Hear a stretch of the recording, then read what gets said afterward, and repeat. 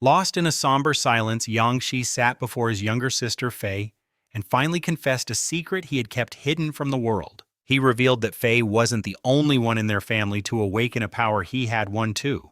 His ability was chillingly precise. He could sever a person's powers right from their core. And as he spoke, he demonstrated this terrifying gift on her, drawing a luminous orb of pure energy from her comatose body. With that, Fei's dark mental shock ability was gone, ripped away from her. Yang Shi whispered to himself, his voice thick with regret. I have to get stronger. If my powers had been more developed, Fei wouldn't have been so helpless. She wouldn't have fallen victim to Li Shanyang's mistake. Suddenly his thoughts were shattered by an angry shout from the hallway. He's a murderer, a straight-up murderer. Another voice tried to reason, but he saved so many people, didn't he?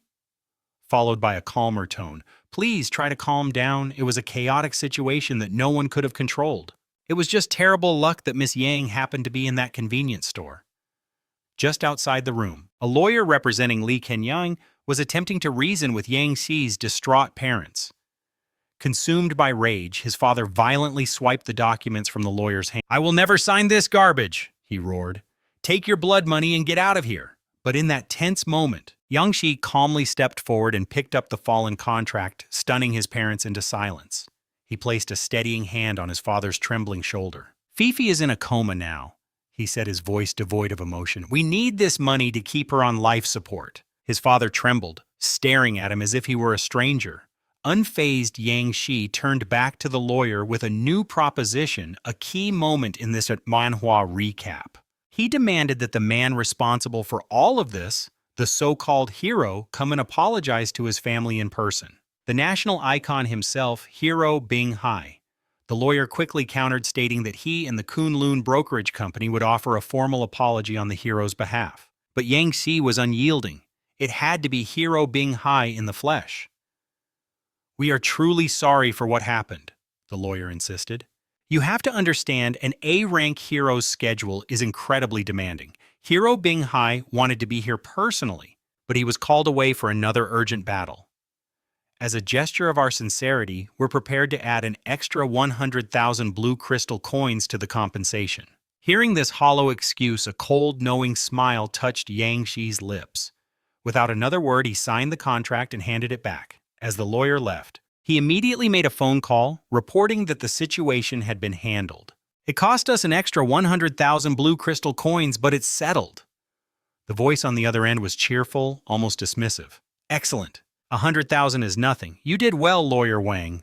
I'll have my assistant wire the funds shortly. Hanging up, Lawyer Wang let out a cynical scoff. He marveled at the hero's power, not his superpowers, but his ability to make any problem disappear with money. This is the kind of corruption he found himself wishing he could awaken a useful ability of his own. Meanwhile, back in the quiet hospital room, Yang Shi was once again speaking to his sister. Fei, I hope you can forgive me for signing that heartless contract, he whispered. But I swear to you, I will uncover the truth. Some people with powers don't deserve the title of hero at all. He was going to right this wrong and get justice for her.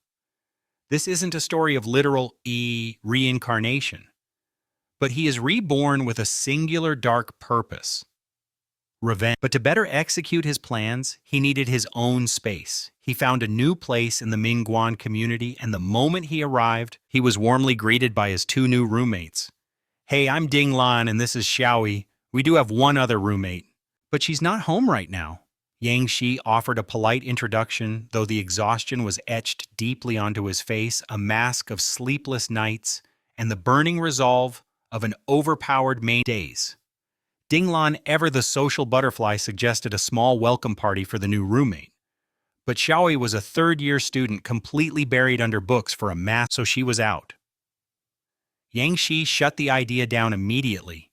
He'd just moved in, and all he craved was a moment of peace.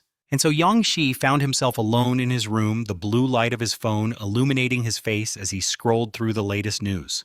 Videos of heroes battling mutated beasts had become the new internet craze, far more popular than any dance challenge. The whole world of ability users was a strange new It felt like it had been forever, but no one really knew when it started. Black rifts just began tearing open the sky, and from those dark voids, hideous mutated beasts descended upon the planet. Humanity's only hope became the professional ability users who fought back against the invasion. These brave souls were called heroes. To stop powers from falling into the wrong hands and causing chaos, the government created the ability law.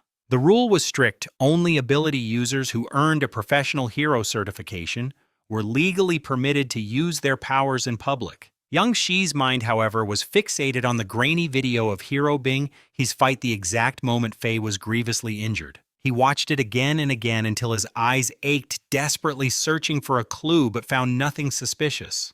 A glance at the clock confirmed his fears. It was already 2 in the morning. With work the next day, he dragged himself up to get ready for bed. But as he stepped into the hall, his night took an unexpected turn. He saw a black-haired girl, completely wasted, slumped against the wall. This had to be the final roommate Ding Lan was talking about. Seeing her state, Yang Shi felt compelled to at least check if she was okay and offered a simple hello. The girl barely registered his presence before making a desperate dash to the bathroom, where she proceeded to violently empty the contents of her stomach. After her gut-wrenching ordeal, she simply passed out cold on the bathroom floor. Yang Shi gently shook her, trying to wake her, wondering what he should do. Deciding this was beyond his pay grade, he knocked on Ding Lan's door for help.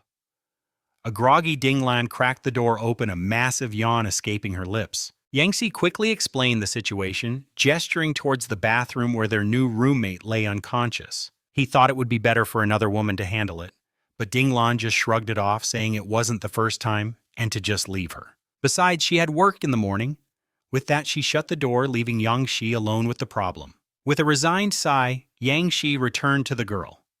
He called her name a few more times to no avail, and left with no other option, carefully picked her up. The moment he touched her, his own power activated, revealing a shocking secret she was an ability user possessing. It could launch her brain into a hyper state for a brief time, dramatically enhancing her calculation abilities.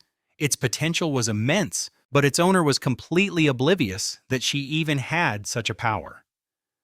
It seemed this girl just assumed she had random moments of extraordinary genius. If she ever truly applied herself, she could probably become a top-tier scholar. In any case, since he'd stumbled upon it, he wasn't about to let such a gift go to waste. Yang Shi simply borrowed the girl's ability with no real intention of ever returning it. He was intensely curious about the results of combining this superb brain ability with Faye's mental shock, a classic power-up for an overpowered main character. Yang Shi immediately fused the two abilities he had just acquired, forging them into a new D+ rank ability, Superb Brain. It could now actively emit psychic shocks while simultaneously improving his calculation and reasoning skills to a superhuman level. If he used this to analyze the video of Faye's injury, he might finally find the clues he was looking for. The next morning, Yang Shi was so deep in sleep that he didn't even hear his alarm. He yawned as he shuffled to open the door, but the scene that greeted him snapped him wide awake in an instant. Just then, a familiar face appeared at his door. It was the girl from the previous night, sober and holding out his jacket. "Thank you so much for last night," she said softly. "My name is Lin Nuyer."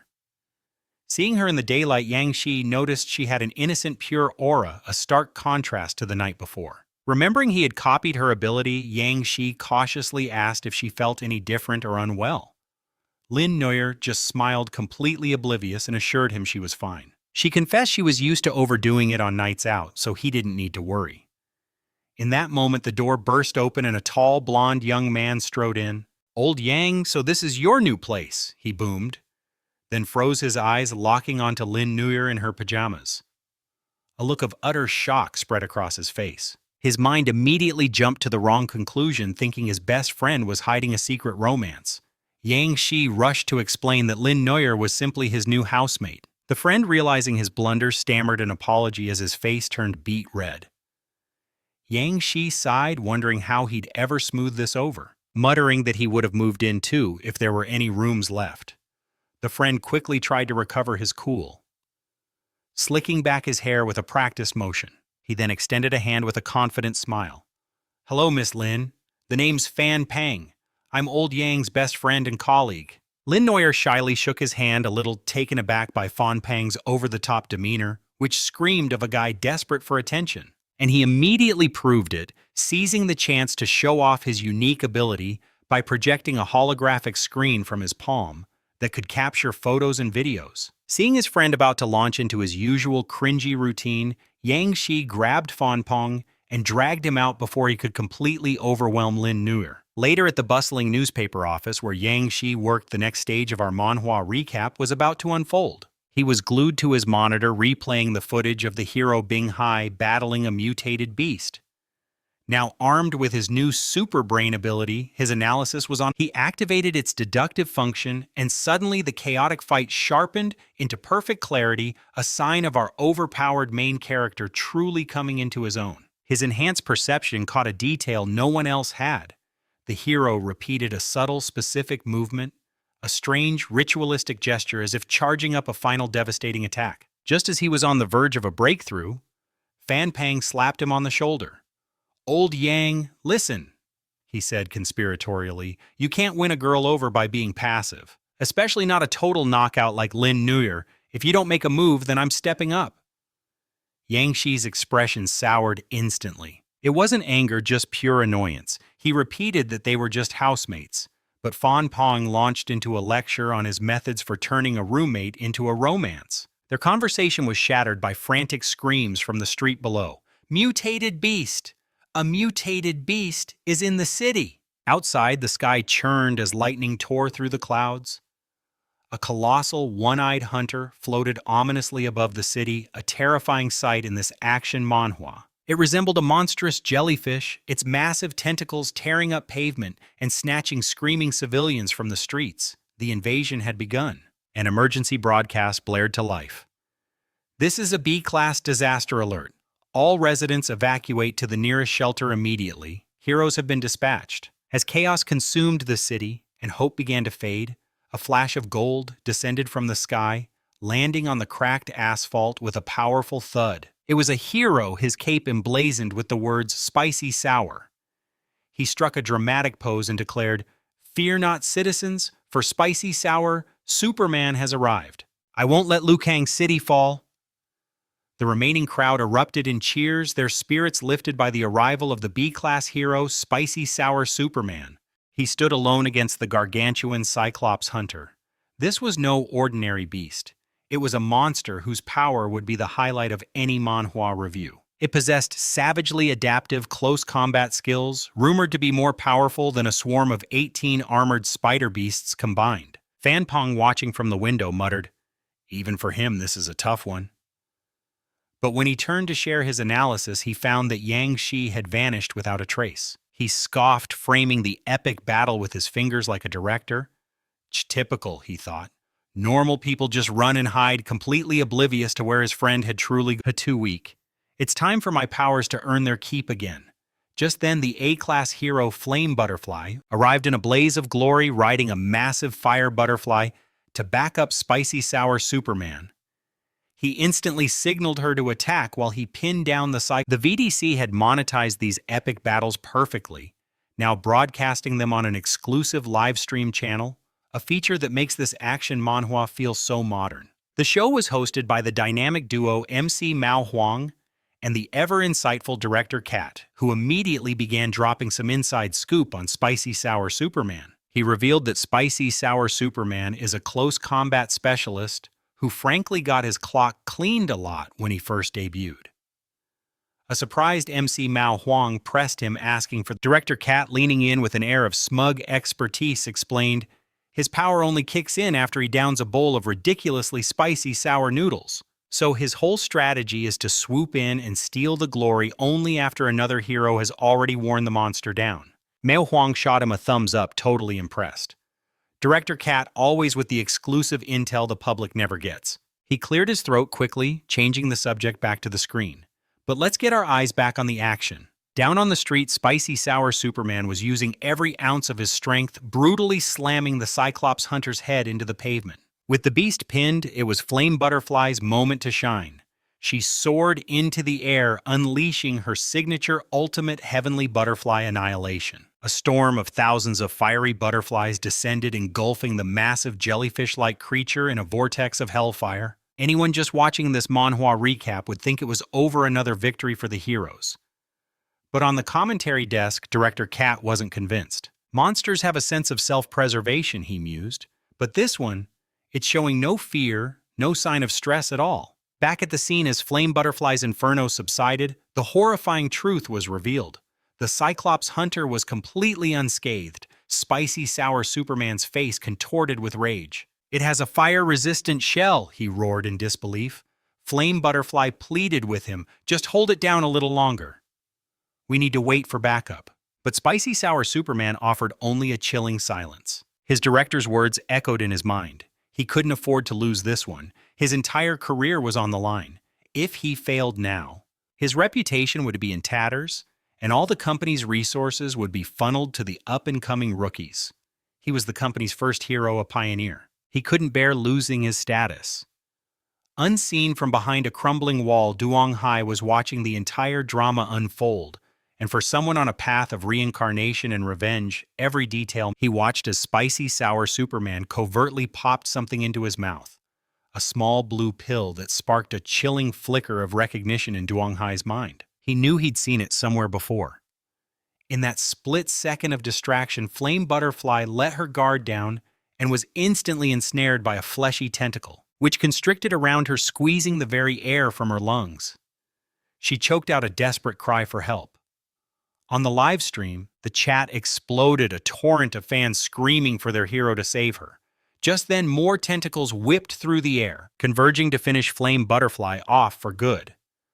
But in a flash of movement, one of the tentacles was sliced clean off, stunning the Cyclops hunter. Spicy Sour Superman, now radiating a terrifying new power, lunged in, sweeping Flame Butterfly into his arms and carrying her to safety. This is the kind of turn that makes for a great Manhwa review. "Yes, incredible," Mao Huang yelled into his mic. Spicy Sour Superman's breakthrough combat form usually caps out at 15 minutes, but look at him, he's even stronger than before. This is the kind of explosive power you expect from an overpowered main character. Even director Kat looked a little taken aback. He opened his mouth to voice his suspicion, but was immediately cut off by Mao Huang's frantic play-by-play. "Oh no, the hunter is retaliating. It's launching a furious counterattack." Back on the battlefield, the Cyclops hunter struck back than ever before, its tentacles lashing out at Spicy Sour Superman with blinding speed. Unfazed, the hero raised a taunting fist. He scoffed. "Is that all you've got? If you're enjoying this so much, let me give you a taste of a real Spicy Sour critical hit." With explosive force, Spicy Sour Superman launched himself from below, punching clean through the Cyclops hunter's body. As its severed tentacles rained down like grotesque confetti. The battle was over in an instant, but the victory came at a cost.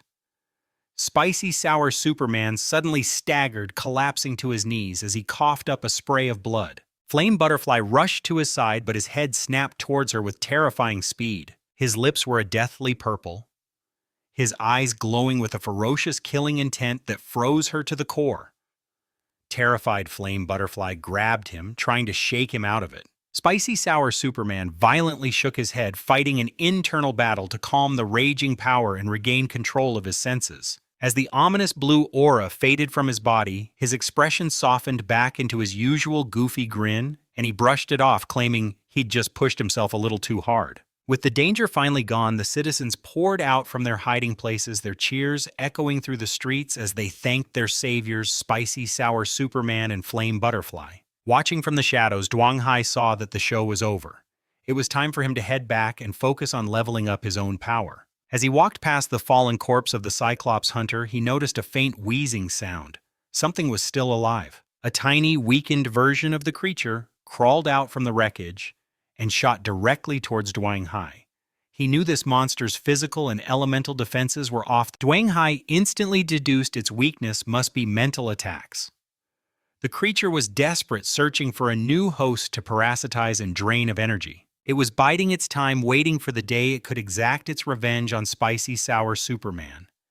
As it scanned the area, it sensed that Duong Hai's latent power was quite appetizing, and so it chose him as its next host. But it made a fatal miscalculation. Duong Hai couldn't believe his luck. The creature was literally serving itself up on a silver platter. This was perfect. Now he wouldn't have to waste any time hunting it down to steal its ability. Without a moment's hesitation, Duong Hai unleashed a powerful mental assault. the tiny Cyclops. Hunter's eyes went vacant and it dropped to the ground, its body twitching erratically. Flame Butterfly instantly felt the surge of psychic energy. She whipped her head around, searching for the source just as Duang Hai snatched the incapacitated mini-monster. He breathed a sigh of relief. It was just a weakened clone. Otherwise, his D-plus rank mental shock would have been useless. Now for the real prize. It was time for the main event. Duang Hai focused and began extracting the ability from the Cyclops Hunter, acquiring the B-rank ability, Fire Resistance Shell. This new power granted him immunity to all B-rank or lower fire-based attacks, and significantly boosted his physical resistance, a perfect addition for an overpowered main character on a path of revenge. Instantly, Duang Hai could feel an invisible protective layer forming over his entire body. They say that no matter how strong an ability is, it always has a weakness. But that old saying didn't seem to apply to a protagonist like him. Just then he heard the flutter of wings as Flame Butterfly flew directly towards his position. He ducked into a dark corner, concealing his presence. It was too soon for anyone to discover his secret. Flame Butterfly landed softly, her eyes scanning the area with suspicion. She was certain of it. She had felt a powerful psychic energy burst from this very spot, and she'd caught a glimpse of a fleeting shadow. "Are you looking for me?" A deep voice echoed from the darkness. Startled Flame Butterfly immediately demanded, "Was that you? Did you just use an ability here?" A figure stepped out from the alley, shrouded in a black cloak that concealed his entire body, his face hidden behind a stark white mask. This is a key scene in this Manhwa recap. "That's right, it was me," the man confirmed. Flame Butterfly studied him, intrigued. "Are you a hero? I've never seen you before." The cloaked man casually tossed the now lifeless mini-Cyclops Hunter at her feet. "No," he said, his voice flat. "I was just helping you clean up the mess." Flame Butterfly recognized the creature's clone instantly. She was stunned. He had effortlessly dispatched the very same monster that had given them so much trouble. This incredible action monster, but in this world, using an ability without a hero license was a serious crime. The masked man, seeing no reason to linger, turned to leave. But Flame Butterfly, summoning her courage, moved to block his path. "You've used an ability illegally," she declared, her voice trembling slightly. "You're coming with me to the Hero Association for questioning." The masked man let out a cold scoff, a sound so menacing it made the very hairs on her arms stand up. "You think you can stop me?" he sneered. Unwilling to back down, Flame Butterfly launched an attack, shouting that she was enacting justice. The man's voice dripped with sarcasm. "Is this how heroes treat ordinary citizens?" With a single contemptuous motion, he crushed her fiery butterfly in his hand. The display of raw power sent a cold sweat down her spine. He then leaned in, his next words laced with a chilling hidden meaning. "Is it my turn now?" The threat was unspoken but crystal clear. Terrified Flame Butterfly stammered an apology and fled into the night, and he didn't even bother to pursue her. His mind was already elsewhere, fixated on the strange blue pill that spicy sour Superman had used, the very same kind he'd seen the old ice hero consume. And as we see in this incredible manhwa recap, this mysterious, overpowered main character is none other than Duang Hai. And he knew his quest for revenge depended on getting to the bottom of this conspiracy. Later that night, on the quiet train ride home, a new problem would present itself. Duang Hai had just resolved to put his hunt for new abilities on hold, choosing instead to focus on the full potential of his superb brain, especially with the dangerous new lead on that mysterious blue pill. He knew he had to tread carefully. Just then, an odd-looking man brushed past him. A moment later, as Duang Hai reached for his bag to get up, he found the spot beside him completely empty. A jolt of panic shot through him as he frantically scanned the train car. His bag containing the ridiculous turkey costume he'd used as a disguise was gone. It had to be that guy in the green shirt who had just passed by. But a quick scan of the car revealed no sign of him. The train hadn't even slowed for the next station. The thief couldn't have just vanished into thin air. Suspecting an invisibility ability, Duang Hai activated his superb brain, pushing his senses to their absolute limit. He immediately picked up the faint familiar scent of his bag, clinging to a purple-haired man sitting just a few seats away. But their builds and clothes were completely different. It wasn't invisibility, it was an instant transformation ability. This action manhwa just keeps getting more interesting. A perfect example, a slow, predatory smirk spread across Duong Hai's face. He had just told himself he was done collecting new abilities for a while, and yet a five-star meal had just delivered itself right to his doorstep. After stepping off the train the hunt was on, Duong Hai silently tailed the thief, who was strolling along, humming a cheerful tune, clearly pleased with his day's haul. But then for some unknown reason, an unnatural chill snaked its way down his spine. He whipped around to find Duong Hai standing right there, giving him a little wave and that signature unsettling smile. The thief's heart leaped into his throat and he bolted. The score had been great, but he'd had the terrible misfortune of robbing a relentless predator. After the thief ducked into a public restroom, Duong Hai kicked the stall door clean off its hinges. "So you want to play hide and seek?" Duong Hai taunted. "Hiding in a bathroom stall? Even an elementary school kid has more guts than you." But the stall was empty. After a quick search, Duong Hai stepped back out, a new thought dawning on him. Don't tell me that creep slipped into the women's restroom. Without a second's delay, Duong Hai marched over to the women's room and hammered on the door. "Come on out of there. I know you're in there." A high-pitched girl's voice shot back from inside. "You pervert, what do you want?" That was all the confirmation he needed. Duong Hai kicked this door in too, only to be met with a face full of flying cosmetics and a well-aimed roll of toilet paper. Duong Hai couldn't help but be impressed. This guy's ability was something special. For this manhwa review, we have to say the side characters are just as fascinating. He could even change his voice. Inside the scene was even more bizarre. The purple-haired man was squeezed into a revealing dress, complete with black fishnet stockings, a shocking contrast to his rugged masculine face and build. With a practiced motion, the man took the handbag, and in a shimmer of light, it morphed back into Duong Hai's original backpack, which he promptly returned. Duong Hai quickly checked the bag, relieved to see his costume was untouched. But that relief quickly hardened into menace as he turned back to the thief. "Did you look inside?" Duong Hai's voice was low and dangerous. The thief stammered, No, boss, I swear I didn't touch a thing." With a curt nod, Duong Hai advised him to find an honest line of work. Overjoyed, the thief began to thank him for his mercy, but Duong Hai cut him off with a single chilling question. "When did I say I was letting you go?" The words hung in the air, and the thief froze solid, a wave of pure terror washing over him as he felt his precious ability being ripped away. His power was a mere F rank, but it was surprisingly versatile, allowing him to alter his appearance at will, and even functioning as a personal storage dimension. Curious, Duong Hai decided to test his newly acquired power. In the blink of an eye, he was dressed in a razor-sharp suit, looking more like a high-powered CEO than a student. His thick-rimmed glasses simply vanished. Right on cue, the police arrived, sirens wailing, responding to a call about a creep lurking in the women's restroom. Without missing a beat, Duong Hai pointed toward the restroom. "He's in there," he said calmly. "A real weirdo trying on women's clothing." Moments later, two officers were hauling the now powerless thief away. He was just a minor nuisance. But this small act of justice is a key step in our hero's path. For Duong Hai, this was just the beginning of his quest to set things right. A week passed, and Duong Hai arranged to meet with his friend Pham Bang. The reason for the meeting was a mystery, but Pham Bang was all smiles, slinging a casual arm over Duong Hai's shoulder as they walked. He leaned in conspiratorially. "You'll never guess who I just saw at the bar." It turns out he'd spotted Lam Nai, and she was working there as a hostess. When Pham Bang casually called her Duong Hai's girlfriend, our main character was quick to shut it down.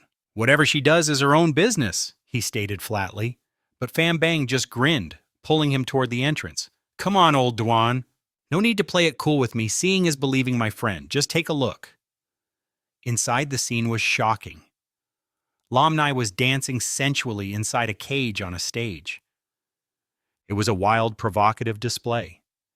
Then her eyes locked with Duong Hai's across the crowded room, and her confident expression instantly faltered into awkwardness. "Why is he here?" she panicked internally. She watched as Duong Hai sat stone-faced, his chin resting in his hand while Pham Bang attempted to console him. "Hey, don't let it get to you, man," Pham Bang said, trying to cheer him up. "There are plenty of other fish in the sea." This whole scene is a crucial part of our manhwa recap, showing the emotional state. Fam Bang waved a hand, and as if on cue, three young women in eye-catching outfits shyly made their way to their table. Tay DM Ba Bao. Fam Bang introduced them. These are my adopted little sisters, and this is my best friend Duan Hai. A real looker, right? The three women immediately swarmed Duan Hai, their attention completely captured, leaving Fam Bang in the dust. It was no contest. Duan Hai's sharp new look was far more captivating. Meanwhile, in a private karaoke room next door, the mood was far less celebratory as an enraged young man slammed a bottle of wine down on the table. Damn it! Today was the worst, he seethed. If my brother hadn't swiped my McLaren, there's no way I would have lost to that scrawny punk. His companion, a sharply dressed man named Lich DM, coolly advised him to just accept his defeat instead of making excuses about the car. The bitter young man was Lewin. He suddenly let out a boisterous laugh, draping his arms around the two women flanking him. Is that blunt personality of yours why you're stuck being my bodyguard instead of a real detective? Lewin sneered. Lich DM just offered a sarcastic smirk in return. You've got a point, Lich DM retorted dryly. It must be so difficult for a normal person like you, having to be babysat by a C-rank hero like me every day.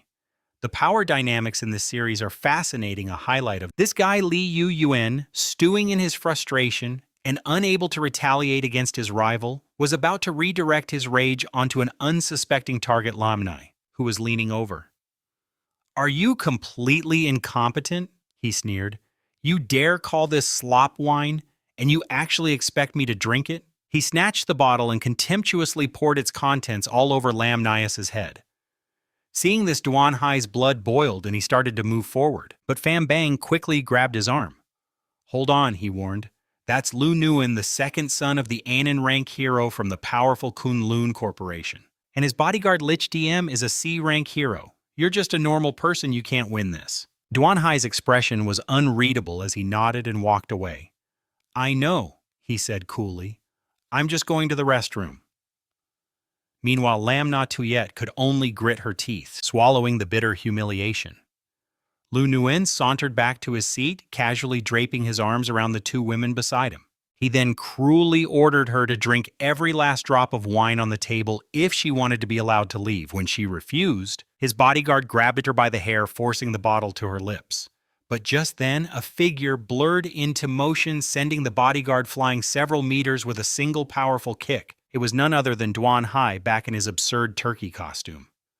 I heard, he said, his voice deceptively calm, that the son of the great mechanical war hero was in here. Lich DM's face immediately tensed as he scrambled to his feet, but Lu Nguyen, supremely confident in his protection, simply took another sip of his drink, completely unfazed.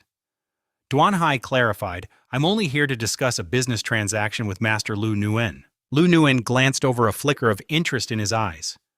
A transaction, you say? Lich DM quickly interjected. Master, it's getting late. We should go home. His pride stung by the interruption, Lu Nguyen furiously hurled a wine bottle directly at Lich DM. Get the hell out of my way. You mutt? Can't you see this man wants to make a deal with me? Lich DM gritted his teeth, his jaw tight with fury. But as a hired guard, he had to. As Lu Nguyen insisted on hearing Duan Hai out, Lich DM made another desperate attempt to intervene. You're drunk, master. Please get some rest, he pleaded. Let me handle this costumed freak. In response, Duan Hai calmly picked up a glass of wine. If you want to get violent, be my guest, he said, swirling the liquid. But it's not really my style. And if you insist on interfering with my business with Master Lu Nguyen over there, then I'll have no choice but to shut that mouth of yours permanently. Enraged by the blatant threat, Lich DM's aura exploded outwards as he wrapped his arms in thick bandages and settled into a fighting stance. Bring it on, you bastard, he roared. Let's see who learns their place tonight. He exhaled and flames erupted from his mouth, engulfing his fists. He was completely confident he was about to serve up some roasted turkey, the kind of intense showdown you expect from a top-tier action manhwa. Duan Hai recognized it instantly as a C-rank fire element attack, but his Nihua Chiat skill granted him resistance to any fire-based attack below B rank. In this fight, he held an undeniable advantage. This is a classic setup in any great manhwa recap for an overpowered main character to show his true strength. One of the hostesses led the distraught Lamni to Ye, eager to see how the incredible fight would unfold. Lich DM charged forward aggressively, but his attack faltered when he saw Duan Hai standing perfectly still, not even flinching. Doubt crept into his mind. Was this some kind of trap? The flaming fist stopped just inches from Duan Hai's face. "Is that all you've got?" Duan Hai asked, unimpressed. Lich DM smirked, calling him naive and boasting that since becoming a hero, not a single monster had ever withstood his flame attack. A second later, a massive torrent of fire exploded from his fist, aimed to incinerate Duan Hai on the spot. The heat was so intense that onlookers scrambled back in terror. Duan Hai was completely swallowed by the raging inferno. But then a single arm emerged from the heart of the blaze.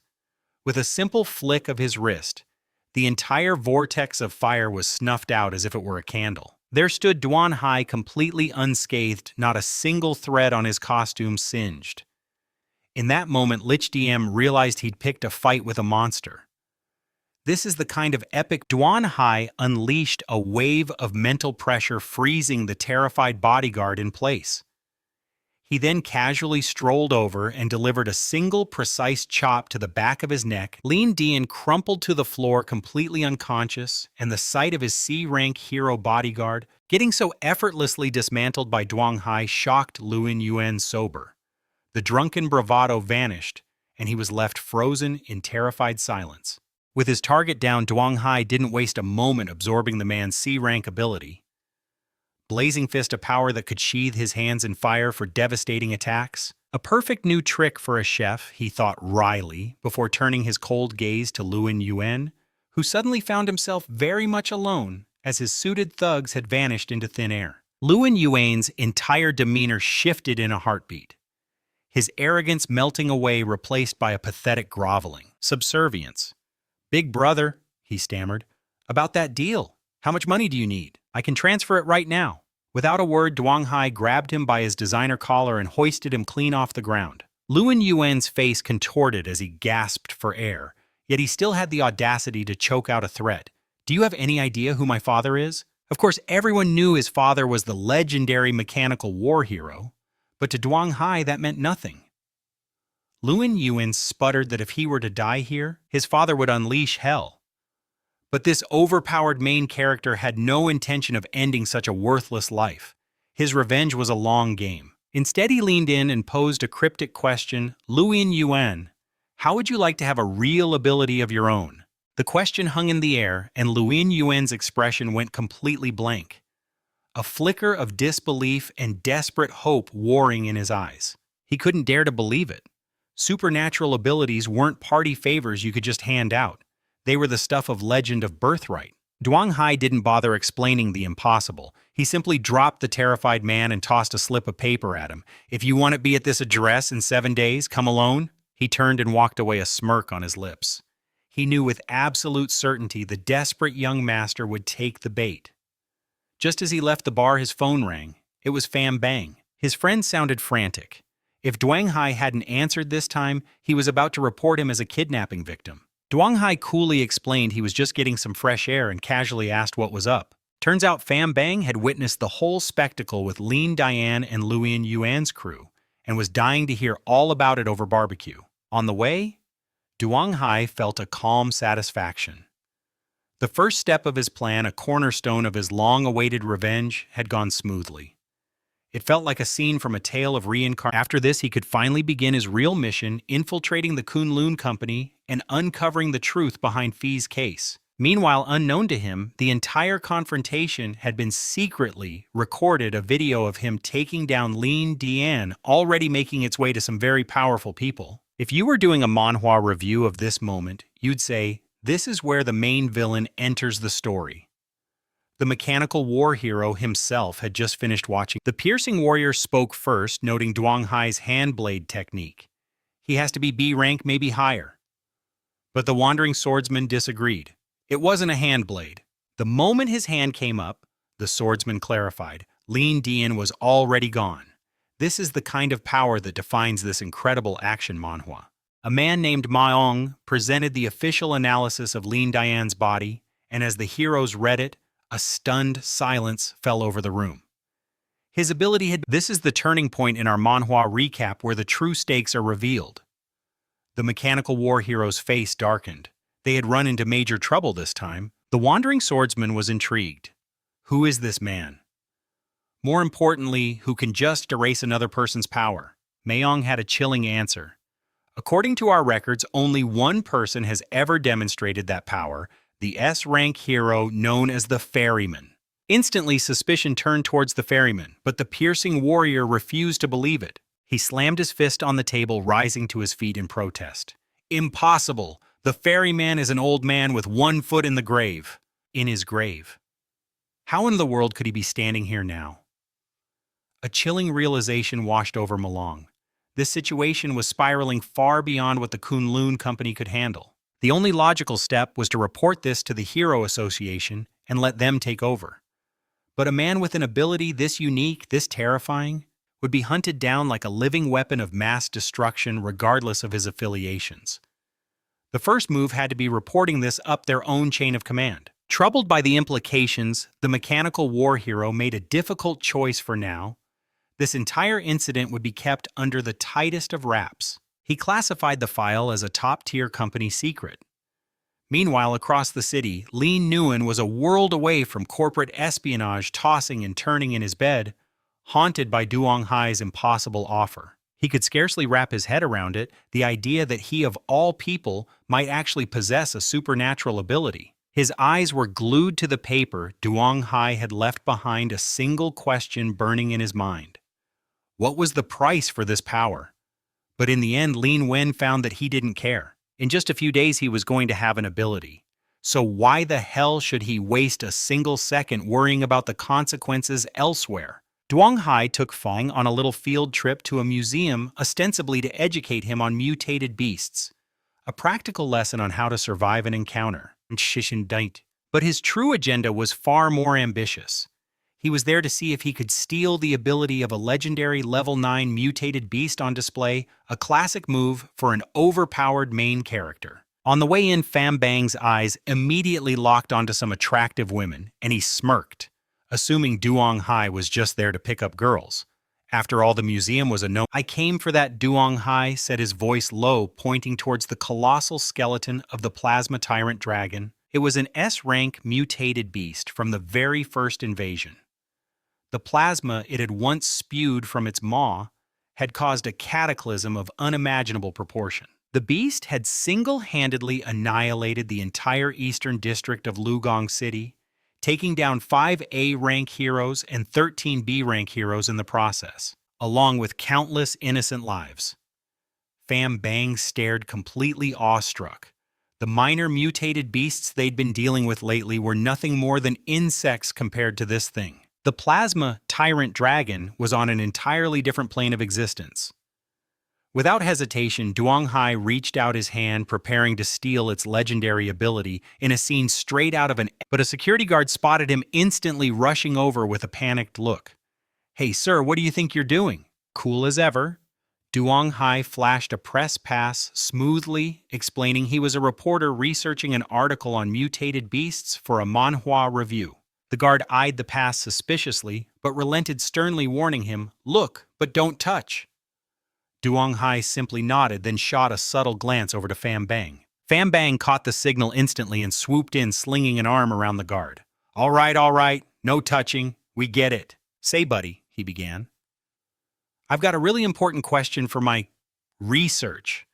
Where do you keep the female mutated beasts in this place?" As Pham Bang led the bewildered guard away, Duong Hai pressed his hand against the exhibit and activated his power. He could feel the dormant energy within the bones, a colossal power that resisted his pull. For a moment, it was a struggle then. A faint stream of purple energy swirled around his hand and vanished.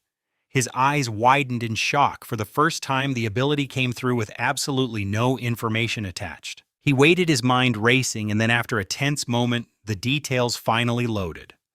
Plasma ability, rank E. The description that followed was that he could use it to charge his phone. Duong Hai's jaw practically hit the floor. An E rank ability from the remains of an S rank catastrophe. He had just pulled off an incredible feat only for it to be a dud. This was a baffling twist in our. The ability had degraded over time, weakening to a mere shadow of its former glory. It made sense. The last time he'd stolen a power, the jellyfish's body had still been fresh. Completely dejected by the failed experiment, he wandered aimlessly through the rest of the museum. But since he was already there, he figured he might as well try his luck on the other specimens just in case. An entire day of this yielded only 3 low-rank ability orbs.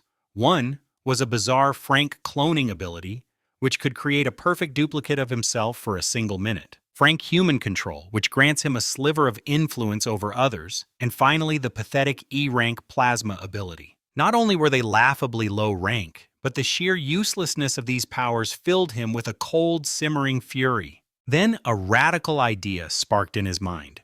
If ability orbs could be fused together, could they also be broken apart? Without a moment's hesitation, he retrieved the C-rank ability orb from Liandian to test his theory. "Break down," he commanded. The orb remained inert, a flicker of disappointment crossing his face, but he refused to give up. He repeated the command 100 times over, his focus absolute, until finally a hairline crack spiderwebbed across its surface. As the ability shattered, new information flooded his mind. He was looking at dark energy, the primordial substance of all abilities, condensed into a perfect, unbreakable cube. After a moment of study, Duanhai understood. The very essence of an ability was constructed from these fundamental particles, which was precisely why once an ability is broken down to its most basic form, it reverts back into pure dark energy. A thrilling question ignited in his thoughts. What would happen if he fed this dark energy to his own weak abilities?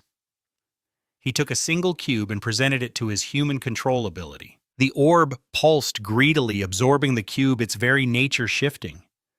Though it remained an E-rank ability, something had fundamentally changed within it. A slow, dangerous smile spread across Duanhai's face as he stared at the pile of dark energy. In that case, why would he ever need to worry about ability ranks again? He would forge an S-rank ability with his own 2 hands. His moment of triumph was shattered by Lam Niuite's terrified screams from outside. "Get away! Don't you touch me!" Duanhai's brow furrowed in irritation, assuming that persistent pest Lin Yuan had somehow managed to track her all the way here. But when he looked outside, he saw Lam Niuet, in tears, facing an old man puffing on a cigarette, and a stern-looking woman. It was her own parents. "We didn't want to lie to you, dear," her mother began, her voice sickeningly sweet. "But if we hadn't, would you have sent the money so quickly?" Her mother explained that her younger brother needed money for a car and a wedding, a sum that added up to over 1 million. How could a poor old couple like them ever afford such an expense? Their solution was to cruelly deceive their own daughter. This is the kind of drama you find in the best manhwa recap videos. They had told her that her father was dying and needed the money for treatment. "Mom, Dad," she choked out, tears of pure betrayal streaming down her face. "Do you have any idea how desperate I was when I heard Dad was terminally ill?" she cried. To get that money for her family, Lam Niuet had worked herself to the bone, juggling 4 jobs from dawn until deep into the night. And yet her father just nonchalantly dismissed her sacrifice as unimportant. "Our plan was to just take what you could give," he said dismissively, "and I would scrape together the rest. The family bloodline cannot be allowed to end," he declared. Lam Niuet's blood ran cold at his words, "scraped together." This wasn't just a family issue. It was the setup for a revenge plot. She knew exactly what that meant. They were planning to sell her off to a man she had never even met. The sheer, utter shamelessness of it was staggering. Her mother then tried to coax her, saying that while the man wasn't highly educated, he was honest and sincere and would never let her suffer. Lam Niuet slapped her hand away. "Suffer," she spat. "Mom, where do you think I got the 50,000 I sent home in just 1 week? That's money I earned working as a hostess for men. Did you know that?" The question hung in the air, thick with accusation and pain. Hearing this, her parents looked as if they'd been struck by lightning. But instead of guilt, their faces twisted with disgust. They had taken her money, yet now they dared to call her shameless. "You've brought disgrace upon this family," her father roared, raising his hand to strike her. "I'll beat you to death, you stupid, shameless girl!" But before his hand could land, it was caught in an iron grip. Duan Hai had emerged, his eyes like ice. They say even a vicious tiger won't eat its own cub, but the old man's heart was stone. He'd just raised a hand to his own daughter. He shot Yang Hai a look dripping with contempt. "And who the hell are you?" he spat. "This is my family business. What right does a street punk like you have to interfere?" Yang Hai could see the father was a lost cause, but the mother's eyes held a glimmer of regret. He decided to use his subtle mind influence ability to see if she would finally stand up for Lam Nai Tuet. The effect was instantaneous and shocking. The mother's hand shot out, cracking across her husband's face with a resounding slap. "Our daughter was so worried about us she took on that kind of work," she cried out, her voice breaking. "Is your heart made of solid rock?" Then turning to her daughter, she pulled Lam Nai Tuet into a tight embrace, sobbing her apology. "No matter what, she is our daughter." The sting of the slap seemed to knock some sense back into the father. He let out a heavy sigh, his anger deflating. "All right, that's enough. It's time her brother learned to stand on his own 2 feet." Yang Hai watched, satisfied they'd finally come to their senses. It was a poignant family resolution, the kind of emotional core you find in stories about reincarnation and second chances. Early the next morning, Yang Hai accompanied Lam Nai Tuet to the train station to see her parents off. Her mother held her close, pleading with her to take care of herself and avoid making any more reckless choices. Once the train departed, Lam Nai Tuet turned to Yang Hai, her eyes filled with gratitude. He bought her a cup of milk tea, a simple gesture that represented a family finally healing something far more valuable than any money she could send home. A playful glint appeared in her eye. She winked and beckoned him closer as if to share a secret. A faint blush crept up his neck, but he leaned in completely unprepared when she planted a soft, grateful kiss on his cheek. "Thank you for those 2 times," she whispered. Later that day, Yang Hai's quest for revenge continued, leading him to the imposing gates of the Mutant Beast Corps. The facility was more heavily fortified than he'd anticipated.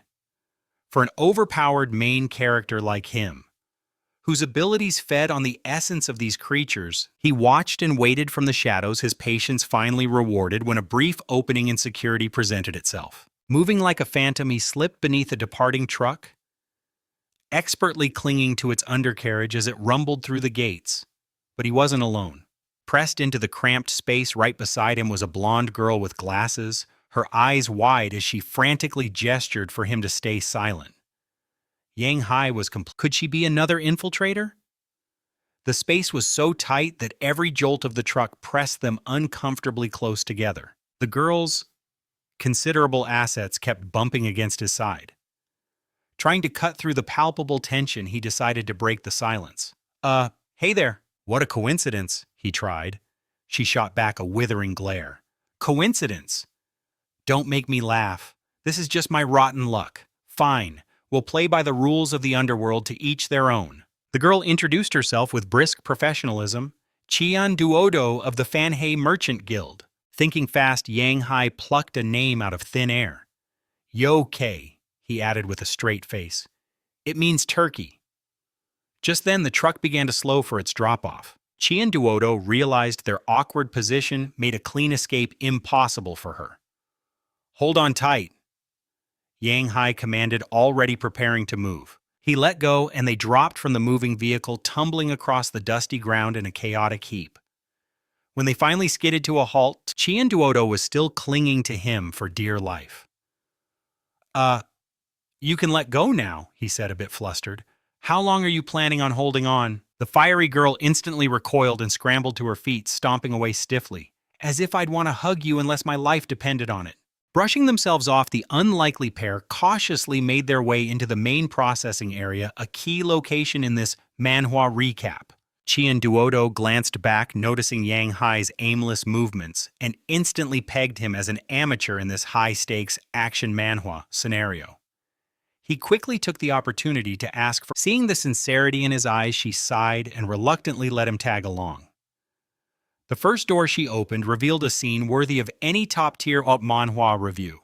The massive, still-fresh corpse of Qian Duodo's boss had sent her on a critical mission to retrieve the pristine white fur from the beast's chest, a prize that had to be harvested with surgical precision. She materialized a bag from thin air, boasting that her special ability was a dimensional pouch perfect for stashing away their haul. Hearing her boast, Yang Hai felt a flicker of regret. If she weren't a common thief, an ability that useful would already be his. The moment Qian Duo slipped into the next room, Yang Hai seized his chance, placing a hand on the fallen werewolf to absorb its power, a classic move for an He felt the power surge into him, a D-rank ability called metal transformation, giving him complete control over the shape of any metal he touched. He chuckled to himself, thinking he could open a top-tier auto body shop now, but his moment of levity was shattered by a piercing alarm that suddenly blared through the warehouse. The sound jolted them both.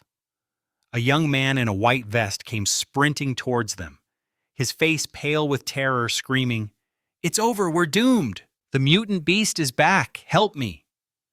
Before anyone could react, a shadowy tendril shot out from the doorway, ensnaring him and yanking him screaming into the abyss.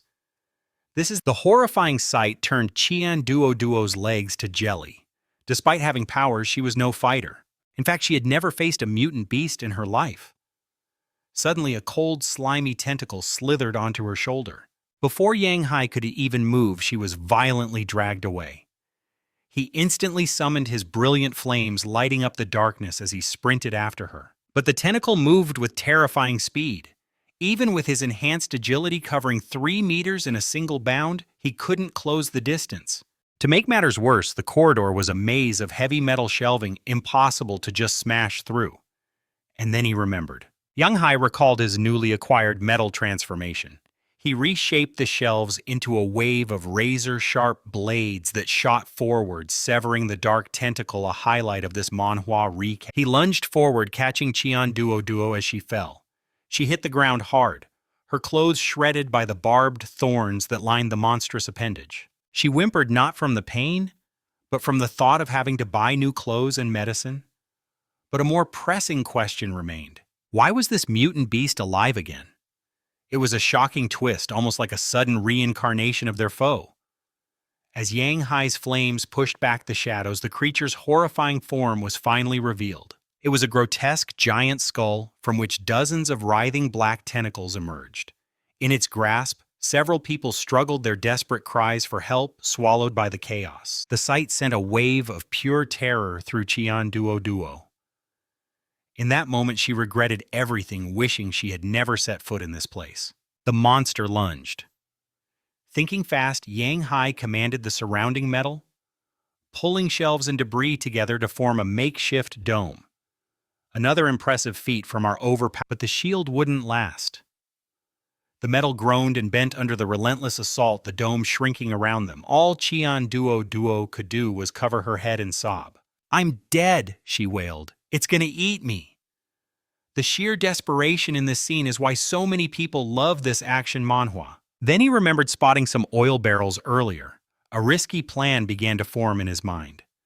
Working from within their collapsing metal shield, he extended a metallic tendril from the dome, snatching the oil barrels and launching them straight at the mutant beast, right into the path of his own flames. He ignited them with a burst of fire, triggering a massive explosion that incinerated the beast's tentacles and freed its prisoners, a moment worth highlighting in any manhwa review. One last tentacle shot out of the smoke, aiming straight for Qian Duo. But before it could reach her, a shimmering arc of water sliced through the air, cutting the appendage clean in half. But their relief was short-lived. An old man stood before them, a blade of swirling water still humming in his hand, his eyes burning with accusation. "You thieves!" he roared. "You're the ones who awakened this monster to attack my facility, aren't you?" His anger was palpable, a thirst for revenge. Finding her courage, Qian Duo defiantly shot back. "And who are you? You old geyser, you can't just show up and start spouting baseless accusations." The old man sneered. "Listen here, little girl. When I, Dwanalu, was out conquering the world, you weren't even a twinkle in your father's eye." This is the kind of setup that promises a great revenge storyline. You're still wet behind the ears. With her hands on her hips, Qian Duo called him out for being an old man bullying a kid, and demanded to know how he could possibly call himself a grown-up. Yang Hai quickly stepped forward, respectfully addressing him as senior. If his memory served him right, this was Duan Shuiyu, the legendary hero from 10 years ago who single-handedly fought the A-rank mutant beast, the tyrant ape. Duan Shuiyu just scoffed, turning his back to face the reanimated monster. "I'll deal with you two after I'm finished here," he declared. Yang Hai could only watch his back, his mind racing with questions. Why would a celebrated A-rank hero be here of all places at a mutant beast corpse processing center? In a flash, Duan Shu drew his blade. He unleashed the first form of the Big Dipper, the Greed Wolf Slash. The devastating strike, arcing like the claw of a phantom wolf, effortlessly sliced through the giant tentacles. Yang Hai watched in utter awe. This was the fabled inherited ability, the Big Dipper Blade Art. Every single move was executed with a lethal grace that even an S-rank ability couldn't hope to match. The mutant beast let out a defiant roar, a promise of pain as it lashed out with 4 tentacles at once. In response, Duan Shu flowed into his second form, Tanji. One moment he was still, the next, he was a blur of motion, his blade a whisper in the air. You could only watch as with every step he took, another one of the beast's massive limbs crashed lifelessly to the ground. With an explosive leap, Duan Shu landed on the monster's head and initiated his third form, Tian Nguyen. His blade plunged downwards like a silver waterfall, and a torrent of the creature's dark blood erupted in response. The hero landed softly beside the peach tree as the very ground around him shuddered from the impact. He leveled his sword at Yang Hai and the girl, his eyes burning with a cold, murderous intent that froze Yang Hai in his tracks. "Senior Duan, I swear we didn't revive the mutant beast," Yang Hai pleaded, but he knew the man wouldn't believe him. In his eyes, they were nothing but common thieves, the prime suspects in this chaotic mess. Tian Duodua whispered to Yang Hai, asking if he stood a chance against the hero. The answer was a grim and immediate, "Not a chance in hell." She then tossed him a piece of gear, a lifeline. "This is Vortex armor crafted from a B-rank mutant beast. It should help." Tian Duodua threw it to him before turning to make a break for it. "Good luck, I believe in you." Her trusting gaze struck a chord in Yang Hai, reminding him of his own little sister. But as he was lost in that fleeting memory, Duan Shu attacked. Acting on pure instinct, Yang Hai threw up his arm to block the blow. He thought he was done for, but the strike never landed. The vortex armor she'd given him had completely absorbed the hero's attack. It was unbelievable.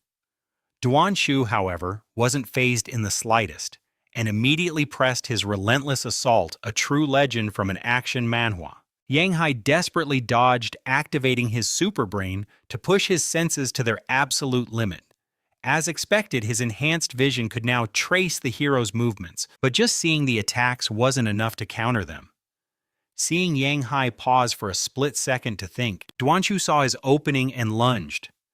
Trapped Yang Hai had no choice but to unleash his trump card, mental control. This is a key moment in our manhwa recap, where the power dynamic completely shifts. Duan Shu leaped into the air for a finishing blow only to freeze unnaturally in place, suspended by an unseen force. His eyes widened in shock.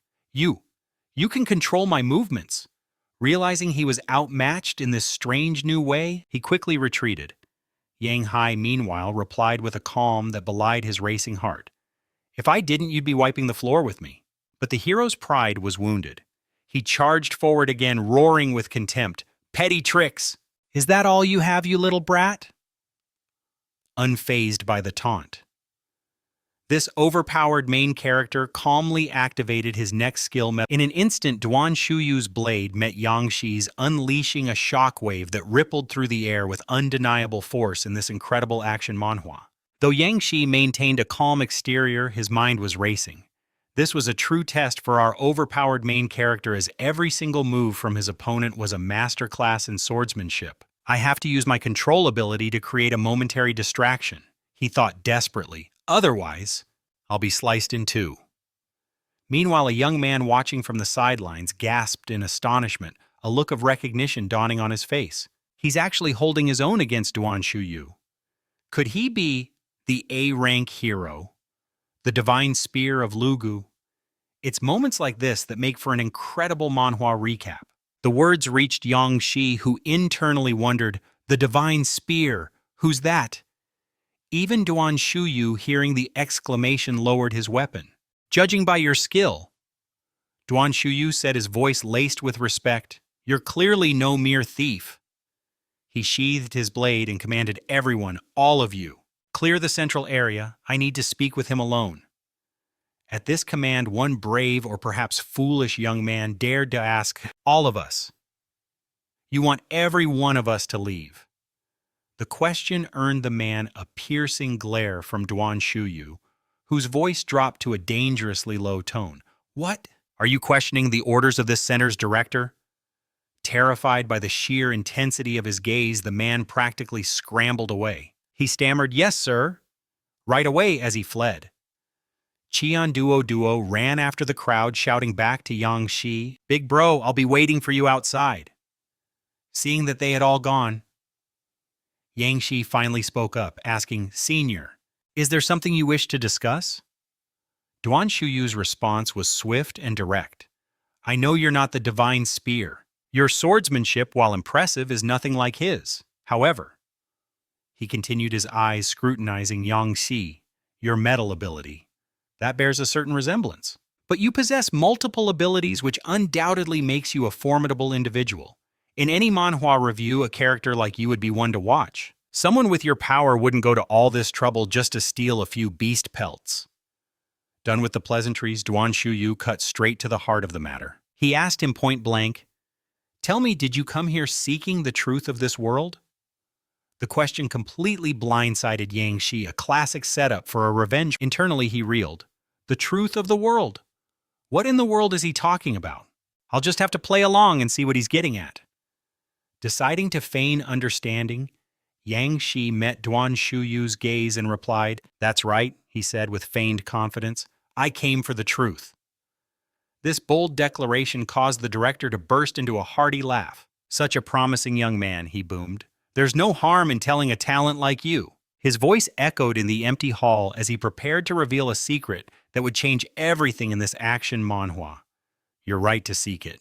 The true purpose of these beast corpse disposal centers is to open a gateway to the beast world, to the barren lands. The revelation struck Yang Shi like a physical blow. What? He stammered. Without hesitation, Duan Shuyu began to recount a story from 15 years ago. The gateway to the barren lands of Urchin was opened, and the Hero Association dispatched an elite team of its most powerful heroes. He revealed, his voice heavy with memory. I was part of that team tasked with the noble mission of entering the beast world. But, he confessed, his expression darkening. Something went horribly wrong on the other side. This part of our manhwa recap is truly tragic, a tale of loss and the seeds of revenge. Every single S-rank hero was killed. It was only because they sacrificed themselves to protect us that myself and 2 others managed to escape back to our world, the Azure Star. His story finished, Duan Shuyu gestured towards the massive furnace incinerating the beast corpses. In truth, he explained, every one of these disposal centers is built upon a weak point in the fabric of space-time. A perfect secret for an overpowered main character to uncover in a story about reincarnation. He finally revealed the shocking purpose behind burning the beast corpses by doing so at this specific weak point in space. They could literally tear open a gateway to the beast world itself. This is the kind of world building that makes for a top-tier action manhwa. Stunned, Yang Shi pressed further. Then what about the resurrected beast? The old man sighed, admitting, honestly, that's just a convenient lie we tell the public. The reality is far stranger. It's merely a mutation, a side effect of contact with the energies of the barren lands. Then, his voice dropping to a grave whisper, he shared a terrifying truth. The people of Azure Star were nothing more than livestock raised in a pen by these monstrous beasts. It's a grim reality that fuels his quest for revenge. Only overwhelming power can ever hope to break our chains. With those chilling words hanging in the air, he turned to walk away, pausing only to offer one last piece of advice. You should leave now. And no matter what organization you serve, never forget this. We are all human. Meanwhile, in a lavish, high-tech room, 2 figures stood silhouetted against a massive window, gazing out at the city below. One of them, a woman, complained with a sharp edge to her voice. That old fool Duan Shuilu is far too reckless. How could he reveal something so critical to an outsider? Her companion replied calmly, even if he'd kept silent, the other major organizations have already pieced it together. This revelation was inevitable. We were never going to be able to conquer that world alone. Accepting his logic, the woman changed the subject. The headquarters video conference is about to begin. Moments later, they were seated before a holographic screen where a stern-faced official declared the meeting open, kicking off a major plot point in this manhwa review. With more than 25 participants present, we have a quorum to vote on the S-Class agenda item. He then continued, based on the official report from the Lujing City branch of the Hero Association, we will now begin the resolution.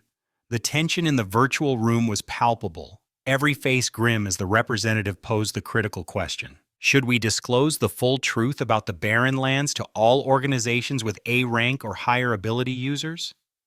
This is a critical turning point in our manhwa recap, a decision that will change everything. The scene shifts to a quiet hospital room where Yang Shi, our overpowered main character, sits beside Fei's bed, his voice low as he confides in her. Last night, Fei, I learned a cruel truth. His mind drifted back to the moment he walked out of that chamber, a pivotal scene in this action, manhwa greeted by a sea of shocked and whispering faces. Every eye was on him, a mixture of awe and suspicion in their gazes as they muttered amongst themselves, wondering what this overpowered main character had done. What in the world happened in there? Did he actually defeat Duan Shuilu? Why is he the only one coming out? Just then, Duo pushed through the crowd. She coughed awkwardly, clearing her throat before calling out, "Boss Da, are you all right?" The moment Yang Shi saw her, a thought immediately flashed through his mind. I can't let anyone know about my true abilities. This whole reincarnation journey has taught him that knowledge is power and secrecy is his greatest weapon. Look into my eyes. Trusting him completely, she stepped closer, her expression open and curious. What is it? But before she could finish her sentence, he activated his hypnosis skill. This is the kind of ability that truly defines an overpowered main character. He focused 100% of his concentration into his gaze, locking onto Qian. His stare was mesmerizing, instantly wiping her mind clean, leaving it a blank slate. Seizing the moment, he carefully planted a new suggestion in her subconscious. Forget that you saw me use fire and metal abilities. If you're enjoying this manhwa recap, hit that like button. Remember, I've already purchased this armor from you. I owe you 10,000 for it. With the new memories firmly implanted, he snapped his fingers, breaking the hypnotic trance. This whole reincarnation plotline gives him so many unique skills. Duo blinked instantly. A moment later, she glanced at her watch and gasped, suddenly rushing off. She didn't forget to call back over her shoulder. Glad you're okay. I've got a curfew, so I have to run. See you next time. Back in the present, a small smile touched Yang Shi's lips at the memory. This manhwa review has to praise the small character moment. He turned back to Fei, saying softly, "You know, Duo reminds me a lot of you. A little greedy for money, but cute all the same." This action manhwa excels at showing the human side of his journey. He gently brushed his fingers against Fei's cheek, his voice a low whisper. Fei, maybe, just maybe, before I get my revenge, I can find a way to bring you back. Later that night, back in the solitude of his apartment, Yang Shi held a small object in his palm, his gaze fixed upon it with unnerving intensity. With a flicker of concentration, he activated his metal transformation ability, commanding the raw material to reshape itself. In an instant, a ring with an infinity symbol etched into its surface adorned his finger. Without hesitation, he produced a vial of shimmering blue liquid, an ability potion. Gazing at the ring and the potion, he muttered to himself, "No one can ever find out what I can truly do. I'll have to use these two items to trick Lu Yuan."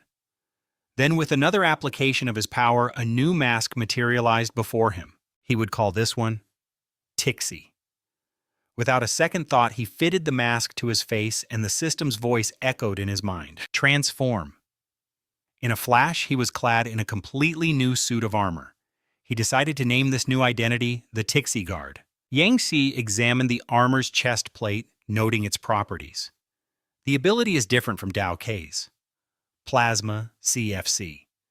This will be a useful deception when the time comes. And so he decided this new persona would officially join his growing roster of identities, a perfect addition for this stage of his revenge. He would be another member of the same clandestine organization as Dao K. Since I'm the one who made it all up, he mused, I'll call the group Verdict. After all, my entire purpose is to deliver a final verdict upon the so-called heroes who have fallen from grace. But of course, an organization can't run on ideals alone. It needs funding. A smirk played on his lips as a plan formed. And for the operating funds, I have the perfect sponsor in mind, young Master Liu. This is the kind of long-term scheming we love to break down in a manhwa. The following morning, in the grimy expanse of an abandoned factory, a lone figure approached a young man sprawled out on the concrete, fast asleep. A sharp nudge from a boot jarred Liu Yuan from his slumber. "Hey, get up!" The contact elicited an irritated groan. His eyes snapped open, filled with rage, and he snarled, "Do you have a death wish? Who the hell do you think you are waking me up?" But his bravado vanished the moment he saw who stood over him. The color drained from his face, his voice becoming a stammering mess. "Boss Dao K, I'm so sorry, I was still half asleep. I didn't realize—" Dao K was unimpressed by the groveling. "I'm pleased you kept your promise," he said, his voice cold and flat. "It seems you've decided to trust me after all." In a desperate display, Liu Yuan lunged forward, grabbing onto Dao K's leg. "Boss, please, just give me an ability. Anything you want is yours. Money, women, power, just name it."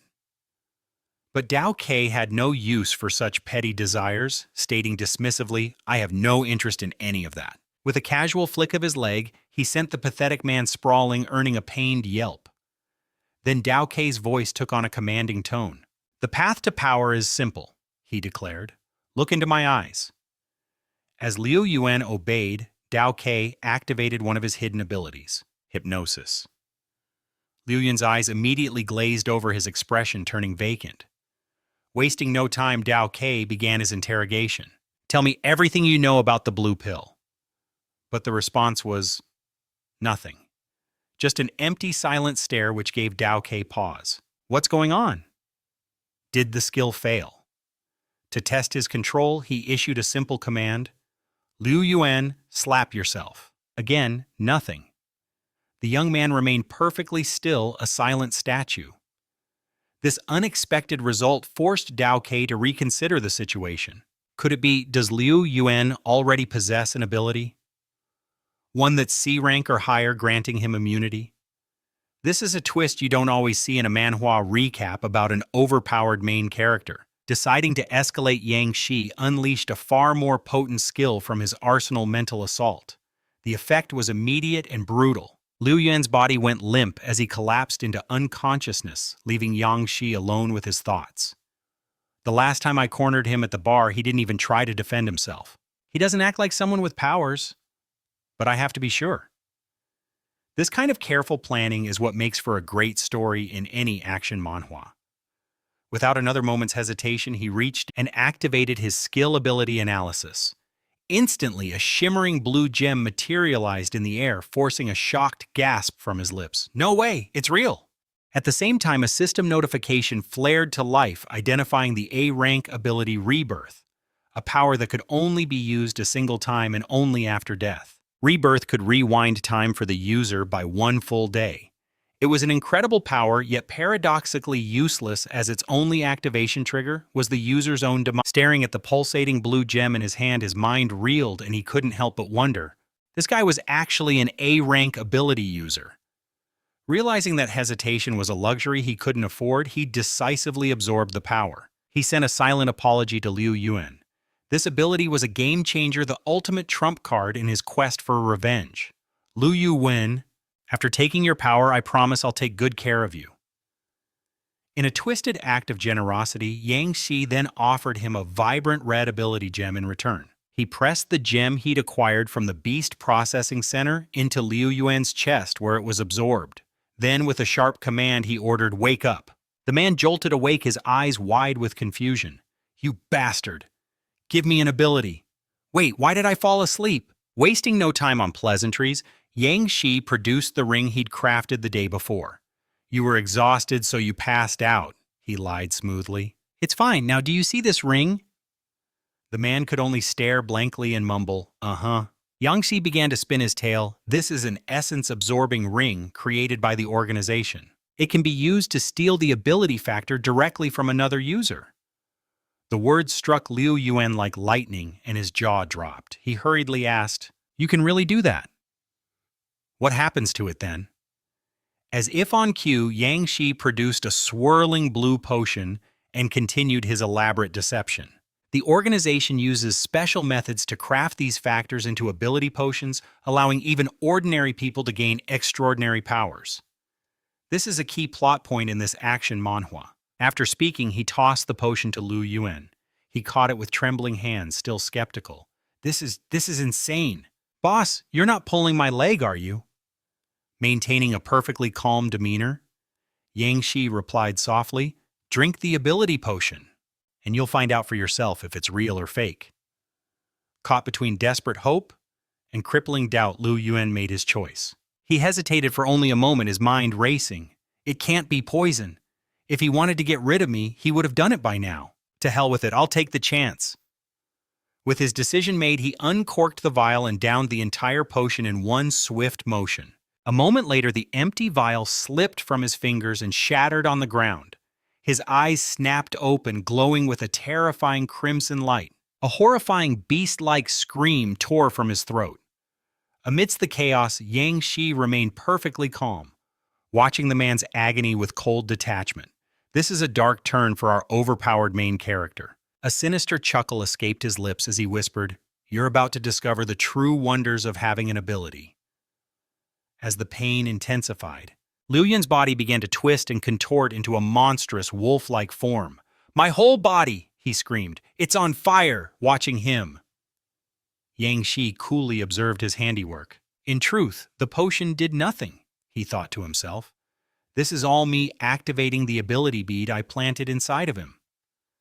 A moment later, the hair on his head was replaced by coarse fur and pointed ears, while his hands warped into a set of razor-sharp claws. Between guttural roars, he stared at his new body in utter confusion. What am I? Seeing the transformation was complete.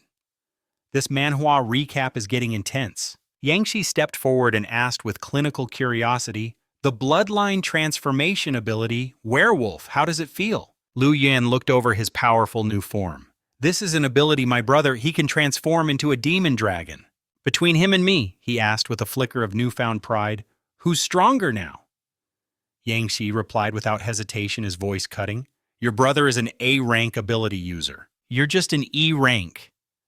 His blunt words sent a wave of despair through Liu Yuan. "Don't you get it? There's a chasm of 3 whole ranks between A and E." Seeing the utter devastation on the young man's face, Yang Shi let out a dry chuckle. Now, let's not get ahead of ourselves. You're brand new to the organization. By the book, all I'm authorized to give you is an F-rank potion. The words were a final blow, pushing Liu Yuan to the very brink of tears. Watching him, Yang Shi sighed internally, a mix of pity and annoyance. This Liu Yuan might have the form of a ferocious werewolf, but his spirit was more like a goofy, whimpering husky. Still, he decided to throw him a bone. "But it seems you and I were fated to meet. I pulled some strings and swapped it for an E-rank ability potion just for you." Hearing this, Liu Yuan's mind began to race. If their organization had potions for every rank, even B rank, it meant there was a clear path to power. Could this mean one day he could become an overpowered main character and finally surpass his father? Overwhelmed by the thought, he suddenly dropped to his knees. He looked up with pleading eyes and shamelessly cried out, "Bro, Daddy, can't you just make it an A-rank potion for me?" Yangshi recoiled as if he'd been shocked. "Hey, what did I say? Stop calling me these ridiculous names." But despite the scolding, Liu Yuan's shamelessness knew no bounds. "Then I'll call you Godfather. I swear no one has ever treated me as well as you have." Unimpressed, Yang Shi tried to shut it down. "Godfather is not acceptable either," he stated firmly.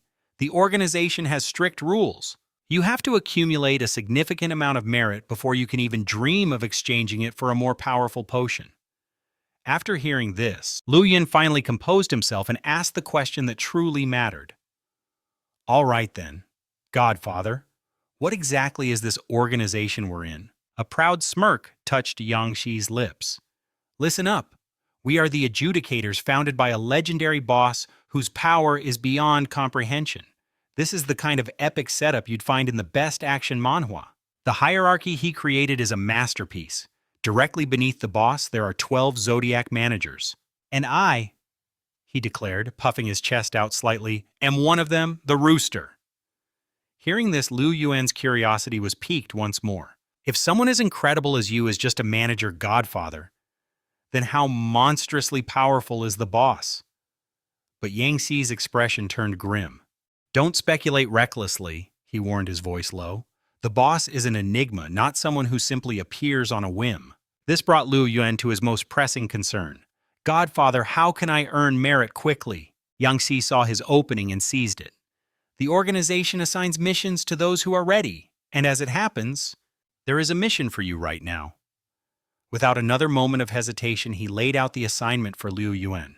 You will use your identity as the young master of the Economic Corporation to investigate all information related to the Blue Pill. The name was strange. Liu Yuan tilted his head. The Blue Pill. What in the world is that? Yang Xi didn't bother hiding the details.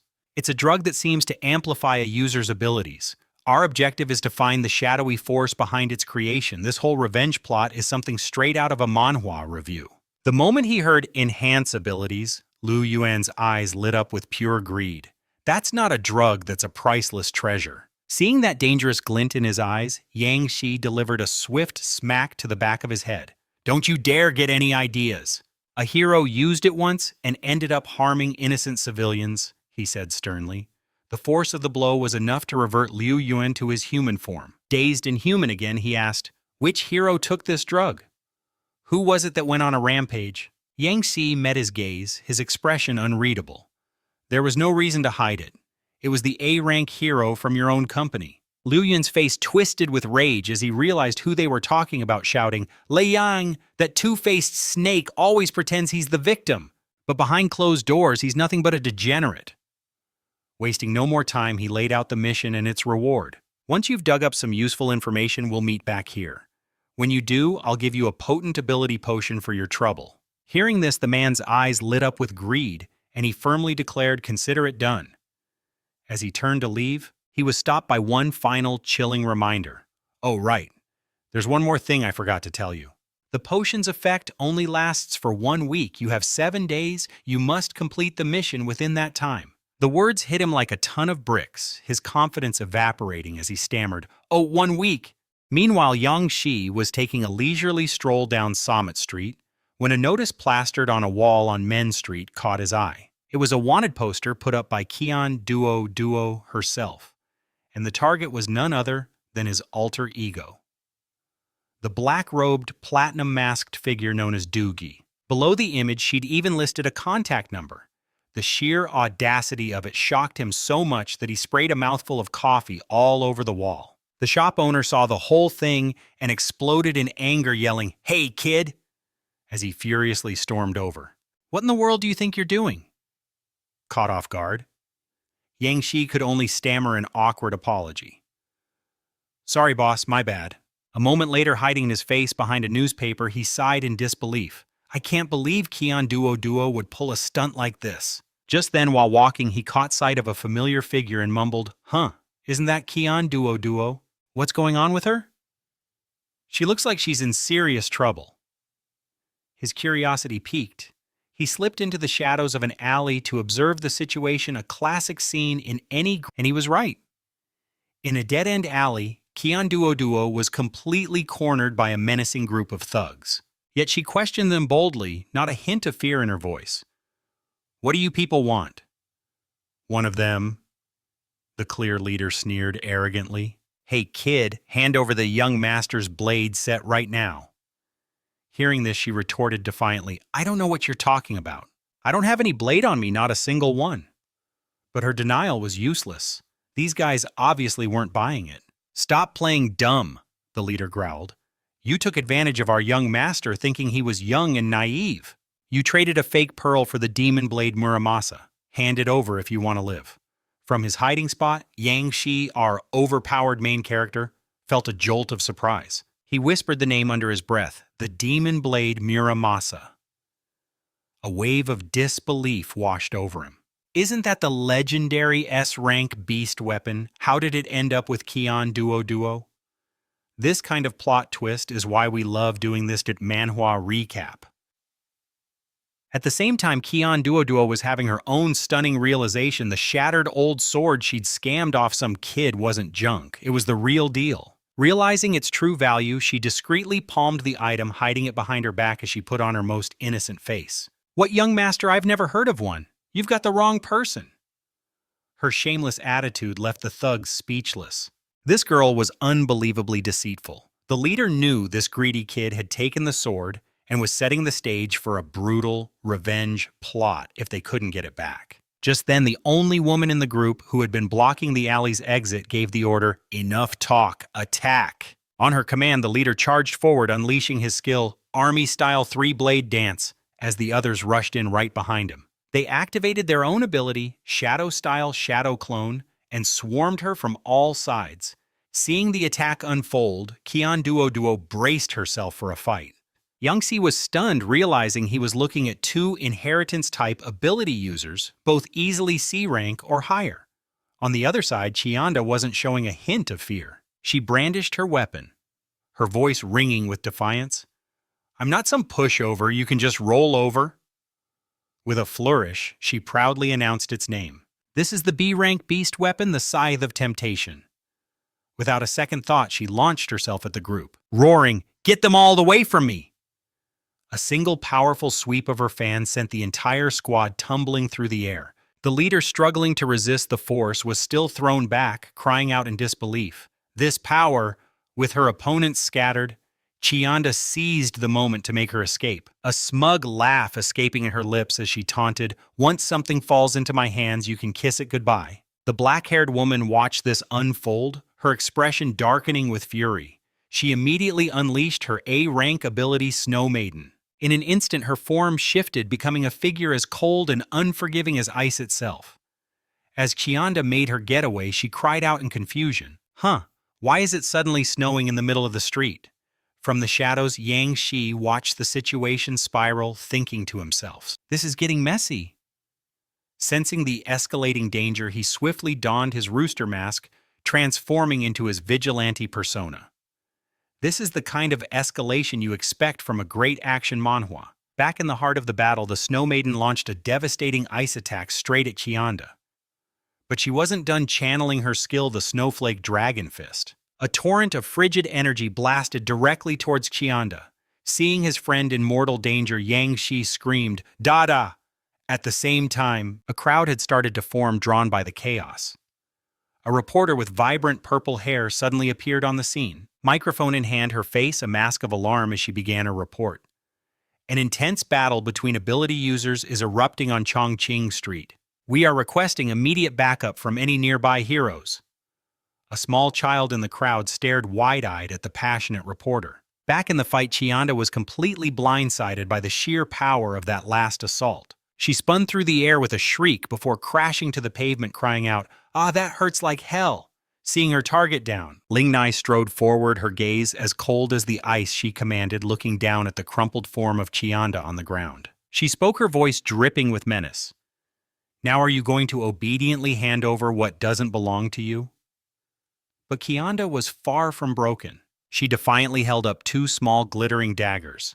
"All right, pretty lady, let me ask you something," she shot back. "Was the blade you lost made of pure gold, or was it shining silver?" The provocative question hung in the air, and Ling Nai's eyes narrowed with rage. Ice instantly encased Chianda's legs, forcing another scream of pain from her lips. "Ouch!" Ling Nai leaned in her voice, a low threat. "I suggest you start being honest. Otherwise, I'll shatter both of your legs into a million pieces." But Chianda struggled to her feet, clutching her massive fan, and spat back defiantly, "This lady doesn't respond well to threats. I'd rather destroy what I won fair and square than ever give it to you." And with that, she hurled the sword over Ling Nai's shoulder, shouting to the figure in the shadows, "Hey, Rooster Mask! You can have this piece of junk on the house." Yang Shi snatched the sword out of the air with practiced ease, a small smile on his lips. "So you knew I was here the whole time. Thanks, Dada." He then pulled the blade from its sheath and his eyes widened in shock. It was a complete wreck. The blade was so heavily chipped it was practically useless. He couldn't help but yell, "Holy crap, you couldn't even give this thing away for free!" Chanda put her hands on her hips, completely unfazed. "Exactly. That's why I never imagined they'd hunt me down for this piece of garbage." Ling Nai's fury intensified at the sight of Yang Shi. "He has an accomplice!" she shrieked. "Get them both!"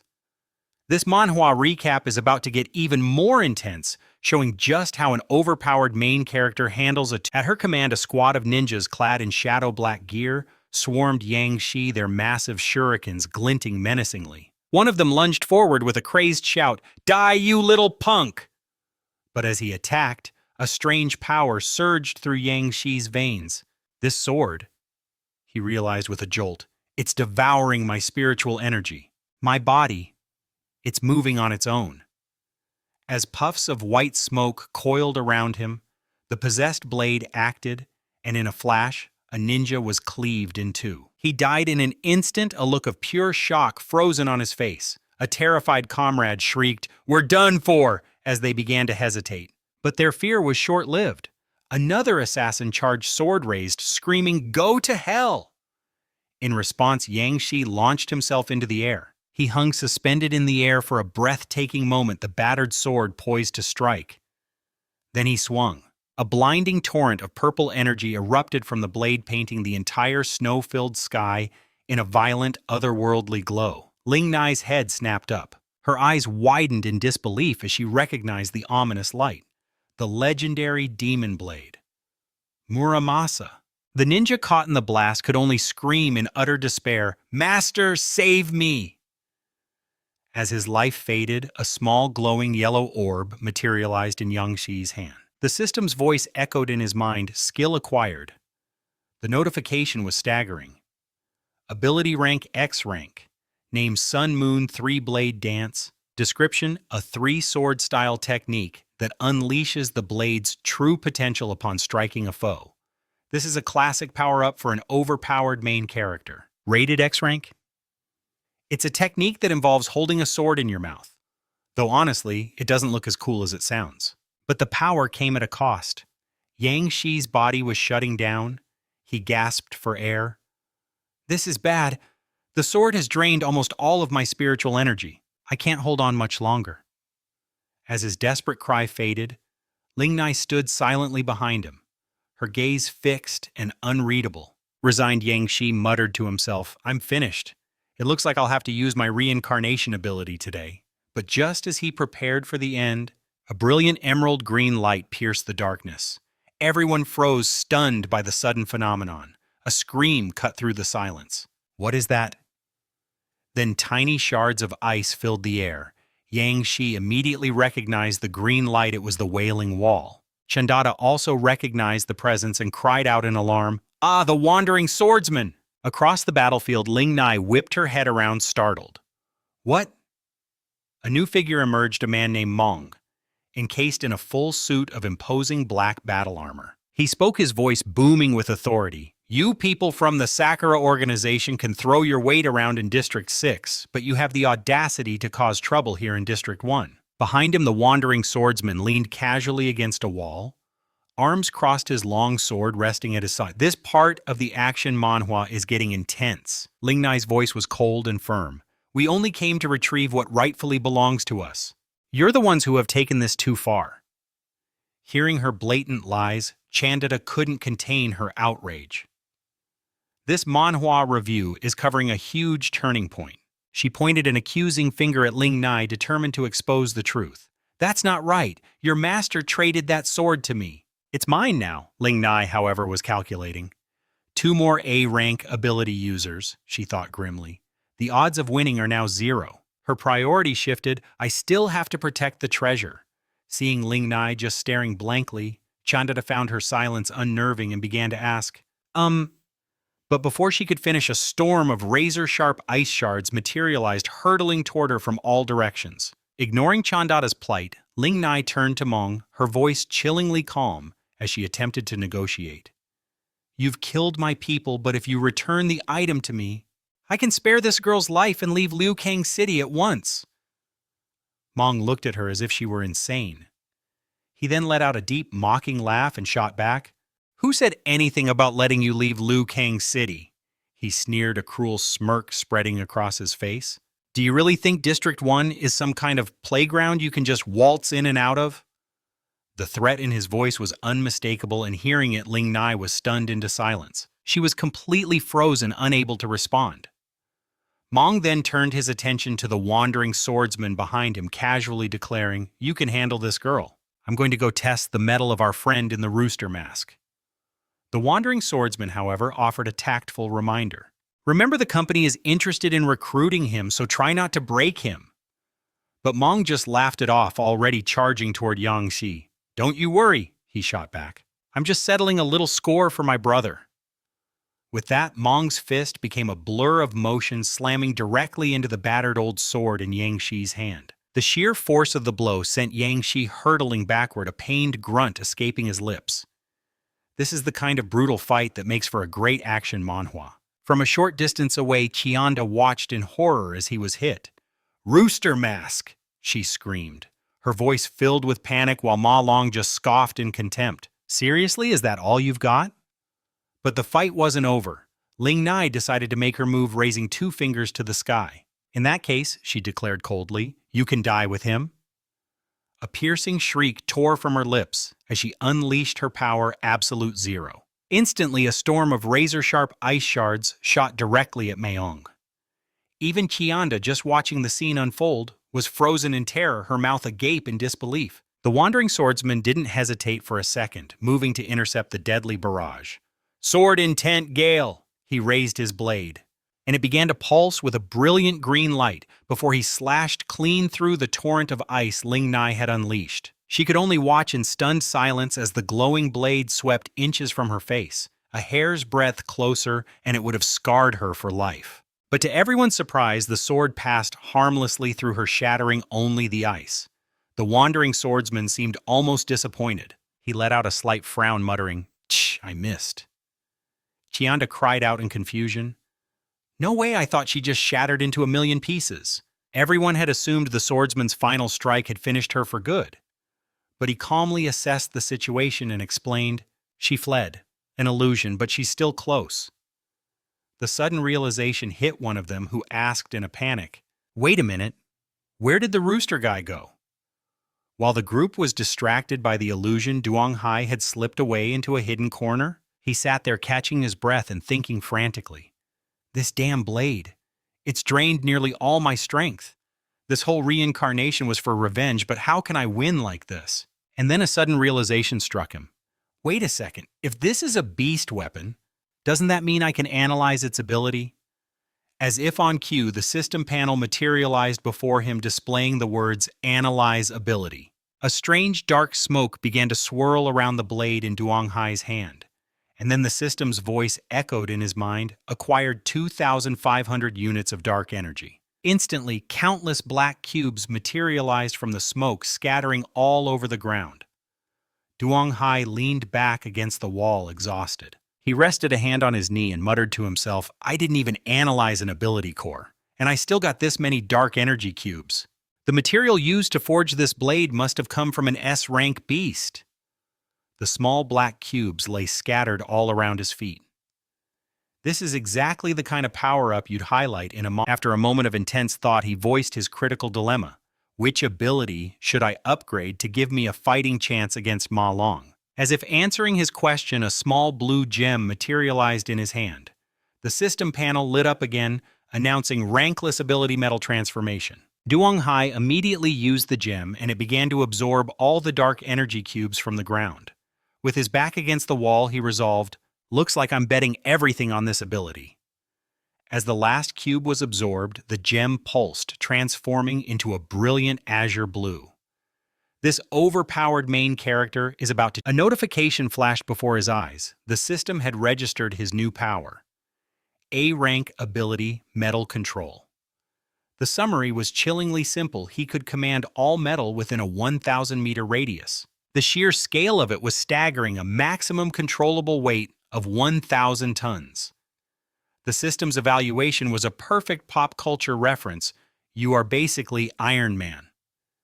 This is the kind of power that makes for a legendary manhwa recap. As the gem in Dwanghai's hand pulsed, with an otherworldly azure light, the spirit wraith's head snapped up, sensing a dangerous new surge of energy. She scanned the area confused, her eyes catching a plane streaking across the sky, but the source of the power felt much, much closer. Dwanghai looked up, a slow, predatory smile spreading across his face. "I can feel it," he whispered, his senses expanding. "Every piece of metals in the concrete, the cars, the buildings, even that plane." Beneath his ridiculous chicken mask, he clenched his fist, a surge of raw confidence coursing through him. "Finally," he declared, "I have the power to truly fight back." But just as the words left his lips, a deadly volley of ice shards shot toward his back. He didn't even flinch, didn't even need to turn around.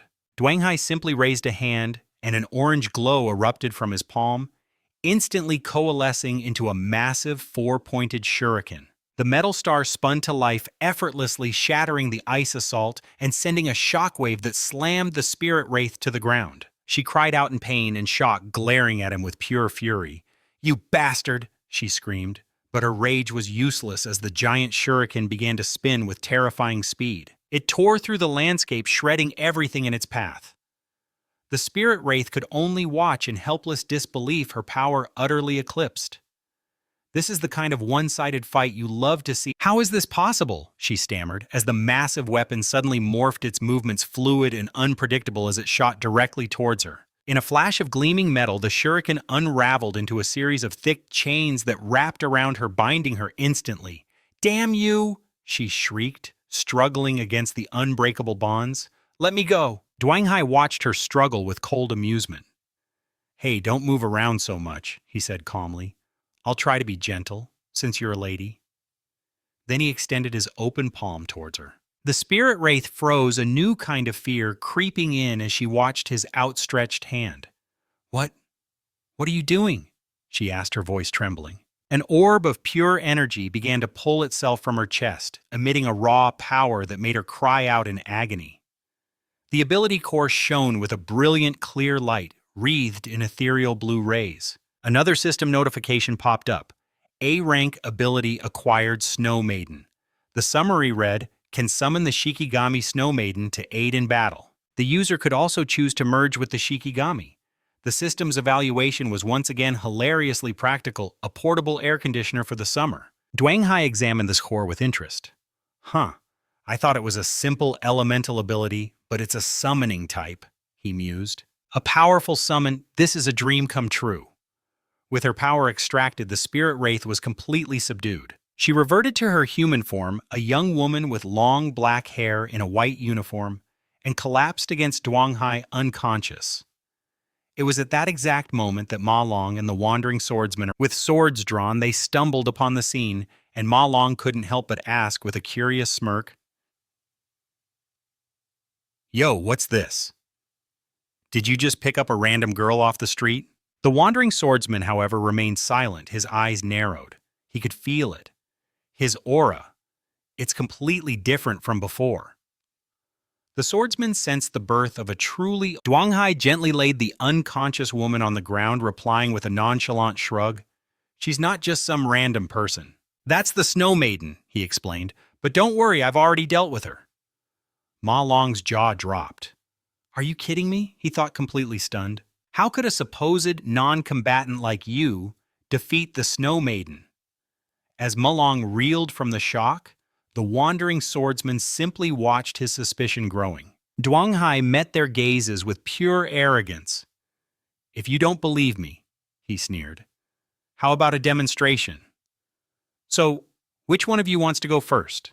He let the question hang in the air before adding with a smirk, "Or better yet, why don't you both come at me at once?"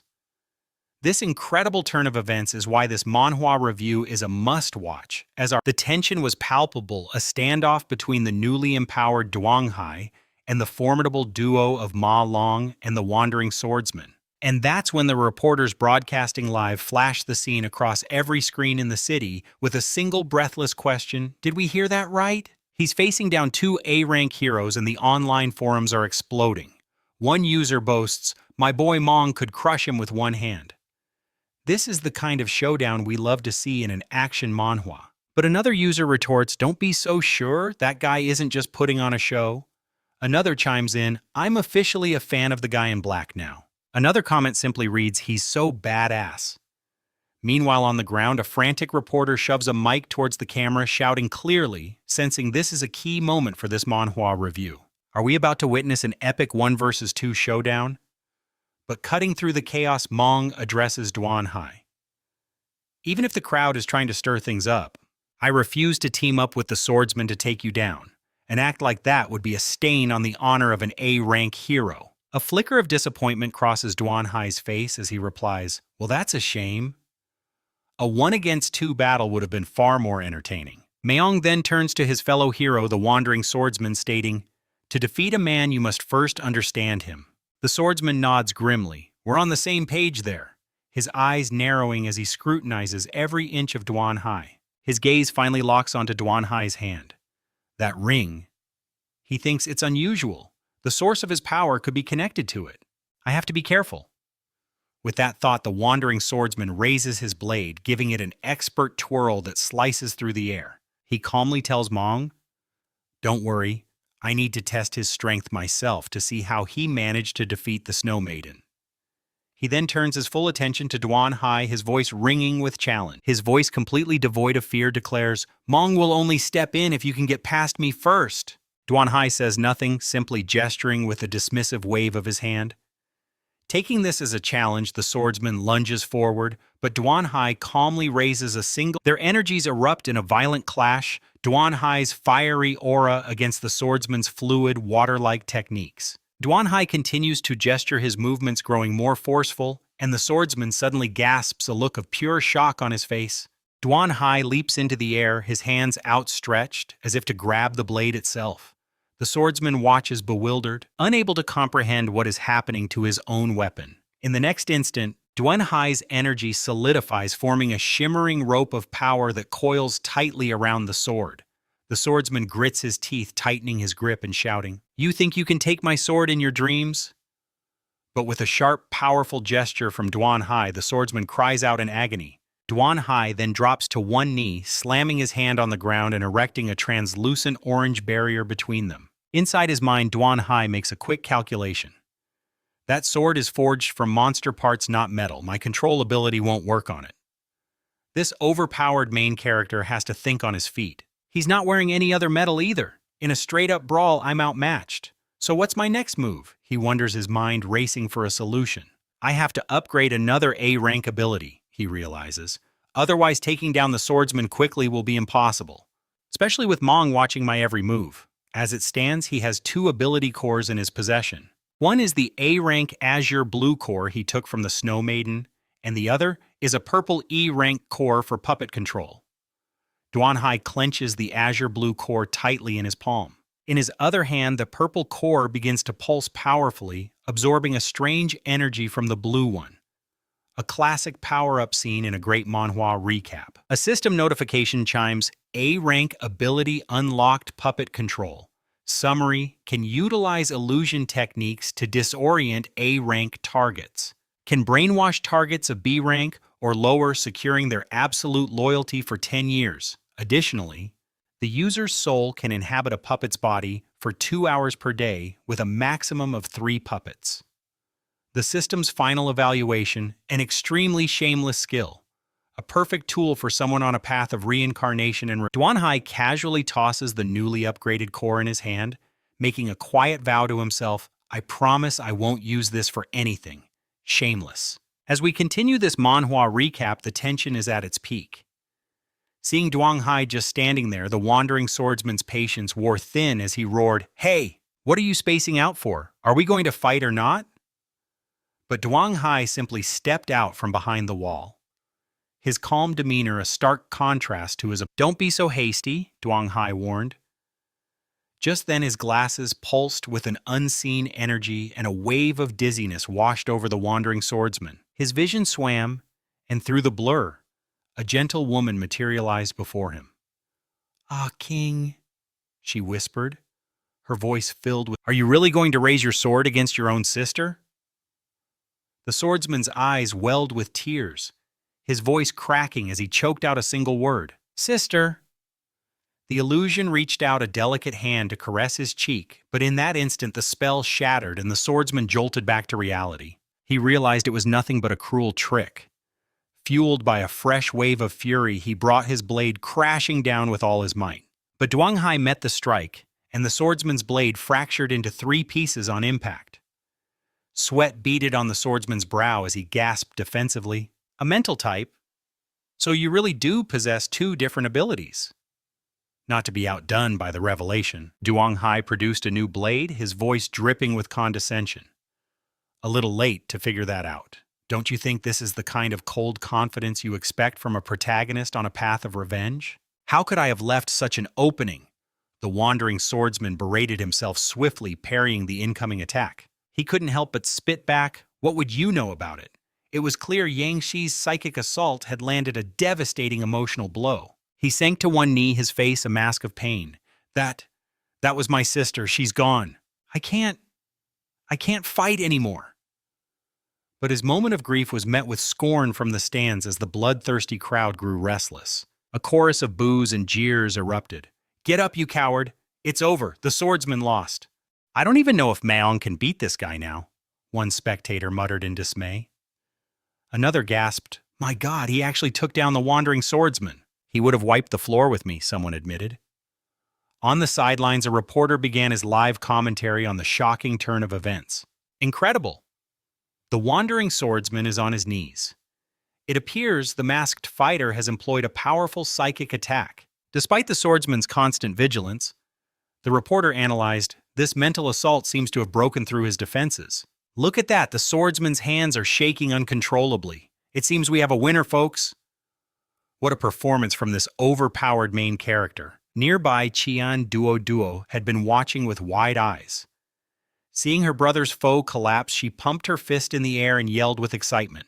"That was awesome, brother Yang Shi. For a second there, I thought the wandering swordsman had you. If you had died, who would pay me back the 10,000 I loaned you?" Her words made Yang Shi twitch. "Is she seriously cursing me right now?" he thought. And just at that moment, Maong made his grand entrance. He strode over to the kneeling swordsman and said, "You fought well. You pushed him this far. I'll take it from here." The swordsman looked up, his expression grave. "Be careful," he warned. "Don't look him in the eyes. If his technique hits you, the person you care about most will appear before you." This is one of the most intense fights in this whole action manhwa. Clad in imposing black battle armor, Mong stepped forward to confront Yang Shi. A cheerful grin spread across Yang Shi's face. "So you finally decided to show yourself, Mong?" Mong's gaze was like sharpened steel, his eyes glinting with a dangerous light as he spoke. "I have a feeling this will be a meaningful match. Let's make a bet."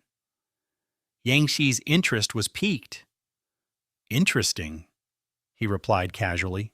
"What's on the line?" Maong pointed a single armored finger at Yang Shi. "If you lose," he declared, his voice leaving no room for argument, "you will tell me the secret of that ring." This is the kind of... "So how about it?" Yang Shi taunted, flashing the ring on his hand with a confident smirk. "Come and get it, if you think you have what it takes." A calculated plan was already clicking into place in his mind, banking on the fact that Maong wasn't a complete fool. "My whole reason for stepping into the spotlight was to make you fixate on this essence-absorbing ring," he thought. "I've already played out every possible move." Without another word, Mong exploded forward, his body, a blur of motion aimed straight at Yang Shi. "So fast!" Yang Shi assessed, his eyes widening slightly. "He's even quicker than that wandering swordsman." But Mong's knee struck nothing but air. Yang Shi had already sidestepped with impossible grace, effortlessly evading the blow. Mong didn't relent for a second, seamlessly transitioning into his next attack. He pivoted, aiming a vicious elbow strike at Yang Shi's back. Sensing the danger, Yang Shi launched himself high into the air as the battle intensified, reaching a fever pitch. A nearby reporter gripped his microphone, his voice cracking with excitement as he delivered a breathless commentary. "What is this?" The metal-bending masked man is matching Mong's legendary speed blow for blow. From the sidelines, Qian Duo watched in stunned silence, her heart pounding with every near miss. Back in the ring, Mong stood unfazed amidst the smoke and fire of a massive explosion he'd just caused. He bared his teeth in a predatory grin. Dual abilities? Is that the best you can do? But then, after taking a direct hit from Mong, Yang Xi's body was sent flying backward through a thick cloud of dust. The sheer force of the blow slammed him down to his knees, and he erupted into a fit of violent coughing. His entire frame trembled with agony, each cough feeling like his ribs were about to shatter. It was a pain he couldn't hide. Through watery eyes, Yang Xi stared at Mong, silently recalibrating his opponent's terrifying strength. This guy is insanely fast. He thought his attacks are devastating, his armor is practically impenetrable, and he can even breathe fire. It's just completely broken. The sheer power level is what defines this as a top-tier action manhwa. Mayong, seeing that Yang Xi could even get back to his knees after that hit, couldn't help but offer a sliver of praise. Not bad. You're tougher than you look. Giving him no time to recover, Yang Xi raised a hand, his eyes glowing as he unleashed his illusion control. The mental assault caught Mong completely off guard. "What?" he yelled as his world suddenly twisted into a nightmare. An image flooded his mind, his younger brother, helpless, being choked by a single hand, his eyes pleading for help. "Brothers, it hurts so much. Save me." The phantom words echoed in his soul. Mong immediately grabbed his head, screaming in pure agony. "Damn you! How dare you take the form of my precious little brother? You're disgusting." This brutal psychological attack shows the lengths our overpowered main character will go to for his revenge. A powerful wave of demonic energy exploded from his body. Mong dropped low to the ground and charged a beast unleashed straight for Yang Xi. He was ready to transform once more.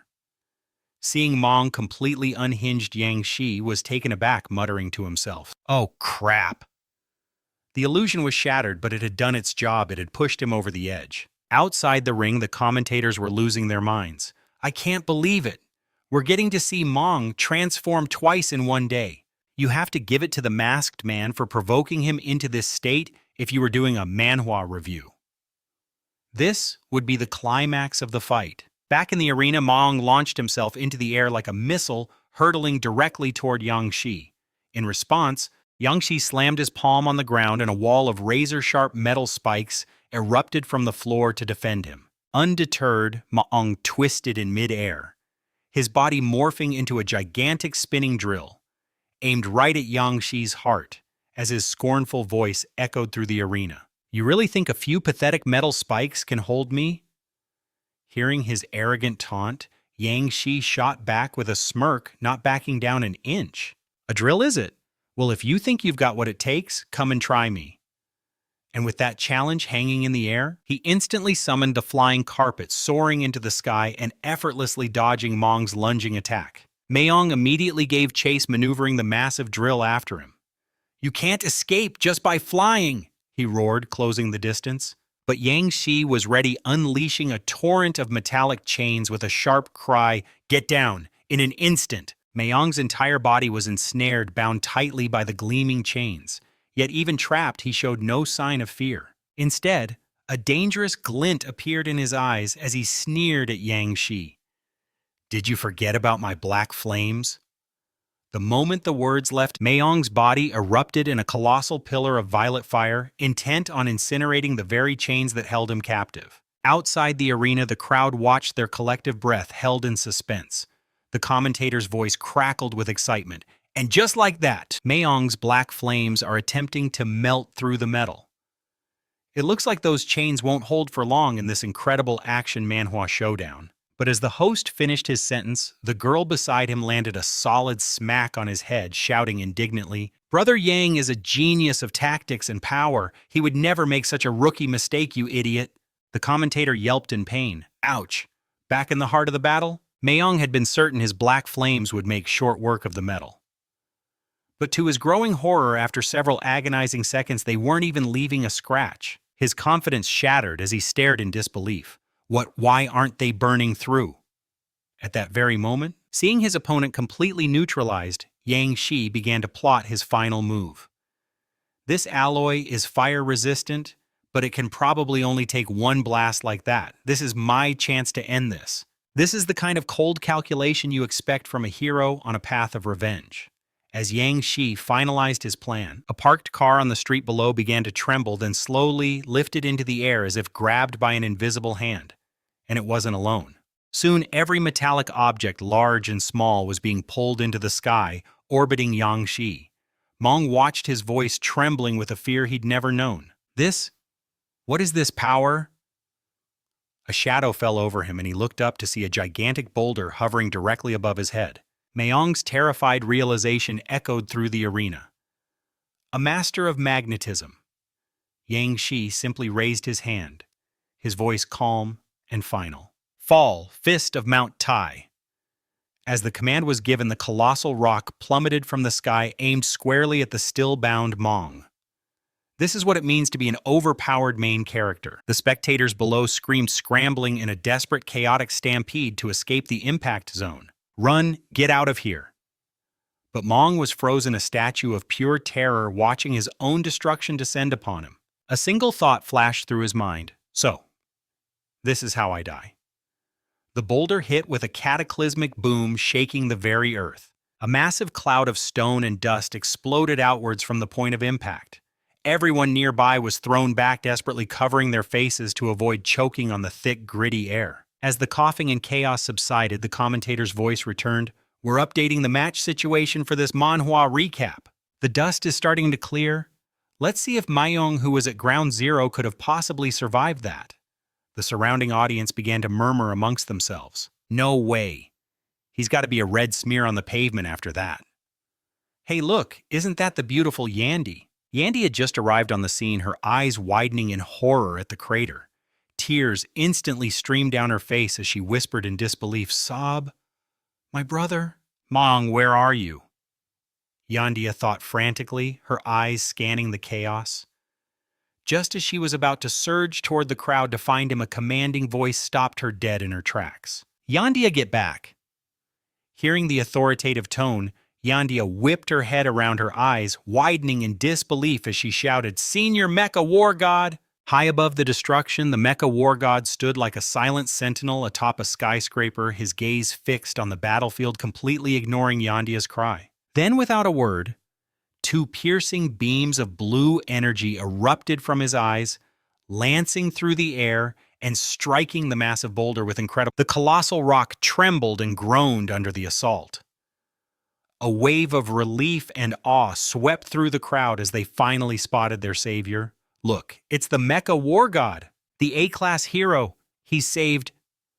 Cheers erupted as the boulder cracked and split perfectly in two, revealing the scene that had been trapped within. There, amidst the settling dust, the wandering swordsman knelt, one hand firmly on the hilt of his sword, his posture unwavering. Beside him lay the still unconscious form of Malong. His gaze lifted to meet the Mecha War Gods, his voice heavy with self-reproach. "I was forced to deploy the Wailing Wall to protect our lives. I'm sorry. I have brought shame upon the organization." But the Mecha War God simply regarded him with a calm, unreadable expression and said, "All that matters is that you're alive." Yandia, standing nearby with her eyes fixed on Malong's injured body, finally found her voice, though it trembled with hesitation. Do you need any help?" Hearing her offer, the wandering swordsman glanced down at the battered and unconscious Malong. "He was causing you trouble," he stated simply. Hours later, the adrenaline long faded. Dang Hai finally made it back to his small rented apartment. He clutched a can of medical spray, his body aching with every step. Sinking onto the sofa, he held the cold bottle in one hand and carefully lifted his shirt with the other. A sharp hiss of pain escaped his lips. "Ouch, that hurts like hell. That Malong guy really knows how to throw a punch." A moment later, Dang Hai set the spray can down his mind, sinking into a deep internal monologue as he stared into the emptiness of the room. First the Snow Woman, now Malong. Both were completely unexpected, he thought. My main objective must remain the drug case. It's the only path to my revenge. There are two powerful key figures right now. The first is the hero Bang Shu Yan, and he's already been assigned to Liu Yuan. An image of Bang Shu Yan flashed through his mind, followed immediately by another, the eccentric S-class hero known as Sour and Spicy Powder. Or maybe I should target the Sour and Spicy Powder hero instead. Coincidentally, he has a fan meeting nearby soon. This is shaping up to be a hell of an action manhwa. I should definitely go check that out. His gaze then fell upon the collection of medical supplies on his coffee table, his expression hardening as a grim realization set in. This is only going to get more dangerous, he muttered to himself. I'm starting to feel less like a person and more like an overpowered main character in some tragic story. I can't keep living with other people. I can't risk dragging them into my mess. Just as Dang Hai was lost in this heavy, sobering train of thought, Linda's cheerful voice cut through the silence from behind him. Phew, finally home! The sudden sound made him jump, yanking him from his dark thoughts. Oh my God. Immediately, Lin Na's nose wrinkled as she looked at him. Dang Hai, why does it smell so strongly of medicine in here? What are you doing? Hearing her question, Dang Hai quickly composed himself, forcing a casual, unconvincing smile onto his face. Oh, it's nothing, he lied. I just bumped into the edge of the table, figured I'd put some spray on it. But his answer sounded hollow even to his own ears. Linna stared at him, her expression laced with pure skepticism. It was clear she wasn't buying his story for a single second. Seeing her disbelief, Dang Hai quickly changed the subject. Oh hey, it's good you're all back. In this intense manhwa recap, our hero makes a difficult choice. I wanted to tell you all something. I'm going to be moving out soon. The announcement hung in the air, stunning all three of his roommates into silence. Lin Na was the first to find her voice. What, you want to move out? She asked, her voice sharp with shock. Dang Hai simply folded his hands in his lap, his expression calm and resolved as he prepared to explain. Honestly, it's just not practical for a guy like me to live with you all. I couldn't manage it before, but now that I've gotten a promotion and a raise, I've decided it's time for me to move out. As soon as he finished his explanation, Xiaoi immediately pointed toward Lin Nai and demanded, Wait a second, what about Sister Nai then? Duan Hai nervously ran a hand through his hair, hiding his face as he shot back. What do you mean, what about Nai? There's nothing going on between us. The moment those cold words left his mouth, Lin Nai fell completely silent, turning without a word and retreating to her room. Seeing this heartbreaking moment a staple in any great action, Manhwa Xiaoi stopped trying to persuade him. If that's how you feel, then we won't try to stop you. We all have each other's numbers after all. We can still hang out when we're free. Duan Hai quickly agreed, glancing guiltily toward Lin Nai's closed door before adding, Right. As a farewell, I'll treat everyone to dinner tonight. But suddenly, a loud crash echoed from Lin Nai's room, making the other three jump in alarm. A cold sweat broke out on Duan Hai's brow as he squeezed his eyes shut, thinking, Oh no, did I really just say that?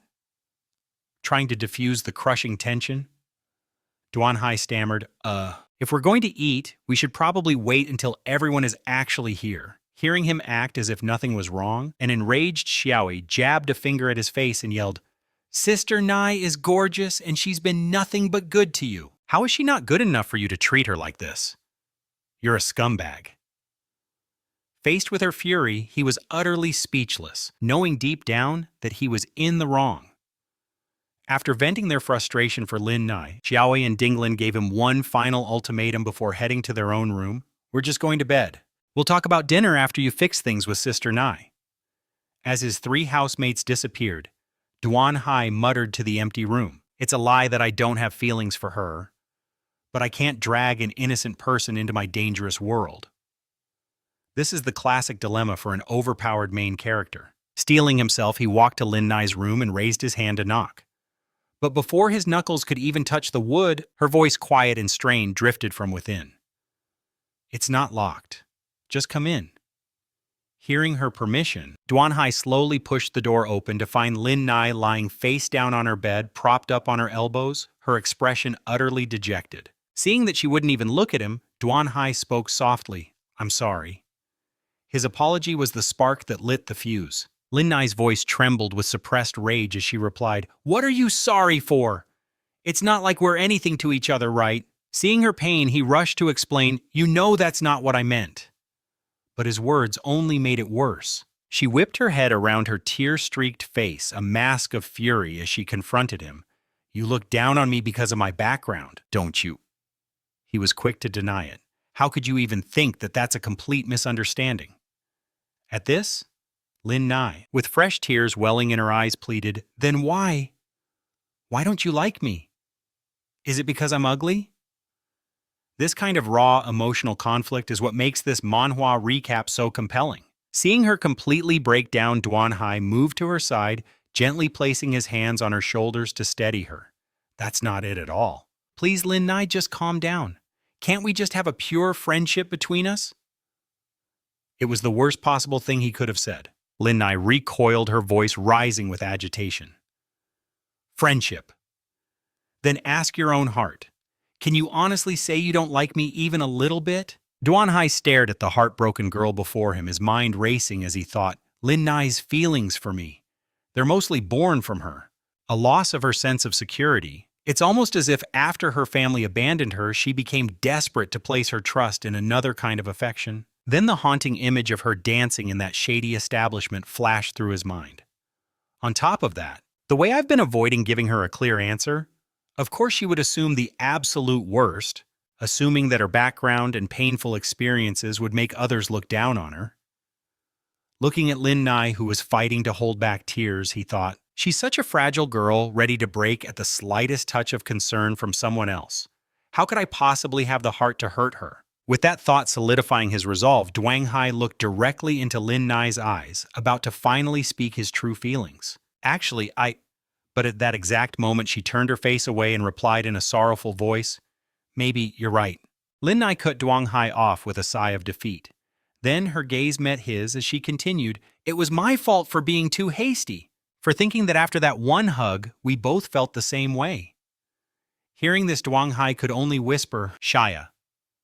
Then she raised her chin with a newfound resolve and continued, but even if it's not now, I don't want you to become a stranger. For now, can you be my probationary boyfriend? Seeing the determined, hopeful look in her eyes, Duanhai let out a soft sigh and said, all right, I agree. As time passed in this thrilling action manhwa in a large, brightly lit villa, the hero, Bang Shu Yen, was happily lounging on a sofa with a glass of wine in his hand, roaring, come on, let's keep the drinks coming.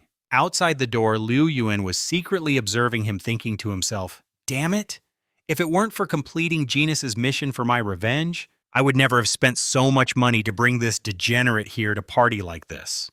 This part of the manhwa recap shows the darker side of his quest, waiting until the hero Bang Soo Yan had passed out drunk.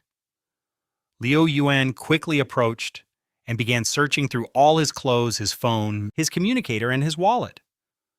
Suddenly, Liu Yuan pulled a small sparkling box from the hero Bang Shu Yan's pocket and wondered in surprise, what is this? Just then, Bang Shu Yan woke up and slurred, Liu Yuan, what are you doing?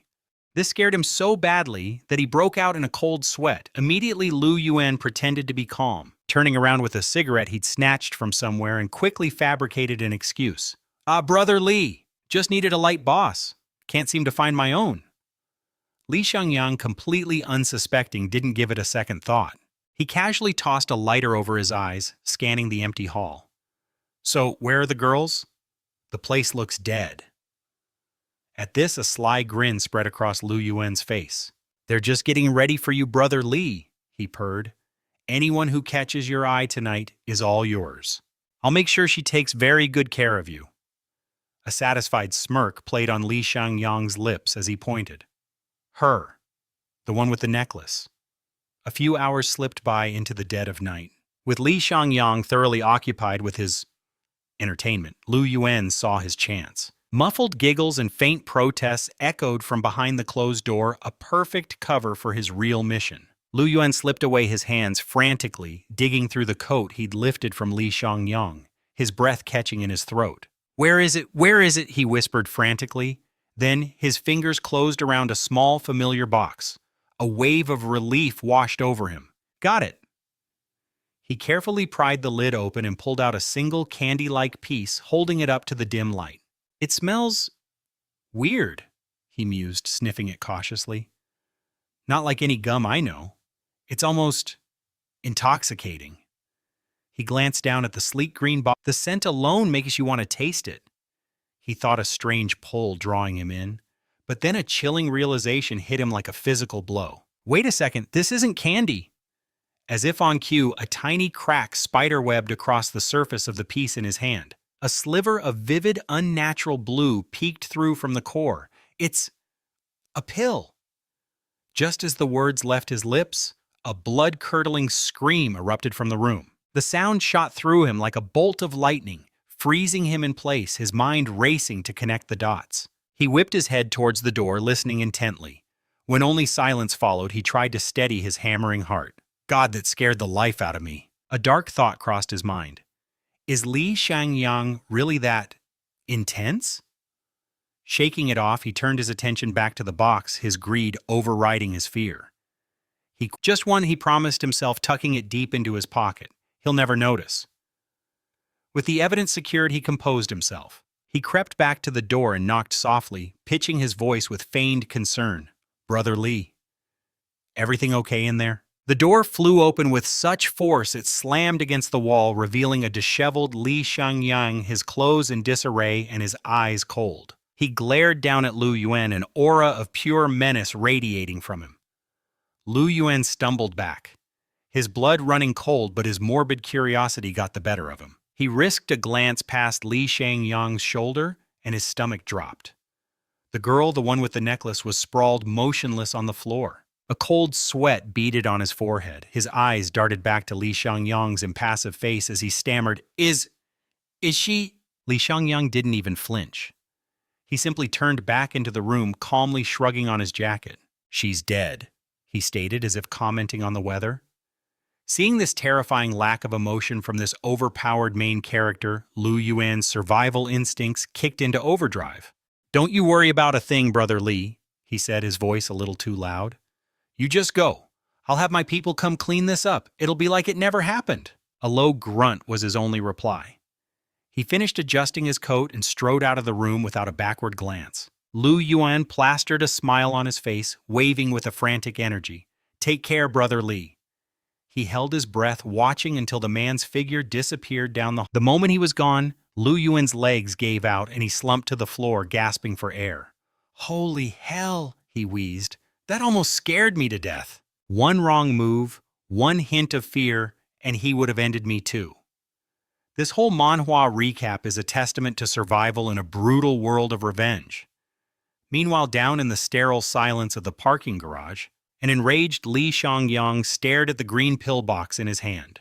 With a guttural roar of fury, he hurled it against the concrete wall, shattering it and sending the little blue pills skittering across the ground. And a guttural roar ripped from his throat. Son of a... His face contorted with pure rage, veins bulging on his neck as he ground his teeth together. How many times is this going to happen?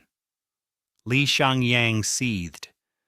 Ever since I took that pill, I can't even control my own damn strength. He glared down at his trembling hands, the source of the accidental destruction. It took a long moment for him to force the rage back down. He muttered through clenched teeth, No. Get it together. Calm down. His gaze shot over to the pills he'd scattered across the seat. Suddenly he froze, realizing one was gone. He frantically patted down his pockets, a confused frown on his face. Where did it go? Why is one missing?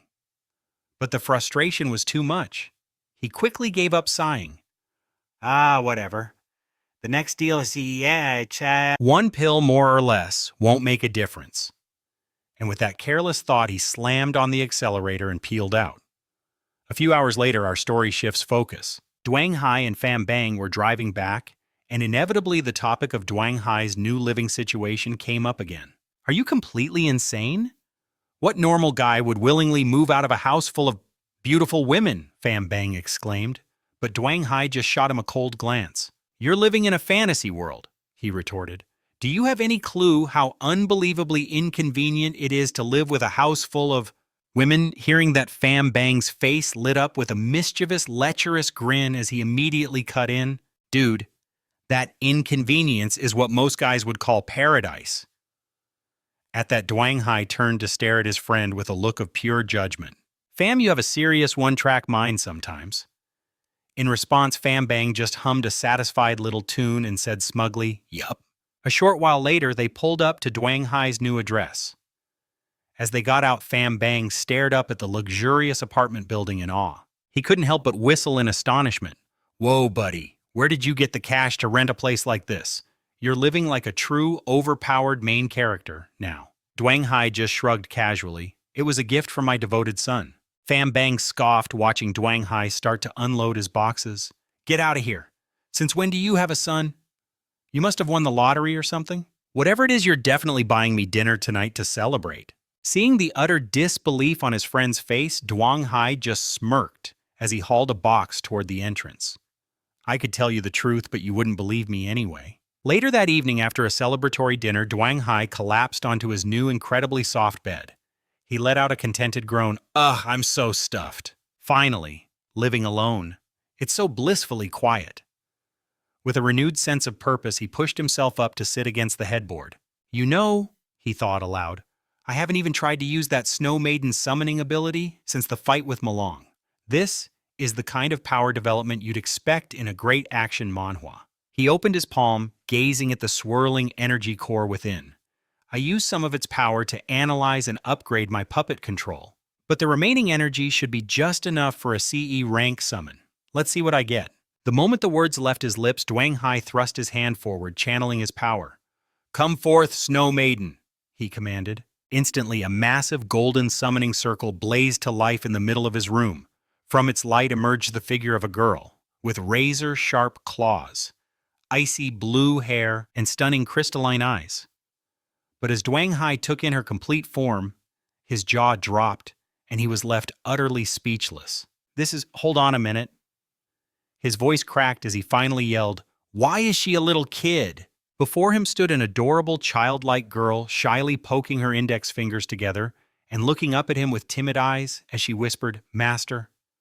This is a wild twist in our manhwa recap. As she spoke, the temperature in the room plummeted, frost instantly blooming across the window panes. This intense, unnatural cold was the very same chilling aura, feeling a deep, bone-aching chill seeping into his very soul. Seeing him tremble so uncontrollably, the little Snow Maiden rushed to his side, her voice laced with genuine concern. Master, are you all right? But Dong Hai recoiled, rejecting her innocent gesture, throwing up a hand to halt her advance. Wait, he chattered. Don't come any closer. His sheer panic was written all over his face. The Snow Maiden simply offered a reassuring smile. Don't worry, Master. Little Shu would never harm you. The temperature is just a little bit cold, that's all. But to Dong Hai, whose entire body felt like it was turning to a block of ice, he could only gasp. Little Shu, you call this a little bit? Then, as if a sudden realization struck him, he straightened up and raised his hand, channeling his Raging Flame Fist ability. Instantly, a flickering flame materialized in his palm, casting a warm, life-giving glow. Seeing the fire, a curious little Shu's eyes widened in wonder. Fire Master, can little Shu come a little closer? She asked, her voice filled with awe. Without waiting for an answer, she crept forward, cupping her tiny hands near the flame to soak in its heat. Her fascination made him ask, Aren't you afraid of fire? In response, little Shu shook her head excitedly. Little Shu loves warm things. She was absolutely enchanted, holding her hands near his raging flame fist and sighing in pure bliss. It's so warm, Master. You're amazing. Watching her pure, unadulterated joy, he could only sigh in defeat. Even an overpowered main character has his weaknesses, a detail any good. Manhwa Review would praise for adding depth. Thankfully, her cold aura is just a passive ability, he thought. Otherwise, even my C-rank Raging Flame Fist would be useless. This kind of challenge is what makes for a great action manhwa. As she soaked in the warmth, little Shu's eyelids grew heavy, her small head starting to nod. My master's body is warm too. And with that, she slumped against Dong Hai's lap and drifted into a deep sleep, completely startling him. This little rascal. This was not a complication he anticipated in his quest for revenge. He glanced down and saw that even in her dreams, a peaceful smile graced her lips as she mumbled, Master. He felt his resolve melt. Fine, since you're this cute, I'll let it. He then grabbed the nearest blanket, pulling it up and wrapping it around both himself and the sleeping Snow Maiden, a look of pained resignation on his face. Just this once, he muttered to himself. There will not be a next time. He then let out a massive sneeze. This entire surreal chapter of his life after his reincarnation is something with golden sunlight spilled over the city's skyscrapers, Down below at the fan signing for Sour and Spicy Noodle Superman, an ocean of rabid fans had already formed a spectacle worthy of its own Manhwa review. The air crackled with their frenzied cheers. Sour and Spicy Noodle Superman, I love you, Sour and Spicy Noodle. And lost within that chaotic sea of people was Dong Hai absurdly wearing a hero's crown and holding a handmade sign. This whole scene is a wild turn for an action manhwa. It read, I love you the most. A sinister grin spread across his face. Today I play the part of a die-hard fan. It's the perfect cover to get close to him for my revenge. But before our overpowered main character could savor his brilliant plan, someone stomped hard on his foot, forcing a pained yelp out of him. Hey, you're on my foot, and don't pull my hair! Just then, the MC's amplified voice boomed from the stage, cutting through the noise. Sour and Spicy Noodle fans, Superman is ready. The real question is, are you ready? In a deafening roar, the entire crowd screamed back in perfect unison, we're ready! Hearing their energy, the MC pushed them further. I can't hear you, let me hear you scream. In response, 1,000 hands shot into the air as the fans screamed at the top of their lungs, Sour and Spicy Noodle Superman, I love you. Their chant was a tidal wave of adoration. This hero worship is a key theme we'll explore in this manhwa recap, as it creates the perfect cover for our protagonist's second chance after his reincarnation. Suddenly, confetti cannons erupted in a shower of vibrant color, and through the glittering haze, the silhouette of Sour and Spicy Noodle Superman appeared, the ultimate target of Dong Hai's revenge. He declared his catchphrase, everyone is safe now because... He knelt on the stage, unaware that a man reborn was in the crowd, an overpowered main character, ready to tear his world apart. With this fist, I have crushed all danger. As he rose to his feet and thrust his fist toward the heavens, the crowd below exploded into a deafening roar. In the midst of the chaos, an overzealous fan next to Dong Hai began to shove, forcing him to mutter, hey, knock it off. But it was too late. The surge of the crowd shoved him hard from behind, sending him stumbling forward and landing right at the hero's feet. Before he could even process what had just happened, Sour and Spicy Noodle Superman swept him off his feet, bringing him onto the stage in a blur of motion, leaving Dong Hai's eyes wide with astonishment. The next thing he knew, he was face to face with the hero himself, who flashed a picture-perfect smile and said, easy there, I've got you. This heroic moment is a highlight of this action manhwa. This was Dong Hai's cue. His inner actor took over, his eyes lighting up with feigned admiration as he gazed at the hero and replied, that was my fault, I was being careless. Straightening his posture, he extended a hand for a firm handshake. Thank you so much. My name is Dong Hai. In return, Sour and Spicy Noodle Superman simply replied, a pleasure. Witnessing this seemingly humble exchange, the crowd below went absolutely wild, showering him with even more praise. Sour and Spicy Noodle really takes care of his fans, one person yelled. I'm so jealous of that lucky guy. But what the crowd couldn't see was the hidden intent behind that simple handshake, a key step in his plan for revenge. As Dong Hai reached out, a subtle pulse of energy transferred from his palm. His expression shifted, a menacing glint in his eyes as he leaned in and whispered, it's an honor, Sour and Spicy Noodle Superman. I'm your biggest fan. As we continue this manhwa recap, the story takes a much darker turn. Later, as the massive auditorium emptied, a woman in a sharp purple suit, clearly his manager, sighed in relief. Thank God that fan meet is finally over. You worked hard out there, boss. As they walked to a waiting 16-seater van, he casually stuffed his hands in his pockets, saying of course it was hard work, shaking all those sweaty hands. It's disgusting and exhausting. Hurry up and get me some hand sanitizer. Once inside the van, Spicy Superman told his manager, you go grab a bite. I'm going to catch some shut-eye in here. I have another show to film tonight. She nodded, replying, understood, sir. Are you sure your body can take it, boss? He slammed the van door shut, his voice a low grumble. Doesn't matter if I can handle it, I have to. And make sure you clear my schedule for next week. I need to be there for my daughter's birthday. From outside, his manager waved and called back. You got it, boss. I'm heading out to eat. Alone in the van, the hero's public-facing smile vanished, replaced by a deep scowl as he muttered to himself. These damn debts are piling up. I have to score a massive payday to get out of this hole. Maybe just one more bet. He ran a hand through his hair, a look of pure desperation on his face. No, no, I can't. I can't get sucked back into that again. Suddenly a voice cut through the silence. Must be exhausting living a lie like that.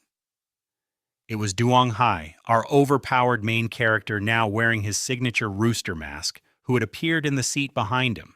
The question sent a jolt of pure shock through Spicy Superman. He whipped his head around, cold sweat on his brow. "You're Rooster, the guy who fought the demon dragon. How did you get in here?" Duong Hai's lips curled into a smirk. He recalled the small gift he'd left behind, a tiny bead of his power, he thought to himself, with my ability, bead inside your body tracking you down was child's play. The cunning of this overpowered main character is off the charts, making his revenge plot all the more satisfying. Speaking aloud, his tone was deceptively calm. "Relax. I'm just here to ask a few questions." But his words offered little comfort to the fake hero. Spicy Superman's mind was racing. He knew he was in deep trouble. Facing a man this strong is what makes this a top-tier action manhwa, a must-read for anyone looking for a great revenge story. "I'm completely outmatched." Spicy Superman thought, his heart pounding. "I have no choice but to cooperate." Just then, Duong Hee's voice cut through the tension. "Just because Demon Dragon and I work doesn't mean we're on the same side, so don't even think about trying anything funny." Seated behind the terrified hero, Duong Hai spoke again, his voice deceptively calm. "You're getting ahead of yourself. I just need some information that only you would have. Now look into my eyes."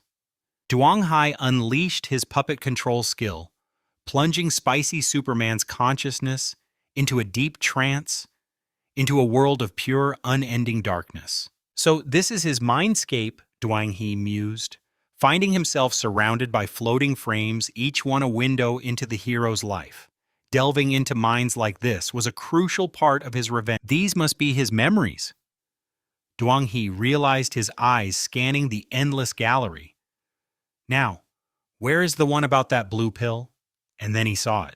A single frame flickered to life, showing a man whose face was a featureless blur, holding out a single vibrant blue pill. Duong Hai's eyes widened. "That's it," he whispered, leaning closer to the memory. "That's the blue pill. But who is that man?" Inside the memory, the scene began to play out. The faceless man offered the pill to Spicy Superman, his voice a disembodied whisper. "Take this, and your powers will grow stronger than you ever imagined. Your career will skyrocket. You'll finally pay off those debts and go home a hero." The words were like a siren's call to the desperate man. Spicy Superman lunged for it, his eyes gleaming with greed. "For real. Give it to me now." But the mysterious figure snatched the pill back, holding it just out of reach. "Not so fast," the man said smoothly. "It comes at a price. I need information." A bead of sweat trickled down Spicy Superman's temple. "What kind of information?" The hidden figure leaned in. "I want secrets.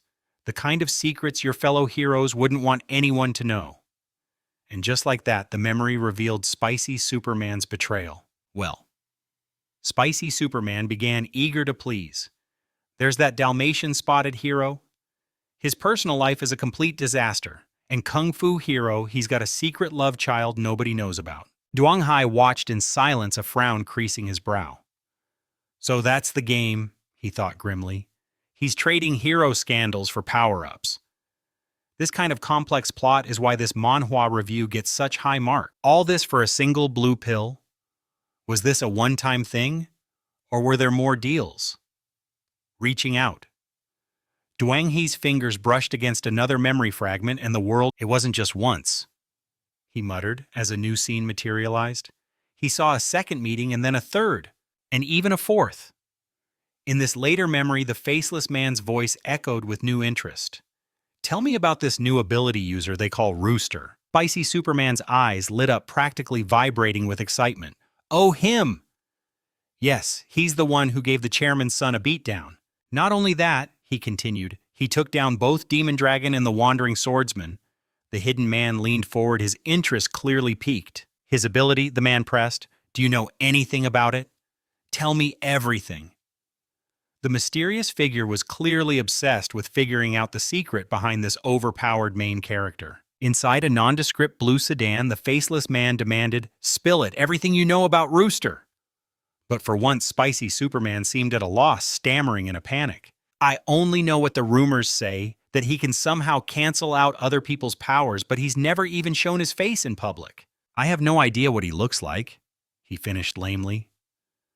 The hidden man fell silent, slowly stroking his chin in thought. "Nullifying abilities without even showing his face," he mused aloud. "Interesting."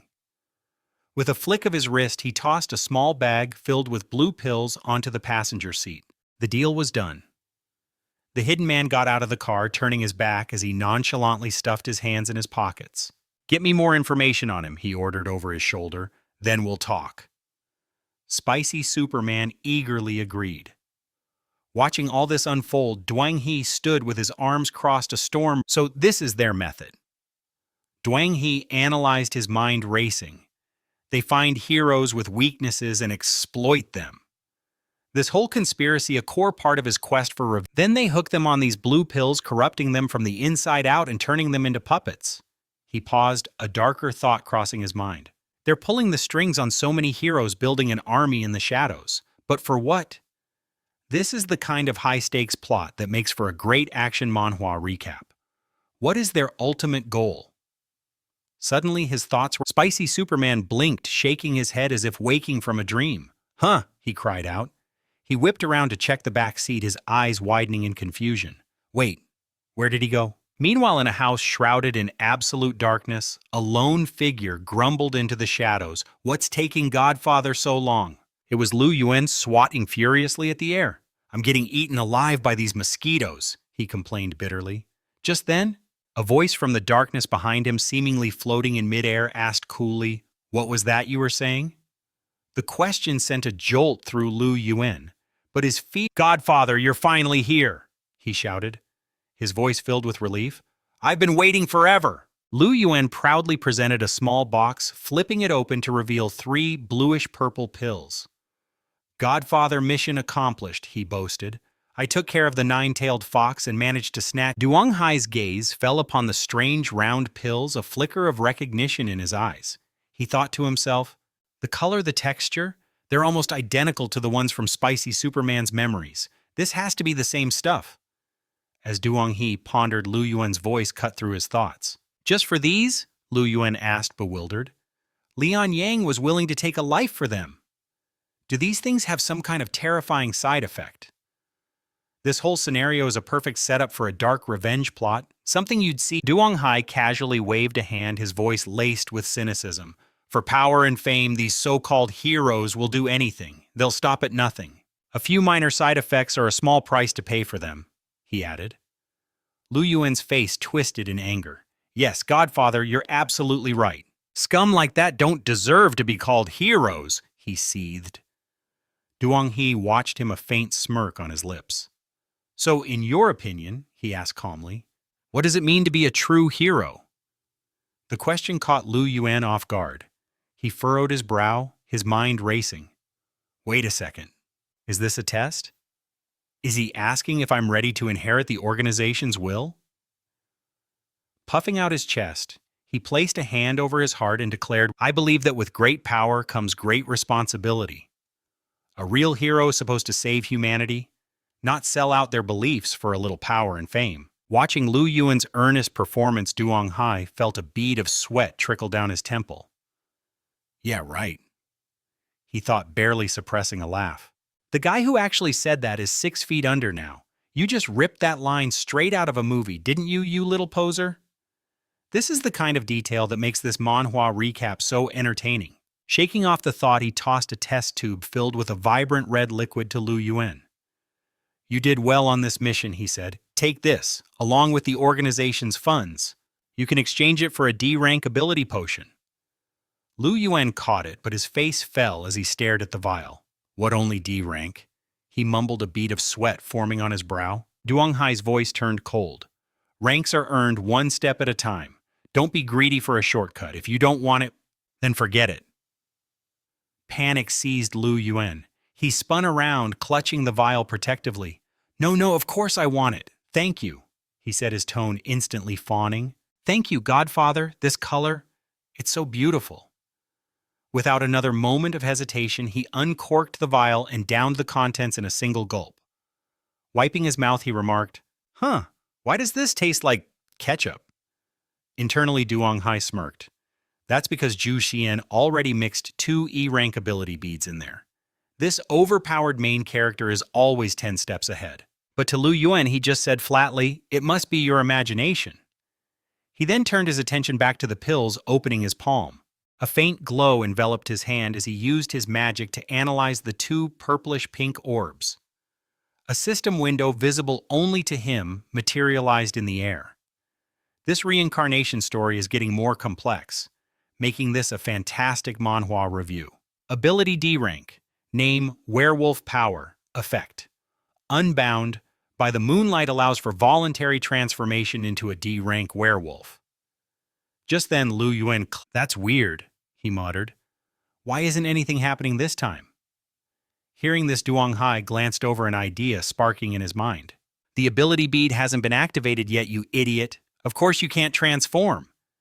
He clenched his fist, a wicked grin spreading across his face. He said aloud. "Maybe it hasn't been fully absorbed. It probably just needs a little kickstart." A sense of dread washed over Lu Yuan, and he slowly, wearily turned his head. "Godfather, what are you about to do?" Before he could finish the sentence, Duong He's fist slammed into his face with brutal force. As Lu Yuan reeled back, Duong He calmed. "Just endure this, it's to make you stronger," the Godfather stated, his voice a cold instrument of tough love. A brutal start to this part of our manhwa review. Unable to dodge, Liu Yuan absorbed the full impact of the blow. Blood gushed from his nose as he cried out, "Ow, seriously, that hurts so much." And then his pained screams echoed through the desolate night. It hurts. Godfather, have mercy," he pleaded, shielding his face. But amidst the pain, a tail began to wag excitedly in the air, and a joyful voice shouted, "Godfather, it worked! My ability leveled up. I feel even stronger than I did before." This kind of rapid power-up is exactly what we love to see in an action manhwa. Duong Hai watched him with an intense, calculating gaze. "Focus," he commanded, "and try to absorb that new power." This is a crucial training arc in our manhwa recap. Still in his werewolf form, under the pale moonlight, turned his head as Duong He continued. "Isn't it exhausting to maintain that transformation?" Taking the hint, Liu Yuan reverted to his human form, replying dutifully, "I've changed back, Godfather." Duong Hai gave a single sharp nod. "Continue your investigation into the blue pill. Be warned, the ability users who've taken it are emotionally unstable. You must be extremely careful." As he pulled his shirt back on, Liu Yuan answered with absolute obedience. "Understood. Thank you for your concern, Godfather." Duong He then moved on to his next order. "There is a second mission. I want you to gather intelligence on any so-called heroes with dark secrets." This new directive is a classic setup for a revenge plot, a theme central to this story. "Why is the organization trying to recruit new soldiers?" he asked. But Duong He scoffed at the very idea. Our organization isn't a place just anyone can join. These heroes are nothing but raw materials to us. In my manhwa review, this is one of the darkest reveals. Raw materials. Does that mean the organization just extracts their ability factors? Yang Xi. His true identity revealed, floated into the air and explained the "Where else do you think our ability potions come from? Do a good job and maybe you can gather enough materials to finally reach C rank yourself." The path to revenge is paved with grim choices. Left alone in the dark, Liu Yuan threw his arms out in frustration, bowing his head as he muttered, "I've been grinding all day, and I've barely managed to get close to C rank." But his frustration quickly hardened into resolve. He snapped to attention, offering a crisp military salute. "Yes, sir. I guarantee I will complete the mission." Sometime later, by a secluded coastline under a starry sky, Yang Xi glided over the ocean on his flightboard. This manhwa review will now shift. He removed his mask, a confident smirk on his face. A deserted beach at night, the perfect place to train the Snow Maiden's abilities. Without a second's hesitation, Yang Xi conjured a shimmering golden magic circle in the air and called out her name. "Snow Maiden." In a flash, the small girl appeared and rushed towards him, her voice bubbling with excitement. Master! The bond between them is a bright spot in this otherwise grim reincarnation. Little Snow missed you so much. A bead of sweat ran down Yang Shi's temple as he held up a hand to stop her icy approach. Hey, easy, you're turning me into an ice sculpture. He knelt down, pointing to the open water. Little Snow, it's time for ability training. I need you to practice with me. It's great to see a truly overpowered main character who still takes the time to train. At his words, the little girl's eyes went wide with concern. But Little Snow doesn't want to hurt Master. He gave her a bemused look and replied, You're still just a C-rank summoned beast. Trust me, you can't hurt me. This is why this manhwa recap is so exciting. Accepting her task, she leaped onto a rock just offshore, looked back at Yang Shi on the beach and yelled, All right, Little Snow is charging over now. On the shore, he chuckled, his confidence unwavering. Come on, attack me with everything you've got. At the same time, the Snow Maiden began to conjure a bridge of ice beneath her feet. But suddenly the air behind her warped and tore open, revealing a spatial rift. This is a fantastic action manhwa scene. A flash of surprise crossed Yang Shi's face. Whoa, what is that? From within the swirling vortex, a grotesque purple three-fingered hand reached out. As this manhwa recap, a muscular frog-like creature leaped out from the portal. Simultaneously, the system's voice echoed in his mind, Training Mana Beast Frogman. A new enemy for our overpowered main character to face in his journey. It was a humanoid mana beast, a creature obsessed with muscle training and a master of brutal close-quarters combat. The system flagged it as D rank. Seeing the stats, Yang Shi let out a breath he didn't realize he was holding. An invading mana beast, but thankfully only a D rank, or so he thought. But just as that sense of relief washed over him, a pristine white Keeleen burst from the spatial rift. The system pinged again, Mana Beast, Wave-Treading Dragon Horse. It was a water type skilled at racing across the very surface of the sea. Also, D rank. A cold dread hit Yang Shi as he screamed a warning. Little Snow behind you. But it was too late. In that terrifying instant, both mana beasts converged on the unsuspecting Snow Maiden. She spun around, her eyes wide with shock, just in time to be sent flying by a devastating blow from the frog-like creature. Watching her get hurt, a hot rage boiled up in Yang Shi. Damn it! He roared, instantly leaping onto his flight board and rocketing toward the chaos. Suddenly, an impossibly bright flash of light erupted from below, forcing Yang Shi to a dead stop, completely bewildered. So blinding. What is this? He yelled into the glare. As his vision cleared, he saw the impossible. The entire surface of the sea below had flash frozen into a sheet of crystal ice. And in the center of it all, the Snow Maiden had transformed, now a mature, powerful young woman. She glared down at her attacker, her expression one of pure, Are you looking for a way to die? She taunted, her voice dripping with ice. In the quiet of the desolate night, the frogman crawled from the crater it had made. It looked up at the transformed Snow Maiden and let out a disgusting, leering laugh. Heh heh. Seeing its expression, she spat, You disgusting, perverted frog. From his vantage point, Yang Shi couldn't help but remark, Little Snow, you've grown up. She glanced back, explaining coolly, This is my combat form. But Yang Shi found his eyes drawn to her rather impressive new figure. His gaze then drifted downwards and a deep blush crept up his neck. Ahem, he coughed. Still as powerful as ever I see. Ignoring his awkwardness, the Snow Maiden unleashed a devastating volley of razor-sharp ice shards. Instantly flash freezing, the frogman saw at its eyes, still comically shaped like hearts. Seeing the frozen statue, Yang Shi asked, Is it over? But her reply was grim. No, but it was close. And just as she said it, the creature let out a deafening croak, shattering the ice prison and leaping back into the fight. This is the kind of non-stop battle that makes for a great action manhwa. Without a moment's hesitation, Yang Shi pointed a finger downward, unleashing his earthland skill. He aimed a precise strike, but the frogman was shockingly fast, ducking just on. It then launched itself upward in an unpredictable zigzag pattern. Yang Shi knew he couldn't hit a moving target like that. Little Snow, pin it down, he commanded. Yes, master, she responded, firing a barrage of ice. In the next moment, 4 massive ice lances slammed into the frogman's limbs, pinning it brutally to the ground. The creature shrieked in agony, completely immobilized. This was the opening Yang Shi needed. He pointed his finger to the sky and summoned his ultimate attack. Void General. A torrent of pure energy beams rained down from above, striking the helpless frogman and erupting in a cataclysmic explosion of rock and dirt. As the dust settled, Yang Shi landed gracefully. He walked over to the smoldering remains and placed a hand on the creature's body, activating his extraction skill.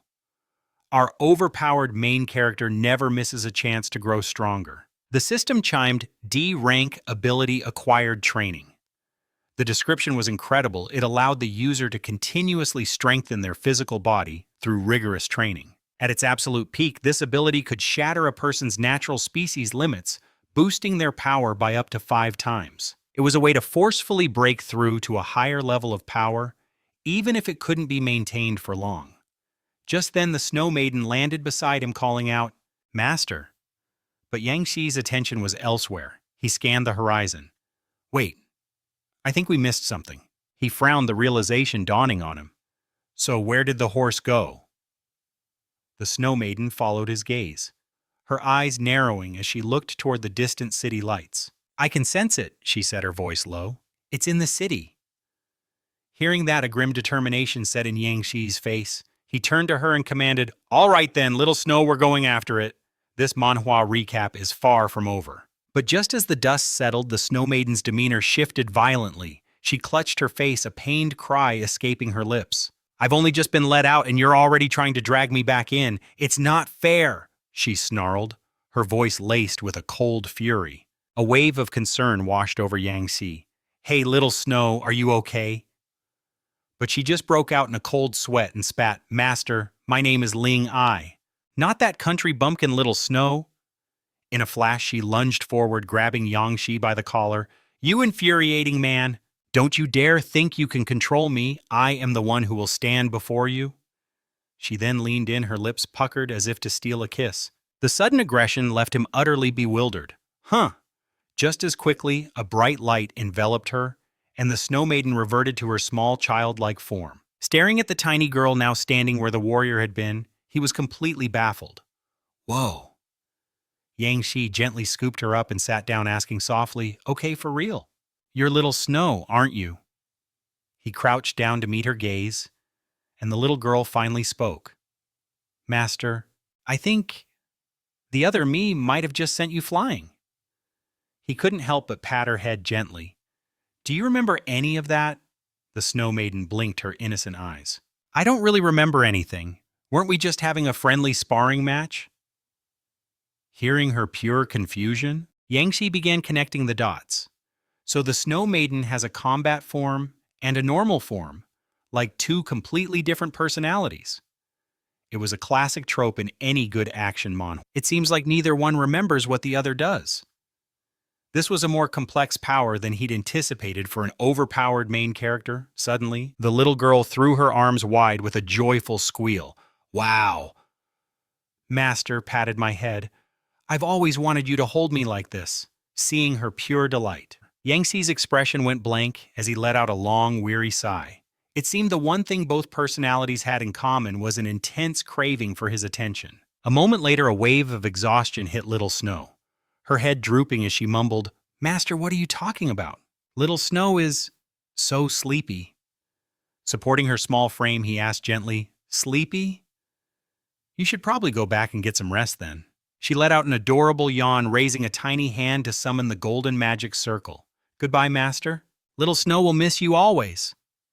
As he watched her vanish into the shimmering portal, his gaze hardened, turning back toward the city. "That beast!" he muttered, his mind racing. "Just as I suspected, someone is pulling the strings." This entire situation was a tangled web, a perfect setup for a story of revenge. Meanwhile, miles away on a coastal highway, Liu Yuan was cruising in his red convertible, belting out a song. "I'm a lone wolf running through the plains." Then a flash of white on the ocean's surface caught his eye. He squinted, his carefree song dying in his throat. "Whoa, what in the world is that?" It was the white Keelan sprinting across the water with impossible speed, its eyes glowing with a terrifying crimson light. The sight sent a jolt of pure adrenaline through Liu Yuan. "Holy crap!" he screamed, slamming on the brakes as the car screeched to a halt. Down below, a group of kids were enjoying a barbecue on the beach, completely oblivious. Realizing they were directly in the monster's path, Liu Yuan waved his arms frantically. "You idiots! There's a mana beast coming right for you. Are you just going to stand there grilling hay?" Down on the sand, a girl looked up from her plate, confused. "Huh. Hey guys, look, there's some dude on the road up there waving at us." But a cocky blonde guy just scoffed dismissively. "Who cares? Probably some rich street racer. He's just trying to show off. What a loser."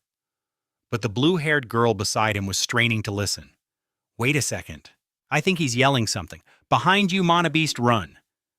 In an instant, the other three spun around their laughter, turning to blood-curdling screams of terror. "What ah!" At that exact moment, the Keelan crashed onto the shore like a tidal wave of fury. Watching the chaos unfold, Liu Yuan smacked his forehead, sweating bullets. "Damn it all! What am I supposed to do? Should I really get involved and save them?" Below him, the beach had descended into utter chaos, a mess of panicked screams and fleeing bodies. Without a second thought, Liu Yuan shot forward, a defiant roar tearing from his throat. "I've never been one to play the hero before, but to hell with it." In the violent waves, the blue-haired girl struggled to stay afloat, crying out, "Wah, someone save me!" In that desperate moment, a boy's chubby hand clamped onto her wrist, yanking her up. Her eyes widened in recognition as she gasped, "Fatty!" He shoved a piece of driftwood towards her, shouting, "Hold on to this log!" She gripped one end and screamed back, "Fatty, hurry, get on!" But he simply shook his head. "Lulu, as long as you're safe. That's all that matters to me. I'll just—" But he would never finish that sentence. The Keelan's monstrous jaws snapped shut on his arm, lifting his entire body out of the water. Lulu's eyes filled with tears of pure terror as she let out a piercing scream. "Fatty!" A blood-curdling cry echoed across the water, and then he was gone, dragged into the dark depths. Liu Yuan swam hard, finally reaching the heartbroken Lulu, who was clinging desperately to the large log. He waved to her. "Quick, over here! I'll get you to the shore!" But she could only burst into tears. Pleading, "Fatty," he was dragged under the water. "Please, I'm begging you. You have to save him." Hearing her desperate plea, Liu Yuan reached out to pull her up, shouting, "After I get you to safety, I promise I'll go back for him. Now hurry. That monster will be back any second." She immediately jumped from the log and clung to him, her body racked with sobs of despair. Liu Yuan carried Lulu and made a break for the shore, grumbling under his breath. "Damn, she looks so skinny, but why is she so heavy? Being an overpowered main character isn't always glamorous." Suddenly, a helicopter thundered overhead.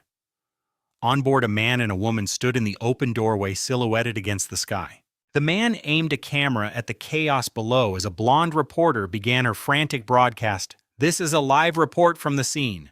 We've just received intel that a mutant beast and massive waves have appeared at the coast. This is a scene straight out of a brutal action manhwa. Let's try to get a look at the casualty report." She then spotted Liu Yuan carrying Lulu across the beach, her voice filled with awe. "Look there. It seems those two young people have managed to escape a truly near-death experience." Someone in the crowd watching a public screen screamed as they recognized his face. "Wait, look! That's young Master Lu, that famous rich kid from the internet. He's probably just risking his life to impress that girl." At that very moment, in a luxurious high-rise apartment, Malong lay on an exercise mat, muttering to himself, "That ice-piercing brave has been attached to my dad's hip at the Hero Association lately." Nearby, the wandering swordsman, jogging on a treadmill without breaking a sweat, began to tease him. "Why do I smell a hint of jealousy in the air? Feeling like Li Shan has taken your place in your father's eyes." Malong just rolled his eyes and scoffed. "Me jealous of him? If you have time to spew nonsense, you could be helping me get stronger faster. I don't want to—" "Malong, look now!" The wandering swordsman suddenly shouted, his voice sharp with alarm. "Check the live stream! A mutant beast has shown up at the beach, and your little brother is right there on the scene. This is going to be in every manhwa recap tomorrow." The two Malung's eyes narrowed in disbelief. Am I seeing things that kid would have been so scared he'd have wet his pants by now? He shouldn't even have time to run, so why is he still there? But the screen showed the undeniable truth. Lu Yuan was carrying a girl and sprinting as a monster chased them. Seeing this, he exclaimed in pure shock, "How can this be?"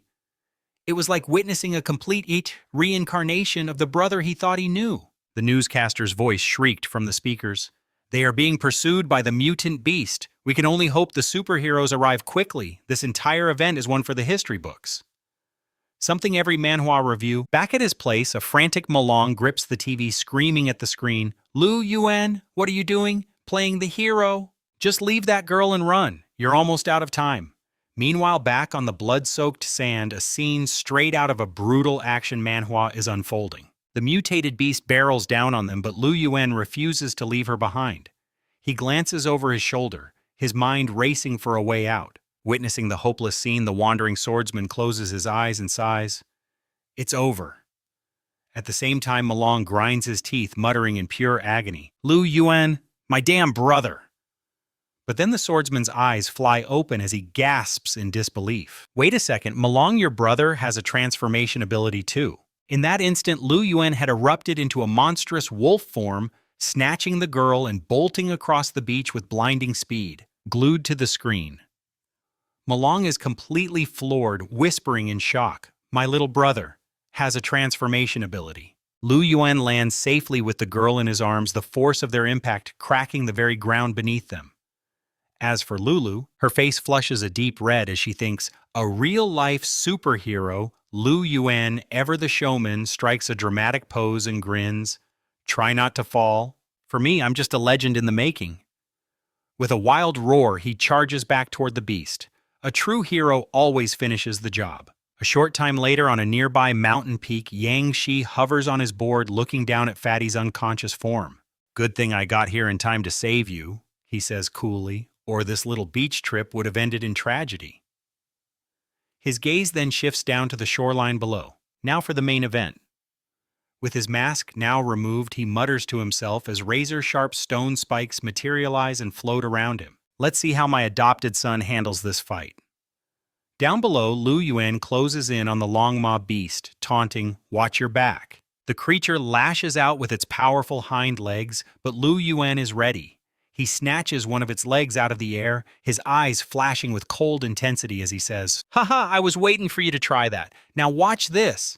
With a grunt of exertion, Lu Yuan grips its leg and smashes the colossal beast into the ocean, then begins swinging it around and around like a monstrous discus. Finally, he unleashes it, sending the Longma screaming through the air before it crashes into the distant waves. Seeing his victory, a smug grin spreads across his face as he thinks, "Finally, I'm not just some helpless kid, I'm on the path to becoming a truly overpowered main character.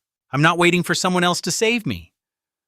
Lu Yuan throws his arms in the air, stomps his foot, and lets out a triumphant roar. "Woohoo!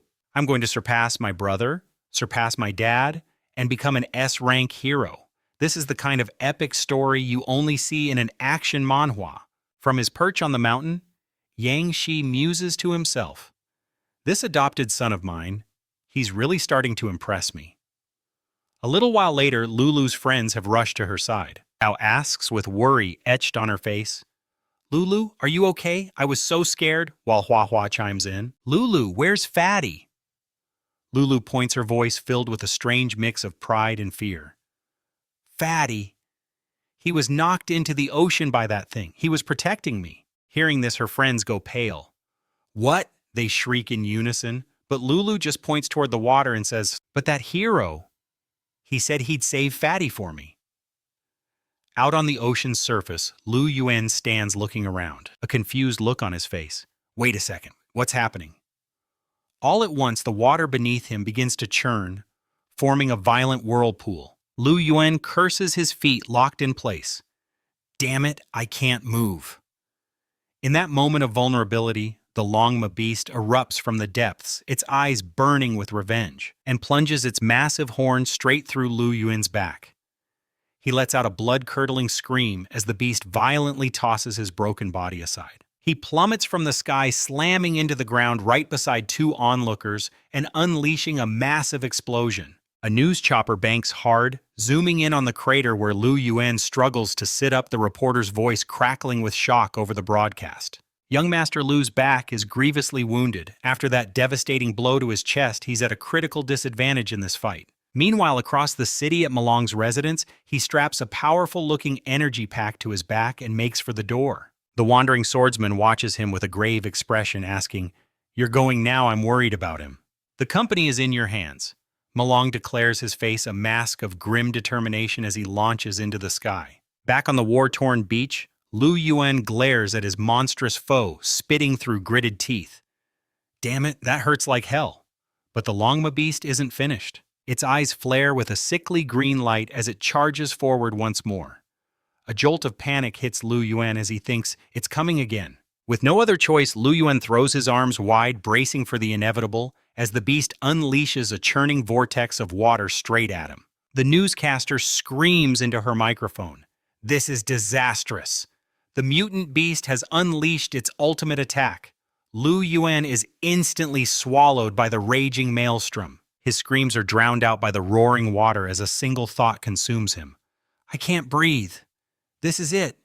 I'm going to be torn apart." But through the watery blur, he spots a lone figure standing on a distant cliff. Who is that? He wonders, even as he's being thrashed within an inch of his life. With his last ounce of strength, he gurgles a desperate plea. "Adoptive! Father! Save me!" Powerless inside the vortex. Lu Yuan's final desperate cry echoes in his mind. "Adoptive father, save me!" Below, a wave of panic washes over the crowd. "He's trapped. Is he going to die?" Someone gasps. Overwhelmed by terror, Lulu squeezes her eyes shut, praying with all her might. "Hero, please, you have to be okay." And then, like an answer to her prayer, a figure streaks through the sky, leaving everyone stunned. The hero has arrived. A gasp ripples through the crowd as someone recognizes the silhouette and shouts, "It's the Great Rooster!" The news chopper immediately swings. The reporter's voice fills with disbelief. "Oh my God, it's the mysterious Rooster Man from the news. He's back." This is the kind of twist you only see in the best action manhwa. Yang Shi, however, is perfectly calm. He gazes at Lu Yuan helplessly suspended in the vortex and thinks, "By revealing your powers like this, you've actually done me a huge favor." He raises a hand, a jade-green energy crackling around his fingertips. "Now," he muses, "let's just see if the organization behind that little blue pill decides to make a move. I'm actually looking forward to it." His cold calculation hints at a much deeper plan for revenge. As if on cue, a bent piece of rebar near a bystander begins to hum and vibrate, startling the man. With a mere gesture, Yang Shi commands it and dozens of other metal rods to rise into the air. The Longma beast senses the new threat, its head tilting in confusion. Yang Shi scoffs, his voice dripping with contempt. "You pathetic little creature, how ridiculous! You pathetic little—" Then with a flick of his wrist, Yang Shi sends the metal rods hurtling down like missiles. 3 of them instantly impale the Longma beast's thick hide. It lets out a piercing shriek of agony, and just like that, the massive water vortex collapses. This is the kind of overpowered main character moment we love to see in these manhwa recaps. The stunned newscaster screams into her mic, "My God, the mysterious Rooster Man neutralized the mutant beast in a single effortless move." He expertly maneuvers his hoverboard to catch Lu Yuan's falling body, who reverts to his human form mid-air. Yang Shi then lands gracefully on the water surface beside the beast's corpse. "This is the price for your evil," he says coolly. "Now give me your ability bead." He activates his ability plundering skill, and a glowing orb, the Longma's very essence, is ripped from its body and flies into his hand. A system notification pops up before him. Ability plundered, high-tier Wave Rider. Our manhwa review of this chapter proves he's only getting stronger. It grants him free movement across water surfaces and the ability to launch devastating aquatic assaults. The system's evaluation surprisingly practical, quite useful for washing things. Afterwards, he gazes down at the still unconscious Liu Yuan and murmurs, "Considering you helped me draw the Blue Pill organization's attention, I'll let you be the hero this time." My dear boy, a long time passes. As Yang Shi vanishes into the sky, Lulu looks up completely baffled. Huh? Her eyes then fall upon Lu Yuan and Fatty, who are lying on the ground. Their injuries miraculously tended to. She thinks in utter disbelief, their wounds. They've been bandaged so perfectly. This is amazing. Their lives are probably safe now. Suddenly, Liu Yuan jolts upright, screaming, "Ah, that hurts like you wouldn't believe! Where am I?" Lulu rushes forward, throwing her arms around him. "This is wonderful! You and Fatty are both safe!" She sobs with relief. Hearing this, Liu Yuan's face flushes a deep red as he squints, replying, "Well, I wish my name wasn't Hung, but we can't have everything, can we? Whoa, whoa, little beauty, not so tight. You're pressing right on my wound." At that moment, a crowd of curious onlookers began to gather around them. "Liu Yuan, what's with the sudden change? Didn't everyone online say you were just some useless rich kid?" one person asked. He shot them a smug grin and pointed a thumb at his chest. "Humph, that was all a clever disguise. I, Liu Yuan, am destined to become a great hero for justice, a mighty protector of all humanity." He then glanced in the direction Yang Shi had flown, thinking silently. "Thank you for saving my life, my benefactor. One day I swear I will do everything in my power to repay you." Suddenly, someone from the crowd shouted, "That's right, Dak is the real powerhouse here. He's the one who killed the monster and then just left." Before he could say another word, a stern-looking man came up from behind and tapped him on the shoulder, making him turn with an annoyed scowl. "What do you want?" Meanwhile, Liu Yuan heard his friend's cry and turned in concern, reaching out a hand. The man spoke with a cold, grim expression. "Liu Yuan, you have violated the superhuman law. Please come with me to the Hero Association." A nervous murmur spread through the onlookers. "Who is that guy? Did you see the Hero Association emblem on his uniform?" Watching Bang Jikin confront Liu Yuan, the crowd began to whisper, "He's from the Hero Association, all right. They're the biggest busybodies around, but you can't deny they're thorough." "That's Bang Jichen Han," another added. "He's infamous for using the banner of justice to pull off some truly disgusting schemes." Liu Yuan shot back, "I was just trying to save people." The man's scowl deepened as he held up a hand to cut him off. "Your reasons are irrelevant. You are not authorized to use your abilities in public. Doing so is a clear violation of the law. Now you will come with me immediately." But just then, a powerful voice sliced through the tension, startling him. "The Kuhn Financial Group will take full responsibility for this. I'd like to see who has the nerve to take my brother Malong's little brother in for questioning." Seeing the imposing figure in a purple suit hovering in the air, the crowd erupted. "It's Malong! The A-rank hero Malong is here." Seeing his older brother Liu Yuan broke into a cold sweat. "Bro, what are you doing here?" Malong's face was a mixture of anger and worry. "It seems this werewolf's self-healing ability is quite potent," he remarked, eyeing his brother's recovering state. "Your wounds are almost healed, Liu Yuan. You can't be so reckless in the future." Hearing the lecture, Liu Yuan turned his head away and sulked. I get it, you're such a nag." As for Bang Jichen Han, he shot them a furious glare before turning to leave, not forgetting to deliver a parting threat. "If that's how you want to play it, I certainly hope your company can provide a satisfactory explanation to the Hero Association, or I promise you things are going to get a lot more complicated." Humph. Meanwhile, Malong could only watch his pouting brother, a deep suspicion taking root in his mind. Liu Yuan has never shown a shred of talent for superpowers. The mystery of his reincarnation and sudden strength is a central theme in this action manhwa. Days bled into weeks. Then one brilliant morning, as golden sunlight flooded his apartment, Yang Shi sat in quiet contemplation. This part of the manhwa recap shows a rare moment of peace for our hero. A towel was slung low on his hips, another ruffling his damp hair. His focus, however, was on the power orb he held in his palm. A low murmur escaping his lips. "A water elemental power," he mused. "Another piece for the collection."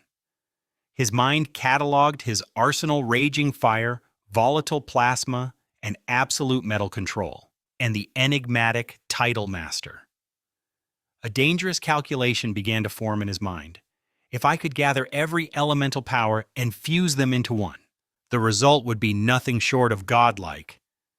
He leaned back against the sofa, the sheer weight of his potential settling over him. It's only now, after wielding so many skills, that I truly grasp their terrifying potential. In this action manhwa, he's the very definition of an overpowered main character, but there's a piece missing. It's the only thing that might be able to save you. But where do I even begin to look for a superhuman with that specific ability? His gaze drifted upward, searching the ceiling for an answer that wasn't there. A plan began to crystallize. For now, there's only one path. I'll have to secretly possess sour and spicy Superman and gather intelligence. This is the kind of strategic thinking you expect from an overpowered main character on a mission of revenge. With his decision made, Yang Shi closed his eyes, his mind reaching out as he activated his puppet control skill. And in that exact instant, on a quiet tree-lined street miles away, the hero known as Sour and Spicy Superman was enjoying a leisurely stroll, humming a carefree tune with his hands tucked in his pockets. Without warning, his body seized violently. A strangled cry escaped his lips as his head snapped back, his own consciousness eclipsed. A moment later, Yang Shi's vision cleared and he was looking out from another. Through his new vessel, Yang Shi raised a hand, flexing the fingers. "The limbs are responsive," he noted clinically. "The grip feels light." The spiritual possession via puppet control is a complete success. He then gestured toward a nearby metal railing, focusing his will. "Metal control activate." A frown creased his borrowed face. Nothing happened. "It seems my power orbs are bound to my original body," he realized. "They don't transfer with my consciousness." Just then, the sound of a heated argument cut through the air. "Senior, I'm telling you, I'm not going with you. If you force me, don't blame me for what I do."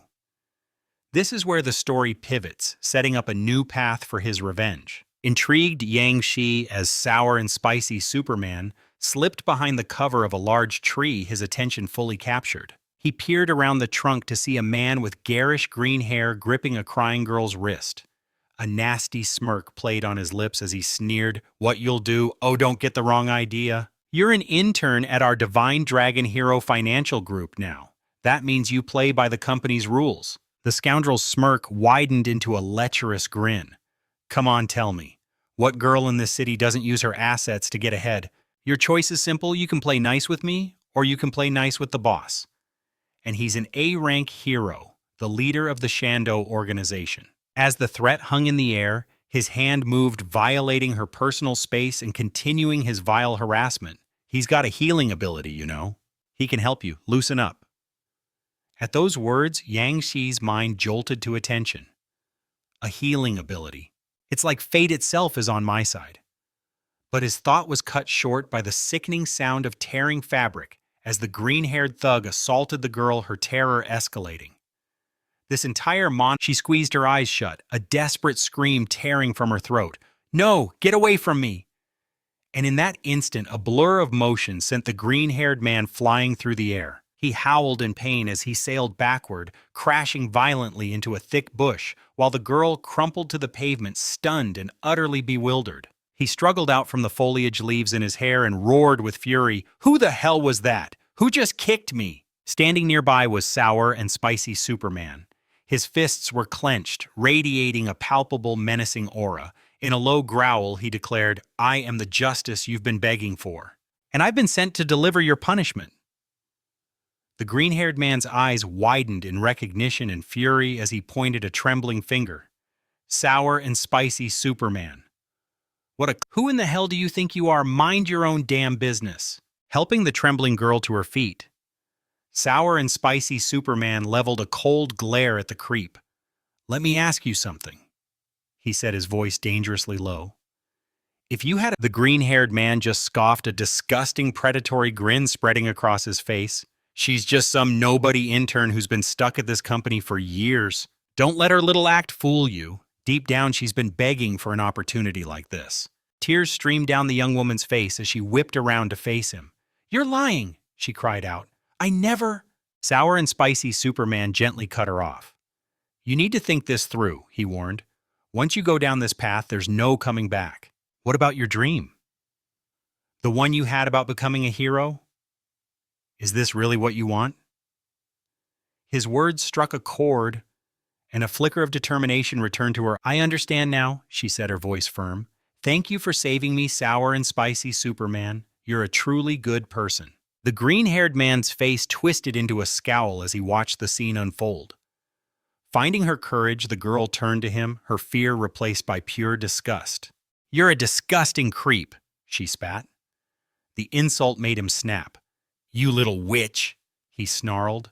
But she had already turned and walked away, leaving the two men to face off. The green-haired man's eyes narrowed, sizing up sour and spicy Superman. "Everyone knows this freak needs to eat some special powder to transform," he thought to himself. "And that transformation only lasts for 15 minutes, but right now, where is he going to get any powder out here?" Convinced he had the upper hand, he clenched his fists, a cruel smirk playing on his lips. "Humph, you country bumpkin. You just cost me a very valuable prize. Do you have any idea what I do to meddlers like you?" Completely unfazed, sour and spicy Superman simply crossed his arms. "And what would that be?" he asked calmly. That was all it took. With a predatory sneer, "They get beaten to a bloody pulp by me," he roared. But our hero just calmly popped a small orange pill into his mouth, a wicked grin spreading across his face. "Oh, really?" Then he roared, "Sour and spicy powder transform!" The attacker froze mid-charge, his eyes wide with disbelief. What? In that split second of shock, Sour and spicy Superman's fist slammed directly into his gut.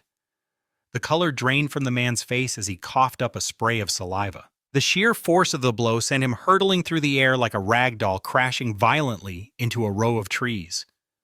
But as the dust settled, sour and spicy Superman paused, a flicker of confusion on his face. "Huh."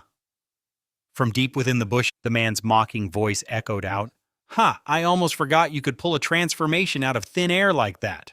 But I know your little power-up only lasts for 15 minutes. When that time is up, I'm going to crawl out of here and beat you until you beg for mercy." Hearing this, sour and spicy Superman smirked to himself. 15 minutes, he says. Meanwhile, in his spiritual space, the true consciousness of our protagonist, Yang-Shi, was running the numbers. This is where we see the true power of this. Even though the power orbs themselves can't transfer with my soul during this reincarnation, he mused, they've been massively boosting my spiritual power, which is the very core of my spiritual body. After absorbing so many of those orbs, my spiritual power has grown to a terrifying level. The duration of any given ability is directly tied to spiritual power. That's why the original host could only maintain this form for a mere 15 minutes. Feeling the blazing yellow energy radiating from his new body, Yang-Shi continued his analysis. This is a key part of our Manhwa recap showing the hero's intelligence. The original owner of this body had no fine control. He would just go all out, burning through his energy until he was completely exhausted. But I'm different. I can use my immense spiritual power to regulate the output using only a few seconds worth of energy for a single punch instead of unleashing the entire flood. This is a classic. Recalling the punch he just threw, he made a quick calculation. At this rate, I can easily more than double the transformation's duration. And that's just for starters. Anyone doing a Manhwa review would praise this clever power system. With this realization, sour and spicy Superman's lips curled into a menacing smile. He stared into the bushes where his enemy was hiding and let out a low, dark chuckle. Unleashing a radar-like pulse, he locked onto the green-haired punk's exact position.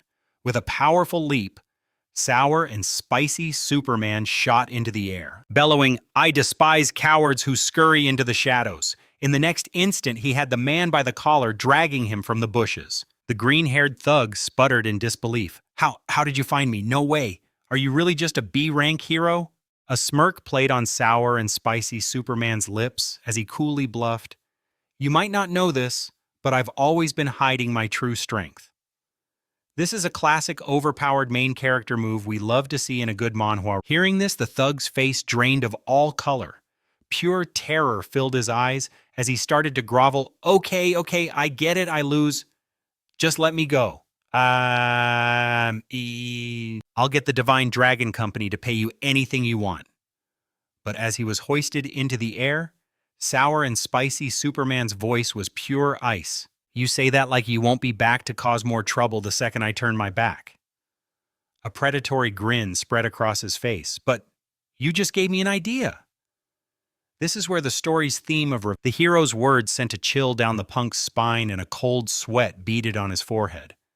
"Wait, what are you going to need to do to me?" His terrified mind raced, misinterpreting the hero's every move. Is he checking me out? Oh no, he's not one of those guys, is he? In reality, sour and spicy Superman was just scratching his chin, a wicked chuckle escaping his lips.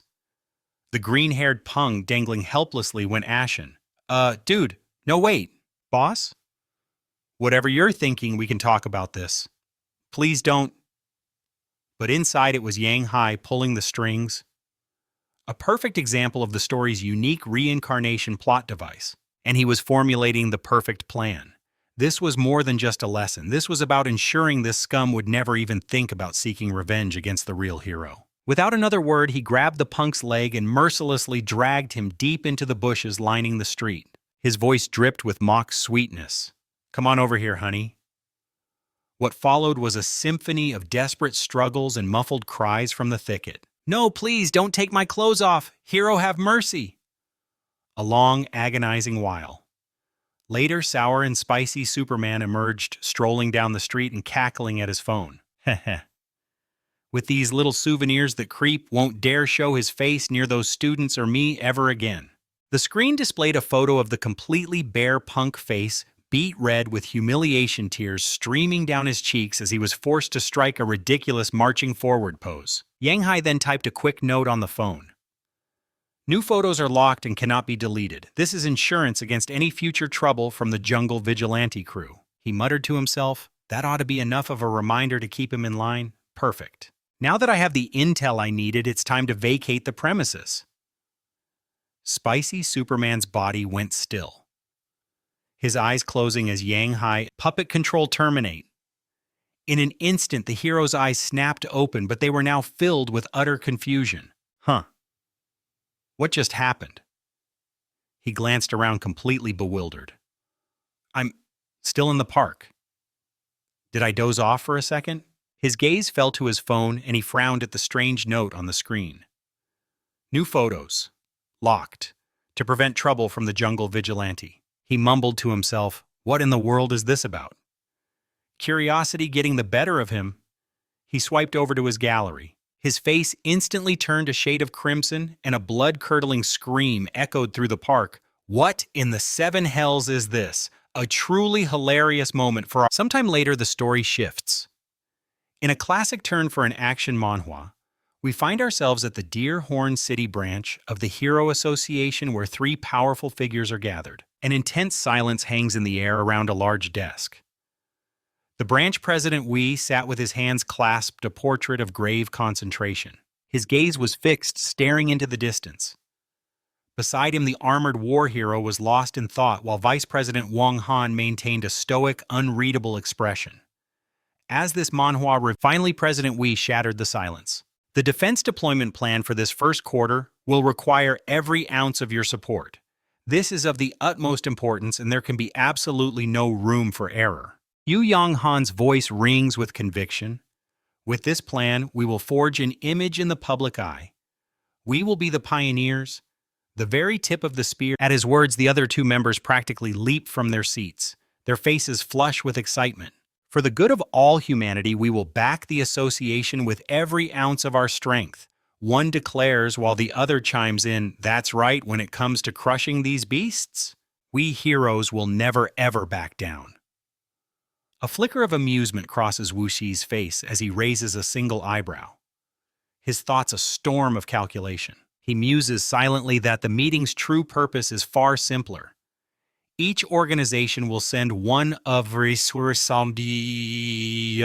A-rank heroes to manage the beast corpses and help secure the volatile. But in his mind, he was already counting the real profits.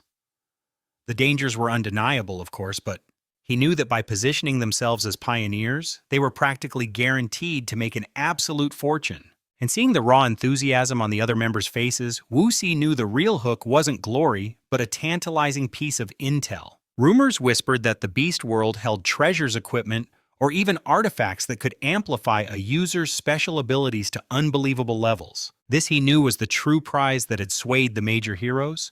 Even the stoic, piercing brave standing guard behind him was visibly tempted, a fact that only solidified Wu Xi's resolve. In the world of this action, Manhwa for an ability user, raw power is the only thing that truly matters. And possessing powerful ability users is the absolute cornerstone of any organization's survival and dominance. Meanwhile, the piercing brave was lost in a daydream, imagining the incredible power those upgrade items could grant him. Elsewhere back at Yang Hai's home, a calm voice commands clone activate. Yang Hai stands with his hands on his hips, critically observing the perfect duplicate of himself that has just materialized. He muses aloud, so this is how it works. Still, it's deeply unsettling to look at yourself from the outside. Holding the shimmering metal control ability orb in one hand and the crackling plasma orb in the other, he wonders, now how do I transfer these abilities to it? Yang Hai's mind works like a supercomputer, visualizing the abilities as data cubes. First, he calculates, I'll need to downgrade metal control. To push plasma to A rank, it requires the support of a B rank ability. Concentrating, he presses his palms together, conjuring a brilliant turquoise aura. Instantly, a system notification materializes before him. B rank ability. Name, Shadow Squad. Power, Shadow Clone. Number of clones, 3. During combat, the user can swap positions with any clone. Clones can also wield weapons to attack. The system adds a cheeky evaluation, one person short of a full basketball team. With a decisive motion, Yang Hai thrusts the 2 ability orbs into his clone. This is the kind of... He raises a hand to the clone's face, his expression grim as he declares, the original is arrogant and domineering. So you will be ruthless and cold. With a thought, he activates another skill, change clothes. In a flash, the clone is adorned in a stark white mask, marked by a swirling blue pattern over its left eye. Yang Hai's gaze is razor-sharp as he issues his final instruction to his silent doppelganger. This mission to harvest the ability of the Saint's leader will be executed by you, Saint Bisha.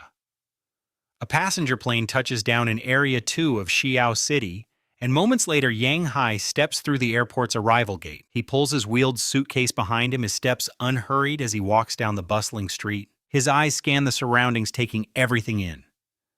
I really didn't expect it to be this hot here, he thinks to himself, just as a taxi screeches to a halt directly in front of him. This kind of sudden event is a staple in any good revenge story. The abrupt stop makes him pause. A blonde driver leans out the window shouting, "Passenger from Area 1, need a lift." Soon the taxi is speeding down the highway. Inside, Yang Hai's phone buzzes with a text from Liu Yan. It reads, Dad, I've sent the files on the Saint organization member you wanted me to investigate to your email. Wishing you a successful mission. This Manhwa review is just getting started, and the driver's eyes met his in the rearview mirror. You want to know what makes this city tick? He asked with a sly grin. It's all about the gamble here in Shazhou City. If you're looking for real action, stick to the big leagues, Samba Alabas. At least with them, you've got a shot at walking out with your winnings in one piece. Then, in a move that was far too familiar for a cabbie, he swiveled his head completely around, locking eyes with him. Look, kid, a guy like you, young, good-looking, I've got another place in mind for you.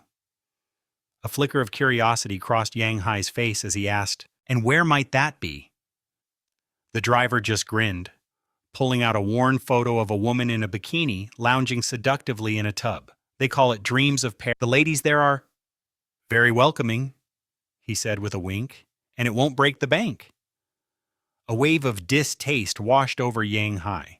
So even this kind of business is thriving here, he thought grimly. This city is pure chaos, like something straight out of a dark action manhwa.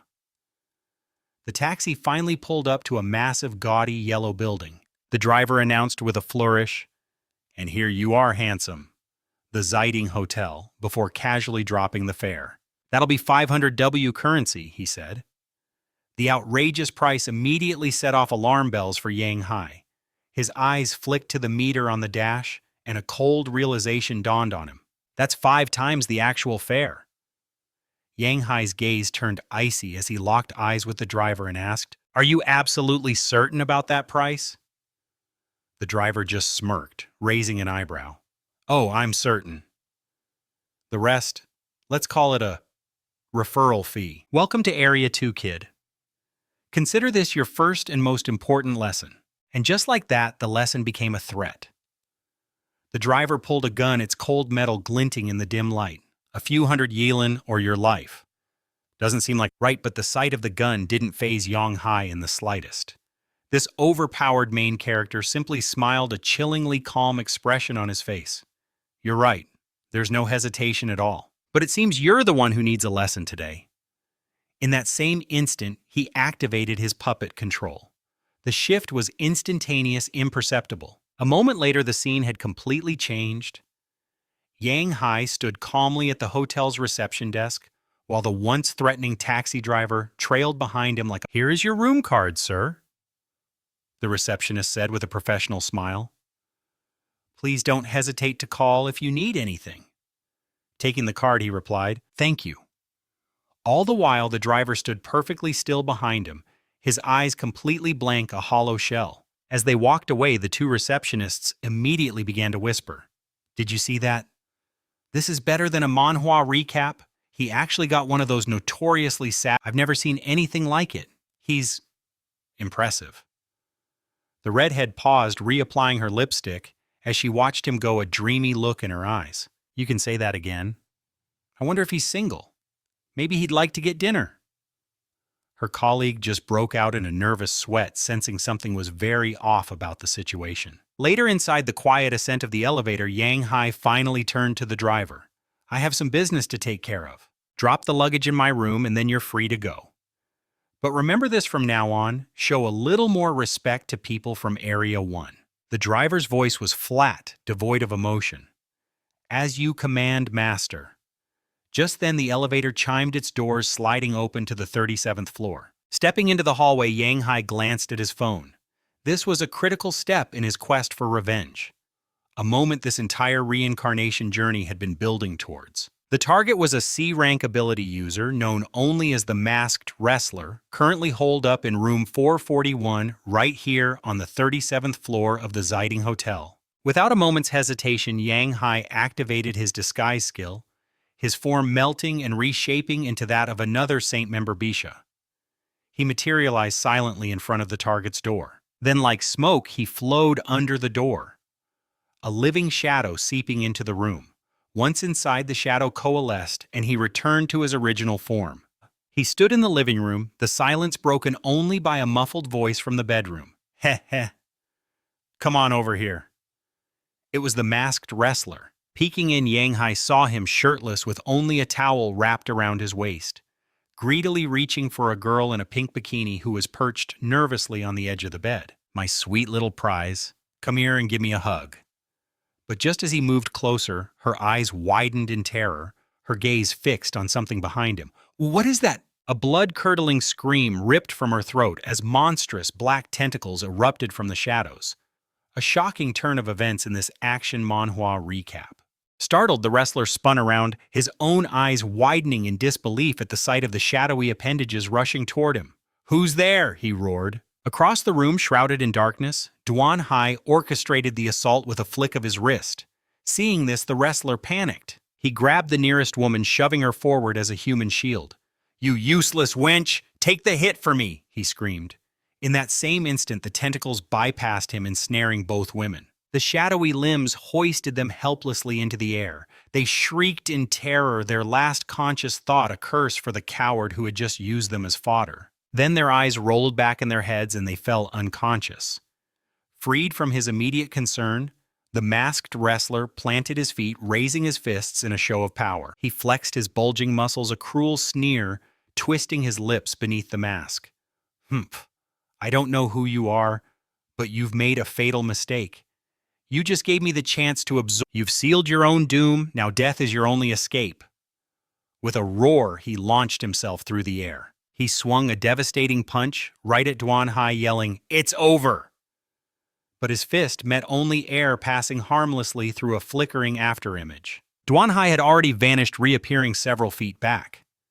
The wrestler's eyes narrowed with suspicion. "A shadow manipulation ability? So that's how you got in here, undetected."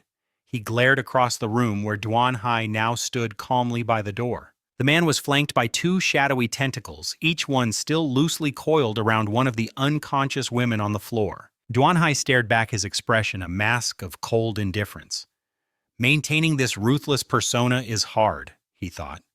But for my revenge, I have to be convincing. Meanwhile, the wrestler scowled, his mind racing. If it weren't for the small boost of power I drained from those two women, I might not even have a chance to get away. This guy is utterly ruthless. Suddenly, his thoughts were cut short. The black tentacles shot forward like deadly arrows aimed straight for the wrestler's heart. He dropped into a low crouch, narrowly dodging the lethal strike. The shadowy projectiles slammed into the bed behind him, tearing through the mattress with sickening force. Gritting his teeth, the wrestler glared at his silent opponent. "Who the hell are you? Do you have any idea who you're messing with? We're the Saints' order. You cross us and I'll report you to my superiors. They'll have you skinned alive." But his threats were met with a blank, unnerving stare, a testament to the cold focus that drives his quest for revenge. Enraged by the silence, the wrestler lunged forward again, his fist a blur as he swung at Duanhai's face, yelling, "I'm talking to you, are you deaf?" But Duanhai remained perfectly still, his eyes calmly tracking the fist as it screamed toward his face. A flicker of triumph ignited in the wrestler's eyes. He's not even trying to dodge, he thought gleefully. This time, I've got him. His fist connected and passed straight through Duanhai's head as if it were smoke. "What?" he gasped in disbelief. The illusionary head dissolved into pure shadow, which then solidified around the wrestler's arm, gripping it like a vice. He cried out in alarm, the trap sprung. The wrestler grunted, straining with all his might to pull his arm free, but the shadow's grip was unbreakable. His eyes widened in panic. He saw Duanhai's real hand raised before him, and all his bravado evaporated into raw terror. "Wait, don't kill me. The High Priest. He'll never let you get away with this." This is the kind of satisfying moment we love, when tears of fear streamed from his eyes, mixing with the sweat pouring down his face. As Duanhai reached up and tore the mask from his head, he began to sob. I'm begging you. Please spare me." Duanhai looked down at the pathetic, blubbering man and scoffed. "Amateur." He then placed his hand flat on the man's forehead. The man yelped in a fresh wave of terror as a brilliant golden light erupted from Duanhai's palm. A moment later, a system notification confirmed the inevitable: ability extraction complete. This action manhwa truly delivers, making his journey. A gleaming golden orb of power emerges, floating up from the masked wrestler's face as the system interface flashes with new information. It's a C-rank ability called Terrifying Mask, which can absorb fear to enhance strength for a full 30 minutes, a unique power that makes for a great manhwa review. The system's evaluation is blunt, best utilized in a horror movie setting.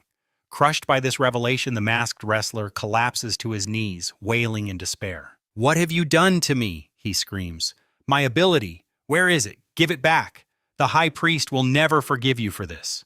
But Duanhai, unnervingly calm, simply replies, "Then let's find out who this High Priest you keep mentioning really is," as he activates puppet control. He raises a hand toward the defeated wrestler, his eyes glowing as the mind-bending skill takes complete hold. Duanhai's consciousness is plunged into a void filled with glowing windows, each a fragment of memory. He sees the wrestler lying on the floor, impaled by 2 iron bars, hovering on the very brink of death. The memory reveals he had just survived a chaotic, brutal battle between ability users, the kind of high-stakes fight you expect from a top-tier action manhwa. Am I going to die? The wrestler thinks his life fading. But then a figure emerges from the shadows, their voice echoing in his mind. "I can bring you back from the dead," the figure says, "but in return, you must swear eternal loyalty to the Saints' order." Without hesitation, the dying man agrees. "I swear," he chokes out. Instantly, a stream of transparent, ethereal energy envelops the wrestler's body. He bolts upright, his eyes wide and jaw agape in utter disbelief. "My wounds, they're gone. Did I really come back to life?" Overwhelmed, the masked wrestler immediately drops to his knees before the white-robed figure, shouting with fervent devotion, "I swear to be forever loyal to the Saints' order. Loyal to you, my glorious High Priest." The memory fades, leaving the wrestler standing dazed before the bedroom door. He is now a mindless puppet under Duanhai's complete control.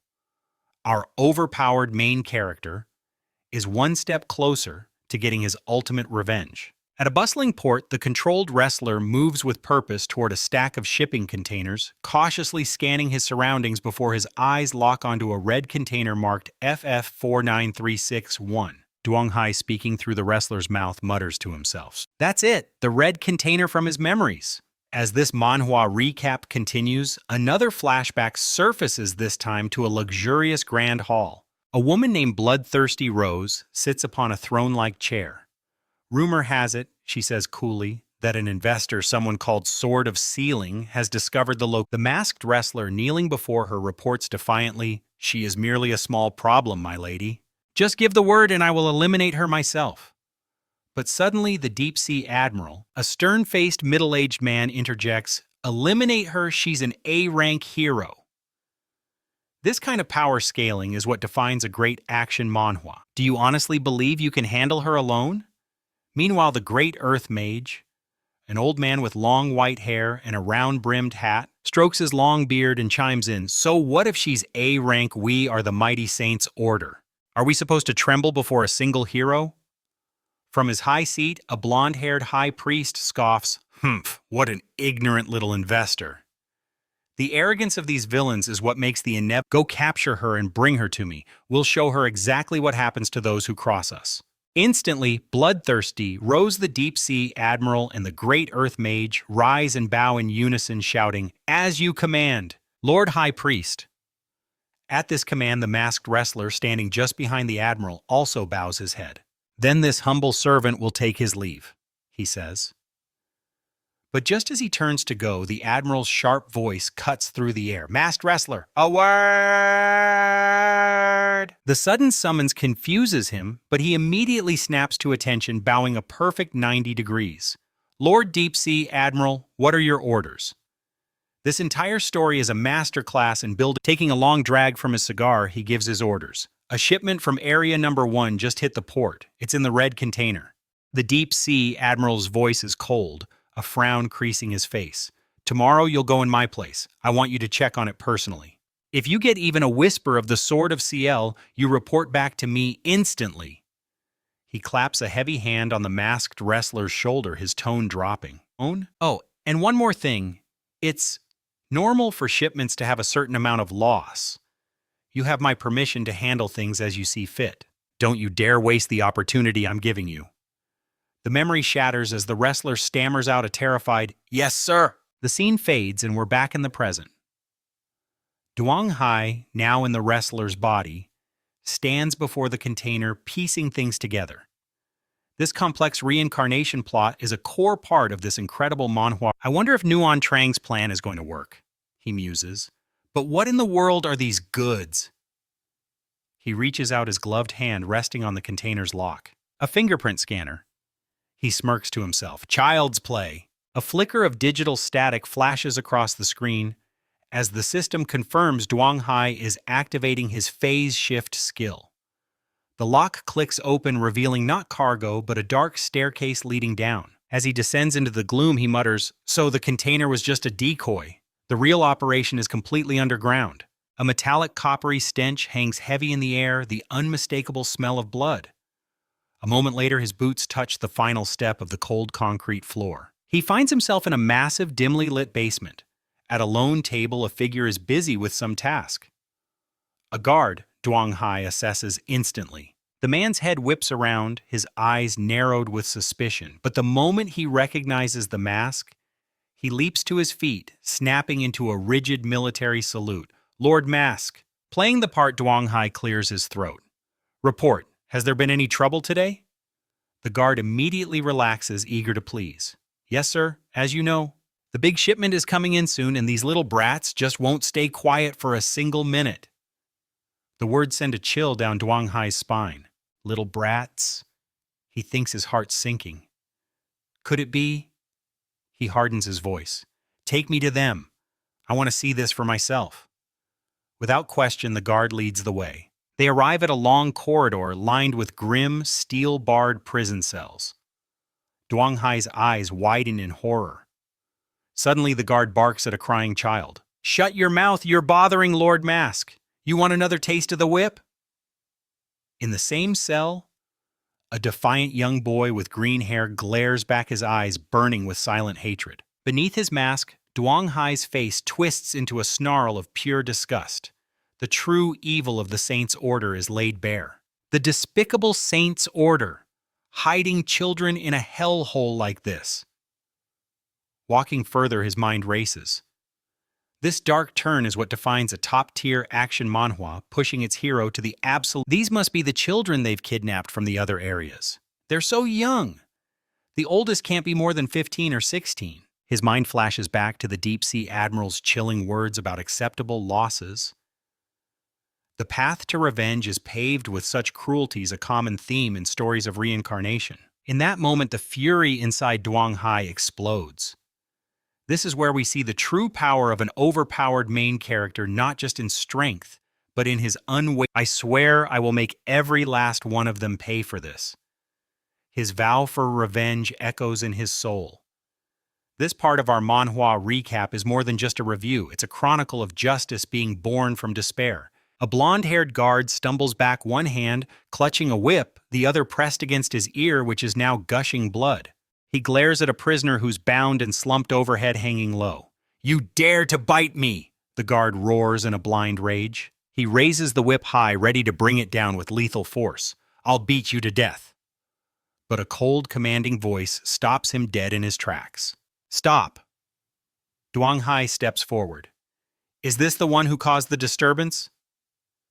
The blonde guard whirls around his face, a mask of pain and Yes. "Lord Mask, this animal ambushed me. He bit my ear." As he speaks, the prisoner slowly lifts his head, his eyes locking onto the imposing figure of Lord Mask. Despite the pain, his gaze is unbroken, burning with fierce determination. Seeing that fire, our overpowered main character knows he can't stand by. A plan forms in his mind, one that will kickstart his true path of revenge. He has a defiant look in his eyes. The masked man notes, then asks, "So what's the story here?" At the question, the blonde guard gets flustered and starts to stammer, "Well, it's like this." But before he can finish, a new voice cuts in. "What do you think it is?" He was obviously up to no good. The newcomer, a man in green, introduces himself as Mantis Twin Rings of the Saints Order. He continues with a smirk. "He was trying to have his way with the kid's little sister." The words hit the masked wrestler like a physical blow. "What?" he exclaims, his voice dripping with disbelief. His gaze sweeps the cell, and only then does he see her, a little girl in a pink dress, huddled and trembling in the dark corner. Mantis Twin Rings just adds callously, "It's a shame he failed." The girl was already catatonic with fear. Hearing this, a cold fury darkens the masked wrestler's eyes as he thinks, "These absolute animals." It's moments like these in an action manhwa that truly define a hero's quest for revenge. Why are you here? And what about those two ladies I introduced you to? Not bad, right? The masked wrestler glances at him, his voice flat. "You've got good taste, I'll give you that. But today I'm here on behalf of the deep-sea admiral to inspect the merchandise." He gestures to the bound boy. "Cut him down. As long as all his limbs are attached, we can still get a good price for him." Hearing this, Mantis Twin Rings sneers, pinching the boy's cheek cruelly as he questions the order. "We're leaving him alive, forget it. A little demon from Area 1 will sell for a fortune even without his teeth." The boy screams with every ounce of his being, "I'll kill every last one of you." Behind him, the masked wrestler's presence turns menacingly cold. "Keep talking like that," he warns, "and you just might get your wish." Suddenly, Mantis Twin Rings turns his head, a flicker of suspicion in his eyes. You can understand what he's saying? In an instant, the masked wrestler's cold demeanor shatters. A dark energy crackles in his palm, as a chilling smile spreads across his lips. "Oh, I understand him perfectly. In fact, I'm here to grant his wish." This is the moment in this manhwa recap where we see the true power of our overpowered main character. After all, this trip would be a waste otherwise. Wouldn't you agree? And with that, he shoves his glowing hand straight through the stomach of Mantis Twin Rings. A look of pure, uncomprehending shock contorts the man's face as he stares down at the hole in his body, unable to process what just happened. He stammers, his voice barely a whisper, "Why?" The masked wrestler looms over him like the specter of death itself and answers. Let's just say, he and I are from the same neighborhood. The words cause the dying man's eyes to widen in horrifying realization. You're not one of the masks. But before he can finish, his head is violently torn from his shoulders. Witnessing the brutal execution, the two remaining guards cry out in confusion, "Lord Mask, what's happening?" In response, sinister black tentacles erupt from his back. This kind of brutal display is what makes this he growls a simple, terrifying promise, "You're all dead." Fueled by panic, the blonde guard lunges forward screaming, "You bastard!" But his desperate attack is useless. The tentacles instantly ensnare him in an iron grip, crushing the air from his lungs as he lets out a strangled groan. A vicious crackle of electricity arcs through the tentacles, and the man's body convulses violently as the current surges through him. His screams of pure agony echo through the dungeon.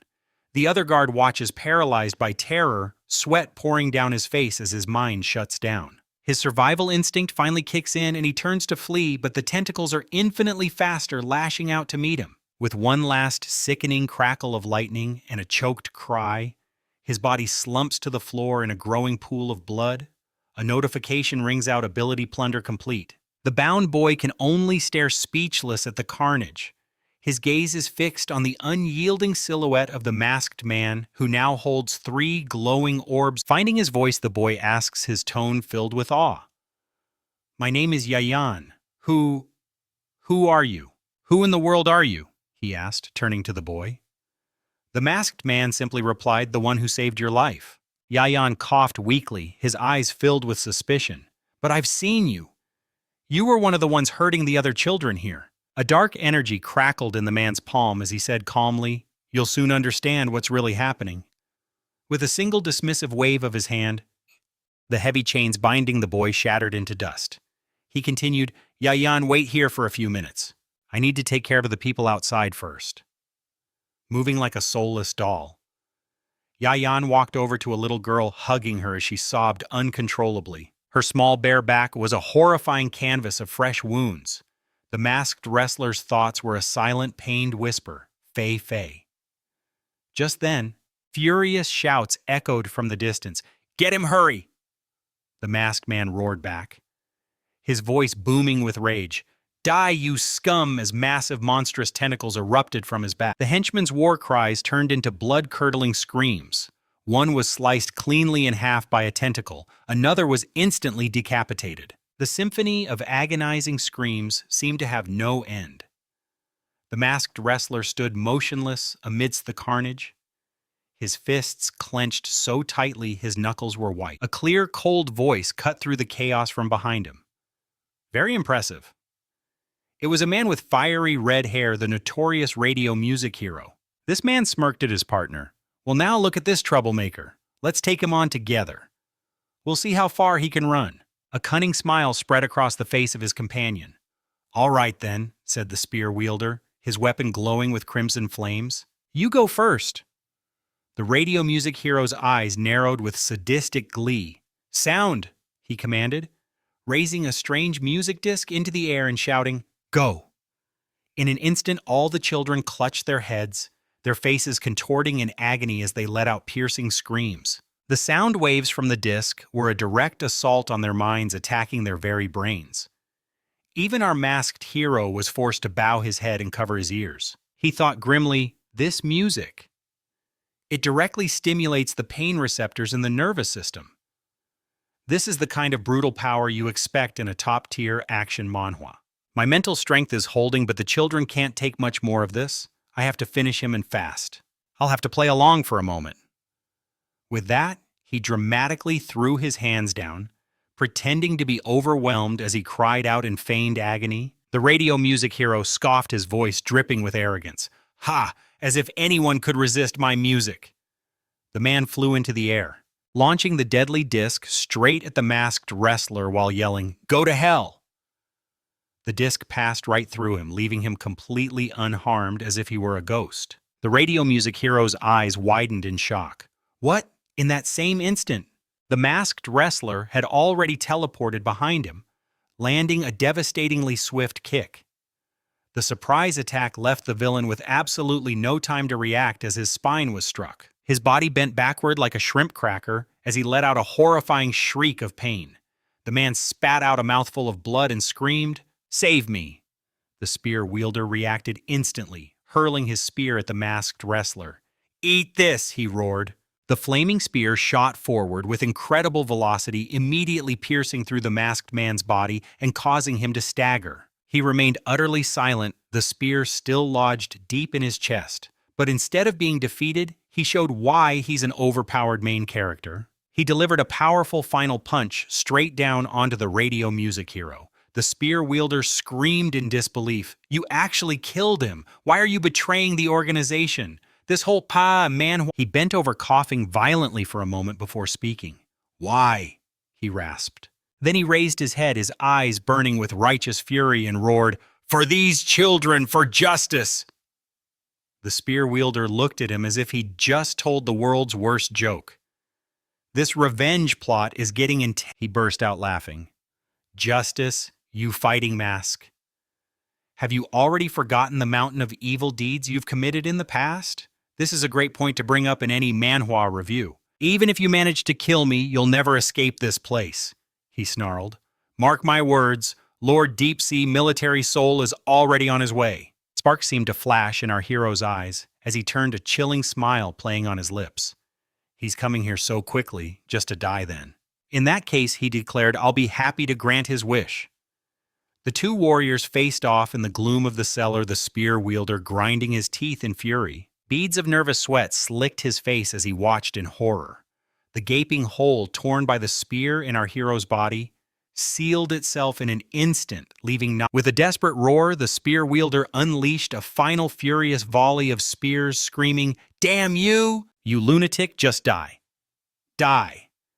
But the hero simply raised his arms, blocking the fiery barrage as countless wounds, both large and small, tore across his flesh. He let out a guttural yell, flinging his hands wide, and suddenly, the very attacks that had struck him reversed course, hurtling back toward the stunned spear wielder. The spears slammed into the villain, piercing him through and through, and a final agonizing scream echoed in the cellar. Our masked hero dropped to one knee, breathing heavily. "That actually hurt," he admitted.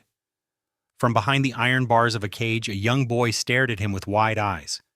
"Big brother, you're hurt." He managed a weak smile and replied, "It's nothing.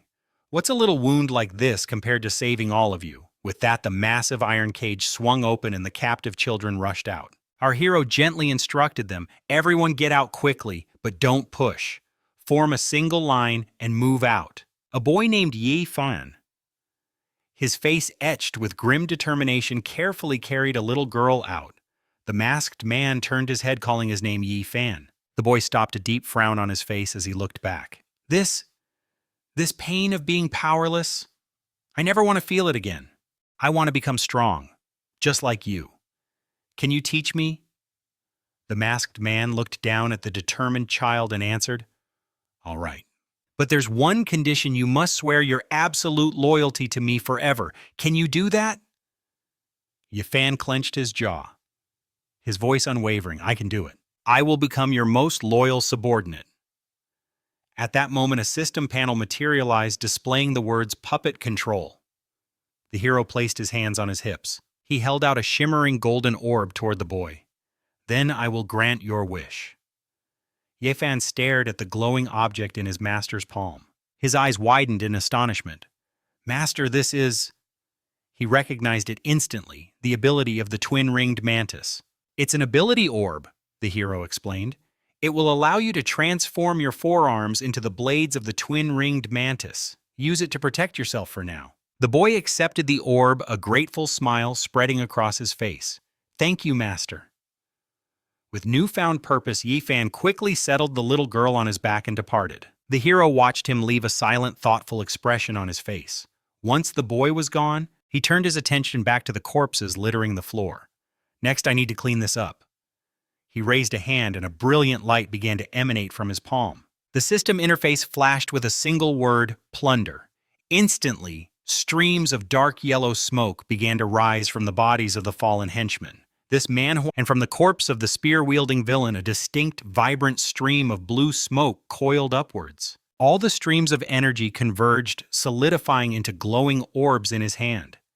He looked down at his prize, licked his lips, and a greedy smile stretched across his face. Last time, it took so much effort just to get 2 D-rank ability orbs from the Puppet Master and the Wind-Riding Mantis. Now I've collected a whole handful in just a few moments. Seems like humans, when compared to beasts, are a pretty good source of power. He then produced another green orb from his inventory and continued, "First things first, I need to upgrade Shadow Dodge to A rank."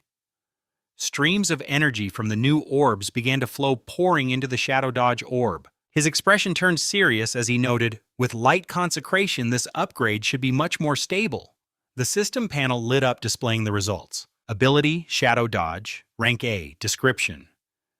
Creates 5 perfect shadow clones for use in combat. This overpowered main character is just getting started on his path of revenge. His new powers were incredible. He could swap positions with his shadow clones and even forge weapons from pure darkness. Time seemed to blur as he mastered his skills, and moments later he stepped out into the open, only to feel the cold steel of a dagger pressed against his throat. A fierce voice demanded, "Who are you? Where do you think you're taking these children? Speak." He slowly turned his head, his eyes meeting his attackers. "And who might you be?" he asked calmly. She scowled, her grip tightening. "I'm the one asking the questions here." Just then the children caught sight of her, and a wave of relief washed over them. "Wow, it's Sister Brunch. Sister Brunch, you're here." One of the kids rushed forward, tugging on her sleeve. "Sister Brunch, wait, he's the one who saved us." The other children quickly chimed in, their voices overlapping. "It's true, he's a hero. That big brother got hurt protecting us, so please don't misunderstand him." Brunch let out a small, awkward cough, her face flushing with embarrassment as she quickly lowered her weapon. Is that right?" "My mistake." He just offered a reassuring smile. "Don't worry about it, you must be the renowned Rank 3 hero, Brunch the Sword of the Ceiling, right? This is the kind of ally our overpowered main character needs on his journey." "That's right," she confirmed. "I tracked the human traffickers to this location, but it seems you beat me to it and already rescued them from that hellhole." Her gaze softened as she walked over, gently stroking a child's cheek. Apologizing, "I'm sorry I was late." But the children only trembled, their eyes fixed on the ground in terror. He turned back, a sense of dread creeping in. "What's wrong?" he asked. Just as massive thorny vines erupted from the earth, snatching the children into the air, they shrieked in unison, "Big brother, big..." A crackle of dark energy echoed like thunder as a cage of razor-sharp vines shot up, trapping them completely. The children's desperate cries of "Help, help, mommy!" filled the air as they struggled against the thorns. The World Guardian turned to him, her voice tight with panic. "Master." But the masked wrestler held up a hand, his voice calm and steady. "Hold on, I'll save them." This is the kind of moment that defines an overpowered main character. He and his companion Branch now stood face to face. Looming behind the villains was a grotesque giant flower, and perched upon it was a figure robed in pristine white. The villain, known as Bloodthirsty Rose, let out a chilling sneer. "Save them? That's hilarious. Do you actually see yourself as some kind of hero?" Beside her, his gaze was fixed on the masked hero, while the Earth Mage observed the scene in stoic silence. From his floral throne, the priest began to chant, his voice resonating with power as he commanded his minions, "Bloodthirsty, Rose Deep Sea, Spirit, General, Earth Mage. Show these ants the true terror of the city's disciples." He activated his ability Mana Recovery. A vibrant stream of energy flowed from his staff directly into Bloodthirsty Rose's back. She gasped, a surge of power coursing through her. Immediately, Bloodthirsty Rose stood taller, her chest puffed out with renewed confidence as she declared, "Using a large-scale ability is draining, but thanks to the Lord Priest's gift," she gloated, "all of my power has been fully restored." The priest stroked his chin, his eyes locking onto Branch's weapon. "The Sword of Sealing," he mused. It's not something for the likes of you to possess. Surrender it now, and I might consider letting you live. As for you traitors," he sneered, his voice dropping, "you can all stay here, permanently." The masked wrestler's eyes narrowed behind his mask. A silent vow formed in his mind. We'll see who's staying here forever. Beside him, Branch raised her sword, her thoughts racing. If it were just 3 B-rank espers, I could handle this, she calculated. But with that priest of light, a rank 3 support user backing them up, this is going to be tough. Steeling her resolve, she glared at the priest and shouted, knowing this was a classic setup for an epic action manhwa showdown. Reinforcements from the Hero Association are on their way. Continue to resist and you will face certain death. Release the hostages and surrender now. The priest merely snorted, dismissing her threat with a cold glare. At his unspoken command, the trio of bloodthirsty Rose, the deep-sea spirit general, and the earth mage charged forward, their battle cry echoing, "Let's finish this." Capture her before the Hero Association arrives. Branch met their charge, holding her sword high. Sealing power release, she roared, and the blade instantly erupted in a torrent of brilliant red flames. The masked wrestler watched in awe. To unleash such immense power, she's truly worthy of her title as an A-rank hero. This is the kind of display we love to see in a manhwa review. With a powerful cry, Branch launched herself into the air, sword in hand. Below, the earth mage slammed his staff into the ground, chanting an incantation. Earth Wall. A colossal wall of rock surged from the ground to intercept her, but she didn't even slow down, swinging her flaming sword in a single decisive arc. The wall shattered into a million pieces, and she flew straight through the dust cloud, now bearing down on the deep-sea spirit general. She raised her sword for the final blow, shouting, "Seal!" He reacted instantly, summoning his own power with a desperate chant. Raging torrent. A vortex of water materialized around him. He whipped the water into massive churning spouts to defend himself. Branch brought her sword down with unstoppable force, shouting, "Sword slash!" But in that split second, her entire body froze. Her eyes widened in pure, unadulterated horror at the scene unfolding below. Bloodthirsty Rose had grabbed one of the captive children, holding the small body in front of her like a shield. The villain's cruel laughter rang out, "Go on, die for me!" And in that horrifying moment, the villainess cruelly used a small child as a human shield, making the boy cry out in terror. Brunch screamed in fury, "You're despicable, let him go." "Let!" A triumphant smirk spread across the villainess's face. "Your compassion is your greatest weakness, hero. With all these little hostages around, you're complete." From the churning water nearby, the deep-sea spirit general let out a low, gurgling laugh that sent a chill down the spine. While Brunch was distracted by the hostage crisis, the general had materialized silently behind her. His wicked blade raised high, poised to strike the final fatal blow. The blade sliced through the air, descending upon a completely unaware Brunch. But just as it was about to connect, a figure blurred past. A loud crack echoed as the attack was blocked. "What?" the general roared in disbelief. Standing before him, shielding Brunch, was Yang Shi. The remnants of his old mask lay shattered on the ground. Yang Shi calmly touched the new sleek snake mask that now covered his face. "Humph, you almost broke this one too," he said coolly, before launching a lightning-fast counterattack, a classic moment in any great action manhwa. Before the deep-sea spirit general could even react, he felt a searing pain as Yang Shi's dagger embedded itself deep in his neck, and he let out a strangled cry of agony. The general tore the blade from his flesh, dark blood gushing from the wound and staining the ground as he desperately clutched his throat. He could only manage a pained gurgle. Brunch started to rush forward to help, but Yang Shi held up a hand, stopping her in her tracks. "Wait," he warned. Across the battlefield, the priest raised his scepter, which erupted in a blinding light as he chanted, "By holy light be healed!" In an instant, the gruesome wound on the general's neck sealed itself completely, leaving not even a scar. He crossed his arms, his shock turning to pure arrogance. He threw his head back and laughed mockingly at Yang Shi. "As long as our priest stands, we are immortal?" The priest then tapped the air with his scepter once more. "Empower," the priest commanded. A visible stream of sinister energy surged into the 3 villains, their auras flaring menacingly. Yang Xi watched intently, murmuring, "They've gotten fiercer. The priest's buff is amplifying all their abilities." This kind of escalating threat is it's likely boosted them by an entire rank, he assessed. Just then, the Earth Mage dropped to one knee, his staff glowing as he began a powerful incantation. Brunch's professional calm finally broke. Oh no, he's gathering an immense amount of energy if he finishes that spell while he's buffed. Its destructive power will surpass an A-rank ability. Yangxi's mind raced. An area of effect attack of that magnitude would hit the children, jeopardizing his entire mission of revenge. I have to end this before he can cast it, he resolved. He turned back to Brunch, his voice sharp and clear. Sword of the Ceiling! I just need you to hold off the other two for a moment. Leave the rest to me, he stated calmly. She looked back, her voice laced with doubt. Can you really handle— And the children?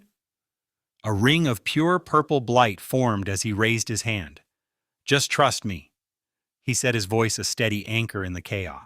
A storm of thoughts raged in Brant's mind. Why does he seem so mysterious yet so unbelievably reliable? Why do I feel like I can actually put my life in his hands? With that, she steeled her resolve, channeling her entire being into her blade. All right then, she declared, her eyes blazing. I'll clear a path for you. She launched herself straight toward the deep sea spirit general, her voice a battle cry. Seal of agility, release! He barely managed to block the ferocious strike with his blade, the sheer force sending him skidding back a huge distance, his face slick with sweat. He gritted his teeth, a curse hissing from his lips. Damn it, you worthless woman! Are you just gonna stand there? Help me! Bloodthirsty Rose spread her arms wide, a venomous smile playing on her lips. How many times have I told you, she purred, not to call me that? As she spoke, the sky filled with a city of roses, a deadly shower of crimson hearts, and razor-sharp thorns raining down upon the battlefield. Brant looked on in shock, feeling a strange pressure suffocating her. What is this? It feels like my power is being suppressed. The villainess explained smugly. My burning desire ability can ignite the deepest, darkest wants hidden in your heart. Tell me, are you feeling an unbearable heat spreading through your entire body right now? The deep sea spirit general's form flickered, splitting into multiple clones that swarmed Brant as he closed in. He wrapped his arms around her, a lecherous smile on his face. Well now, little girl, how about I give you some special attention? But Brant simply bent forward and roared, Seal of Spirit Release. In an instant, a massive pillar of pure light erupted from her, blasting the general away and severing his hold. Bloodthirsty Rose cried out in disbelief. What, I've never heard of the Sword of Ceiling having a mental type ability. This kind of power-up is exactly what makes for a great match. To the absolute astonishment of both Bloodthirsty Rose and the deep sea spirit general, Brant's form began to fade within the light. She vanished completely, only to reappear a split second later, her blade cleaving the villainess's body in two with impossible speed before she came to a stop right behind her. Sword held tight, she spoke, her voice cold as ice. This is an ability I've only recently awakened, a power born from the brink of death. It seems to work quite well. In fact, I should thank you for giving me a chance to finally vent my desires. This moment of pure revenge is a highlight in this action manhwa. As blood gushed from the fatal wound, the villainess stammered, How could you? Meanwhile, the Earth Mage was pouring every last ounce of his strength into a final desperate spell. Sweat streamed down his face as he screamed, Come forth! From a swirling cloud of smoke emerged a colossal beast with razor-sharp fangs. It let out a deafening, terrifying roar, and the children, still trapped in the thorny vines, screamed in pure terror. Save me, the summoned dragon shrieked, and lunged straight for Brant, who could only stare, her eyes wide with shock and helplessness. And in that heart-stopping moment he was there, appearing from nowhere to stand before her, like an unmovable shield, as he thrust a hand of pure lightning into the beast's gaping maw. The dragon instantly recoiled in agony, crackling bolts of electricity dancing wildly inside its mouth. Our overpowered main character simply withdrew, stared intently at the beast, and the very space around it shattered in a deafening explosion, sending smoke and debris flying in every direction. What a climax for this part of the manhwa recap. As the white smoke began to clear, a helicopter touched down. The Earth Mage hacked and coughed, gasping out his words. Thank you, Lord Priest, for using your protective ability to save my life. Without it, I would have been caught in that explosion, he finished weakly. The priest turned back, his face contorted with disgust as he spat, You are utterly useless. You should have easily dealt with the Sword of Ceiling, yet you let yourself get beaten to a pulp by that mysterious nobody. And we even lost 2 of our CB rank members. The great Earth Mage lowered his head in shame, reporting, "My lord, the Saints have lost their stronghold. Although our foundation has been shaken to its core, the organization will endure." The priest replied, his voice a chilling whisper, "Indeed. As long as I draw breath, the Saints' position in Zasha will remain absolute." Meanwhile, emerging from the very heart of the explosion's devastation, young Shi carried the unconscious Blanche to safety. He thought grimly, that mysterious figure, a single attack from him shattered a level 3 enhanced ability. His power is terrifying, maybe even surpassing my own. We need to get out of here now. By the time the priest arrived at the scene, he only caught a glimpse of the 2 vanishing in a flash of light. He murmured, a cruel smile playing on his lips, "They ran. I'll grant you a few more moments of life." His gaze then fell upon the lifeless body of the deep-sea naval soul. "Your power is now mine to claim." He raised a hand, a dark energy swirling as he prepared to absorb the fallen warrior's essence. A system notification chimed in his mind, ability plunder initiated. Sea rank ability acquired, named Deep Sea Dominion. Description: enhances the user's affinity with water, dramatically increasing speed and hydrokinetic power. With even a trace of moisture, the user can summon tidal waves and create perfect water clones. Evaluation: a potent fusion of water and raw energy. He then turned his attention. "Next," he said, his eyes landing on the bloodthirsty Rose. "It's your turn." As he began to drain the ability from her corpse, he noted, "That seal sword is truly a merciless weapon." The system confirmed ability plunder complete. An orb of pure power materialized in his hand, pulsing with stolen energy. The system immediately displayed the details. CB rank ability, name Bloodthirsty Rose. Description: the user can manifest crimson roses from their own blood. These roses release a potent, intoxicating agent to incapacitate enemies and can be detonated at will. Evaluation: every rose has its thorns. Upgradable to a CA rank ability. This is the kind of power creep we love to see in an action manhwa. Wasting no time, the priest channeled his own energy, forcing the 2 ability orbs to merge into one. A brilliant, far more powerful orb of light now pulsed in his hand. The system flashed with a new notification, CA rank ability created, name Hyper Senses. Description: drastically enhances sight, hearing, smell, touch, taste, and the 6th sense. Harmonization with this ability unlocks the power to emit devastating psychic shockwaves. Evaluation: mystical? He didn't hesitate, absorbing the new power directly into his being and mumbled, overwhelmed by the new sensations. Sight, sound, smell, and taste, touch. Everything is so vivid. Nearby, amidst the rubble, Blanche's eyes fluttered open. Yangshi turned to her, his voice calm. "You're awake." Her eyes widened as she took in the desolate, ruined landscape, and she shot upright. She demanded, her voice shaking slightly, "Just what level is your ability to cause an explosion of this magnitude?" This manhwa recap is highlighting just how much of an overpowered main character he is. "And who are you?" He turned his head slightly, his hand touching the featureless mask that hid his face. "Organization the Adjudicators, codename Pi." She looked completely bewildered. "The Adjudicators? I've never heard of them. They're not part of the Hero Association." Her eyes darted back to the thorny vines where the children had been trapped, only to find them empty. A wave of pure panic washed over her as she cried out, "Wait! The children, where are they?" He answered softly, "They're behind you."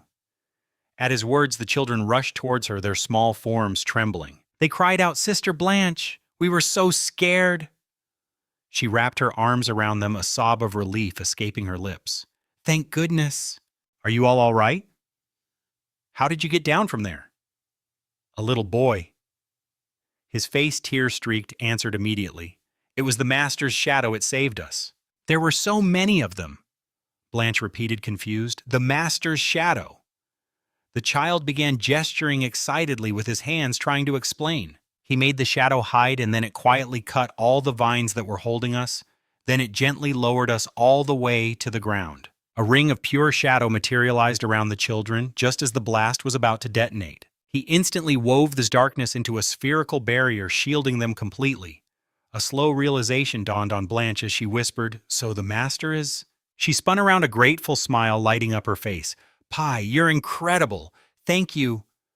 But when she turned to face him, he had vanished without a trace. "Huh, where did he go?" she wondered aloud, just as a voice boomed from a helicopter descending from the sky. "This is the Hero Association. You have entered a restricted zone. All unauthorized activity is strictly prohibited." The chopper touched down in the center of the clearing, and a group of officials immediately disembarked, storming the scene. Leading the pack was a young reporter named Lynn Newer, microphone in hand, flanked by an older man and another associate. She suddenly turned to her colleague with a mischievous glint in her eye and asked, "This is my very first live broadcast as an intern reporter. What should I do now?" The old man sighed wearily. "Just go interview the Seal Sword," he instructed, pointing toward Blanche. Bouncing over with infectious energy, Lynn Newer introduced herself. "Hello, I'm Lynn Newer, an intern reporter with the Hero Association. May I ask you a few questions for our live broadcast?" Blanche readily agreed. "Of course. I am Blanche the Seal Sword, an A-rank hero with the Hero Association." At her name, the live chat exploded with praise. "It's Blanche, the A-rank hero. The live stream is on. Stream. She's my absolute goddess," one fan wrote, while another noted, "Wait, she looks hurt. Is she okay?" Lynn Newer cut straight to the chase. "The port is in total chaos. Can you tell us exactly what happened here?" Despite her injuries, Blanche's voice was calm and steady. "I apologize for causing everyone to worry," she began. "I was on a mission to rescue children who were being trafficked by the Saints, a criminal organization from Zasho." The shocking revelation sent waves through the audience. What about the kids? Are they safe?" A heartbreaking comment appeared. "Oh my God, my brother is missing." Lynn Newer pressed on. "Regarding this criminal group, the Saints, they're known for operating with absolute impunity in Zasho. We can only hope the government launches a full-scale investigation." Hearing this, Blanche shook her head sadly. "I can't even imagine how long these vile activities have been going on. It was incredibly difficult to get inside information," she confessed, "but I finally managed to rescue these children." As her heroic words were broadcast on massive screens across the city, the crowds gathered below erupted in thunderous cheers. The public outcry was immediate. Those poor kids, thank God they were saved. The Hero Association needs to bring the hammer down on the Saints. But Blanche held up a hand, her expression turning serious. "However, if I had faced the leader of the Saints alone, I would have failed. I couldn't have saved them by myself. Fortunately," she continued, "a mysterious individual came to my aid." At this revelation, Lynn Newer's jaw practically hit the floor. A mysterious person," she stammered. Blanche's eyes sparkled as she recalled the battle. "His power, it's on a completely different level than my own. He completely shattered an enhanced A-rank ability with a single strike. This is the kind of detail that makes an action manhwa with an overpowered main character so thrilling." The live chat exploded again. "What's stronger than an A-rank hero? Could it be that mysterious guy Pi from before? Who is he? Tell us now," the comments demanded. Blanche simply turned and pointed towards a section of the port where smoke still billowed into the sky. "This whole manhwa— Do you see that smoldering crater over there?" she asked the camera. He wore a mask with a strange snake emblem and called himself Pi, claiming he was part of an organization called— The camera panned to the billowing white smoke, and as it did, a sharp-eyed viewer in the chat noticed something odd. "Wait a minute. Wait, isn't Pai Shay supposed to be a metal manipulator that looked like pure electricity? My God, what even is that power? Those guys before didn't even stand a chance," Lin Nishu observed, scanning the area. "We're talking about S-rank power at the bare minimum, aren't we? But it looks like he's gone," he added.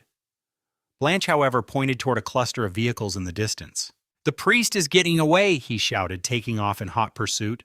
A short while later, in a desolate parking lot, two shadowy figures were on the move. The priest, drenched in a cold sweat, darted his eyes around nervously before speaking to the old man trailing him. "I've used what's left of my power on you. Are you sure your earth magic is enough to stop that monster?" The question hung in the air, and the old man felt a bead of sweat trickle down his own temple. A malicious glint flashed in the old man's eyes. "It should be fine," he rasped. "I've already laid my traps. If he dares to use his earth abilities against us again, it'll be completely useless."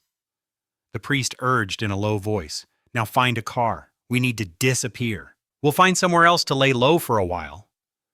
The two hurried on, completely oblivious to the fact that Yang Shi was concealed behind a wall, watching their every move like a predator. Having overheard their entire escape plan, a cold thought formed in his mind.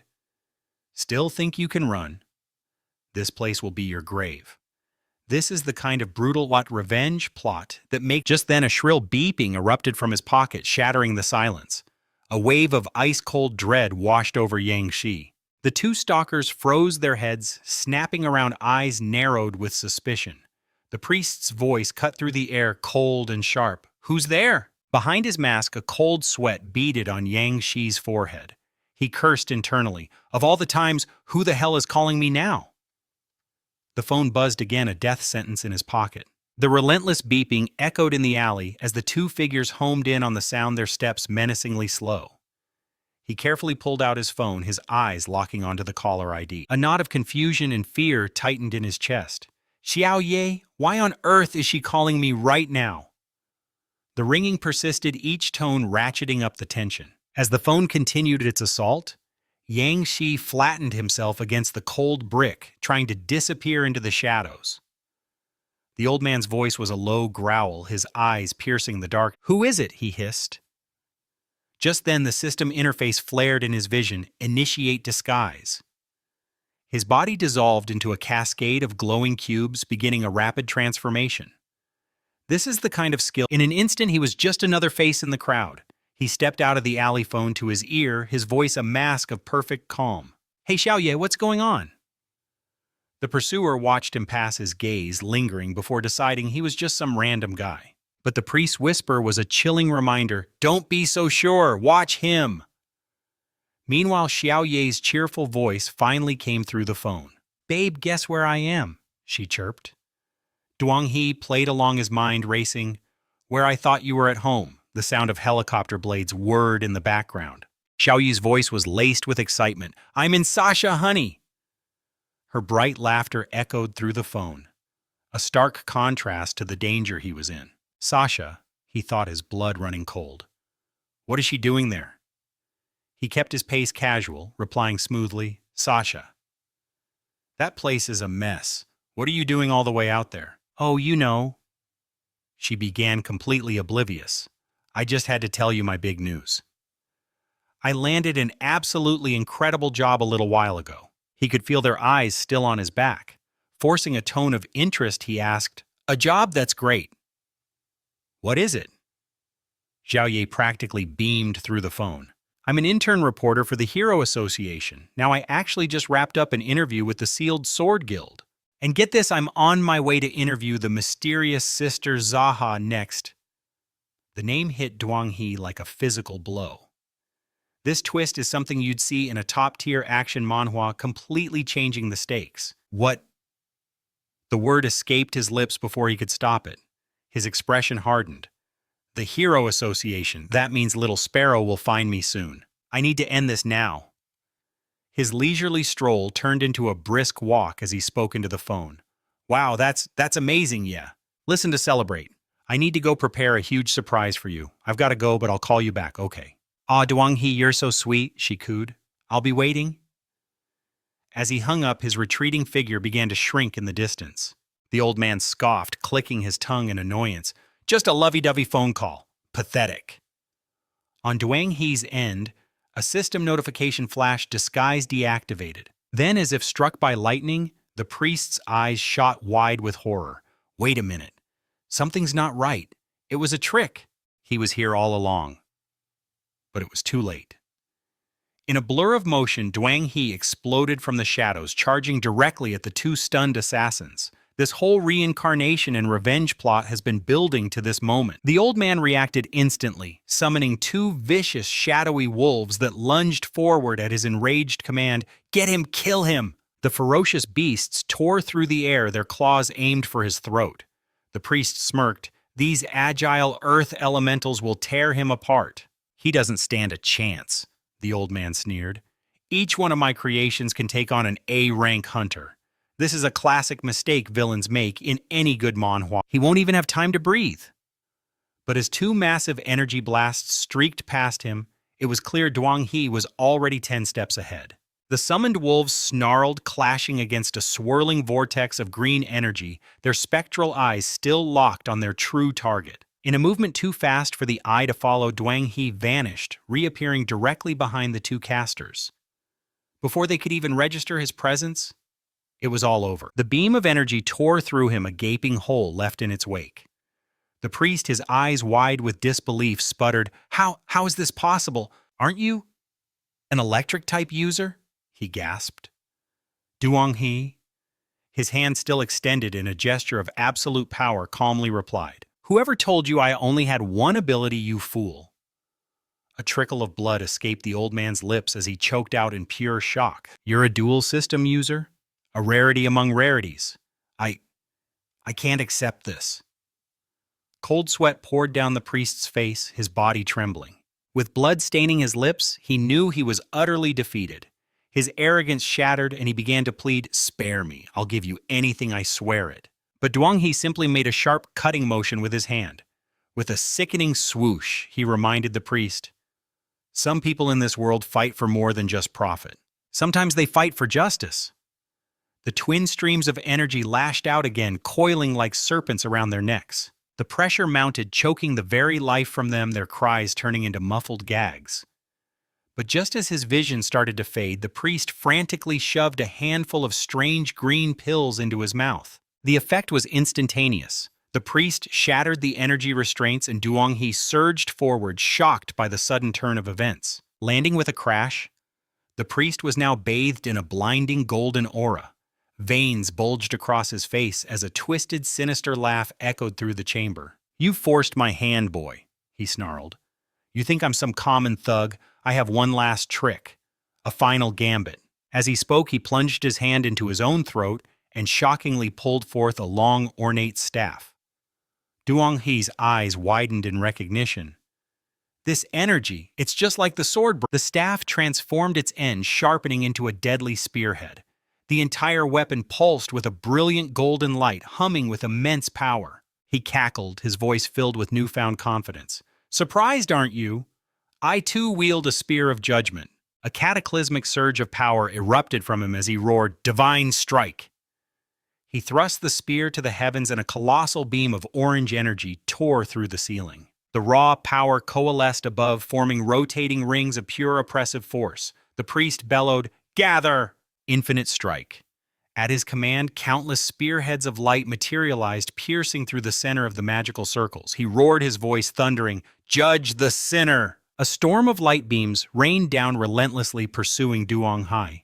He moved like a phantom, deftly dodging each lethal strike, but the main ring of light locked onto him like a predator. He thought, "This thing, it's tracking me perfectly."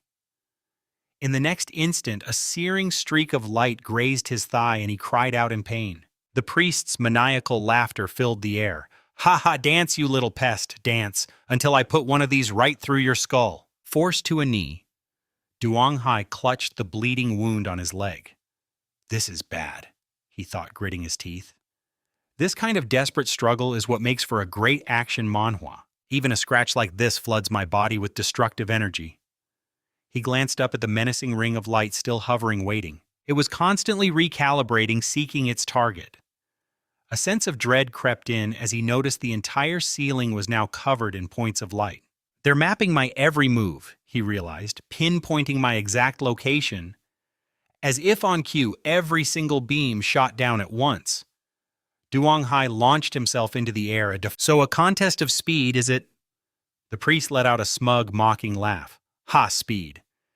This part of the manhwa recap shows the classic villain overconfidence. What could possibly be faster than the speed of light itself?" he shrieked, lost in his own madness. But then a new status appeared on Duang He's system screen. Hyperbrain. A terrifyingly powerful aura flared to life in Duang He's eyes. He muttered, "The speed of light, you say? This is where the overpowered main character trope really shines. A key part of the lances of light converged on his position." The priest was still laughing, basking in his assumed victory, completely oblivious as a blur of motion flashed right past his face. In an instant, Duang He was gone. his form becoming a continuous, untouchable blur high above the battlefield looking down on his prey. This is the moment of revenge. He's been waiting. Before the priest could even comprehend the change in speed, streaks of dark energy slashed across his vision. In a panic, he coldly uttered, "Mind Shield Shadow Annihilation." With a guttural roar, Duang He surged forward, his sword a blur of motion. The priest's smug grin instantly vanished, replaced by a mask of pure shock. A blood-curdling scream tore from his throat as brilliant spears of light erupted from behind, impaling him in a brutal, blinding flash. His pristine robes were instantly stained with a spreading crimson bloom as he stared down in disbelief, his voice a choked whisper. "A mental power, on top of everything else." He coughed, blood spattering his lips. You're a triple ability user." With a desperate, stubborn will, the priest raised a trembling hand, attempting to cast a healing spell. But Duang He was already behind him, his voice like ice. "Don't even think about it. You'll only prolong your agony and force me to end you a second time." The priest's face was a mess of tears and sweat, the sheer pain finally breaking his composure. A sickly green aura coiled around Duang He's hand as he initiated his most terrifying skill, ability Plunder. The priest's eyes widened in horror, realizing he was facing a truly overpowered main character. The system interface flared to life, displaying the prize, Ability Plundered Heart of Light, rank A. Its description was staggering, capable of restoring mana and stamina for any user below B rank. It could also amplify the growth of lower-ranked users and even conceal the presence of anyone below A rank. This was a truly versatile power. Its Holy Light Heal could mend wounds on A-rank targets, and it even possessed a devastating attack, the Spear of Judgment. This was the ultimate purification technique. The system's final evaluation confirmed it a rare legacy-type ability, perfect for his path of reincarnation and revenge. The stolen power materialized in Duang He's palm, as a green orb pulsating with an ethereal blue light. He pressed it against his chest, and the system confirmed the transfer. Healing complete. Duang He let out a ragged breath. "Unbelievable," he muttered. "This guy had one of those enhancement pills too. That was way too close."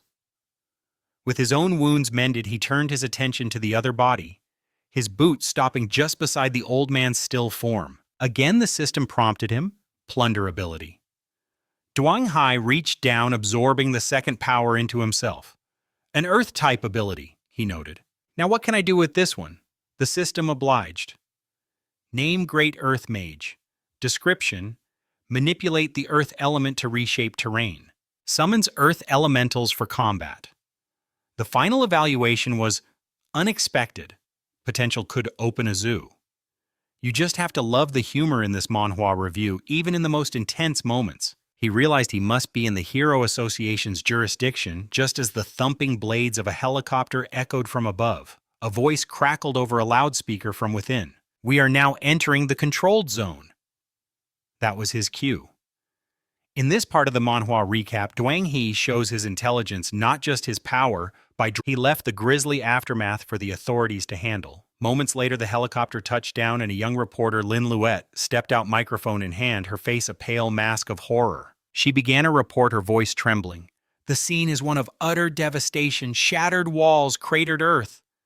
It confirms the sounds of the intense battle we heard just moments. And over here? Oh my God," she stammered, pointing the camera. "There's a body propped up against the wall, pierced clean through the chest," and she trailed off, unable to finish. Her eyes widened in stunned recognition. "Wait, I know him," she gasped. That's the leader of the Apostles of Zakkow, the Bright Priest." The name rippled through the gathered personnel in a wave of shocked whispers. "Look at that hole in his chest. What could have done that?" Another muttered, "Good riddance. That monster had it coming." Someone else asked, "Who on earth could be powerful enough to kill him?" Suddenly a voice cut through the murmurs. "Hey, look! There's another body over here." An officer cautiously approached the crumpled form of the old man. He had the same gruesome gaping wound in his torso. "Looks like one of the priest's subordinates," the officer concluded grimly. The sight was too much for Lin Luet. A cold sweat broke out across her forehead as she fought back a wave of nausea, her hand flying to her mouth. "I'm sorry," she choked out. Her cameraman, seeing her state, said gently, "Hey, Xiaolin, go take a break. It's okay." She didn't need to be told twice. Nodding weakly, Lin Luet stumbled away to a secluded corner where she leaned against the cold wall and was violently sick. A harsh cough escaped her lips, shaking her small frame. Suddenly a water bottle was held out to her, accompanied by a familiar, concerned voice. "Lin Luet, are you okay?" She glanced up, her eyes widening in surprise. "Duan Hai, what in the world are you doing here?" "I was in the neighborhood when your call came through," he explained calmly. "When I saw the Hero Association making such a huge scene, I figured you'd be right in the thick of it." A deep blush crept up her neck as the memory of the earlier chaos flooded back. You jerk," she stammered, utterly embarrassed. "Why is it that you never see me when I'm confidently acing my interview, but you always show up when I'm in such a pathetic state?" Lin Luet buried her face against his chest, her voice muffled with humiliation. "It's so embarrassing. My very first on-site interview turned into this mess." A crushing blow for the young— "It's okay," he murmured, gently stroking her hair. "You're beautiful, no matter what." Internally, however, he was panicking. "I'm so screwed. I really should have cleaned up this part of the battle." The other man within stepped forward. "Lin, are you feeling any better now?" he asked, his voice laced with worry. She just nodded, still clinging to Duan Hai for support. Watching them, the other man's hopeful expression faltered, the unspoken truth of the situation hitting him like a physical blow. His own cheeks tinted pink as he shyly changed the subject. The rescue team has saved the girls who were kidnapped by the apostles. Do you want to go interview them?" Her professional instincts instantly took over. "What? Where are they?" She spotted a man carefully lifting children out of a pit. Lin Luet immediately took off, calling over her shoulder, "I'll be right there. Duan Hai, wait for me for a bit." The forgotten suitor clutched his bag, tears streaming down his face as he watched her run off. He thought with a broken heart, "Damn it! So I never even had a chance." Duan Hai, on the other hand, watched her with pure adoration. "That's my girl." Across the disaster zone, Lin Luet was already smiling, cooing softly at a rescued baby. Duan Hai leaned against a ruined wall with his arms crossed, an unstoppable, joyful grin. He looked down at the precious bead he held cupped in his hand, his expression hardening with determination. "I'll be back to save you very soon," he vowed under his breath. "I've now gathered almost all of them." He thought, a thrill running through him. Earth, fire, water, light, dark wood, lightning, and metal. This is the kind of collection that solidifies his status as an overpowered— With this kind of power, he mused, it's about time for the organization's third mysterious figure to finally make an appearance. An image formed in Duan Hai's mind, a terrifying new identity hidden behind a horned red mask with wickedly sharp teeth. Just call me God Long B. As our Manhwa recap continues, the story takes a darker turn, setting the stage for his ultimate revenge. Early the next morning at Sasha Central Hospital, an ambulance screeched to a halt at the main entrance. A doctor immediately began directing a group of dazed survivors out of the vehicle. "Everyone please get out and form a line," the doctor instructed calmly. "Follow me and I will take you for a complete health checkup." In a quiet corner, two figures leaned against each other for support. Duong Pham gently held his sister's hand, his face etched with worry as he let out a heavy sigh. "Sigh. I've been searching for so long and I still haven't found Master." A soft sound from the doorway drew his attention. His eyes went wide. A cloaked man moved with unnatural silence into the room. It was Duan Hai disguised, and approaching Duong Pham's bedside. "Master!" the boy cried out, a flicker of hope in his voice. The figure immediately raised a finger to his lips. "Shh!" Duan Hai activated his puppet control, and everyone else in the room froze, becoming mindless statues. He sat down next to Duong Pham and looked at the still child lying in the bed. "Your sister," he began, his voice low. "I know she's already dead." Duong Pham interrupted, his own voice cracking. "I just want to take her home. I don't want to leave her in a place like this." But Duan Hai's purpose was not mere curiosity or pity. He raised his hand and a pure white pearl materialized in his palm, glowing with an otherworldly light. "No," he said, his tone absolute. "You should feel lucky that you've always kept her with you." I can feel it. She's still alive, just incredibly weak. Duang Fam's world stopped. He grabbed Duang He's arm, his voice trembling with a desperate hope. Is that really true? Without another word, Duang He summoned a gentle, holy light, letting it wash over the little girl's frail body. A moment later, her eyelids fluttered open in a weak brother. At the sound of her voice, Duang Fam's eyes widened, tears of pure relief streaming down his face as he saw his sister looking at him truly alive. He choked out her name, overwhelmed with joy. Duang He, ever composed, casually guided the glowing white pearl towards Duang Fam, his voice calm and steady. Duang Fam, you need to recover your strength as well. Soon you and your sister will leave this place. And listen carefully, don't let anyone know she recovered this quickly. It will only bring unwanted attention. Duang Fam wiped away his tears, his gaze filled with a profound gratitude that words couldn't express. He nodded firmly. Yes, master. A crystal container brimming with cash appeared before him. Just call me leader, Duang He corrected him gently. This is from the organization for you and your sister. She's still just a child. Let her have a chance at a normal life as soon as possible. As for you, I have only one request: get into the hero department at Yanjing University. Staring at the fortune before him and processing Duang He's monumental request, Duang Fam's expression filled with worry as he voiced his doubts. But to get in there, you need an incredibly powerful ability. Duang He held up a hand, cutting him off before he could spiral into despair. Oh, you don't need to worry about that. I'm giving you this, a training type ability. Combined with your mantis blades, this will be more than enough to get you into Yanjing University. As he spoke, a golden pearl pulsing with a brilliant light floated towards Duang Fam. This was a D-rank training type ability, bead, designed to enhance the user's 5 senses' raw strength and speed through continuous rigorous training. Its upper limit was a staggering 10 times the user's innate insectoid race talent. This is the kind of power you see in a top-tier action. In fact, just reaching 3 times the base level was considered an outstanding achievement.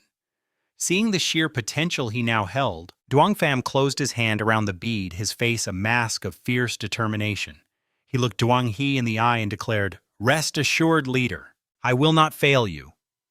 Duang He simply turned, and with a final instruction before disappearing, he told the boy, "Live well, and don't look for me. I'll be the one to contact you." Time flowed onward, and the brilliant morning sun filtered down through a canopy of cool green leaves. Duang Hai, now in a fresh set of clothes, materialized at the hospital entrance, standing near a waiting ambulance. A sharp voice cut through the air. "Duang He." It was Lam Ni Tuyet, hands planted firmly on her hips. Her expression a mixture of relief and stern disapproval. He was taken aback to see her there. She stalked closer, her tone making it clear she was not pleased as she began her interrogation. "Where did you disappear to? I've been looking for you all morning." Duang He shifted his gaze quickly, cobbling together an excuse.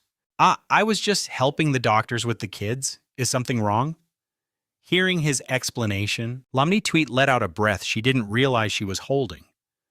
The tension in her shoulders eased the annoyance from moments before melting away. She replied, "No, it's nothing.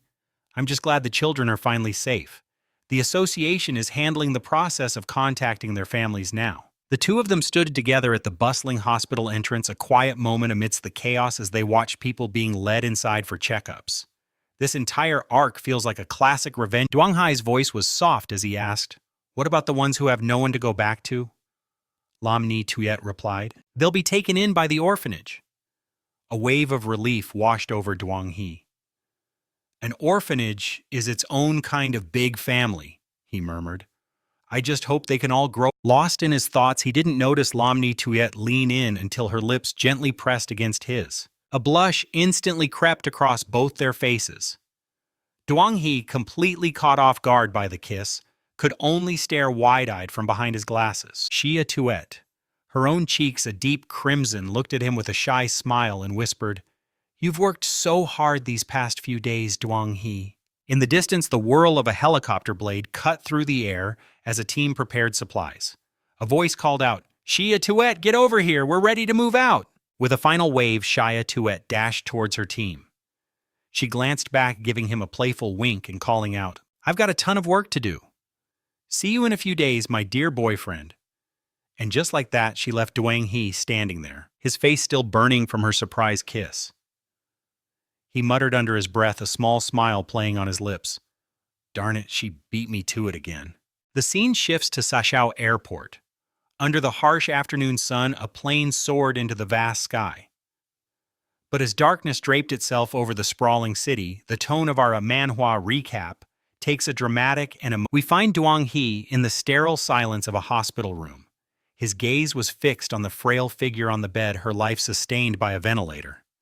He leaned in close and whispered, "Fifi, please let this work." With a heavy heart, Dwang Hee extended his hand over her, channeling his sacred ability, the Holy Light Heal. A blindingly brilliant white light erupted from his palm, flooding the darkened room and chasing away every shadow. But Dwang Fifi remained utterly still, her condition unchanged. A cold dread washed over Dwang Hee as he realized the impossible. His healing light was having no effect. What? He pulled his hand back as if burned, the holy light vanishing. He could only stare in disbelief at the motionless girl on the bed. Fifi! This was the first time his power had ever failed him. For an overpowered main character, this moment of helplessness is a powerful turning point, one we had to include. He spoke in a strained voice. She's not waking up. The healing failed. How is this even possible? But then something caught his eye. A faint ethereal glow. Tiny blue particles were seeping from Dwang Fifi's forehead, like a strange, otherworldly energy leaking from within her. Dwang Hai watched, bewildered. What is this? He wondered cautiously, reaching out to touch the shimmering cluster of blue light. The moment his fingers made contact, understanding flooded his mind. Wait. This blue energy, it's suppressing her spiritual power. After a tense moment of concentration, the pieces clicked into place. Dwang Hee's expression hardened as he analyzed the grim situation. It seems my Heart of Light ability alone can't counteract this sinister blue energy. But if I just let this continue, Fifi will never wake up. His thoughts immediately turned to the mysterious man in the hat. In this thrilling action manhwa, his personal quest for revenge was now set in stone. I need to find that man who is handing out those blue pills and make him answer for this. Before him materialized 3 glowing pearls, red, blue, and green, representing his abilities, disguise, clone, and metal control. The orbs hovered in the air. Dwang Hee's mind raced. But before I go after him, I need more power. It's time for an upgrade. I'll start by upgrading these 3 abilities. It's this drive to constantly improve that makes him such a fantastic, overpowered main character. In a story that feels like a second, the light funneled into the pearls, transforming them into small, dense golden orbs that floated just above his palm. He focused on the first 2 abilities, Disguise and Clone, both currently at C rank. The Disguise Pearl would allow him to completely alter his appearance in a mere 0.1 seconds, not just changing his face, but even providing acting support to make the illusion perfect. As for the Clone Pearl, it could manifest a single clone with 1/8 of his original power sustainable for a full half hour. Breaking down these powers is the best part of doing an action manhwa recap like this. Dwang Hai poured his energy into it. His gaze fixed and filled with raw determination. He gritted his teeth and vowed, "Up until now, I've just been accumulating power. This time, I'm going to shatter my limits and break through to S rank." And with that vow, his path of revenge gets a serious power boost. Let's see what happens. A moment later, Yang Shi collapsed to his knees, utterly drained of his strength. But his eyes shot up to the pearl, its light shifting from a vibrant green to a shimmering silver blue. It had finally reached S rank. Now it could manipulate any metal within a 1-meter radius, with a staggering maximum weight of 10 tons. A smug grin spread across Yang Shi's face as he gazed at the silver orb in his hand, thinking, so this is the power of an S-rank ability. This is the kind of moment that defines an overpowered main character. I'm actually looking forward to my next meeting with that man in the fedora. With the night more than half over, Yang Shi activated his puppet control, taking over the body of hot and sour powder Superman. A key step, a black rift tore open in midair, pulsing with an eerie purple light. A single well-dressed foot emerged from the dimensional tear. The mysterious man's hands, casually tucked in his pockets, materialized on the parapet. "It's been a while," he said coolly. Hot and sour powder Superman. He then cut straight to the point. Do you have any new intelligence for me? Speaking through his puppet, Yang Shi replied, Of course, you were looking for intel on Do last we spoke, weren't you? I've managed to dig some up. The only question is whether you've scraped together enough cash to afford it. The mysterious man tipped his fedora slightly, a smirk playing on his lips. If your information is legitimate, he replied, it's worth a reward of at least 2 units. Hearing this, Yang Shi launched into his pitch, a key moment in this manhwa review. A few days ago, I'm sure you heard about the apostle that was taken down in Sacho, right? The mysterious man gazed down, his expression unreadable. Of course, he answered. It was Branch, the Sword of the Heavens from the Hero Association. Yang Shi pressed on his plan for revenge, moving forward perfectly. In that very report, Branch let slip a crucial detail. Someone else was with her when she eliminated that apostle. A person named Ta.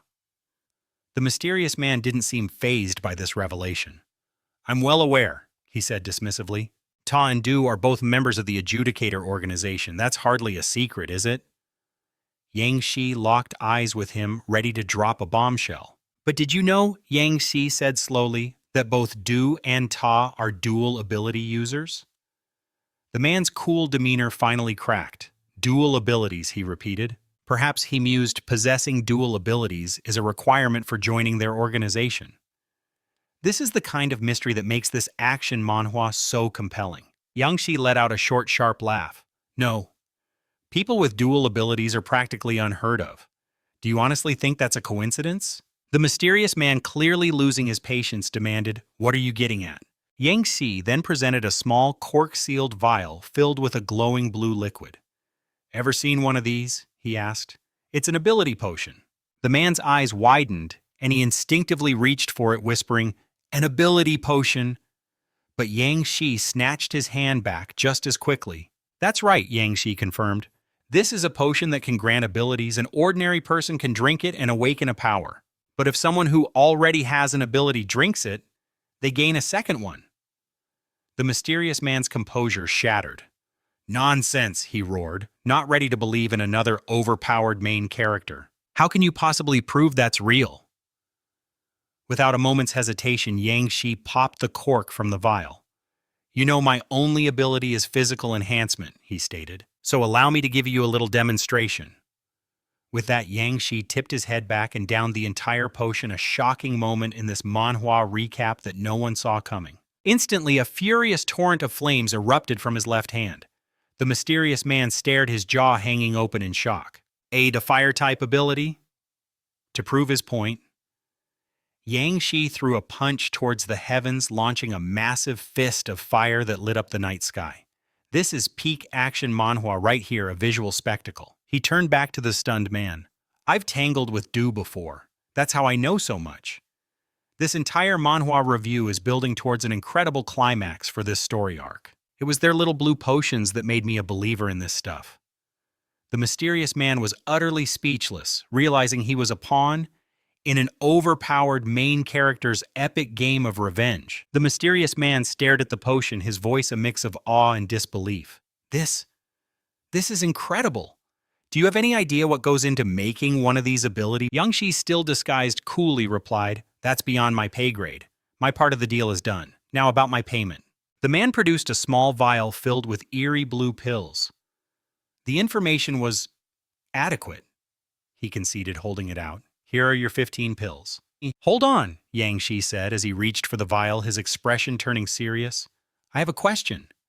The man simply replied, Ask. Yang Shi finally voiced the concern that had been gnawing at him. Lately, I've been seeing these strange blue glowing spots on my skin. Is it a side effect of these pills? What's happening to me? But the mysterious man was already turning his back, clearly uninterested. He waved a dismissive hand over his shoulder. Just a minor side effect. Nothing to worry about. He paused before stepping into a shimmering spatial rift. With a final mocking glance, he added, I look forward to our next transaction, hot and sour powder Superman. And just like that, the rift snapped shut. Yang Shi was left alone on the windswept rooftop. The illusion around him flickered and died, revealing his true face. The vial of 15 pills felt heavy in his hand. He stared into the empty space where the man had vanished, his voice a low mutter. This stuff clearly drains a person's life force. he thought, his gaze hardening. And he has the nerve to call it a minor side effect. Just what kind of twisted game are you people playing? With that question hanging in the air, Yangshi pocketed the vial and walked towards the slumped figure of the real. Just then a small voice pierced the silence. "Daddy, Daddy?" Yangshi tossed the vial of 15 pills, letting it clatter beside the unconscious man. He spoke to the man, though he wasn't sure if he could hear. "Even if it's for her, you need to stop taking these things. Pull yourself together." A little girl peered around the corner, her eyes widening when she saw her father slumped against the wall. "Daddy!" she cried out. "Why are you sleeping up here on the roof?" The girl rushed to his side just as the man groggily came to. "Sorry, Deandian," he mumbled. "Daddy must have dozed off." But Deandian wasn't buying it. "You're lying, Dad. You promised you'd celebrate my birthday with me." Her eyes then fell upon the vial of 15 pills lying on the ground. "What's that?" she asked, her voice filled with curiosity. He scrambled to snatch the vial, holding it out of her reach. "Deandian, no. That's Daddy's. It's not a toy." He looked at his daughter, a desperate fear in his eyes. A confusing thought raced through his mind. "I remember coming up here to meet the man in the fedora for the blue pills. But when did the trade even happen? Why is there a blank space in my memory? It's so strange."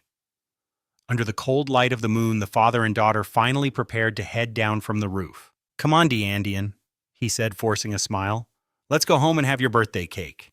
The little girl's cheer of "yay" was a stark contrast to the darkness of the night. Meanwhile, across town at Liu Yuan's home, a massive yawn escaped him.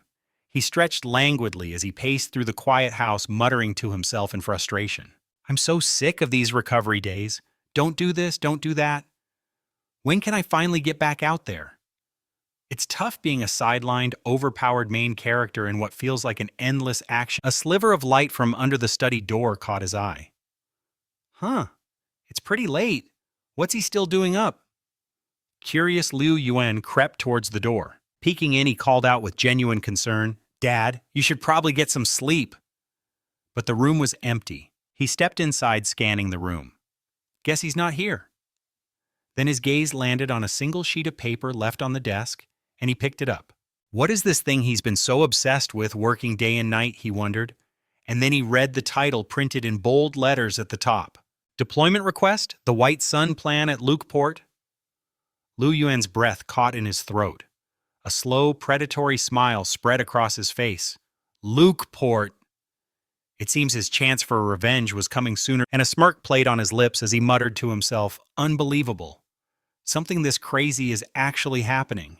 Is this my chance to finally be the hero this world needs?" Later that morning, as we continue this Manhwa recap, we find Yang Shi standing by the copy machine. He seemed to be printing something when a sly voice cut through the air from behind him. "Well, look what we have here. Yang Shi gracing us with his presence at work. What's the big secret project?" The question instantly triggered a memory of Liu Yuan, his arm slung casually over Yang Shi's shoulder in a display of false friendship. He'd played the part of a long-lost brother, all smiles while asking for a favor. He had said, "Hey, little bro," his voice dripping with fake sincerity. "You and Fan Pang are tight, right? I'm practically family with him, so do me a solid." Snapping back to the present, Yang Shi coolly replied to his coworker, "Just some weirdo who barged in desperate to post a missing person flyer." The freshly printed paper was stark, bearing only a few simple words. "Missing person notice. Looking for cousin Li Chi." Fan Pang snatched the paper, his brow furrowing in confusion as he read it. "Cousin Li Chi? I don't know anyone by that name." Yang Shi just waved a dismissive hand. "It's a code, obviously. Now move it, you're blocking the machine." Fan Pang let out a disgruntled snort, but his complaint was drowned out by the piercing shriek of the emergency broadcast system, "Warning, aberrant beast intrusion detected. This is a designated A-class disaster. All citizens are ordered to evacuate to the nearest public shelter immediately. All B-class heroes and above report to Manhwa Road for immediate support." The message sent a wave of sheer panic through the office, and people began scrambling for safety. Fan Pang collapsed to his knees, shouting in terror, "Oh my God, what is happening?"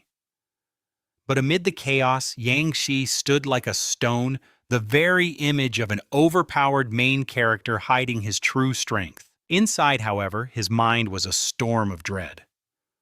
Manhwa Road, he thought. Isn't that right by the apartment complex where Xiao Su lives? Without a second's hesitation, he dialed her number. Hello, Xiao Su. Where are you right now? Her voice came through strained. I'm at my apartment. The aberrant beast. Her words were brutally cut off by a deafening crash and a burst of static. The line went dead. Nothing but the cold, empty dial tone remained. Seeing the look of pure horror wash over Yang Shi's face, Fan Peng asked with genuine concern, Your sister, she's not hurt, is she? Yang Shi offered no reply. He just spun on his heel and sprinted out of the room. Fan Peng's voice echoed behind him. Where are you going? You're not a hero. What can you possibly do? Moments later, from the rooftop of the corporate building, a lone figure launched himself into the sky. It was Yang Shi, already transformed into date, his mind consumed by a single terrifying thought of Xiao Su. A silent vow echoed in his soul. I will not lose you again. His reincarnation had given him a second chance, and he wouldn't waste it. He rocketed towards the A-class threat, a monstrosity known for attacking its prey with a bone-shattering shriek. Its entire body was an armor of razor-sharp carapace. Worse, it had a voracious appetite for human flesh, making it a true nightmare. As Yang Shi zeroed in on the soul-devouring spider, his analytical mind kicked into high gear. In our Manhwa review, we have to point out the power. Scaling an A-class aberrant beast would typically require at least 3 full squads of A-rank or higher heroes to subdue. But on the ground there was only the B-class hero Qinglan and the C-class Yandai. Just then the soul-devouring spider sensed his approach. Its multiple eyes glowed with malevolent energy as it swiveled its monstrous head. It unleashed a piercing scream, a focused sonic blast, hurtling directly toward Yandai. Qinglan reacted in a flash, tackling her out of the way just in time and screaming, Yandai, get back! The sonic wave slammed into the building behind them, tearing a gaping hole through the concrete. If Qinglan had been a second slower, they'd be marking Yandai's death anniversary next year. Qinglan rounded on her, her voice sharp with fear and anger. Yandai, what in the world are you doing here? A C-rank hero is just a target for a monster like that. Yandai stammered, her face pale. I was in the area and I saw you were fighting alone. Senior Qinglan, I just wanted to help and offer his help. Hearing this, Than Lam was utterly speechless, but before he could process it, a desperate scream for help ripped through the air. Someone was trapped in the gaping hole the monster had just created. High above, 2 girls were clinging to the edge for dear life. It was Lin Nathan and her friend. Her friend was slipping her grip, failing as Lin Nathan fought desperately to hold on the other girl's terrified screams echoing in the abyss. Lin Nathan cried out, Yuen, hold on to my hand, don't let go. But Yuen was sobbing uncontrollably. Save me, sister, I don't want to die. Please, I don't want to die. Lin Nathan's own voice was laced with panic. Yuen, try to calm down. I'll pull you up right now. But Yuen's wails only grew louder. Please, sister, hurry, I don't want to die. But in a horrifying twist of fate, a sharp chunk of rock from above cracked and broke free, plummeting towards them at an incredible speed. It slammed down with brutal force, piercing straight through the arm Lin Nathan was using to brace herself against the railing. The searing pain was too much. Her grip failed, and with a final heart-stopping scream from Yuen, both girls were sent tumbling into the open air, beginning a terrifying freefall. Yuen's scream was cut short as she was suddenly caught. Through tear-filled eyes, she looked up at the red-haired woman holding her and whispered in total disbelief, I'm not dead. UND just gave her a reassuring wink, just a civilian, caught in the crossfire who wouldn't be scared. Don't worry, Class C hero UND from the Cherry Company is here to save you. The news reporter covering the scene, witnessing Yuen's dramatic rescue, quickly shouted into his mic, Wait, what about the other girl? Where is she? Someone pointed frantically towards the sky. Lin Nathan was still falling completely silent, as if she had already lost consciousness. Suddenly, a black shadow blurred across the camera feed, leaving the live audience completely baffled. Even the announcer was stunned, stammering, Dear viewers, something just shot past the screen. I couldn't get a clear look, but it seems the young lady has been taken somewhere. Meanwhile, on another front, Qinglan suddenly roared, "Get out of the way!" The monster unleashed a devastating sonic wave aimed directly at the news helicopter. Without a moment's hesitation, she activated her raging wind technique, launching a blade of pure air right at the chopper.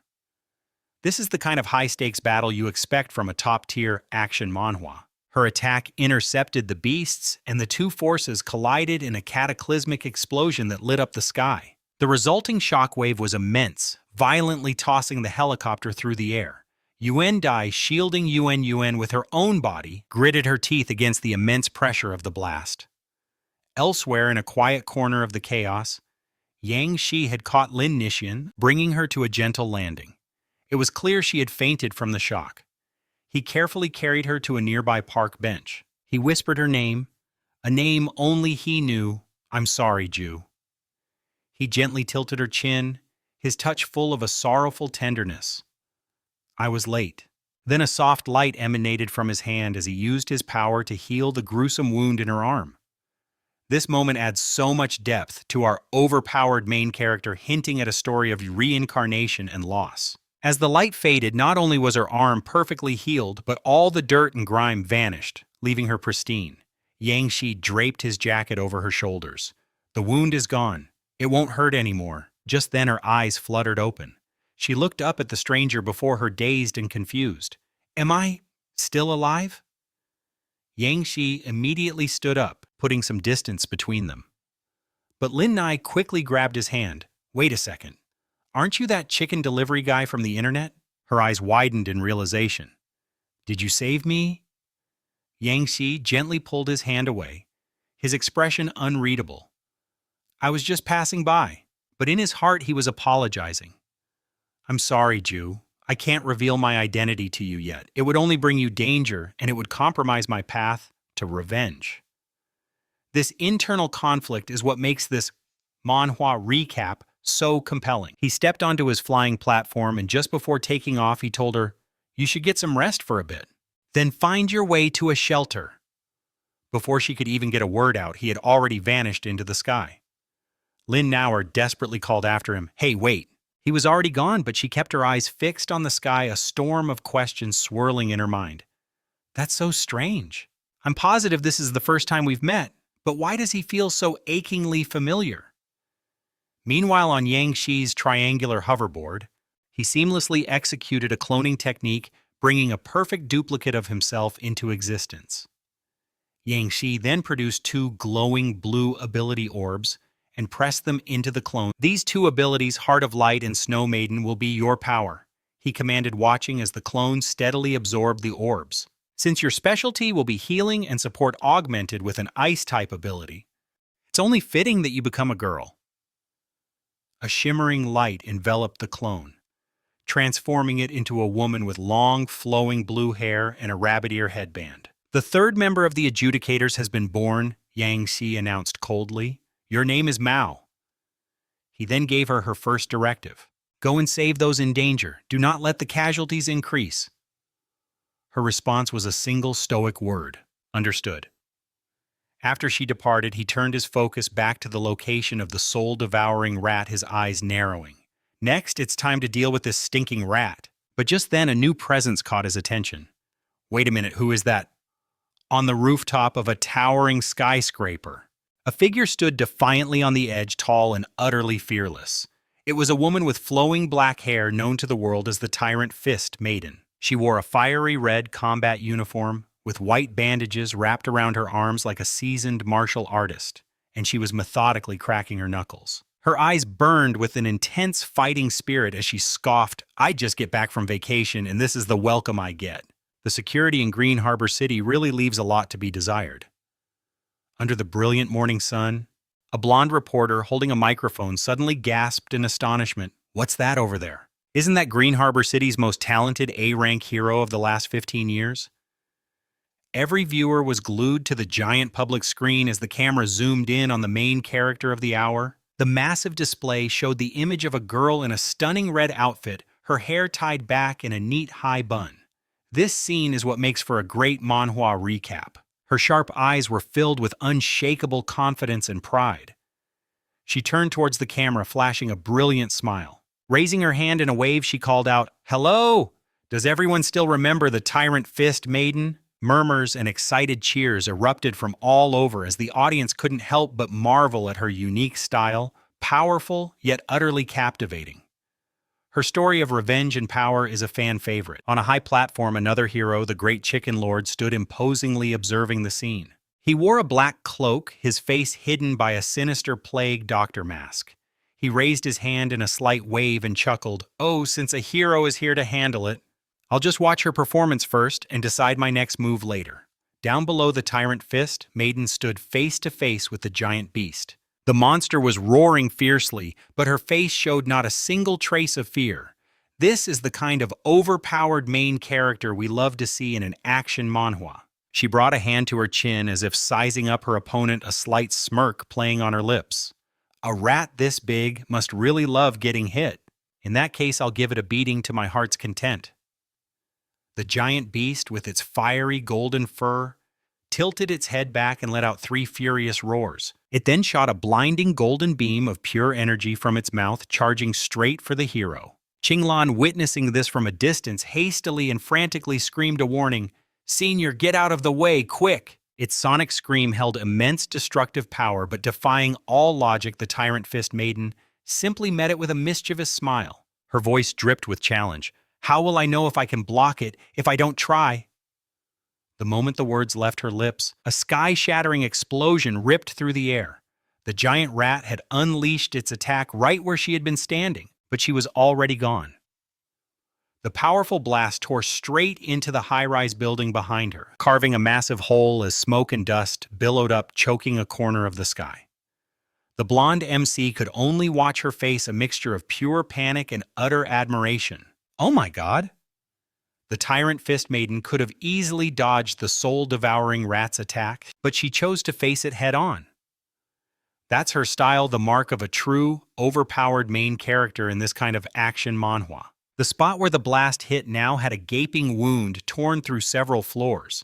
Debris rained down as the thick dust slowly began to settle. The giant soul-devouring rat paced back and forth, its ferocious eyes glowing with a malevolent light, and it let out a few grating squeaks that just made you want to smash its face in. As the Tyrant Fist Maiden hovered in midair, the beast still seemed completely unfazed, like an oblivious fool. But then the girl's eyes narrowed, her gaze locking onto her target with chilling intensity. She clenched her fist, her fury finally boiling over. With a thunderous crack, a lightning-fast punch slammed directly into the rat's jaw, sending it hurtling through the air before it could even react, vanishing into a plume of smoke. After taking that devastating blow, the giant rat scrambled backward defensively, its eyes now filled with caution and a hint of fear.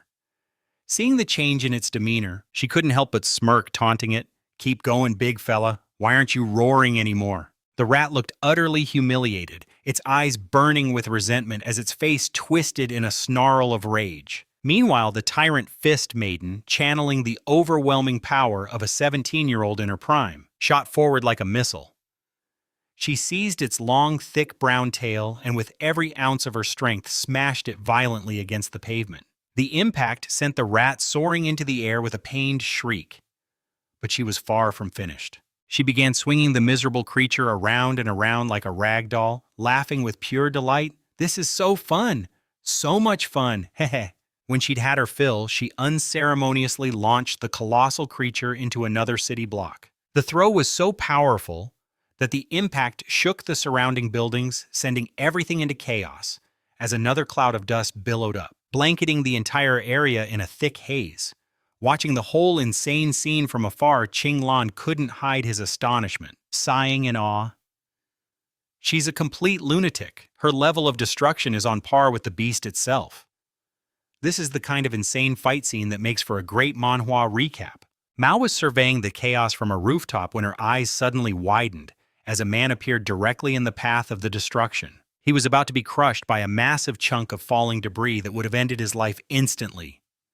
Without a second's hesitation, she screamed, "Look out!" and shot forward, snatching him out of harm's way in the nick of time. The rescued man, his face flushed with embarrassment, stammered out, "Thank you."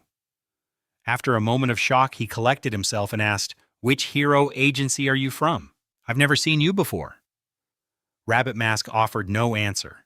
She coldly dropped him to the ground, turned, and walked away, leaving behind only two cryptic words, Judgment's Rabbit Mask. Her silhouette faded into the smoke, leaving the man utterly bewildered. Her arrival immediately drew the attention of a group of curious young men, their whispers cutting through the tension. "Hey, who is that?" one murmured. "An absolute goddess," another breathed in reply. A bald man with an awestruck expression exclaimed, "It's like an angel just descended among us. This judgment organization is packed with heavy hitters, no doubt about it." Rabbit Mask strode forward, her path interrupted by a huddle of whispering girls. She let out a small, unimpressed grunt, her gaze sweeping over them until she recognized VMD and her dear friend Xiaosis.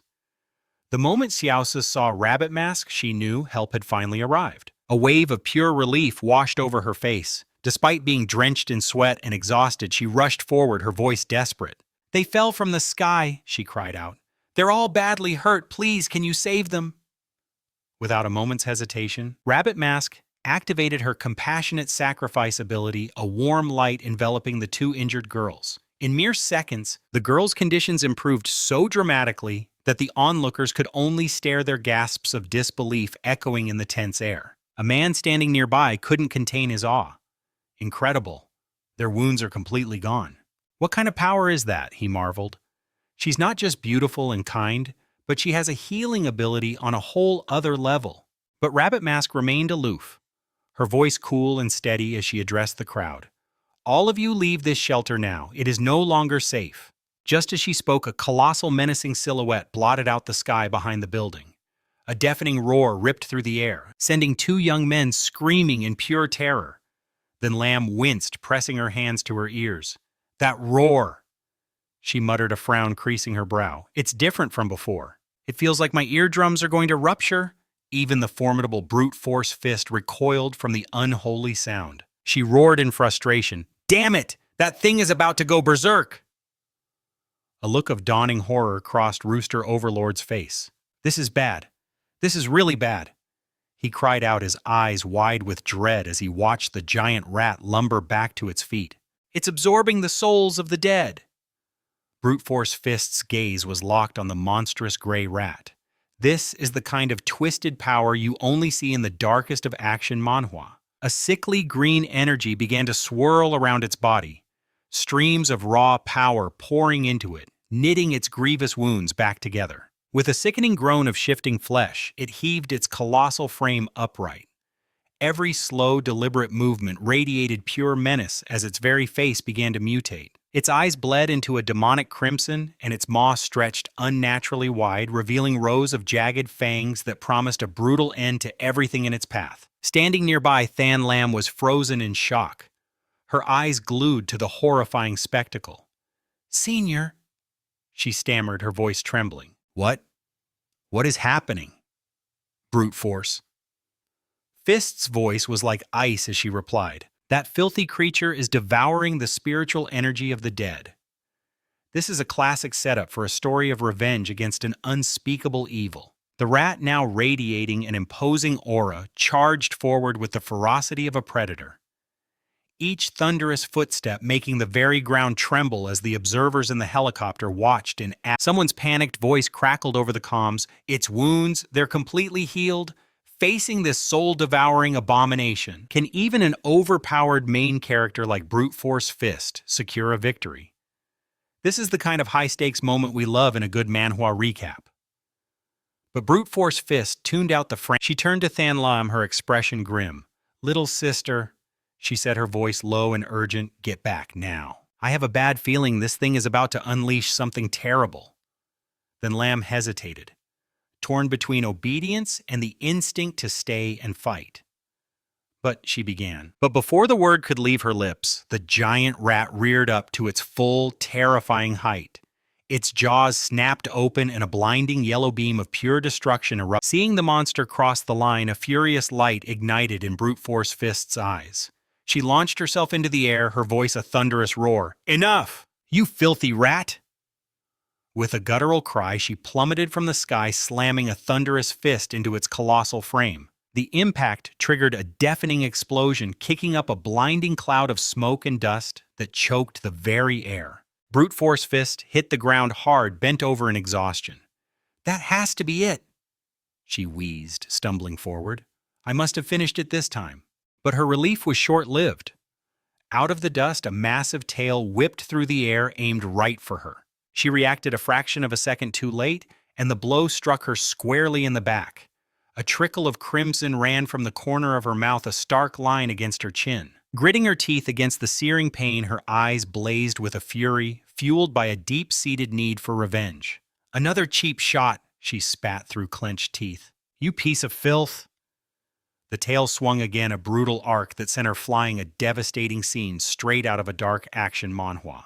Her back slammed into the unforgiving pavement, and a sharp cry of agony was torn from her throat. Seeing its advantage, the giant rat grew cocky and let out a series of mocking squeals.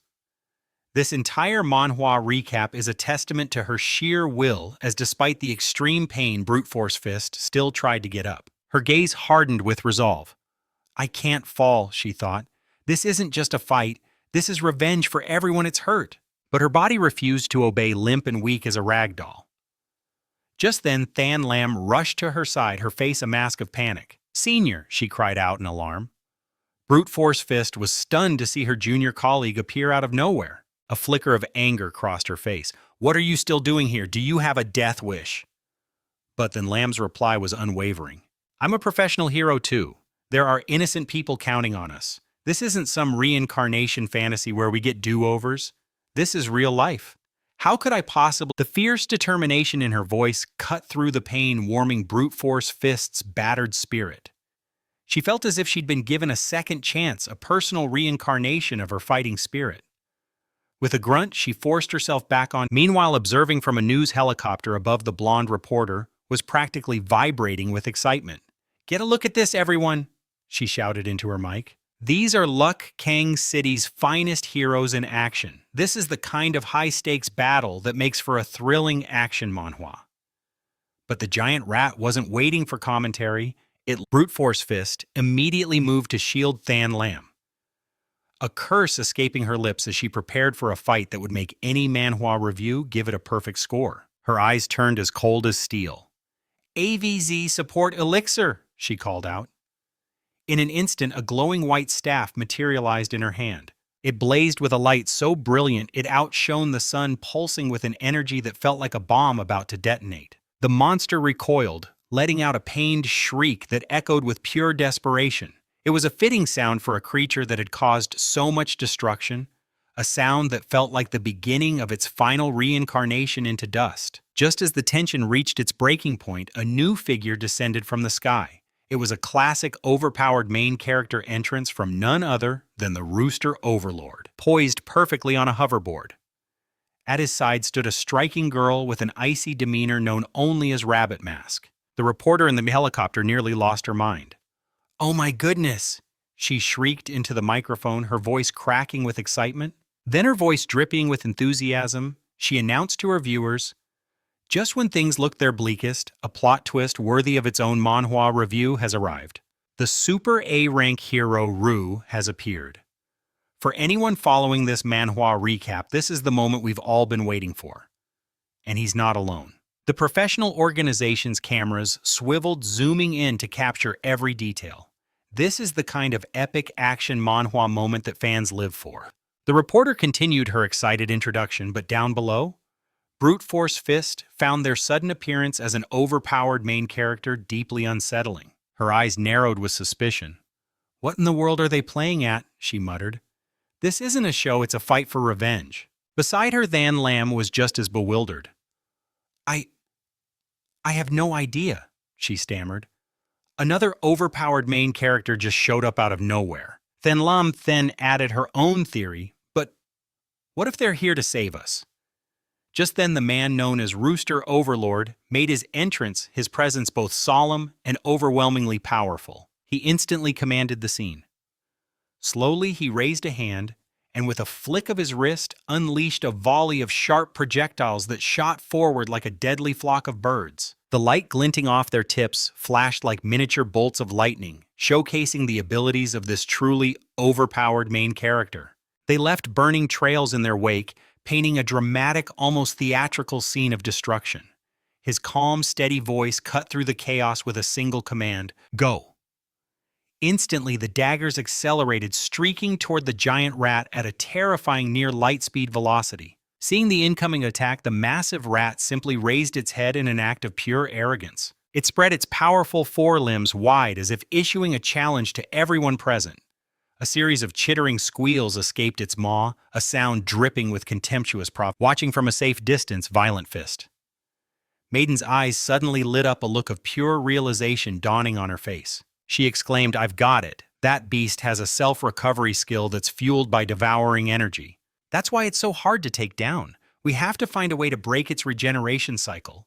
This incredible challenge is what makes this Manhwa recap so compelling." Hearing this, Than Lam, who stood beside her looking utterly confused, frowned and asked, "And how do we do that? Shove a gag in its mouth or something?"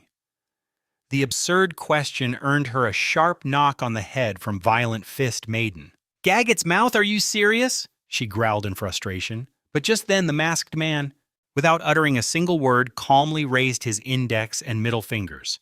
A deafening explosion ripped through the air, launching the colossal rat high into the sky. Violent Fist Maiden's gaze followed it upward as an idea clicked into place. "That's it!" she shouted. "It's the distance!" Suspended helplessly in midair, the giant rat was brutally impaled by the swarm of projectiles. Its agonized, helpless squeals echoed across the battlefield. Its mouth was savagely pierced shut, and its limbs were skewered by the sharp spikes, completely immobilizing it. The horrific sight made it look like some kind of giant roasted kebab. This whole scene is a highlight of our Manhwa review. With a gesture that was both gentle and immensely powerful, he guided the impaled rat directly onto a protrusion in the disc's center. He then turned to his companion, his voice dropping to an icy command: "Blood Rabbit, silence that thing!" Without a word, Blood Rabbit simply nodded in acknowledgement. She moved forward, a vision of deadly grace, each step so light it seemed she was gliding across the very air. Her hands rose, and from them erupted the legendary Snowflower Dragon Fist technique. In a breathtaking instant, a river of cyan energy flowed from Blood Rabbit, painting the entire sky in a shimmering, ethereal light that was as beautiful as it was deadly. The streams of power coiled like serpents before descending upon the giant mole, wrapping around its monstrous form and draining its momentum until it moved in slow, agonizing motion. Watching from a safe distance, the group of young men could only stare, their jaws hanging open in utter disbelief. Their eyes were locked on the spectacle, unable to look away. One of them finally managed to stammer, "Look at that! They're freezing the mutant beast. A monster that size? This is like something out of an action manhwa with an overpowered main character." The grotesque mole was now completely encased in a thick prison of ice courtesy of Blood Rabbit. It was utterly immobilized, its massive body compressed under the immense pressure. It looked pathetic, sharp icicles piercing its limbs. But just as the onlookers thought it was over, something else began to happen. The green energy that had first appeared now swirled back into view, and from within it a hand clad in a black glove slowly rose. And the stern voice of Rooster Overlord boomed, "Don't even think about absorbing another drop of energy." The masked hero continued to taunt the colossal yet arrogant mole. "In this inferno you can't even touch the corpses, let alone absorb their crystal energy." As Rooster Overlord finished his declaration, he swiftly clenched his fist and added, "This ends now." Then with devastating force he unleashed his Blade Storm technique. The mole was reduced to a pathetic state, completely suppressed by this overpowered main character and unable to resist, forced to helplessly endure the hurricane of attacks. Its feeble squeals echoed as it was relentlessly shredded by the technique, a truly miserable end for the beast. Full of despair and helplessness, it collapsed. Nearby, a young man with striking blue hair watched intently as glowing orbs flew through the air. He couldn't help but mutter in awe, "He's been sliced into snowflakes." Unfazed Rooster Overlord coldly spun a glowing green orb in his hand, unleashing his ability Plunder technique. Before his very eyes, a long translucent information panel materialized. As always, the notification panel displayed Detailed information about the skill he had just acquired, the Soul Guard technique, ripped from the essence of that giant mole. Rooster Overlord's gaze scanned the notification panel, absorbing every word. After a moment, he mused to himself, unlike Spirit Link, Heart Soul Guard's recovery ability draws from the mental power of others. But it's still fundamentally a healing-type skill. Just then, the organization's helicopter thundered into view, swooping in for a closer look. The voice of a blonde female reporter rang out full of excitement. "Stay with us, viewers! You won't want to miss a second of this incredible action manhwa recap. I am flying right up to the cloud level to bring you the real situation live and unfiltered." Just then, she looked up and her eyes locked onto the solitary figure of the masked man standing on a platform near the clouds. She gasped, then immediately called out to him, "Rooster Overlord, we'd love to get a quick interview." Hearing the request, Rooster Overlord slowly turned around. The camera captured the powerful silhouette of his back, and the live stream chat immediately flooded with comments that would make any manhwa review glow with praise. Even Tyrannical Fist was captivated looking at him with sheer admiration. Yet she couldn't shake a deep sense of unease. She thought to herself, "The oppressive aura he radiates is stronger than anything I've ever felt. He must be an S-class awakener." While she was lost in her thoughts, the unexpected happened. Blood Rabbit materialized out of thin air, appearing directly behind Tyrannical Fist and Than Lam. Sensing the sudden presence, Tyrannical Fist whipped around, her sharp gaze fixed on Blood Rabbit. Her voice was laced with suspicion. "What do you want?" But Blood Rabbit just stared back coldly without a single word.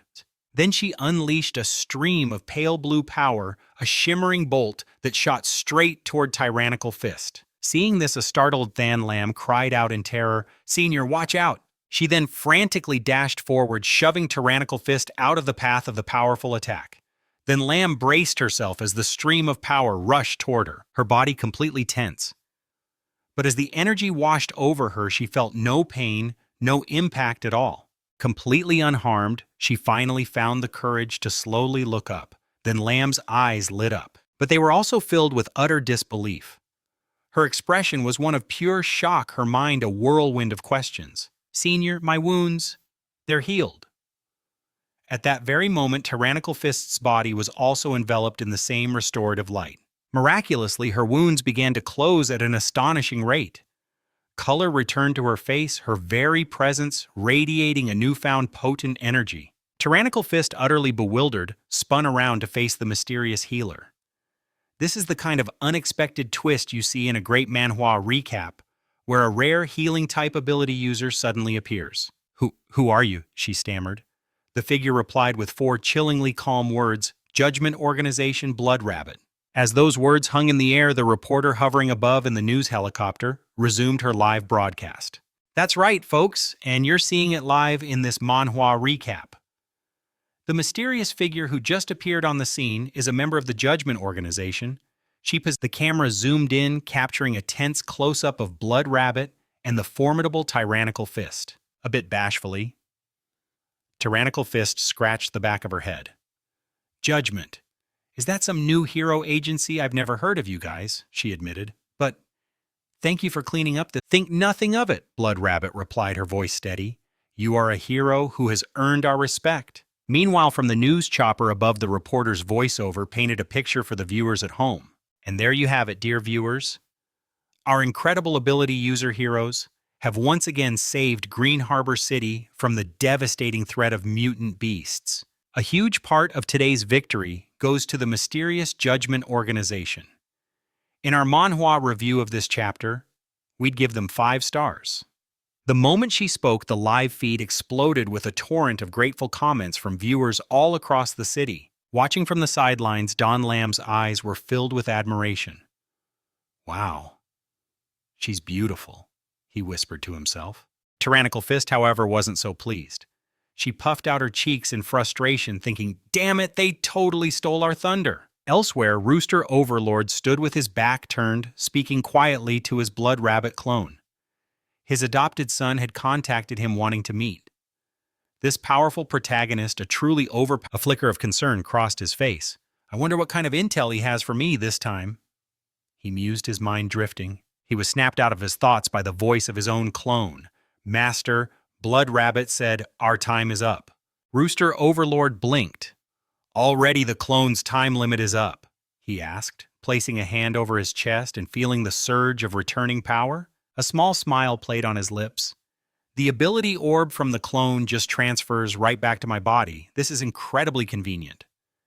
This is the kind of thinking you expect from an overpowered main character, although, he thought with a grimace, I'm making a mental note never again create a female clone. She gets hit on way too much. What an embarrassing mess. Just then the scene cut to a young man with long curly hair tied back named Liu Yuan.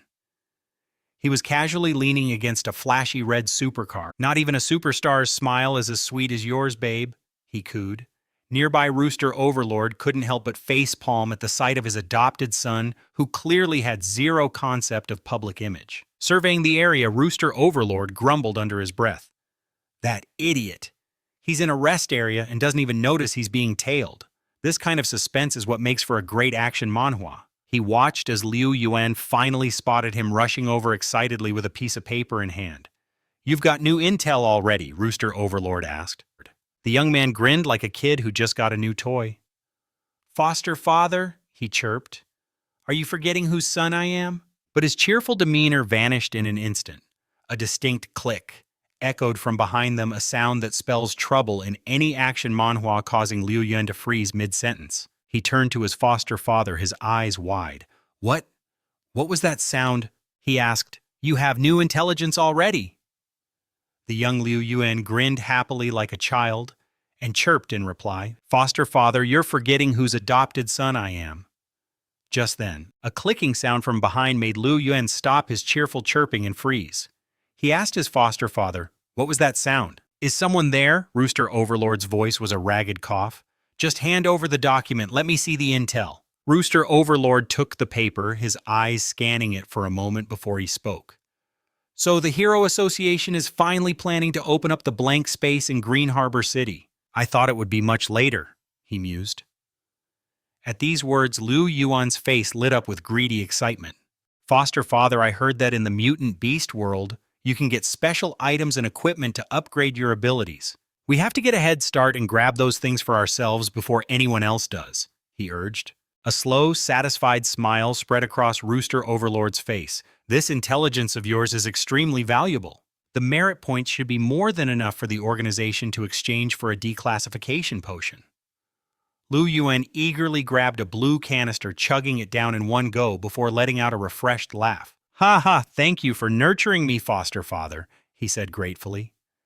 But just moments after drinking the potion, Liu Yuan suddenly doubled over. He grimaced. "Foster father, what is this stuff?" "It tastes like wasabi mixed with the bitterness of dark chocolate." Rooster Overlord simply patted his back to help it settle, offering a piece of advice to his adopted son, whose face was now twisted in pain. "You know what they say, the more bitter the medicine, the better the cure." As soon as he finished speaking, the potion's true power erupted. A blood-curdling scream tore from Liu Yuan's throat, as in a matter of seconds his body warped and transformed into a massive class ability werewolf, a classic power-up you'd see in any great action manhwa. His eyes glowed with the feral light as he threw his head back, letting out a triumphant wolf-like howl before growling, "Bon ho! I can feel it. My strength and perception are growing exponentially." Master Rooster watched this, his satisfaction evident. "If you keep up this pace, becoming an S-rank Esper is only a matter of time. After all, that's the dream for every Esper, to become an overpowered main character." But before Liu Yuan could even revel in his new power, Master Rooster added two chilling words: the Armored War Hero. The name hung in the air, leaving Liu Yuan utterly confused, a question mark practically appearing over his head as he asked his master, "Adoptive father, what are you trying to say? My old man is probably off getting wasted with some beautiful women right now. He doesn't have the time to bother with me." The slander had barely left his lips when a towering figure materialized in the room. It was him, the very person Liu Yuan had just been bad-mouthing. His eyes burned with a furious fire that intensified with every passing second. A murderous aura filled the room as he spoke, his voice dangerously low. "But before we talk, let me skin this rebellious son of mine alive first." This kind of intense family betrayal and revenge, pathetic whimpers echoed through the room. Though he was in his powerful wolf form, Liu Yuan's face revealed the fragile soul of a terrified child. He cried out, begging his father for mercy. I didn't mean anything by it, I swear. Please have mercy. You're gonna kill me, Dad.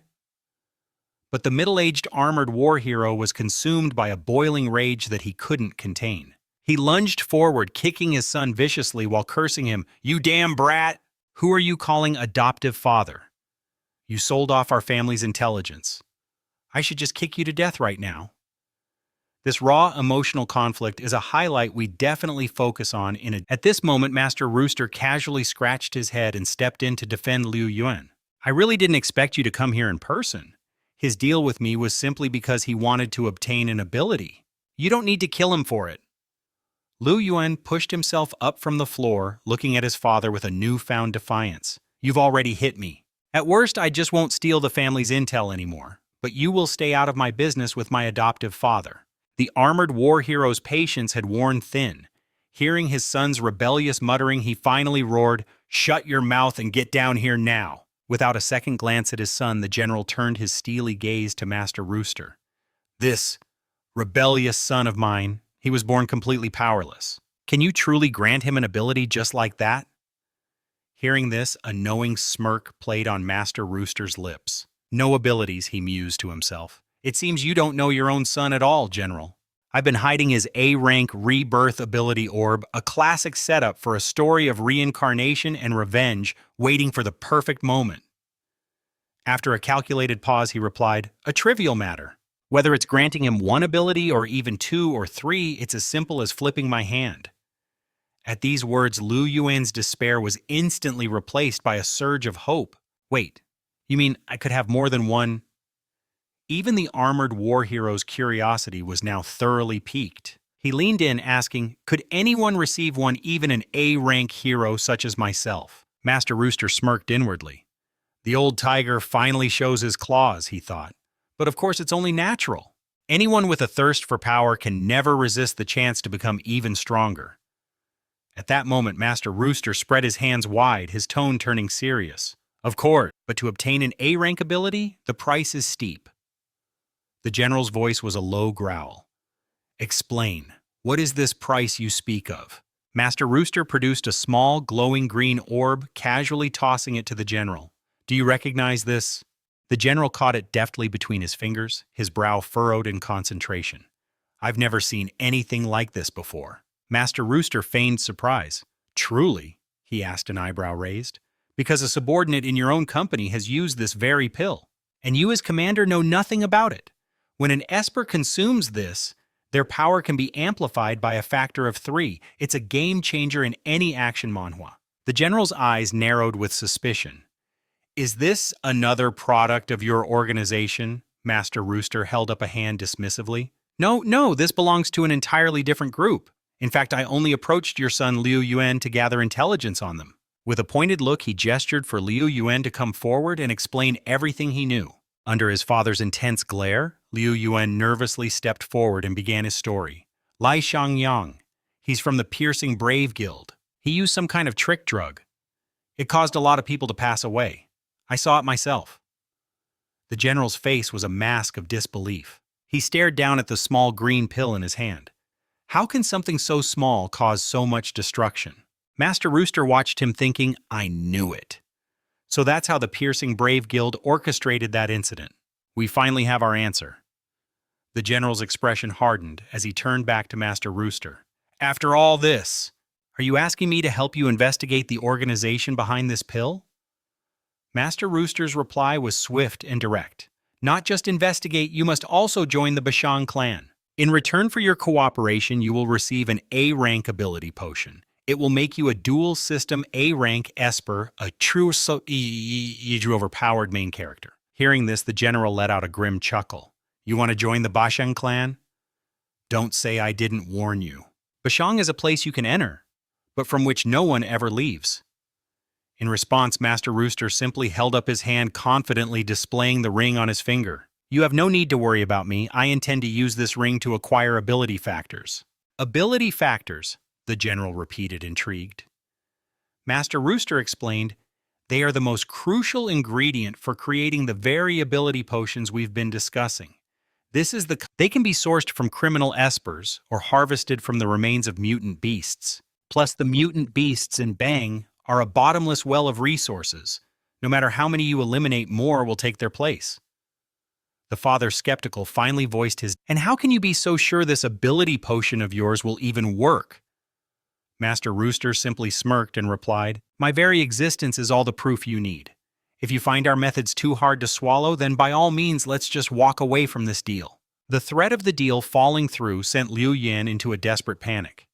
"Wait, if you're not going to do it, then fine," he shrieked. "I'm afraid you'll just get in the way of my leveling up anyway."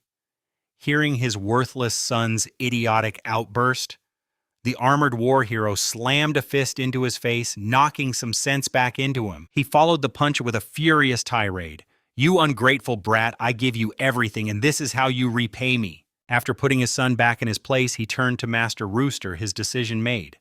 "All right, you have a deal. We'll cooperate. And don't worry about the Piercing Brave Guild. I'll take care of them myself." A satisfied smile touched Master Rooster's lips. He turned to leave, tossing a final confident remark over his shoulder. "You've made a wise choice. Here's to a fruitful partnership. I look forward to our next meeting." And with that he was gone, the scene dissolving to another location entirely. We find ourselves in a sterile, brightly lit hospital room, the familiar red cross a stark symbol on the wall. A young woman with warm brown hair, Xiao, slowly emerges into the hallway. She rubbed the sleep from her eyes, muttering to herself, "Ugh, the whole apartment building collapsed yesterday. I can't believe I had to spend the night in the hospital." Her thoughts were cut short as a familiar figure down the hall made her stop dead in her tracks. It was Yang Shi, Master Rooster's unassuming human identity. Seeing him standing there, a startled Xiao called out, "Yang Shi, what are you doing here?"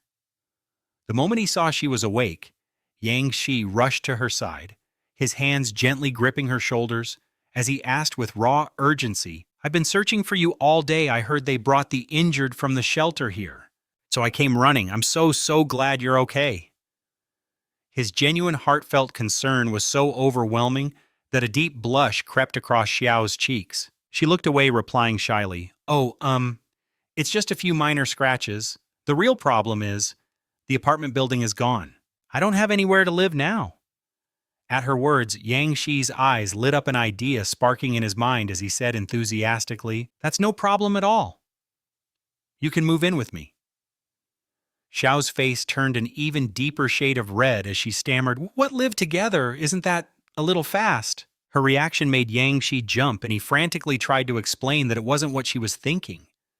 But hearing his backtracking, Xiao's blush was replaced by an adorable pout. "Oh, so that's not what you meant. Then forget it," she huffed. "It's not like I wanted to live with you anyway." And with that, she spun on her heel and hurried away, leaving a bewildered Yang Shi calling after her, "Wait, Xiao, that's not... I only meant..."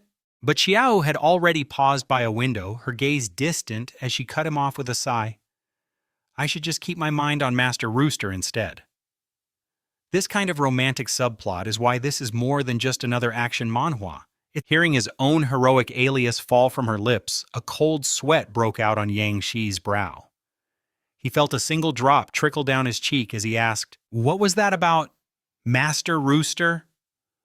The very mention of the name made Xiao's entire face light up, as if a field of flowers had bloomed around her. She turned back to Yang Shi. "Oh, you wouldn't believe what happened. I almost died today. But then the mysterious Master Rooster appeared out of nowhere and saved me. He's just so handsome." Lost in the memory, she trailed off a dreamy expression. She was already scheming, thinking she had to find a way to interview him. Imagine the scoop that would be for the public news report. This manhwa recap is getting intense. She was so lost in her fantasy that she was completely oblivious to Yang Shi standing right behind her. His expression a complicated mix of helplessness and frustration as he was... But that feeling of helplessness quickly morphed into something else entirely, a flicker of bold, undeniable possessiveness. Our overpowered main character was feeling a different kind of challenge now. Yang Shi strode forward and swept Xiao into his arms, princess style. She froze, a startled shriek escaping her lips. "Ah, Yang Shi, what are you doing?" Thump. He gently tossed her onto the hospital bed. She landed on the pristine white sheets with a soft cry of surprise. Out! Xiao clumsily scrambled to sit up, her eyes wide. Wait, what do you think you're doing? There on the stark white hospital bed, Xiao found herself in a rather compromising position. A stark contrast to the usual fights in this action manhwa. Struggling to push herself up, a deep blush crept across her face as she breathed out his name, her voice barely a whisper. Yangxi. Hearing his name spoken with such softness by the woman he adored was like a shot to the heart. It was as if Cupid himself had fired an arrow. His own heart fluttered as he murmured her name in return, Xiao. He leaned in closer, a playful smirk dancing on his lips. I just wanted a better look at you. But as he moved, it was clear he was going to. Tio's face flushed red as she tried to shy away from his advance. She suddenly leaped back agitated and shouted a stern warning at him. You can't do this. We're in a hospital. But her retreat was cut short as he lunged, and with a soft thud, they collapsed in a tangle of limbs. My goodness, Yangxi and Xiao were being incredibly bold. They were now lying face to face on the bed, their legs intimately intertwined. Both of them were blushing furiously. Xiao, who was naturally shy, felt like her entire body was on fire with embarrassment. But as she gazed into his eyes, her rational thoughts began to melt away. She whispered his name again, Yangxi, lying there so close.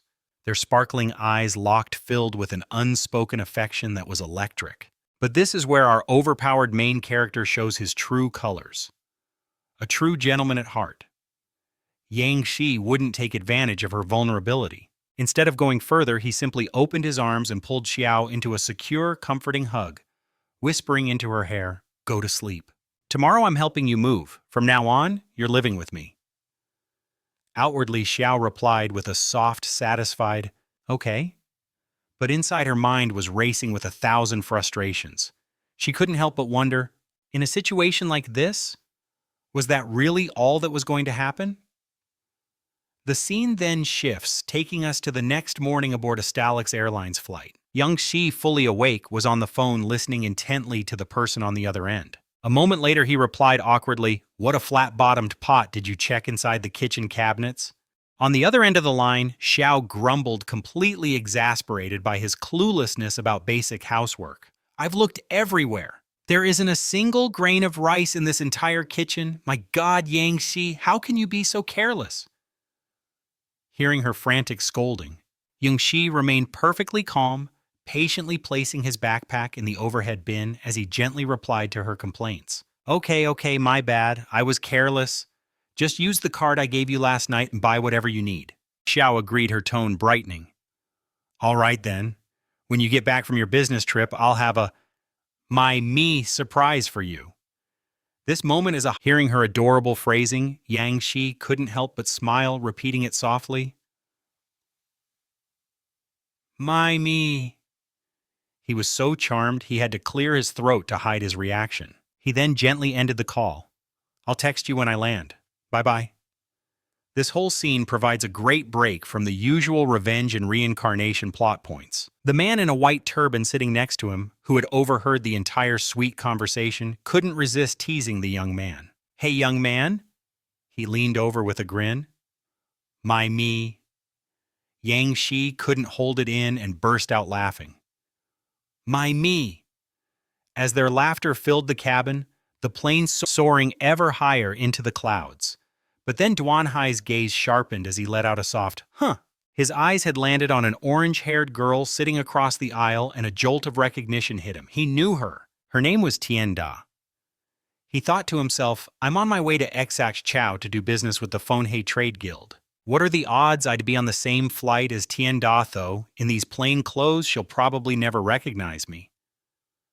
As for the girl Tienda, she was having an absolutely miserable time. Annoyance was etched across her face, a simmering frustration caused by a group of leering young men across from her, whose eyes were practically devouring her. One of them was thinking, wow, to have two absolute beauties on the same flight. This is my lucky day. The pink-haired girl beside her, named Hai Dong, spoke up timidly, asking the flight attendant, excuse me, could I trouble you for a wool blanket? The attendant replied with a warm smile. Of course not, a problem at all. Please just wait one moment. But as the flight attendant returned with the blanket for Hai Dong, saying, "Here you are, ma'am," Tinda, already on edge and now feeling the weight of Duan Hai's gaze, finally snapped. "What are you looking at?" she spat, her voice laced with venom. "Haven't you ever seen a beautiful woman before you creep?" Duan Hai, who had just been lost in his own world, was blindsided by the accusation. He fumed silently, puffing his cheeks as a thought crossed his mind. If she had any idea I was the god-tier player she idolizes, she wouldn't dare speak to me with such arrogance. Suddenly a muffled thud broke the tension. A piece of brown cloth had seemingly fallen from nowhere, landing right on the red-shoed foot of the flight attendant. An instant later, the cold, hard muzzle of a gun was pressed into her back and she froze in terror. Her hands shot up as she cried out, "Please spare me!" Duan Hai's eyes darted up instantly, grasping the gravity of the situation. "A hijacking," he stated with cold certainty. The hijacker was a handsome young man, his wild hairstyle giving him a rebellious air. This was the start of a seriously intense action manhwa plot. He growled at the flight attendant, "Don't move. Hands on your head." On cue, his accomplices emerged from the crowd, brandishing their weapons and forcing everyone to put their hands up. The passengers, gripped by fear, began to beg for their lives. Feeling the cold steel of a gun barrel against his own shoulder, Duan Hai coolly wondered, are all their guns mutant beasts? He was so deep in his analysis of the situation, a classic trait of an overpowered main character, that he forgot to raise his hands as ordered. This oversight infuriated a hot-tempered, bald hijacker nearby. "You son of a... What the hell are you staring at?" he roared. "Get your hands on your head now." Duan Hai calmly assessed them, thinking, every single one with a gun is at least a B-rank ability user. What kind of terrorist group is bold enough to attempt a hijacking in broad daylight, he mused. This was shaping up to be a wild manhwa recap. Duan Hai knew he couldn't just reveal his god-tier identity in front of a plane full of civilians. He needed a plan. But for now, the wisest move was to comply and raise his hands to avoid drawing any more unwanted attention. The wild-haired leader pointed his gun back at the flight attendant, ordering her to open the cockpit door. The attendant stammered timidly, "I'll open it right now, just please don't hurt me." Watching this unfold, Duan Hai's expression turned serious. Their actions were strange and he felt a genuine sense of concern. Just then the leader turned back from the cockpit and spoke to his blue-haired accomplice. "All right, you can proceed." "Just as we planned," the leader commanded. His blue-haired accomplice nodded grimly. "Roger that, boss."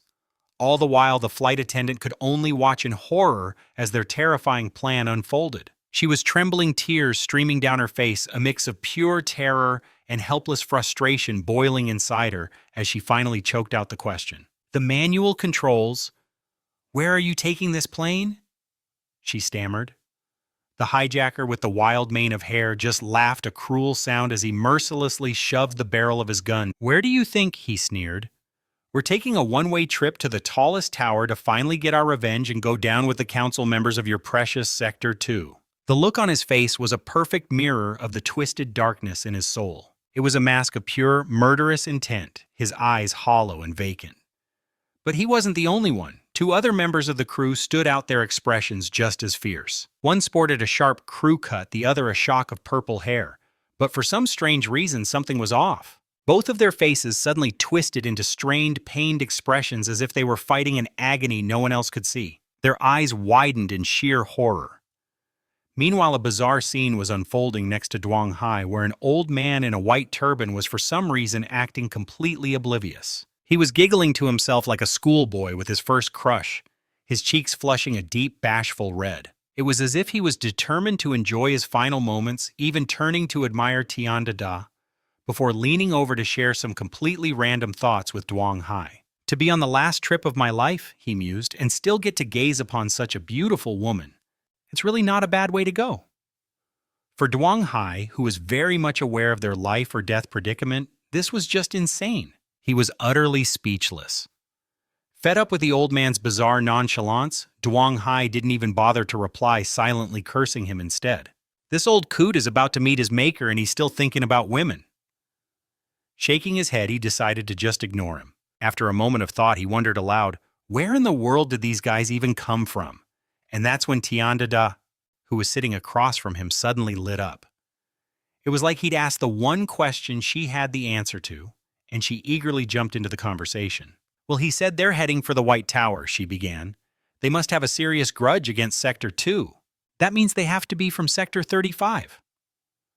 Duong Hai listened, intrigued by her logic, but it only raised more questions. This is the kind of intricate world building you find in a great action manhwa. "Sector 35, he pressed, needing to know more. "What makes you so sure?" Tienda Da looked at him, surprised he'd asked something so basic. "You seriously don't know the history between them?" she asked, a little shocked. And with that, she launched into a quick history lesson for him. Before the Blue Star government established the 50 peace zones, Sector 35 was brutally invaded by Sector 2. After the peace zones were created, there was a huge government conference. Sector 35 demanded a public apology and reparations for what they did. This whole conflict is a classic setup for a revenge story. But the council members from Sector 2 just arrogantly denied everything, refusing to take any responsibility. After hearing the full story, Duong Hai finally understood the deep-seated hatred driving them. "No wonder they're going to such extreme lengths," he muttered. "But times have changed. An attack like this isn't going to solve anything." Hearing his take on the situation, Tienda Da nodded in agreement. "This manhwa recap is getting incredibly intense." "Exactly," she replied. "All this does is hurt innocent people." But as the two of them were lost in their conversation, the bald hijacker loomed over them again, his voice dripping with annoyance. "What are you two whispering about over there?" Tienda, quick-witted as always, knew exactly how to de-escalate. She immediately softened her tone, hoping to placate the angry man. Any good manhwa review has to praise her cleverness on— "We weren't saying a thing, I'm so sorry, boss, I'd never dare," one of them stammered. But the brutish bald man clearly had no concept of how to treat a lady. He snatched Tiendada's hand with a cruel grip, his voice a low growl. "Wouldn't dare, huh? Looks to me like you've got all the nerve in the world." And just like that, with a single brutal motion, he hoisted her over his shoulder like a sack of potatoes. He stomped toward the open airplane door, his voice laced with venom as he threatened her. "You want to die so bad, I'll be happy to toss you out of here." Pure terror seized Tienda Da as she shrieked, "No, no, please don't throw me, somebody help me." Duan Hai's blood boiled at the man's disgusting behavior. He couldn't just stand by and watch this unfold. He rose to his feet, his eyes locked on the unfolding, his hand tightened into a fist, hauling with the promise of a devastating, thunderous punch. But just as he was about to intervene, suddenly, crack. The bald goon staggered back from a brutal punch that sent his false teeth flying. It seemed someone else had beaten Duan Hai to the punch. After landing the blow, the newcomer gently caught Tienda Da, his voice a calm anchor in the storm. "Don't be afraid, miss, I've got you." A blonde-haired young man radiating a heroic aura had appeared out of nowhere. It was Tin Dion, an A-rank hero, and he instantly commanded the attention of everyone on board. Tin Dion gave a theatrical wave, almost like a pageant queen, and announced with a charming smile, "Hello, everyone. Sorry for the late arrival." Meanwhile, the man who had actually saved Tienda Da stood there looking impossibly cool, a smirk of satisfaction playing on his lips, clearly proud of— It turns out this was another A-rank hero, Tu Jiangyi. Seeing their two saviors, the passengers erupted in joyous cheers, their fear replaced by overwhelming relief. "It's the A-rank heroes, Tu Jiangyi and Tin Diong. Oh my god, we're saved." Duan Hai finally let out a breath he didn't realize he was holding. "Okay," he thought, "this time we should actually be fine." The purple and orange-haired hijackers glared at Tin Diong as he brought order to the chaos. "You're a real pain in the neck," they snarled before launching a coordinated attack. But they were stopped dead in their tracks, forced onto the defensive by a blur of red, a cloak that moved with lightning speed, deflecting their every— Duan Hai analyzed the fight from a distance. That cloak was no ordinary garment. It was the most powerful soul weapon he had ever seen. This is a classic scene for a great action manhwa. The hero's combat prowess was clearly off the charts. The orange-haired villain, who carried himself with the feral energy of a wild wolf, was seething. He spat out, "You, fine Tin Diong." But Tin Diong was completely unfazed by these low-level thugs, looking down on them with utter disdain as he replied, There are only 2 of you left. Drop your weapons and surrender now. But just then, Duan Hai's eyes widened in horror as he witnessed their next desperate and malicious move. He couldn't help but exclaim, "These guys from District 2, they're truly twisted and have no regard for life." But did you really think this was over? The villains' skinny frames suddenly began to bulge and warp, transforming them into hulking muscular behemoths. They now stood as 2 men with six-pack abs rippling with power. They had activated a terrifying ability known as the human bullet. This is the kind of overpowered main character moment we see in the confident expressions on Tin Diong and Tu Jianggi's faces vanished, replaced with pure horror. "This is incredibly bad," they shouted. A split second later, boom. A massive explosion ripped through the fuselage. The plane lurched violently, spiraling out of control through the sky as the passengers, pale with shock, were thrown around. They clung desperately to their seats, their screams swallowed by the roar of the wind. Tu Jianggi's voice cut through the panic. "Poison gas. Everyone get your antitoxin masks on." He then turned to his A-rank partner, his voice tight with urgency. "Diong Fong, is there anything you can do? Can that cloak of yours get us out of here?" Tin Diong snapped back, clearly frustrated. "What do you think, I'm an S-rank hero? And shomisis. These are all ordinary people. My cloak can carry a few of us at best. Any more than that, and we all go down. This Manhwa recap is getting intense. Any more than that is impossible." The moment he finished speaking, the cabin erupted into a chorus of desperate pleas. "Please, you have to take me," a purple-haired young man cried out, his voice cracking with fear. "Take me too. I'll give you anything, any amount of money. Just please, I'm begging you." "And me," another passenger with reddish-brown hair desperately chimed in. Duan Hai watched the rising panic, his expression unreadable. He thought grimly to himself, "Are they going to swarm me like a panicked hive?" Dada pleaded with the man in front of her, her voice trembling. "Please take me with you. I'm begging." Before she could even get an answer, a gruff voice shoved past her from behind. "Get out of the way. If anyone's going, it should be me first." The older man beside her, taking a long drag from his cigarette, glanced down at Dada. He said gently, "Young lady, you should get back to your seat, and make sure to buckle up tight." Realizing the man was looking out for her, Dada offered him a small, grateful smile and replied as she turned, "You're a truly kind person." Just then, a little girl ran over, her wide, innocent eyes filled with tears, and whimpered, "Dada, I'm so scared."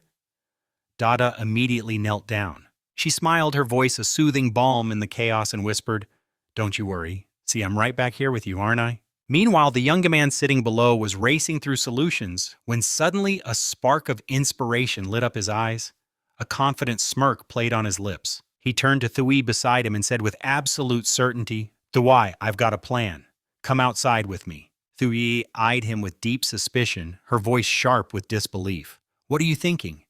We can't just abandon all these people." He saw the doubt in her eyes but didn't flinch, his voice remaining calm and steady, a testament to this truly overpowered main character. "You just need to trust me. We have to move now or it will be too late." With that, the two of them leaped onto the flying carpet. In the blink of an eye, the carpet shot into the open sky. Duan Hai's expression grew intensely serious. His gaze was fixed on the horizon, his mind racing for a solution. Suddenly, an idea flashed through his mind. "Of course. I can create a shadow clone inside the cabin. It only has 1/10 of my original power, but it might be just enough to save everyone on board." This kind of tactical thinking is what made— The moment the thought crossed his mind, the system voice echoed, "Shadow clone has been activated." His expression was grim, all business, his gaze profound as if calculating 1,000 possibilities at once. He took on the form of Duong Hai, catching his reflection and feeling a surge of new power course through him, a classic element in— The aircraft was now in a terrifying nosedive, slicing through the air like a deadly steel arrow. The young man on the carpet yelled over the wind, his voice urgent, "Thui now. Use your ability.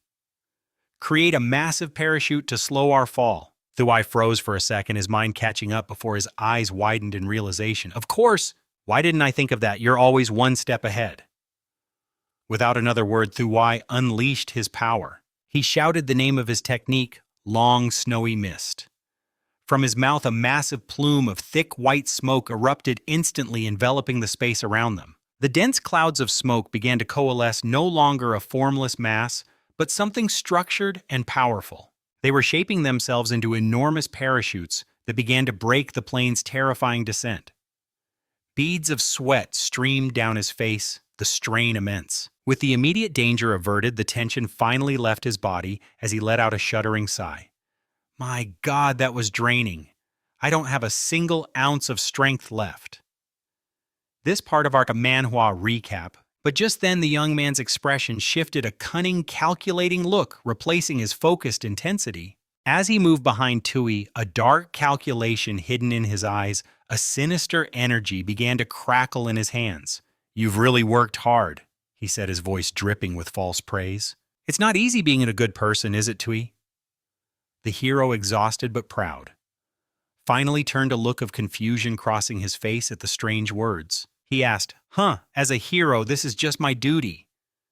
Just then, Duong Hai arrived on the scene, witnessing the tense moment from above. From his vantage point, he surveyed the chaos, his mind racing. The plane had clearly been struck by something powerful. Those must be the two A-rank heroes on the scene, he thought. But in a horrifying twist, the younger hero lunged, plunging a glowing blade into Tui's back, his voice thick with venom. It's because you're so damn perfect that I can't stand you, he snarled. A raw scream of agony tore from Tui's throat as the unexpected attack found its mark. The brutal betrayal left Duong Hai completely stunned, his mind reeling. What in the hell is happening? He breathed, unable to believe his eyes. The traitor leaned in close to the fallen hero, his words dripping with years of pent-up resentment. I'm just as strong as you, maybe even stronger, but on every single mission, you always have to be the one in the spotlight, stealing all the glory. My popularity is tanking, and I can't even land a single sponsorship deal because of you. Thui collapsed completely, clutching the wound, his voice a choked whisper. You're doing this to me. But his partner just sneered, turning away without a shred of remorse. If you love being a hero so much, then go ahead and die for these pathetic commoners. I'll make sure the media hears all about your brave sacrifice to save the plane, he said with a sickening smile. And with that, he launched into the air, leaving Tui to die. As the traitor vanished, Duong Hai shot down to the wounded hero's side, his heart pounding. Hey, hang on! Just hold on, I have the healing ability, I can save you. Duong Hai pleaded, channeling a brilliant holy light into Tui's grievous wound. But Tui, his face pale and slick with sweat, just shook his head, his voice strained. It's no use. That wound, it's from his soul weapon. It can't be healed. The words hit Duong Hai like a physical blow. What? He gasped. Tui, mustering the very last of his strength, looked up at Duong Hai. It was my fault. I was careless. I never imagined he hated me that much. My son, my little boy, is waiting for me to come home, to play with him. The confession was heartbreaking. A wave of utter despair washed over Duong Hai. How can this be happening? He whispered. Meanwhile, the plane itself had stabilized, now descending at a much slower, manageable rate. The immediate danger of a crash had passed. The traitor's starling jacket landed inside the plane's cabin after his cowardly attack. The terrified passengers erupted in cheers and sighs of relief at the sight of him. It's starling jacket, we're saved. Another hero is here, they cried. Putting on a masterful performance of grief, Starling Jacket addressed the hopeful crowd with a mournful voice. He used every last ounce of his strength to slow the plane's fall, but he couldn't hold on. I'm so sorry. This kind of dark turn is what makes a manhwa recap so compelling. I can only carry a few of you to safety at a time, he announced. Before anyone could react, his cloak magically extended, wrapping around several of the most attractive young women. In an instant, he was airborne, carrying them away. A little girl, caught in the magical fabric, reached back, desperately screaming for her father. No, I want to stay with Dada, she cried. Her father. Dada lunged forward, his hand outstretched as he screamed her name, Hai Dong! The plane continued its slow descent, but inside the cabin, hope had been replaced by sheer panic and utter despair. Their voices trembled with fear. He just left. Is that it? Are we all going to die? This is the kind of high-stakes drama we love in an action manhwa. We're screwed. We're completely screwed. As the hero Tui's life faded, Duong Hai made a fateful decision, activating his ability. He absorbed the dying hero's power, vowing to the man's fading spirit, Tui, I swear, I will get revenge for you. Thui's ability, a powerful A-rank skill called Shua Mist. An announcement rings out, the Shuja Mist has materialized. It can be absorbed wherever air is present. A strange mist began to form, a chilling omen. It was a stark reminder that some risks, like underestimating a foe, are a surefire way to get yourself snuffed out. The sudden appearance of Yang Shi drew every eye from inside the plummeting plane. Gasps of shock and hope filled the cabin. Look, someone's out there. It has to be Master Doge. Is he here to save us? They cried. Yang Shi soared parallel to the aircraft, his hand outstretched, as he unleashed his incredible power over metal, roaring with defiance. Stop, right, now! The massive jet, now just feet from the desert floor, groaned as its descent slowed dramatically before skidding to a massive cloud of dust billowed into the air, but miraculously the landing was controlled. Not a single passenger inside was injured. Cheers erupted through the cabin. We're alive. This is insane, like something out of an action manhwa. But wait, where's that A-rank hero Shang Yi Jia? And Master Doge, I swear I saw him just a second ago.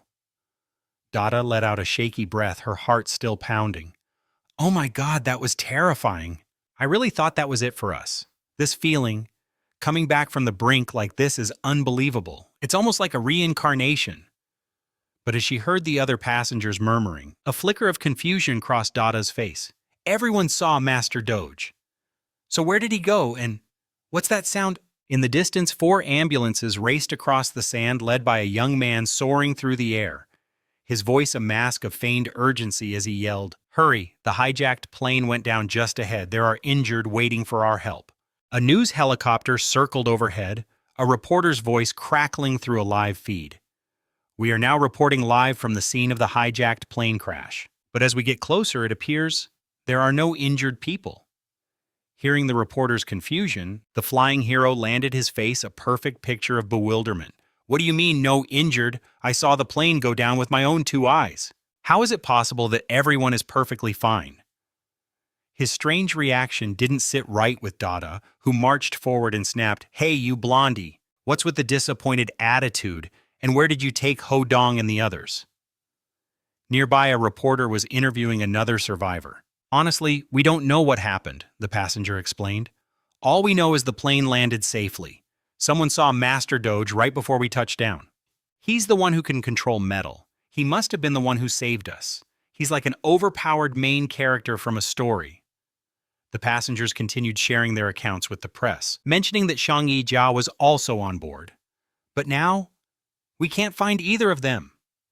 At the mention of Shang Yi Jia's name, the blonde hero's expression darkened for a split second. He quickly recovered, stepping into the media scrum.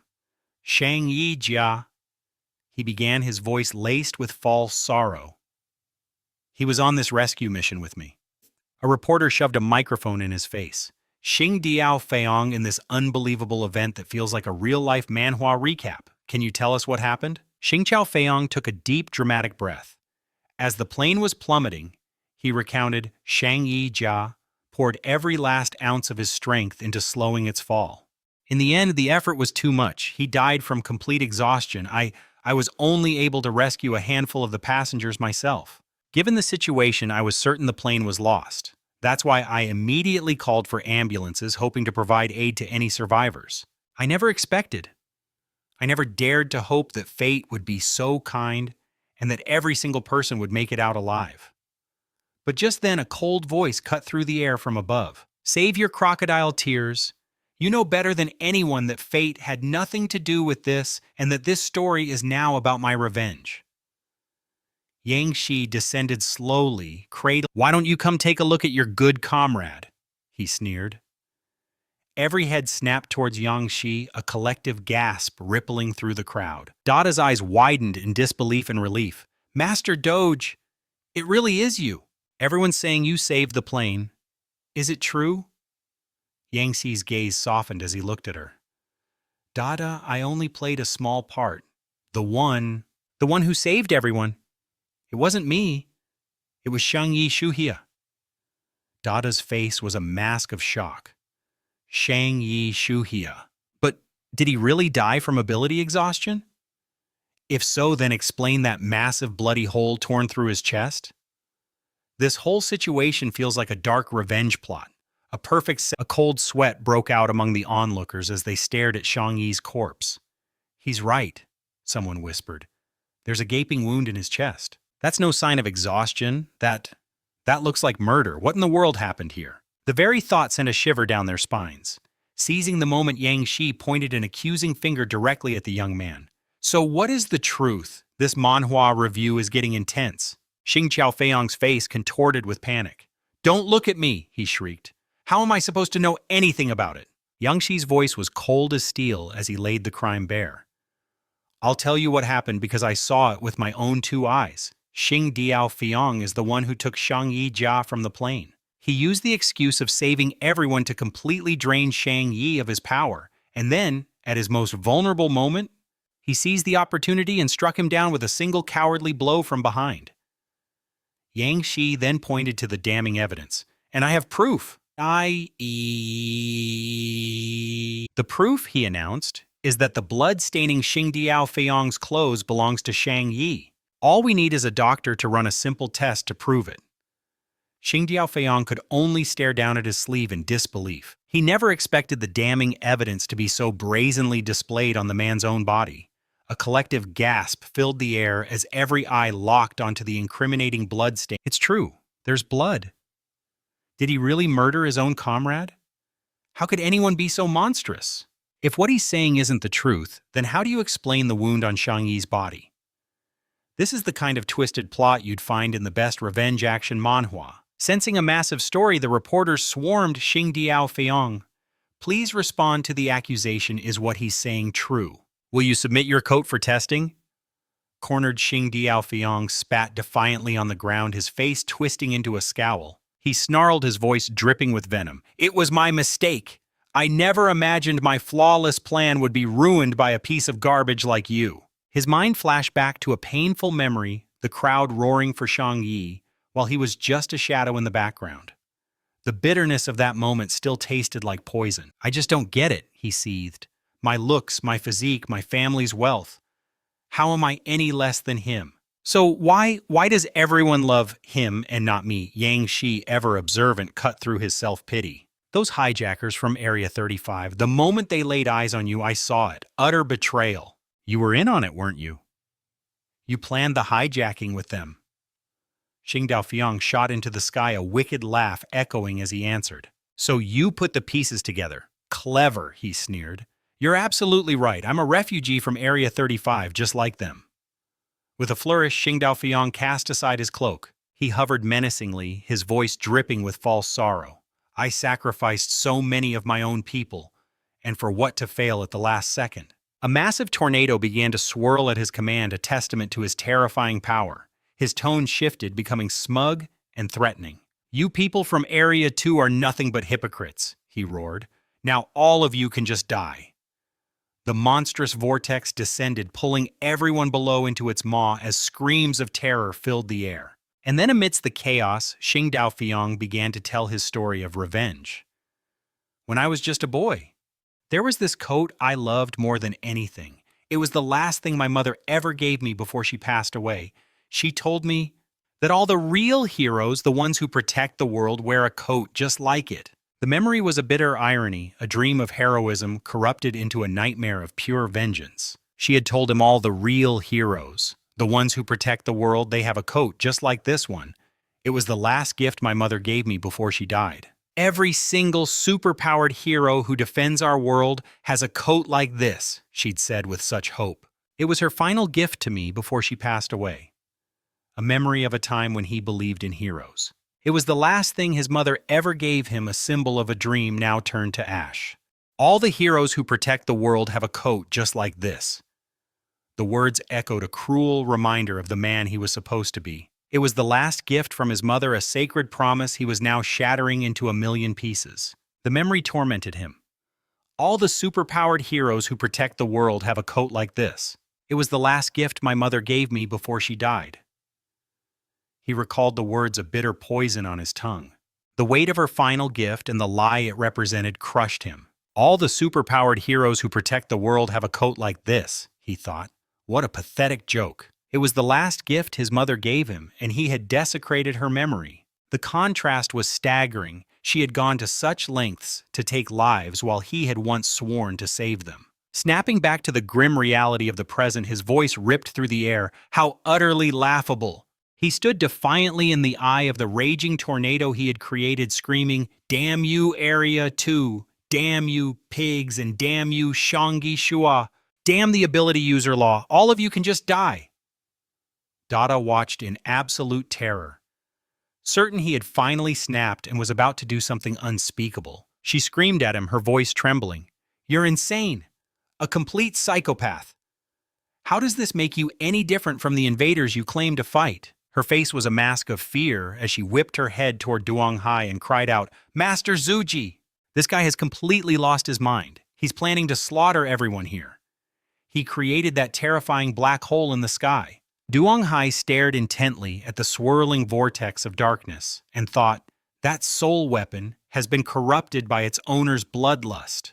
It's fed on so many lives and leveled up multiple times. It's an S-rank soul weapon now. This kind of power creep is exactly what you expect from a thrilling action manhwa. Data looked absolutely floored by his calm analysis. She then stammered in disbelief, "See, Rank, I really want to capture it for my collection, but I don't have anything in my arsenal that can even touch an S-rank soul weapon." "What are we supposed to do?" she asked Duong Hai, her voice cracking with desperation. "Master Shuji, are you confident you can actually beat him?" Dada then looked down, and her eyes widened. "Wait, Master. Your hands are shaking. If even you're scared, then what chance do I have?"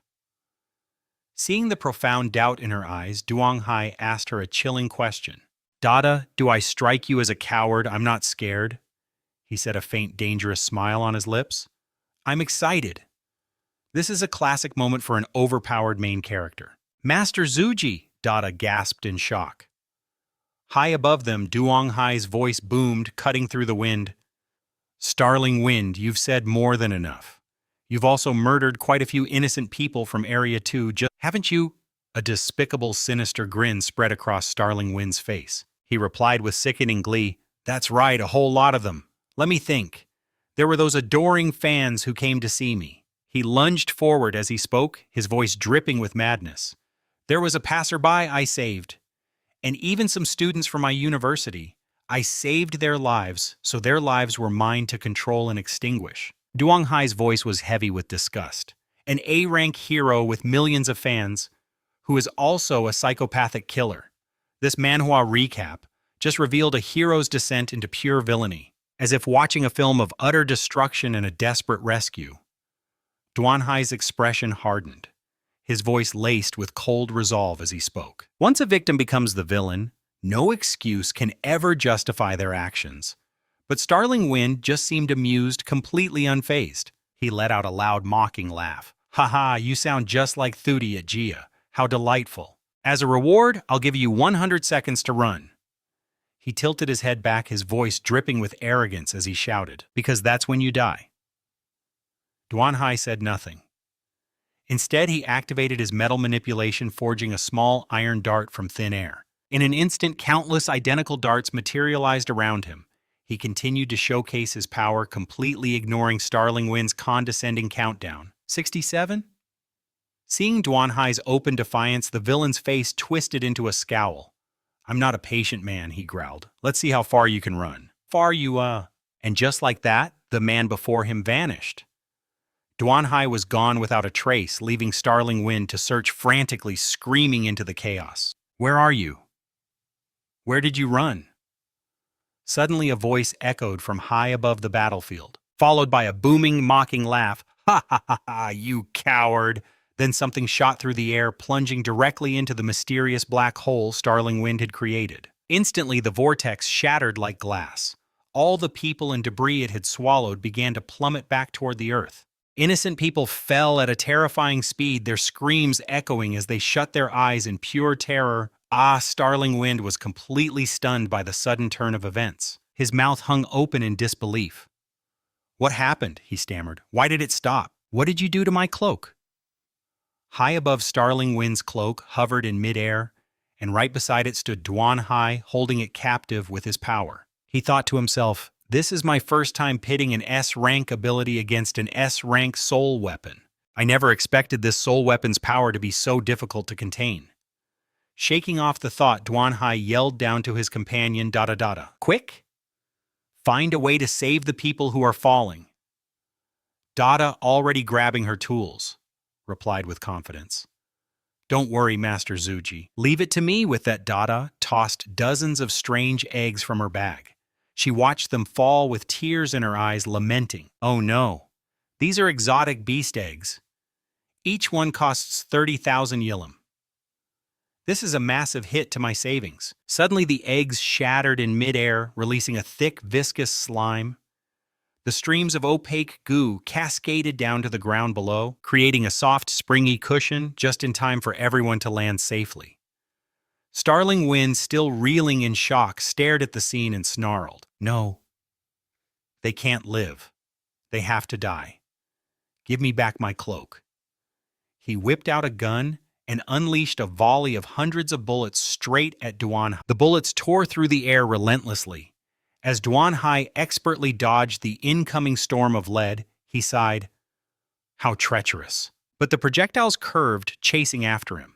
He paused for a split second to analyze their trajectory and realized they're tracking bullets too. Knowing he couldn't outrun them forever, Duan Hai stopped mid-air and turned to face the onslaught head-on.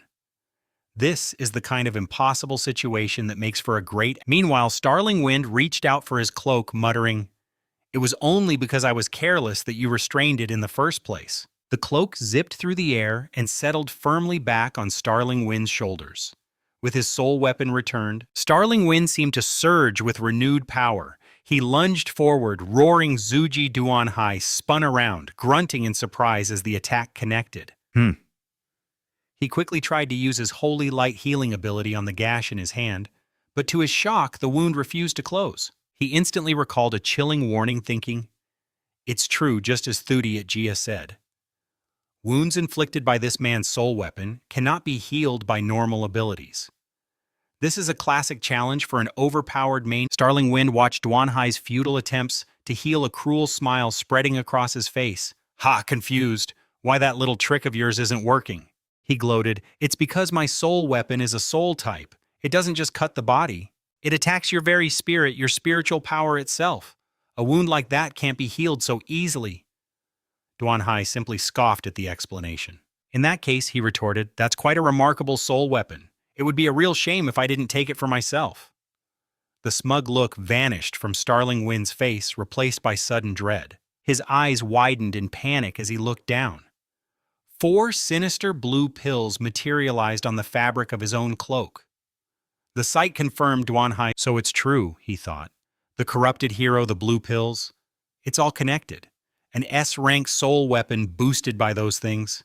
He's too strong. I can't win. But before he could act, the cloak moved with a will of its own, forcing the pills down Starling Wind's throat. He clawed at his neck, choking and screaming, no, I won't take them! But it was too late. With a series of sickening gulps, the pills were gone. Duan Hai watched the horrifying display, realizing the truth. It seems the soul weapon has evolved beyond his control. It's acting on its own now. This is a classic twist you'd find in a great Manhwa review. The effect was immediate. Starling Wind's eyes glazed over with madness as he let out an inhuman roar. This is your fault, he shrieked, seemingly at the weapon itself. You made me take them again, damn you! In response, his cloak billowed out, growing to a monstrous size. It expanded like a black sun, swallowing the entire area. Duan Hai's eyes widened. Crap. This thing is massive. There's no way to fly out of this. Just as the thought crossed his mind, the cloak snapped shut, forming a perfect dark sphere.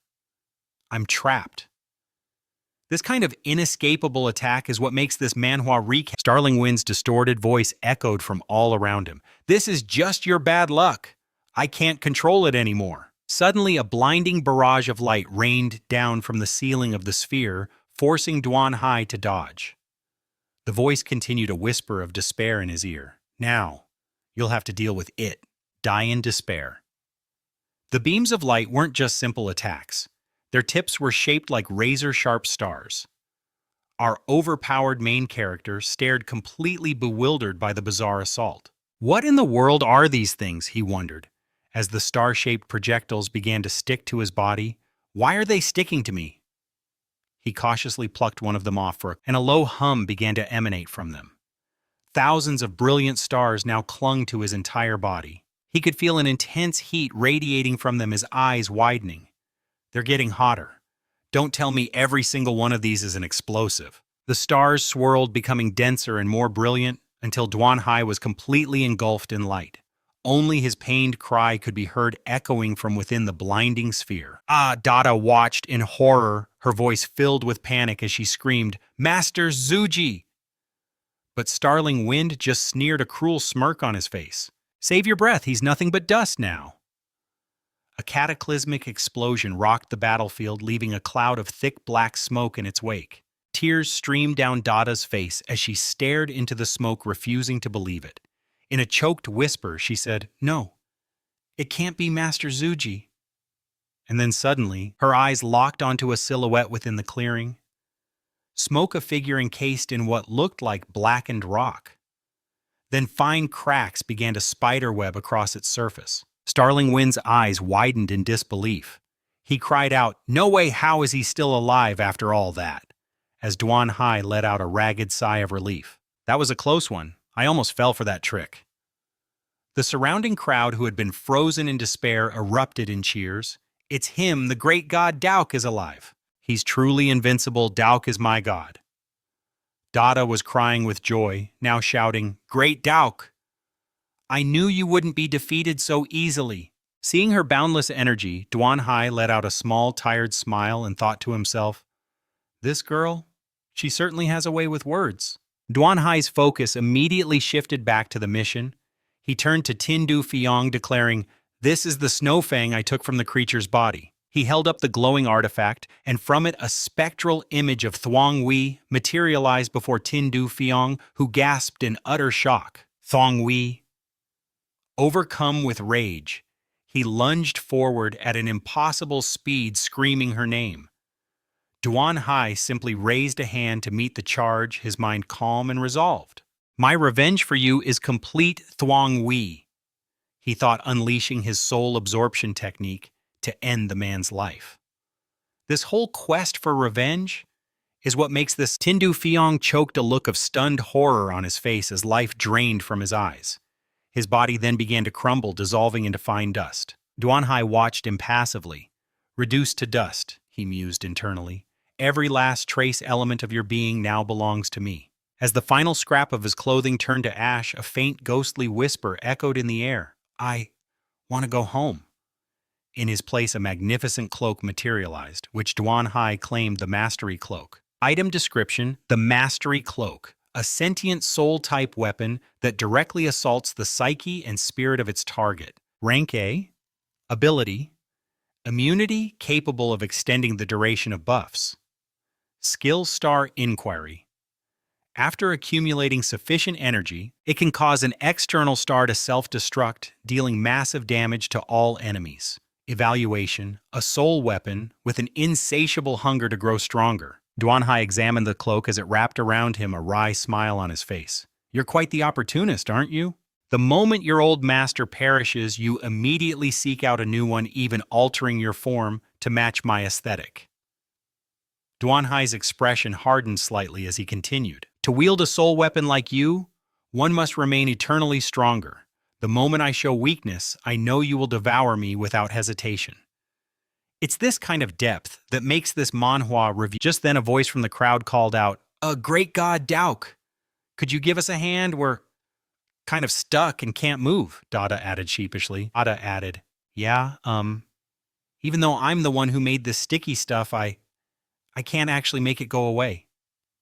Duan Hai's response was a simple deadpan, "Oh." And with that, he simply turned and flew into the sky, his voice trailing behind him. "Just wait here. A rescue team will arrive eventually. I'm heading out." Dada cried after his retreating figure. "Wait, don't go. Great God Dauk." But he was already gone. The scene shifts to the quiet backyard of Tuongwu. There a young boy was kicking a soccer ball around, seemingly waiting for his father to return. Suddenly, Duan Hai appeared effortlessly, stopping the ball with his foot. The boy's face lit up. He ran over excitedly and asked, "Whoa, do you want to play soccer with me?" Duan Hai, the overpowered main character, looked down at the child and replied, "I can't play right now, but look over there. I think he wants to play with you." The little boy's eyes lit up as he turned around, his face beaming with pure joy as he gasped, "Wow, he looks just like my dad. I'll go play with him." As the boy eagerly ran off, Donghai gently placed an item called the Yenvu Tweet Ra on his back, whispering, "Go on, he will always be right there with you." The boy played with gleeful abandon, chasing the shadow Donghai had created for him. Elsewhere, Hu Dong's voice trembled with disbelief. "Oh my god, Tianda, I'm still reeling. I can't believe the great god Dao Ke actually took down Tindu Fiong." Ultimately, it was Dao Ke who had saved them all. Tianda replied, her voice full of energy, "It's a tragedy you didn't see it with your own eyes." The fight between Dao Ke and Tindu Fiong was absolutely legendary, like a scene from a top-tier Seoul action manhwa. She gestured wildly, reliving the moment. The great god Dao Ke weaved through Tindu Fiong's tracking bullets like they were nothing, and then with a single effortless blast he completely obliterated him. Hudong's voice was tinged with a hint of regret. "It's such a shame," she sighed. "All those people he captured were just abandoned in the desert." Hudong shuddered, recalling the terror of being left behind by the helicopter. "We were so lucky they found us. If we hadn't perished in the crash, we would have definitely died out in that merciless desert." Tianda placed a comforting hand on Hudong's shoulder. "Hey, the fact that we're still here is the greatest blessing of all. We have to cherish every moment." Hudong nodded, her expression hardening with resolve. "You're right. Today we're representing the Fanhe Merchant Guild in a trade with the Takuet organization. We have to be at our best." Tianda held up an ornate invitation. "This is what we received from headquarters a few days ago. The Takuet organization belongs to the great god Dao Ke himself. I can't believe the guild chose me for this. This feels like a dream, getting to meet an overpowered. It feels like fate is on my side." Hudong asked, her eyes wide with hope.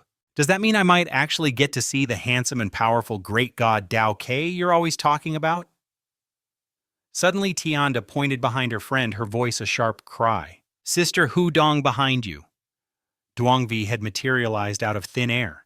Hudong leaped in fright, whirling around and yelling, "Who are you?" Duongvi simply stared back. Tianda studied him, her mind racing. That outfit, those props, they look so familiar. "Are you from the Takuet organization?" Hudong leaned in and whispered urgently to Tianda. "Dada, I heard a rumor from the hero rank branch a while back. They said there's a member of Takuet named Thaisa, whose signature is a terrifying snake-patterned mask." Tianda, ever the bold one, stepped forward. "You're Thaisa, aren't you? I'm a close friend of the great god Dao Ke. We've been through life and death together." Duongvi merely grunted in response. Faced with such a cold reception, Tianda thought to herself, "He's definitely from Takuet, but why is he so icy? Maybe I came on too strong. This is way more intense than any manhwa review I've ever read." Changing tactics, she adopted a more professional tone. "We received an invitation from your organization to assist in processing the spoils of war. Sir, if I may ask, where are these spoils located?" Without a word, Duongvi shot out a hand and grabbed Hudong's wrist. She gasped in surprise. "Lord Thaisa, what are you doing?" Tianda demanded, her confusion turning to alarm. "What is that thing you're pulling out?" Duongvi, now holding a heavy chain, replied with a smirk. "Weren't you just asking where the treasure is?" The moment the words left his lips, he yanked the chain. A trapdoor instantly opened beneath Tianda's feet. She let out a terrified scream as she plummeted into darkness. "No." Duongvi chuckled softly to himself. "You little money grubber," he thought. "Time for a little joke." Hudong scrambled to the edge of the dark pit where her friend had vanished. "Dada, are you okay?" she screamed, her voice filled with panic. "Where are you?" Only an unnerving silence answered from the abyss as Duongvi began to count down. 3, 2, 1. Tianda's shriek of pure joy echoed through the chamber. I'm rich. Huang stumbled back, his eyes wide with disbelief as Tianda urged him forward. Sister Huang, you have to get down here and see this. Before them lay mountains of shimmering gold, a treasure trove beyond their wildest dreams. She gasped, "Oh my heavens! I've never seen so much jewelry and gold in my entire life." Overcome with glee, Tianda practically dove into a pile of gold coins, laughing ecstatically. "Hehe, I could stay here forever," Duong Wei calmly stated. "This is all war spoils from the Taiki organization. This kind of massive reward is exactly what you hope to see in a manhwa recap. Due to certain special reasons, they are handing over complete control of these assets to your Fun High Merchant Guild." As if on cue, the enchanted bag Tianda carried began to magically absorb the gold. She gave a sly wink and said, "Well then, you can count on to help your organization manage these assets. Rest assured." A moment later, Tianda turned to Hu Dong, her expression now more serious. "Sister Hu Dong," she began, "why would the Taiki organization trust the Fanhai Merchant Guild with a fortune this massive?" Hu Dong replied thoughtfully. "Think about it, we're the #1 merchant guild in the world. This single transaction forges a powerful bond of trust between us. It lays the groundwork for a much smoother partnership in the future." Tianda still looked a little puzzled. "Partnership?" Hu Dong elaborated. "Down the line, when powerful ability users need to get even stronger, their own power won't be enough. They'll need advanced weaponry to give them an edge." Tianda glanced at the glowing crystal in her hand, the realization dawning on her. "You're saying our guild's master crafter can forge beast weapons for them?" Hu Dong nodded. "Exactly, later on. When their leader needs top-tier equipment, that's where we come in. The Funhai Merchant Guild will be their exclusive armory." This strategic move shows the scene cuts abruptly to the sterile white of a hospital room. A young man lies motionless, an oxygen mask fogging with each shallow breath. His knuckles are white, gripping the bed rails in agony. His face is a mask of pain as he whispers, "It hurts. Big brother, it hurts so much." The scene then shifts to the bustling Lang City as passengers disembark. A desperate voice cuts through the noise. "Duong Hai." Lam. Ni Tuyet sprints through the crowd, calling his name again, "Duong Hai. I saw the news, the hijacking, the crash. I was so scared I thought I'd lost you forever." This emotional reunion is a key moment in this story of reincarnation and revenge. Two guys nearby gawked as the beautiful Lam Ni Tuyet threw her arms around him. "Whoa, is that Lam Ni Tuyet hugging Duong Hai?" Duong Hai held her close, trying to soothe her. "Tuyet, it wasn't as bad as it sounds." But she just sobbed into his chest. "You scared me to death." Noticing the jealous stares from onlookers, Duong Hai gently patted her head. "It's okay now," he murmured. "Tuyet, see, I'm perfectly fine." Lam. Ni Tuyet pulled back, her eyes filled with a mixture of relief and frustration. "Next time, if anything like this ever happens again, you have to call me first. Let me know you're safe." Duong Hai wrapped an arm around her shoulder, guiding her through the terminal. "All right, I promise. Let's get you home. I have to go meet my godson after this." Lam Ni Tuyet looked up confused. "Your godson?" Duong Hai chuckled. "Ha ha, it's just a nickname for a friend." Hearing the explanation, Lam Ni Tuyet seemed to relax. "Okay then, just come back soon."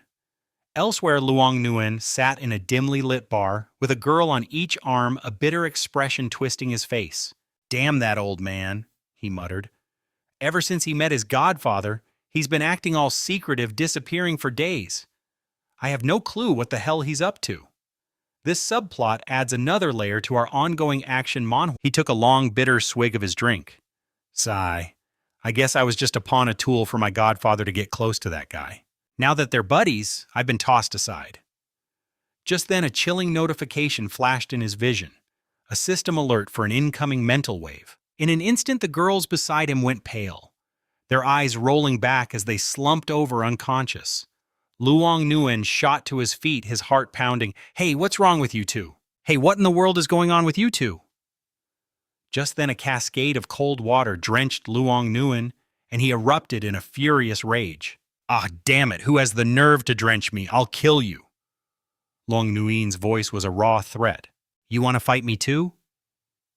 Hearing that voice, Luong Nguyen's bravado evaporated into a cold sweat as he stammered, "Adoptive father, no, no. Of course not. How could I possibly dare? If there's any fighting to be done, it would be you hitting me." Duong Hai simply patted Luong Nguyen's head and asked coolly, "Luong Nguyen, a moment ago you said I was using you." Luong Nguyen replied with a sulk in his voice, "Well, isn't it true?" Hearing this, Duong Hai replied, "You underestimate yourself far too much. In my eyes, you hold the greatest potential and are my most trusted confidant." The words struck Luong Nguyen with the force of a physical blow. He was completely overwhelmed with emotion. With tears streaming down his face, he choked out, Is that true, adoptive father?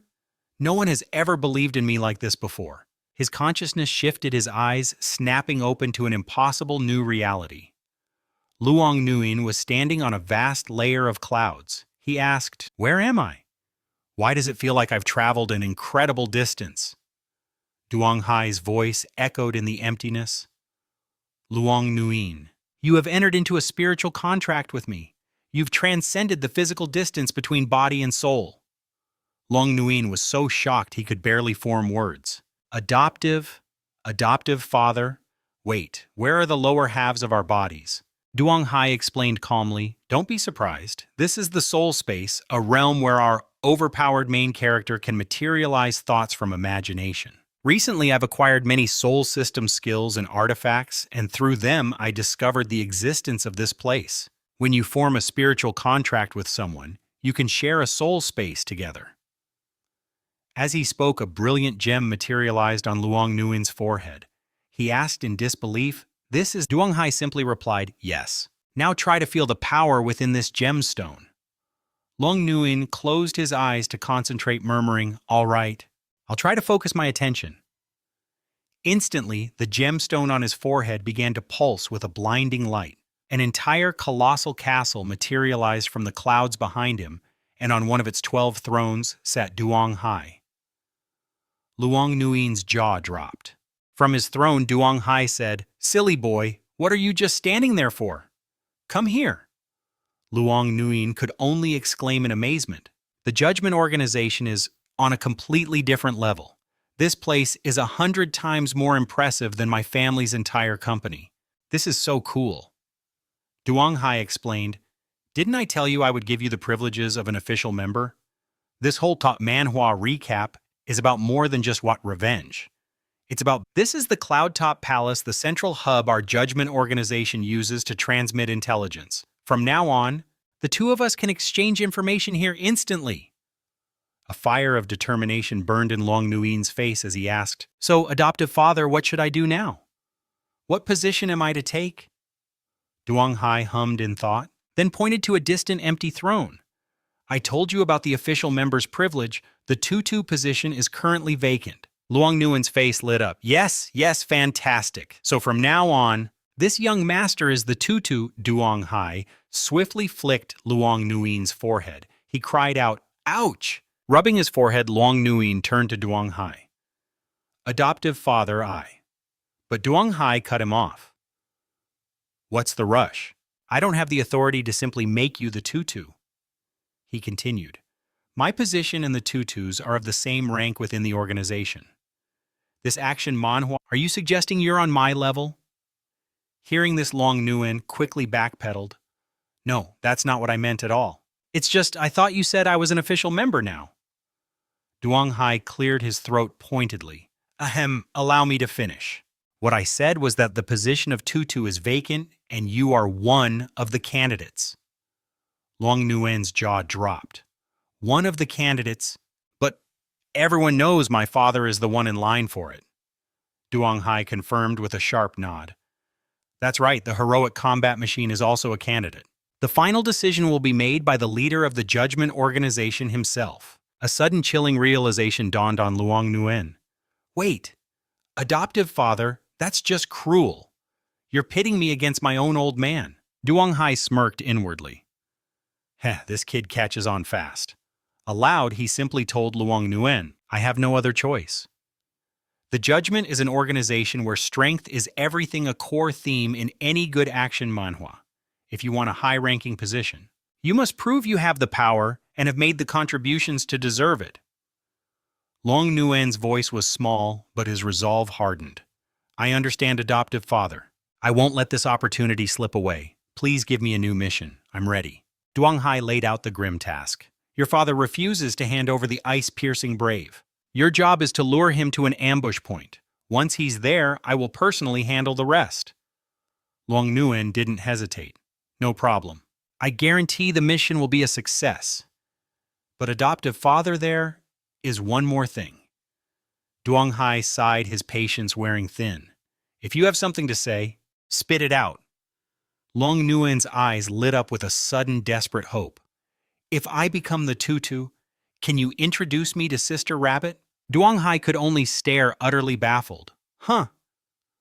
For Luong Nguyen, it was as if he'd been struck by lightning, a classic case of love at first sight. Ever since that day he saw her silhouette, Sister Rabbit's image had been burned into his very soul. If I could just marry her, he thought, my life would finally be complete with no regrets. Hearing this, Duong Hai could only let out a dry, humorless laugh. A cold sweat broke out on his forehead as the absurd reality hit him. This kid is completely delusional. He's trying to hit on my clone. With a roar of frustration, Duong Hai launched Luong Nguyen into the sky with a single powerful kick. In your dreams, now get back to the front lines. Luong Nguyen's pathetic scream slowly faded into the horizon.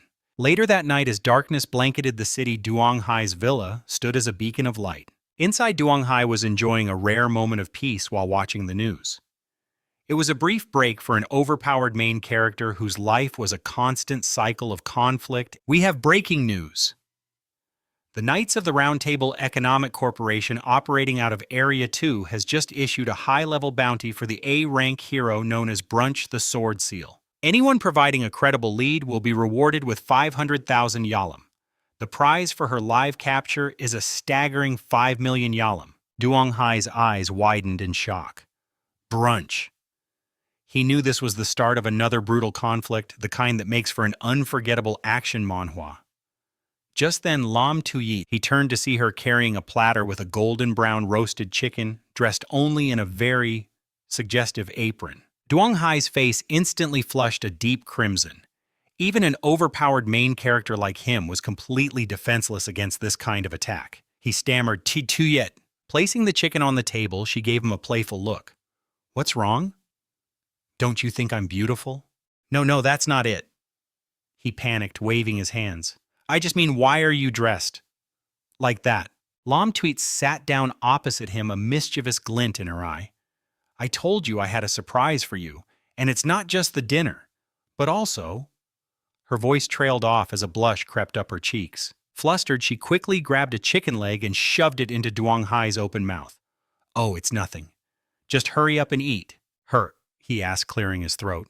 Yeah, what about her? Lam Tuyet began to explain. I've been hearing from other reporters. They're saying the A-rank hero Brunch joined forces with a shadowy organization of ability users after she injured several heroes. Duong Hai's brow furrowed in confusion. Why would she do that? I thought she was a genuinely good, upstanding hero. She's beautiful and an A-rank hero on top of that. Lam Tuyet's tone shifted slightly. I don't know the details, but you seem awfully interested in her. Of course I am, he thought to himself, a memory flashing in his mind. I've seen her in action. I saw how she put her own life on the line to save others. She just doesn't strike me as the type to turn to the dark side. Pushing the thought away, he said to Lam Tuyet, a hero with her charisma and unique abilities. There has to be more to this story. I'm going to look into this tomorrow, see what I can dig up. An eyebrow shot up on Lam Tuyet's face. You are sensing the dangerous shift in mood. Duong Hai quickly tried to change the subject. Xiao Shuer, your cooking is absolutely incredible. Every single dish is a masterpiece. But the compliment fell flat. Lam Tuyet set her chopsticks down with a clatter, her eyes flashing with anger as she stood. So that's it, she said, her voice trembling. I'm not like her. If I had some special power, if I could be a hero out there, then you'd actually pay attention to me, is that it? Wouldn't you? Stunned, Duong Hai shot up from his seat, gently taking her by the shoulders. Tuyet. He pulled her close, silencing her with a soft kiss. It's not what you think, he murmured against her lips. As they separated, a deep blush colored her cheeks. Duong Hai, she whispered, her anger melting away. He pulled her into a warm embrace, his voice a comforting whisper. Don't ever compare yourself to her. In my heart, you are absolutely perfect. Leaning into his chest, Lam Tuyit's voice was small. What did you mean? It's not what I think. He explained, it's a reporter's instinct. When a story doesn't add up, I have to find the truth. That's all it is, Tuyet. He held her tighter, reassuring her, it's just the job. I promise I have no other feelings for her. You're the only one for me. Finally convinced, Lam Tuyet hugged him back tightly, a small laugh escaping her lips. You're too good to me. But a wave of guilt washed over Duong Hai. I'm so sorry, Tuyet. He thought, the secret weighing on him. This whole situation feels like some twisted reincarnation story, and I'm just living on borrowed power. One day I swear I'll return your ability and my path to revenge will be complete. Later, back in his office, Duong Hai's eyes widened as he stared at his computer screen. Wow, that was fast. A new message popped up from a contact named Tien Dada. It read, Great God Daji, I never expected you to reach out to me first. You were looking for some dark web intel from the Fanheim Merchant Guild, right? Consider it done. I'm sending it over right now. With a click, Duong Hai opened the file, and a dark web portal filled with scrolling red code materialized on his screen. He couldn't help but be impressed.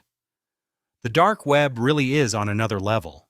So fast and efficient, unlike some of the other sources I have to deal with. All right, first things first, he muttered. Let's see what they've got on the sour and spicy noodle man. He's becoming a classic overpowered main character in the city's narrative. He clicked the link and a QR code appeared. Pay 100,000 Yilam currency to view the intel, the prompt read. His eyes widened at the price. 100,000 Yilam to see the intel, that's it. Without hesitation, he sent the payment and the information unlocked. Event subject identified as the public activities participated in the Hero Run reality show. Subject is highly unpredictable, with some reports suggesting he may even be considering a movie role. Furthermore, reliable sources indicate that the hit show Hero Dad Where Are We Going? Is in talks to feature the sour and spicy Noodle Man and his daughter as special guest stars. Strength analysis estimated at A rank reserve. Recent combat data. During an engagement with the ranger in the forest research sector, the subject manifested a new ability, the power of size manipulation and physical transformation. This is the kind of power-up you love to see in a manhwa recap. His ability and its true power remain a complete mystery. Speculation is high that he's on the verge of a breakthrough, possibly even an A-rank promotion in the New Year's Hero. After absorbing the intel, Duong Hai murmured to himself, a thoughtful expression crossing his face. This dark web is disturbingly accurate. It even has a record of when I possessed that spicy noodle vendor to teach that ranger a lesson back in the forest. It's even specific enough to mention he's researching a new ability. Who in the world is gathering and logging this information? He wondered aloud, what about the ice-piercing brave? The dark web simply returned a cold message, no intel available at this time. Duong Hai surmised, no information, he must be deliberately concealing his tracks. His thoughts then shifted. All right, what about Branch? He turned his attention back to the screen.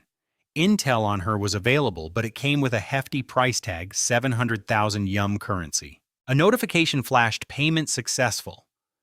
Instantly, the information Duong Hai sought materialized, her title displayed in bold, the Sealing Sword. The file detailed the full story of her betrayal against the Knights of the Round Table Hero Management Company. After a thorough investigation, the Knights of the Round Table confirmed that Branch had colluded with the sinister Adjudicator organization. Their goal was to launch an assassination attempt on the masked wrestler, a move designed to corner Branch and force her surrender. The Knights of the Round Table, in a joint operation with special agents from the Hero Association, moved to capture the Sealing Sword. However, she proved too elusive and managed to escape.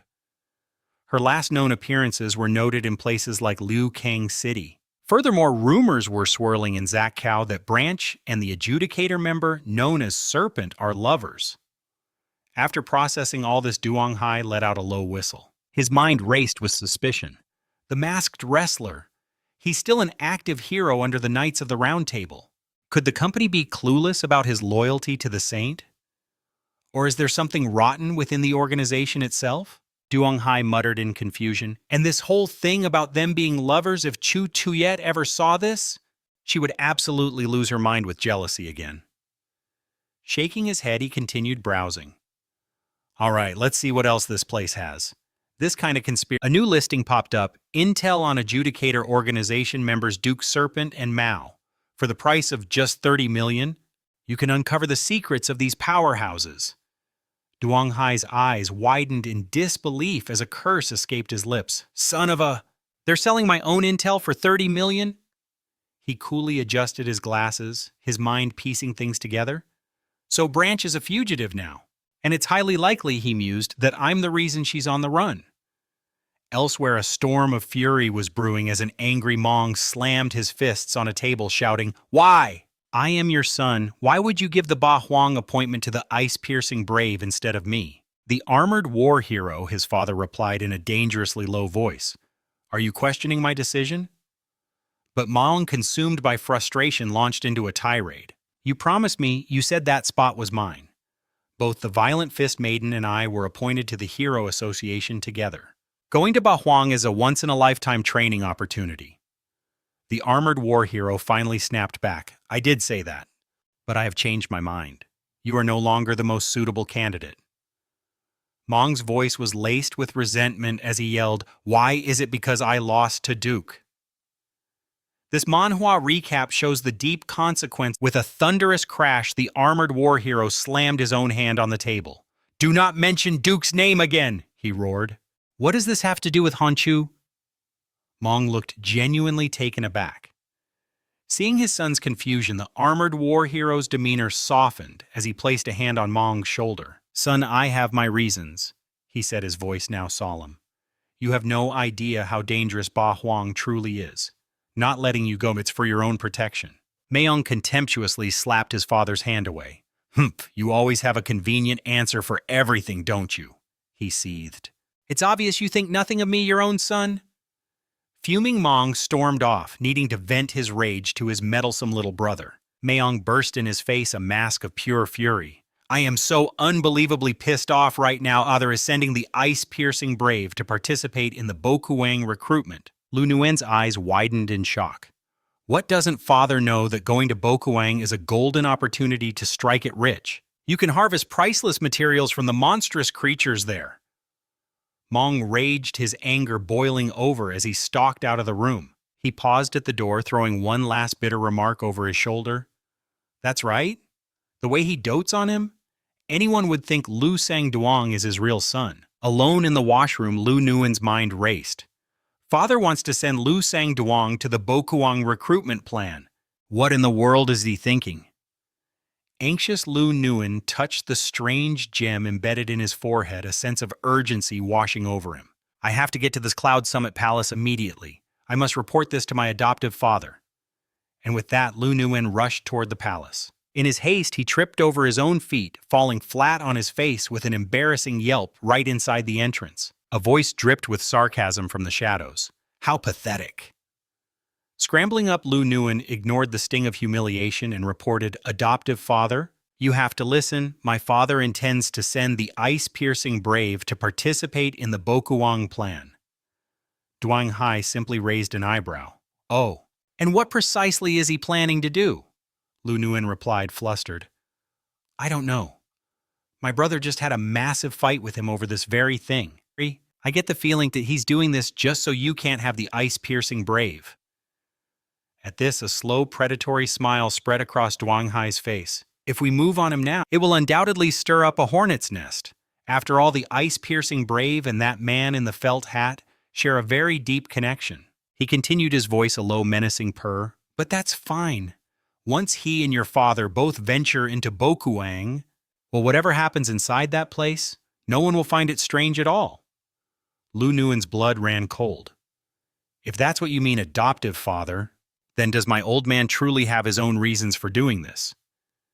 Duong Hai simply smiled and gave Lu Nuen his new mission.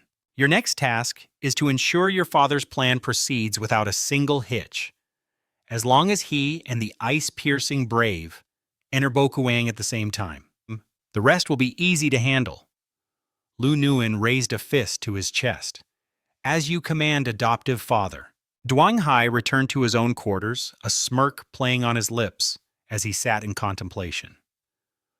While everyone is distracted, I should upgrade my abilities a bit. To prepare for Bokuang, I'll start by upgrading the disguise and clone abilities to B rank. This is the kind of power creep we love to see in a manhwa review about an overpowered main character. Duang Hai held out his hand as shimmering cubes of data materialized in his palm, upgrading both skills simultaneously. The system displayed B-rank ability disguise. Outfit change 1/100th of a second. Change outfits anytime, anywhere. Can preset 3 of 9 custom outfits. Allows for alteration of body shape, appearance, and voice within a certain range. Can also set a specific personality. And providing automated acting support. Evaluation. Are you sure you don't want to be a movie star? The next notification appeared: B-rank ability clone. Create 1 clone that possesses the main body's full strength with a duration of 6 hours. Evaluation. Your strategic options have significantly increased. But Duang Hai, the focus of this action manhwa recap, wasn't finished with his quest for revenge and power. He issued another command. Upgrade the Divine Dragon ability to A rank using Deep Sea Ghost and Raging Fire. The system flashed again, a testament to his incredible reincarnation. A rank ability Watermaster. Skills unlocked. Lautering Rain, River God's Protection, and Water Iron Spear. The system's final evaluation was chilling. God said, "Let there be rain," and there was rain. A rank ability. Flame. Lord. Skills unlocked. Summon Phoenix and Domain Control. The evaluation begins. You are like a flame, blazing red and burning me up. Duan Hai thought to himself, a slow smile spreading across his face. Divine Dragon, now that name has a nice ring to it. Now, maybe I should model its personality after Long Aocean, he mused. The scene then cuts sharply to a grimy seaport where Branch's hushed voice breaks the silence. Here you go. Thanks for the help. The smuggler snatched the bag of money, his eyes darting around. All right, thank you, my lady. But I have to ask, why would a wealthy woman like yourself need to sneak across the border? Branch's eyes narrowed, her voice turning to ice. Curiosity killed the cat. The less you know, the safer you'll be. If anyone asks about me, you've never seen me. The man flinched, holding up his hands in surrender. Right, I get it. I won't ask another thing. As night draped over the city, Branch melted back into the shadows. I can't stay in Zhaocheng any longer, she whispered to herself. In just a few days, my life has become a twisted action manhwa plot, going from a celebrated hero to a wanted fugitive. The ones hunting me are all A-rank heroes. I can't stop running. I can never stop. Huddled in her cloak, Branch reflected on Masked Tycoon. He may have been a powered hero to the public, but she knew the truth. He was a loyal dog of the Saint organization, and his death was no tragedy. She stopped before a lavish villa, her fists clenching in anger. Why is the company hunting me down without even trying to learn the truth? She seethed, slumping onto a nearby bench to catch her breath. Her thoughts drifted to Duan Hai. Just then, Serpent disguised as a clone of the masked man appeared. I couldn't find a single trace of him in Zhaocheng. I suppose my search will have to continue in Lucheng. Suddenly, a chilling laugh echoed from the darkness right behind Branch. Heh, Branch, did you really think you could escape my grasp? In a flash, Branch leaped away, her body tense and ready for a fight. The assassin casually tossed Bonnie's lifeless body onto the pavement in front of her. A gasp escaped her lips. What, he's dead? Branch's grief turned to pure rage. Your fight is with me, she screamed. Why did you have to kill an innocent man? The assassin circled her like a predator. Oh, my target is you, all right. But everyone who helps you must die. I remember when you were the one giving the orders. Look how far you've fallen. This is the kind of brutal revenge plot that would get a top score, and Branch drew her sword, its edge gleaming in the dim light. If you want to fight, you've got one. Let's take this somewhere else. She lunged her blade, whistling through the air, but the assassin dodged with a mocking laugh. Ha, still so feisty. I think a little something to calm you down is in order. Before she could react, he flicked his wrist, sending a poisoned needle flying straight at her. Branch cried out as it struck her, the venom searing through her veins. A direct hit, she gasped, stumbling back. The assassin closed in his voice a low growl. Branch, today is the day you die. She clutched the wound in her chest, the pain overwhelming her.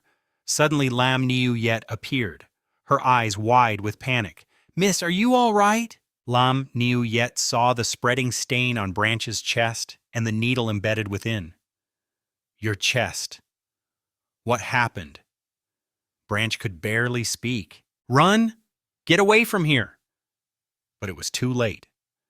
The assassin grinned and hurled another poison needle, this one aimed directly at the terrified girl. Lam Niu Yet squeezed her eyes shut, letting out a helpless. In that instant, an immense wave of power erupted from nowhere, shattering the poison needle into dust mid-air. Duan Hai stood before them, a shield of pure will, his expression deadly serious. "It's Tixa. Don't be afraid. I'm here now." This is the kind of overpowered main character entrance you live for in a manhwa recap. The assassin's eyes widened in disbelief. "Tixa, you're the Tixa from the Adjudicator Organization, the one who destroyed the Saint Organization?" Duan Hai's voice was cold steel. "If you know who I am, then you know you should leave. Now." The assassin, however, simply threw his head back and laughed. "Such big words, I never expected to run into you here. In that case, let's see if this legendary hero is as skilled as they say." With a roar, he launched himself at Duan Hai. "Sunflower True Chi." The words were a bitter curse as Duan Hai launched a desperate counterattack, only to find his technique utterly overwhelmed. His eyes widened in sheer disbelief. With no other choice, Duan Hai shielded himself with his own body, but it wasn't enough. The devastating attack tore past him, striking the two people he was protecting. They screamed in agony as Dith, recognizing the sinister energy, gasped out the name. "Sunflower True Chi. That means you're Vuong Tuktien." From the shadows, Vuong Tuktien emerged with a twisted grin. Well, you still remember me, Dith?" Dith's face was a mask of confusion. "But 2 years ago, I arrested you myself. You were sentenced to life in prison. How did you escape?" Vuong Tuktien let out a chilling laugh. "Let's just say a generous benefactor pulled some strings. I'm not the weakling you remember. I'm an S-class ability user now." Drenched in cold sweat, Dith gripped his sword, his knuckles white. "An S-class criminal? Then I'll risk my own life to drag you back to your cell." Meanwhile, Duan Hai was silently assessing the threat. His power is definitely S-class, maybe even higher, he thought. If we fight here, little Tuet will be caught in the crossfire. I can't risk that. This is a common dilemma. I have to bluff my way out of this. Duan Hai stepped forward, his voice a low threat. "You're strong, I'll give you that. But there are 2 of us. And more importantly, the top S-class user from the Adjudicator Organization is already on their way. Are you really confident you can take us all on?" Vuong Tuktien sneered, unimpressed. "And what if I finish you all before they get here?" In response, Duan Hai summoned a crackling orb of energy, issuing a silent challenge. "Then by all means try." But before a single move could be made, Branch cried out, "Don't you two need to get out of here? I'll hold him back." Lam Niu Yet clutched her phone, her voice firm. "We're not leaving you behind. Just hold on a little longer. I'm calling the Hero Association for backup right now." The bluff worked. Vuong Tuktien hesitated, then leaped back onto a nearby lamppost. "I'll let you live today since you've got friends," he spat, "but I'll be back for you." And with that, he vanished into the night. This kind of revenge plot is what makes for a great manhwa review. Lam Niu Yet let out a shaky breath. "Phew! Did we actually scare him off?" Duan Hai turned to her, asking quietly, "You didn't really call the Hero Association, did you?" She shook her head with a wry smile. "Of course not. I was just bluffing, same as you. Besides, with Branch's complicated status right now, calling the association would just create more problems." Branch, clutching her side, finally spoke. "Dith, I need to ask you something about the Adjudicator Organization." But Duan Hai, in his guise as Dith, held up a hand to stop her. "Get that wound treated first. We'll talk after you've recovered." And just as quickly as the villain, he too disappeared, leaving the 2 women alone. Lam Niu Yet watched him go, completely amazed. Do all you powerful ability users just vanish into thin air like that? Branch managed a weak smile. It's just for show. Most of us don't do that. Lamni Toyet's gaze then fell to Branch's bleeding wound. You're poisoned. We need to get you to a hospital now. But Branch shook her head firmly. No, I can't go to a public place like a hospital. I need somewhere quiet where I can focus my ability to purge the poison myself. Seeing her distress, Lamni Toyet made a quick decision. Then come to my place. You can rest there. Branch looked up, stunned. Huh? Just then, Duong Hai, now back in his civilian clothes, jogged up to them. Little Tuet? What took you so long in the bathroom? He asked, then feigned a look of surprise. Oh, isn't that the infamous Branch? What's she doing here? Branch looked between them, confused. He is? Lamni Toyet nodded. My boyfriend.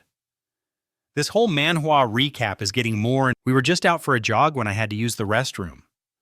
She then quickly explained to Duong Hai how she was attacked on her way back, and that Branch saved me but is now injured.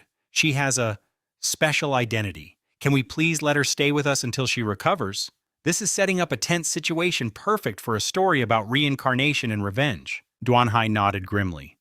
All right, I'll carry her. He carefully lifted Branch onto his back, and they began the tense journey home with Lam Niu yet watching their backs. As they moved through the darkened streets, Duong Hai broke the silence. Branch, you just got to Lock City. How do you already have a price on your head? Branch's voice was weary. I do. But what about you two? What were you doing at the port? Lam Niu yet gestured to Duong Hai as she answered. You won't believe the coincidence. We were just on our nightly run when we saw you get ambushed. Hearing this, Branch's expression became more complicated. Thank you, she whispered, but everyone thinks I'm a criminal now. Why would you risk helping me? Lam Niu Yet's reply was firm and unwavering. Because the Branch we know is a hero, the kind of person who would risk her own life to save others just like you did back in Zakkow. You led the charge to save those kids. Duong Hai and I both know you're not a bad person. Overwhelmed Branch could only respond with a sense of utter helplessness. I didn't kill the masked boxer, she insisted desperately, and I have nothing to do with the adjudicator organization. Her denial was fierce, the cry of someone trapped in a conspiracy and setting the stage for her future. Duong Hai cut in his voice a growl. I heard the masked boxer was nothing but a dog for the Saint organization in Sasha. Even if you did kill him, he had it coming. But Branch shook her head, a deep frown on her face. Whether he deserved it or not doesn't matter. What matters is that someone is using his death to target me. Duong Hai's eyes narrowed as he finished her thought. And not just you. They're trying to make the adjudicator organization a public enemy. Branch looked at him, a flicker of surprise cutting through her despair. You see it that way too. It's obvious, Duong Hai explained. The propaganda isn't just about you. It's specifically designed to tie you to the adjudicators. Lam Niu Yet looked confused. But the adjudicator organization has an amazing reputation, right? That Master Rooster has saved Lo Kung City countless times, and Tixa just appeared out of nowhere to save us all. Branch's expression darkened. There's something you two don't know, Branch said, her voice dropping to a conspiratorial whisper. Lately, ability users everywhere have become terrified of the adjudicators. There are even whispers that they plan to conquer all of Area 53 and take control of Blue Star. This revelation turns the story into a high-stakes action manhwa. The implication hit Duong Hai like a physical blow. What? He thought, stunned into silence as Branch continued her explanation. That's how I knew this was bigger than me. The hunters weren't just local thugs, they were ability users from all over. Logically, the bounty on my head isn't nearly enough to attract that kind of attention. They're here because they believe the lie that I'm working with the adjudicators. Branch began to lay out the political landscape for them. In Area 53 of Blue Star, there's a delicate balance of power. The number of ability users and their overall strength has to be kept equal between regions to prevent all-out war. It's a core tenet of the peace treaty. Lam Niu Yet gasped. Really? Branch simply nodded. It's the real reason the Hero Association constantly sends its members on long-term deployments to other territories. The official term is going on leave. Lam Niu Yet breathed out. So that's the truth behind it all. It's a level of political maneuvering most people never even think about. For Duan Hai, the pieces were finally falling into place. So that's why the violent fist maiden wasn't around Lo Kung City for so long, he realized. When the mutant beasts attacked, she said she'd just gotten back from leave. She was deployed somewhere else this whole time. As his mind reeled with the implications, Branch delivered her final chilling point. The adjudicator organization has amassed too much power, too many experts, and at the top is the S-class user Rooster. With such an overpowered main character leading them, they weren't just a threat, they were an inevitability. The emergence of such an overwhelmingly powerful entity casts an invisible, crushing pressure on ability users across every region. It's clear someone is exploiting this chaos, trying to rally ability users into a crusade against the adjudicators. Duong Hai's mind reeled. Who could orchestrate such a terrifying wide-scale movement based on nothing but lies and rumors? Is their true goal to amass an army? He wondered, using the adjudicators as a convenient excuse. Lam Niu cried out, "My God, this is a threat to the entire planet's peace." A chilling thought crossed Duong Hai's mind. The Crimson Jade Ring organization. They're experts at manipulating people's hearts. But could this really have nothing to do with them? He pondered. In this world which feels like it's straight out of an action manhwa, the era of abilities we're being hammered by mutant beasts from the outside, and now there are conspiracies brewing from within, threatening to shatter the peace. On top of it all, I still can't figure out this blue light on my body. The frustration is overwhelming. Duong Hai turned to his companion. Branch, are you in El Kong to join the crusade against the adjudicators too? Quite the opposite, Branch stated firmly. I came to find the truth and help them. Duong Hai was floored. Help the adjudicators. Branch looked down a little shy. I'm acquainted with Tixa from the adjudicator organization. We fought side by side, been through life and death together. Just now he appeared out of thin air to save me. I trust him with my life. That's why I have to find out what the adjudicators are really up to. This whole situation was getting so complex it was like a full-blown manhwa recap unfolding in real time. Duong Hai froze. Out of thin air. But I was the one who heard the fight, changed clothes, and followed little Tuet.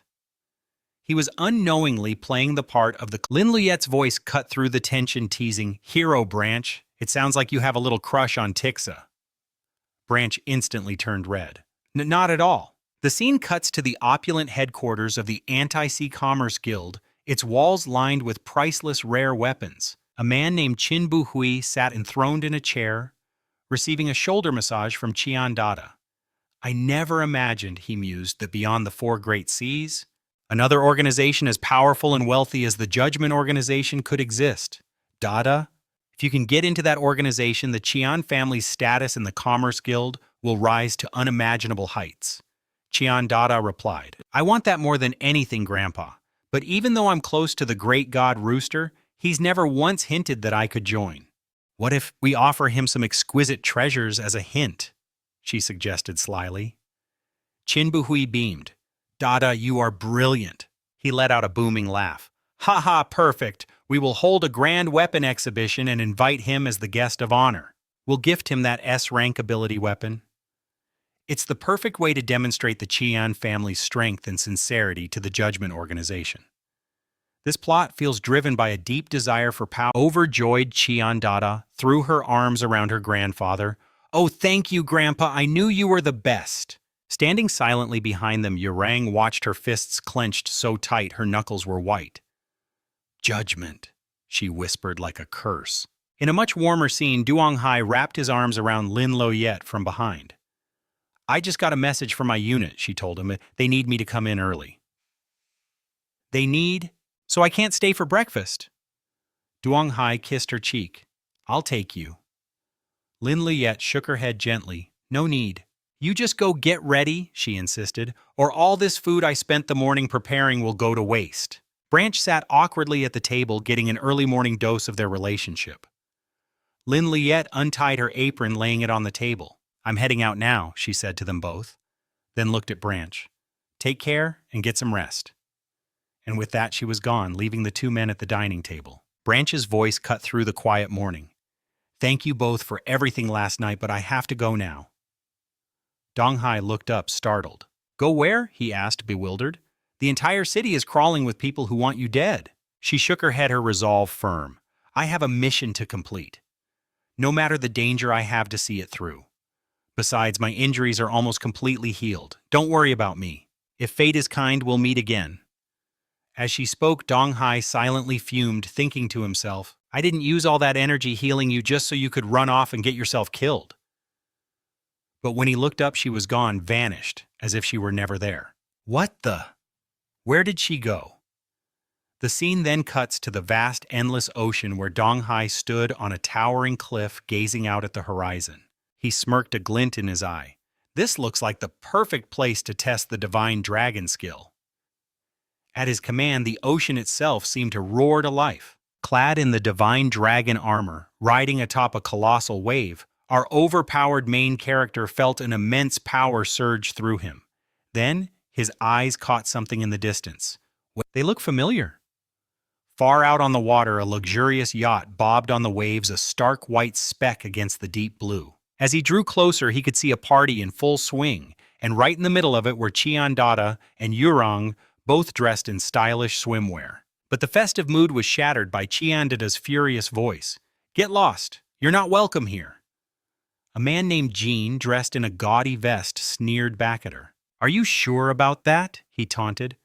If it wasn't for the Lifu Commerce Guild propping up your pathetic Qian family, you wouldn't even have a single S-rank weapon to your name. Flanking him were two imposing figures known only as the Fire Dragon Scepter and the Dark Swordsman. Cheon-data's face tightened with rage. A few years ago, you were nothing but a pathetic dog trailing at my heels. Do you really think you have the right to look down on me now? Jean casually twirled a lock of his hair, his expression dripping with contempt. You can only blame your own family for falling so far so fast. And even if I am a dog, he leaned in, I'm a dog who can finally put you in your place, Cheon-data. This is the kind of villain you love to hate in an action manhwa. Yurong stepped forward, warning, Don't you dare be so shameless. Jean just laughed. Shameless! Oh, I'll show you what real shamelessness looks like. He gestured to his men with a sickening grin. Grab Yurang for me. I've always wanted a closer look at the second most beautiful woman in the 4 great sea regions. The cruelty, with predatory smiles, the Fire Dragon Scepter and the Dark Swordsman began to close in on the terrified girls. This is a tense scene that will break down in our full manhwa review. But just as they reached for them, a pillar of water erupted from the sea, and sitting atop it was Dong Hai, arriving just in the nick of time. Well, hello there, ladies. Pardon the interruption, but I seem to be lost. Could you point me toward Luotkang City? Cheon-data's eyes widened as she recognized his armor. Wait, that attire? Are you an ally of the great rooster Dong Hai, playing his new part? Perfectly chuckled. Ally? That's not quite right. I am the divine dragon of the Judgment Organization. The name sent a shockwave through the crowd, a perfect reveal for an overpowered main character like him. The Judgment Organization has another totem-level member, someone gasped. This is going to be the biggest news of the year. He sounds so young, like he's just a teenager, another person whispered. I can't even imagine how powerful he must be. It's this kind of reincarnation fantasy where a young hero has immense power that Yurang, seeing a glimmer of hope, pleaded with him. Sir Divine Dragon, we're friends of Rooster. Please, you have to help us get away from these monsters. Dong Hai smiled coolly. I'm afraid I can't do that. He then gestured toward Jean's crew, because they're the ones who will be leaving. This is the kind of satisfying turn you only get in the best reincarnation. Jean's face turned purple with rage. You insolent brat! Do you have any idea who you're messing with? You dare provoke the Lifu Commerce Guild to get him. The Fire Dragon Scepter and the Dark Swordsman lunged the latter, unleashing a devastating attack. Yet our overpowered main character remained perfectly still, the picture of calm superiority. This is the kind of action manhwa that keeps you. Suddenly, every single person on the yacht craned their necks to stare at the sky in utter disbelief. Cheon-data could only stammer, What? What in the world is that technique? A perfect cliffhanger for this. Behind Dong Hai, a colossal figure made of pure water materialized, the River Guardian. He sneered, a cold glint in his eyes. Is that all you've got? Dong Hai mocked. Then it's my turn. The dark swordsman's blade was trapped in an unbreakable grip held fast by the river guardian's watery hand. He gritted his teeth in frustration. Damn it, it won't budge an inch! Just then, a single droplet of water shot down from above with impossible speed, piercing clean through the dark swordsman's shoulder. As he collapsed, a single thought echoed in his mind. Just one water bead.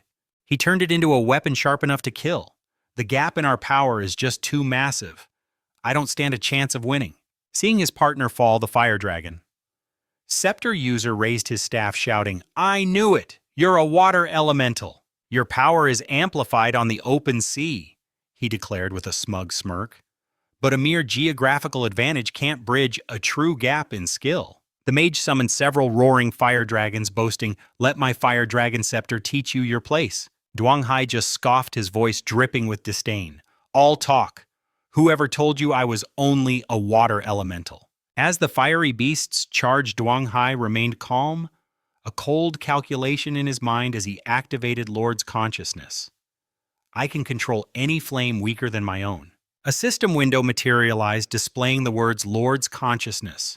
Standing tall atop his pillar of water, Duang Hai pointed a single finger at the stunned mage. Today, he said, his voice dangerously low, you'll get a taste of your own medicine. In a stunning twist, the two fire dragons suddenly reversed course, turning on their own master. The mage could only scream in disbelief. What? He scrambled away in a panic, shouting as he fled for his life. This kid? He's a dual elemental run. Meanwhile, onlookers captured the entire spectacle on their phones, absolutely stunned. So young, and he's already a master of both water and fire, one person murmured. The power of the Judgment Organization is truly terrifying. With so many elite users gathering under one banner, you have to wonder if they're planning something big. This is the kind of world building that makes a great action manhwa. His enemies routed, Duang Hai calmly stepped onto the yacht. He glanced at the others and remarked dryly, That guy runs pretty fast. Weren't you all just talking a big game? Yurong quickly bowed his head in thanks. Thank you so much. Then Chiandada approached Duang Hai, her expression pleading. Little big brother divine dragon, she began. Since you're also a member of the Judgment Organization, could you please help us find Uncle Rooster? We need to invite him to the beast weapon auction being held by the Anti-Sea Commerce Guild. Duang Hai nodded. I know a way for you to contact Big Bro Rooster directly. You can speak with him yourselves. What is it? Chiandada asked eagerly. In response, Duang Hai produced 2 glowing gems. Sign this spiritual contract, he explained, and become external members of the Judgment Organization. At his words, Chiandada's eyes lit up with pure joy. It's that simple to join, she exclaimed. Duang Hai added, Actually, I came here on Rooster's instructions. This is exactly what he wanted. He hopes you'll become external members and continue to help the organization process its spoils of war. This is the kind of grand ambition you expect from an overpowered main character in a manhwa recap. He thought to himself, this world is far bigger than I imagined. I will conquer the 4 great sea regions, and the Qian family will be my most powerful ally in doing so. Without a moment's hesitation, Chiandada declared, I'll join. Yurang also agreed. As long as it doesn't harm the interests of the Commerce Guild, he said, I'm in too. The 2 gems floated forward, gently touching Chiandada and Yurang's foreheads. Far away in another location, Maong stared at his television, which was broadcast, and as he watched the footage of the battle, Maong's face was a mask of pure, unadulterated shock. With a heavy thud, he dropped the dumbbell and walked out. Later at the Fanheim Merchant Guild's beast weapon auction, the room was buzzing with whispers. Oh my God, someone murmured. Isn't that Rooster? He's become a huge name recently. I heard he's backed by an incredibly powerful organization, one with a roster full of S-rank experts. But didn't everyone say the Qian family was finished? Another voice questioned. How on earth did they manage to connect with a group like that? Qian Buhui approached with a warm smile, greeting Duang Hai. Your Excellency Rooster, it is an honor. I've heard so much about you. Duang Hai returned the courtesy. The pleasure is all mine. I'm glad I finally have the chance to meet Elder Qian today. Qian Buhui gestured gracefully toward a seat. Please make yourself comfortable. The auction is about to begin.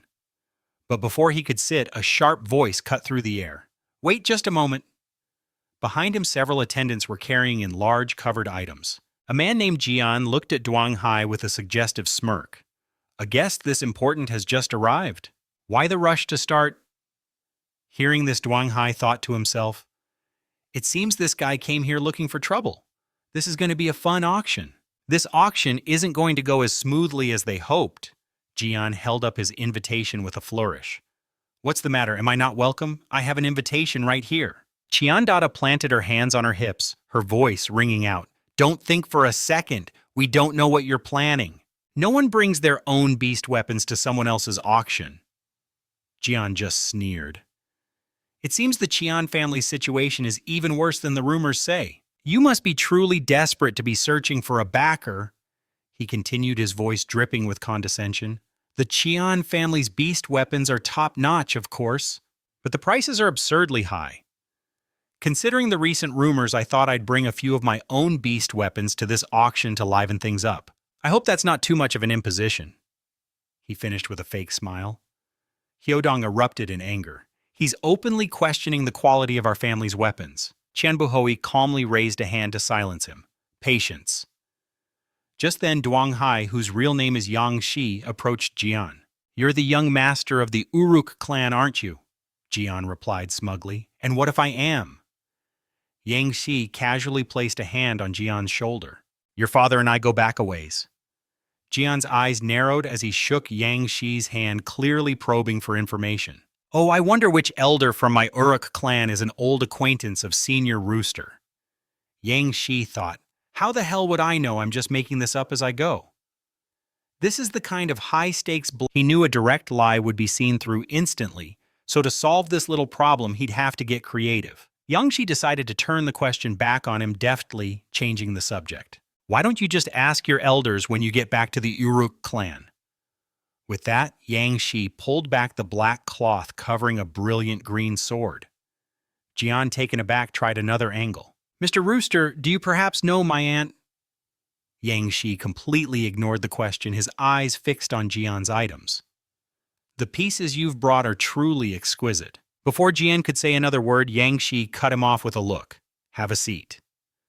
Jian, flustered and awkward, could only mumble, Mr. Rooster. Yang Shi took his seat next to Qian Buhui as the auctioneer stepped forward to begin the event. He gestured to a suit of gleaming blue armor. Distinguished guests, he announced, welcome to the Fanheim Merchant Guild's Beast Weapon Auction. This is a fantastic Manhwa review moment showcasing the world's economy. Our first item is a blue centipede armor capable of blocking a single powerful blow from a B-rank Esper. The starting price is 3 million. The bidding erupted immediately. 3,600,000. 4 million is 6 million. Jian leisurely sipped his tea, a contemptuous sneer on his face. Fools, he thought. This suit is a complete loss if it goes for more than 5 million.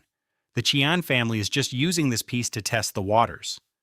This kind of strategic depth is why people love this. Don't they have a single Emperor-grade beast weapon to show? The auctioneer continued, his voice booming. And now for an item that is likely familiar to everyone here. One of the signature masterpieces of the great Elder Qian himself. The Gloves of Light. The starting price is 200 million. Jin's jaw hit the floor. This moment is a huge turning point in this action manhwa, setting the stage. I can't believe that old geezer is actually auctioning something so valuable. The Fire Dragon's scepter muttered, his eyes glued to the gauntlets. This is 2-star equipment forged from an S-rank beast. The Dark Sword Master confirmed, his voice holding a rare hint of admiration. An A-rank body enhancement Esper, wearing those could truly fight on par with an S-ranker, Haidong said in awe. The price has already shot up to 300 million. A pang of sadness hit Qiandata.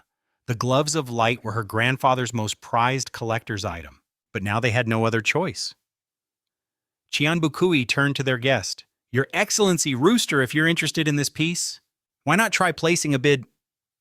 Hearing this, Yang Shi had to stop himself from scoffing out loud. The entire capital of the Arbiter organization is only 200 million, he thought. How am I supposed to bid? But as if reading his mind, Qianbuki pressed a card into his hand, offering, please accept this as a token of our sincerity.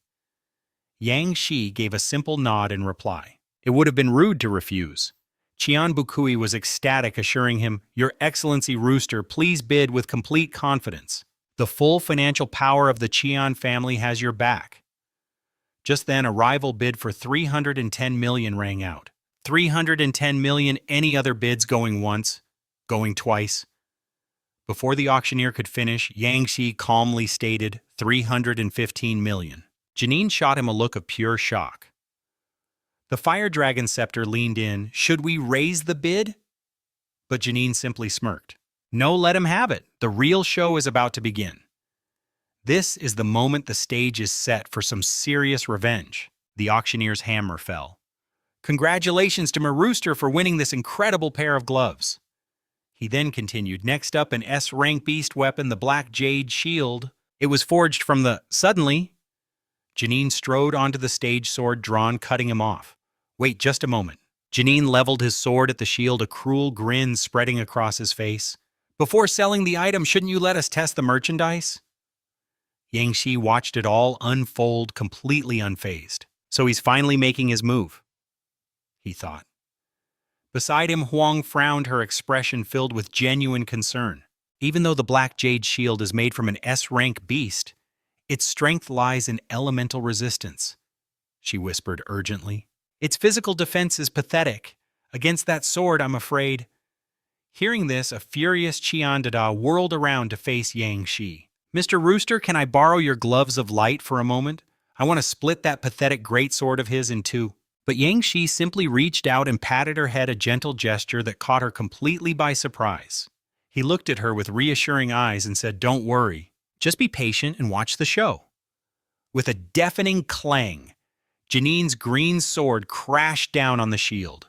The young master of the Uruk clan froze his face, a mask of utter disbelief. "This is impossible," he screamed, before the astonished eyes of the entire audience. He roared and swung again with every ounce of his might, preparing to shatter the shield. The sharp clang rang out once more, but this time it was followed by a sickening crack. The green sword in his hand exploded into 1,000 pieces. This is the kind of satisfying twist you only find in a top-tier action manhwa. "Isn't that the young master of the Uruk clan? How could he possibly be using a cheap fake?" the crowd murmured. "I can't believe it's a counterfeit. Bringing a fake here to show off is just so embarrassing." Without even turning her head, Chiandata said softly to Yang Shi, "Mr. Rooster, you knew all along that Greatsword was garbage, didn't you?" It's moments like this that solidify his status as an overpowered main character. A faint smile touched Yang Shi's lips as he recalled using his power of plunder to secretly swap the Uruk Master's legendary blade with a worthless replica.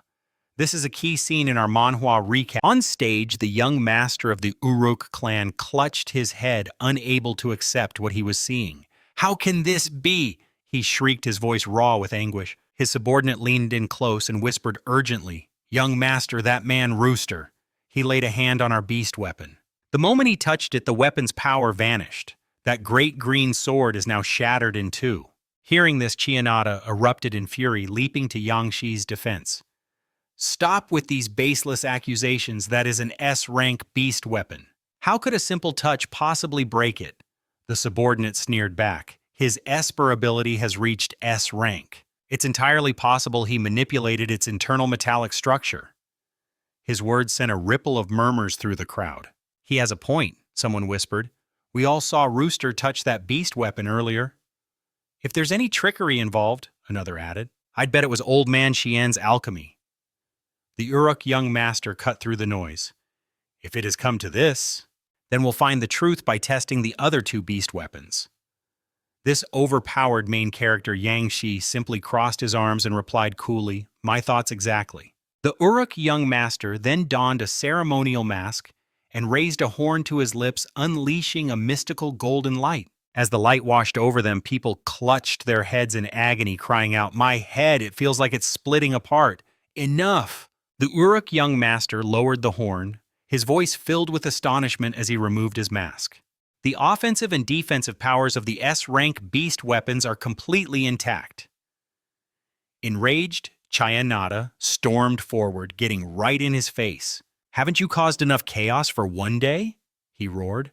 "First you disrupt my auction, then you harass our honored guest. How dare you still show your face here?" The Uruk young master was stunned into silence by Chianada's furious outburst. His subordinate quickly stepped in, whispering urgently, "Young master, I find this whole situation deeply unsettling. I suspect a traitor within our own clan is behind this."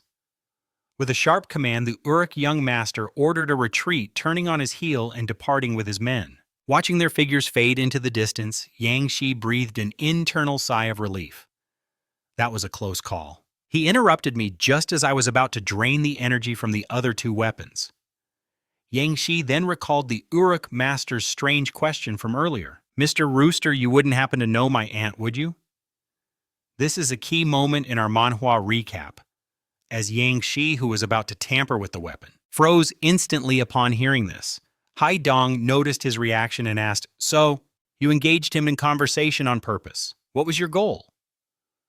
Just then, Qian Bukui approached Yang Shi with a gracious gesture. "Your Excellency, Rooster, this old man would also like to know if you played any tricks on that great green sword.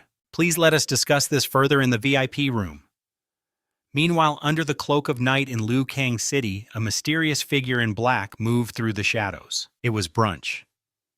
Her face etched with worry when she suddenly froze, her eyes widening in alarm. She'd spotted them perched on the rooftops and tree branches above. Figures were lying in wait, an ambush set just for her. It was the Elemental Five. One of them, a girl twirling a strand of hair, looked down with a mocking smirk. "Well now, little sister," she cooed. "Didn't anyone teach you it's dangerous for a girl to be out alone at night?" The words struck a nerve, and Brunch's expression hardened into pure rage. Her brow furrowed as her eyes burned with a murderous intensity. "No one," she spat, "has ever dared to speak to me, Brunch, that way. You're the first." From another rooftop, a bald man raised a fist, his knuckles encased in gleaming metal, and sneered, "Sword of Sealing, consider it your unlucky day for running into us." The Elemental Five. Today is the day you die. This action manhwa is full of these intense confrontations, a definite highlight for any manhwa review. Hyodong stood at Qian Bukui's side, both facing Yang Shi. The elder's expression was grave. "Your Excellency, Rooster, I trust you'll be forthcoming with your answers." As he spoke, the Esper core continued to flow, drawn inexorably into the massive green sword. Yang Shi began to explain, "Every living thing, be it a beast or an Esper, possesses an Esper core. Through a twist of fate, I discovered that even beast weapons retain these cores." Hyodong's brow furrowed in thought. "An Esper core, is that what we alchemists refer to as activity?" he asked, trying to connect the dots. Qian Bukui's gaze remained fixed on Yang Shi, his curiosity piqued. "But crafters like us can only sense this activity with our spiritual power. We have no method to actually refine it. I must ask, how does your organization accomplish this?" In response, Yang Shi simply raised his hand, revealing a glowing green ring on his finger. "To be precise," he clarified, "we don't refine it, we collect it. These essence absorbers," he said, gesturing to the ring, "are the very tools we use to collect Esper cores." At his side, Chandu Duo let out a gasp of sweet surprise. "You can harvest Esper cores with just those—" She breathed, her eyes wide with wonder. "That's astounding."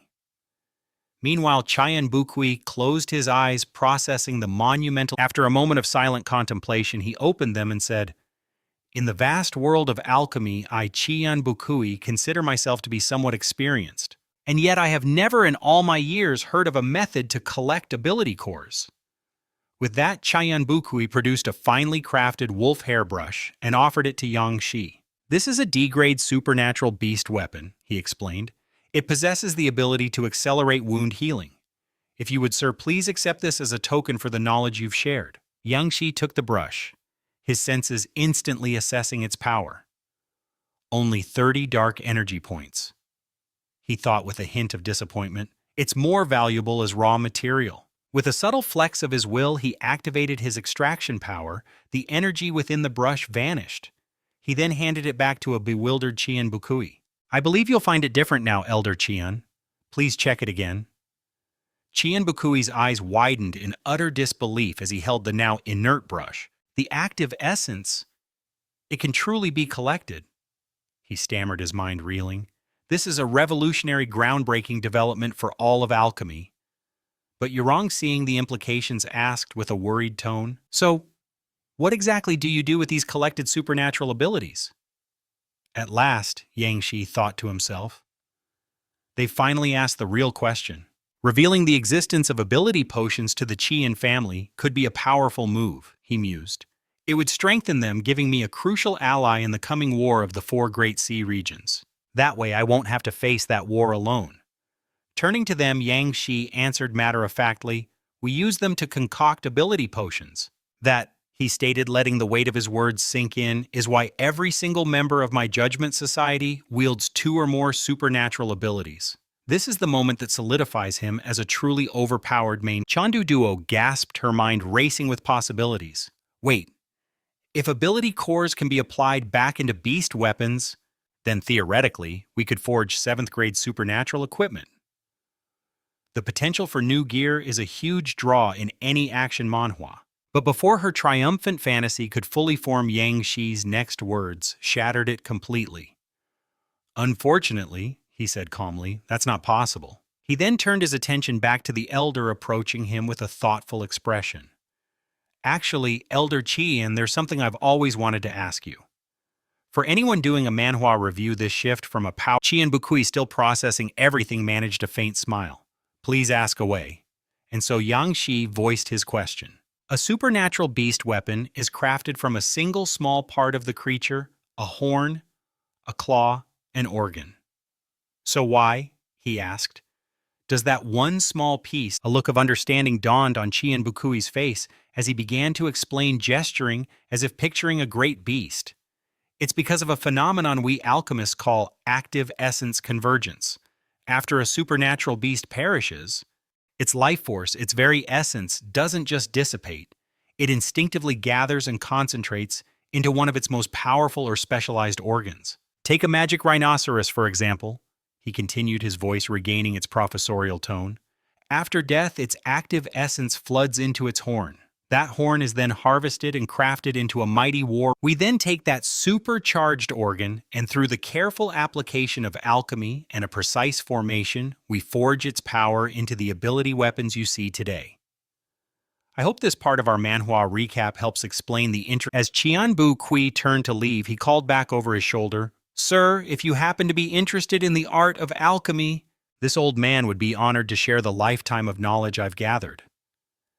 Yang Shi's eyes followed his departing form as he replied, I couldn't ask for more. Outside, as darkness settled over Lugang City, the next chapter of our manhwa recap begins to unfold. A massive aircraft sliced through the sky, its speakers blaring an announcement to the growing crowd below.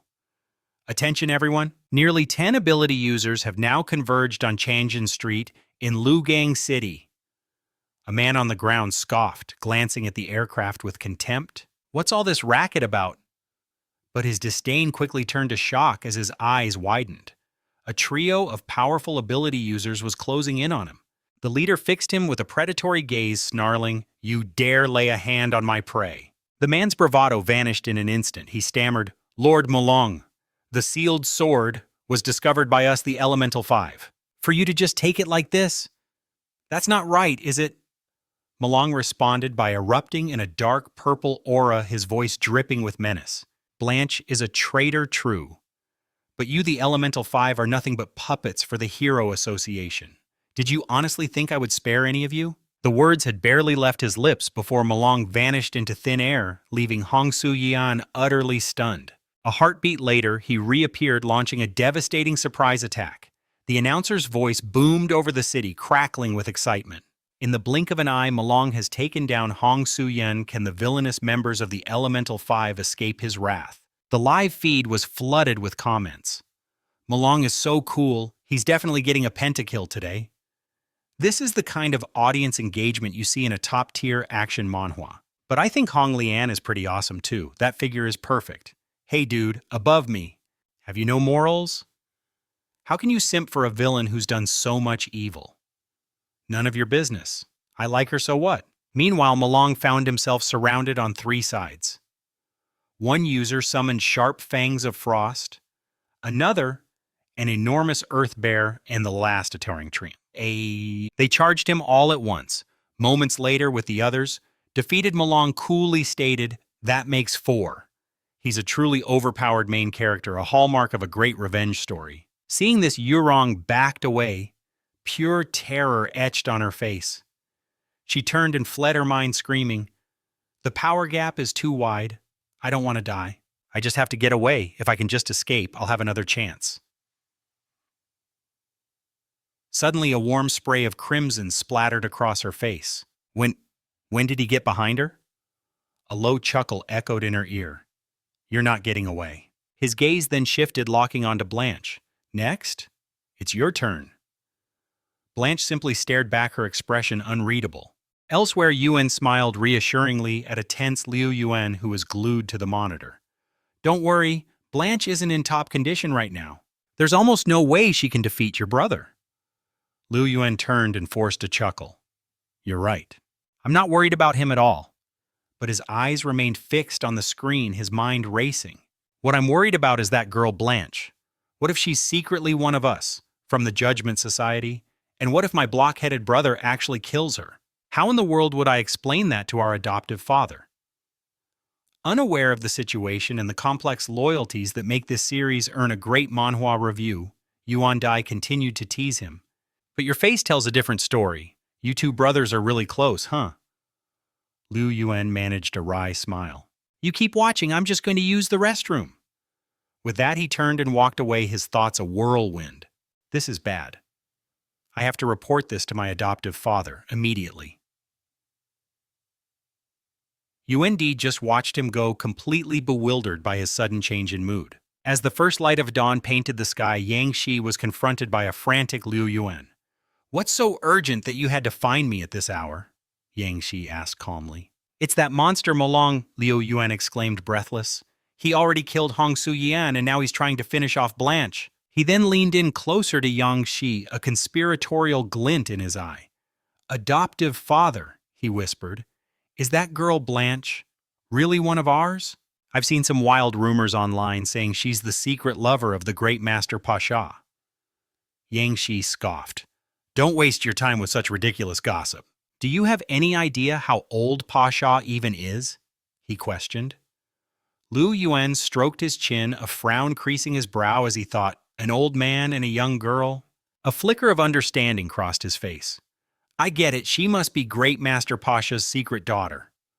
But just as quickly he shook his head, dismissing the wild theory. He knew better than to pry into such a dangerous secret. "It's best if I pretend I know nothing," he resolved.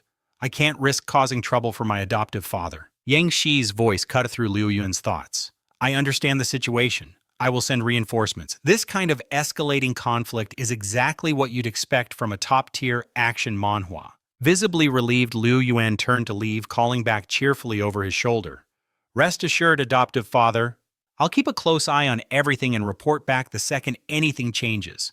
Yang Shi simply replied, "Go." As Liu Yuan departed, Yang Shi produced 2 mysterious glowing green orbs. "Perfect," he mused, a faint smile on his lips. 2 more elemental abilities for Shenlong. Instantly, a system panel materialized before him, a classic trait of an overpowered main character. The first orb contained the Elder Earth ability.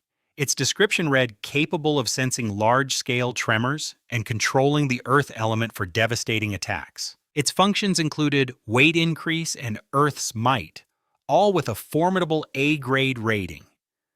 He then turned his attention to the second orb. This one held Shen Luo. The introduction was chilling. When commanding the wind, the very spirits become your own. Its first function was Compressed Storm. It was followed by Wind Riding Flight and Wind Scythe, also rated at a powerful A-grade.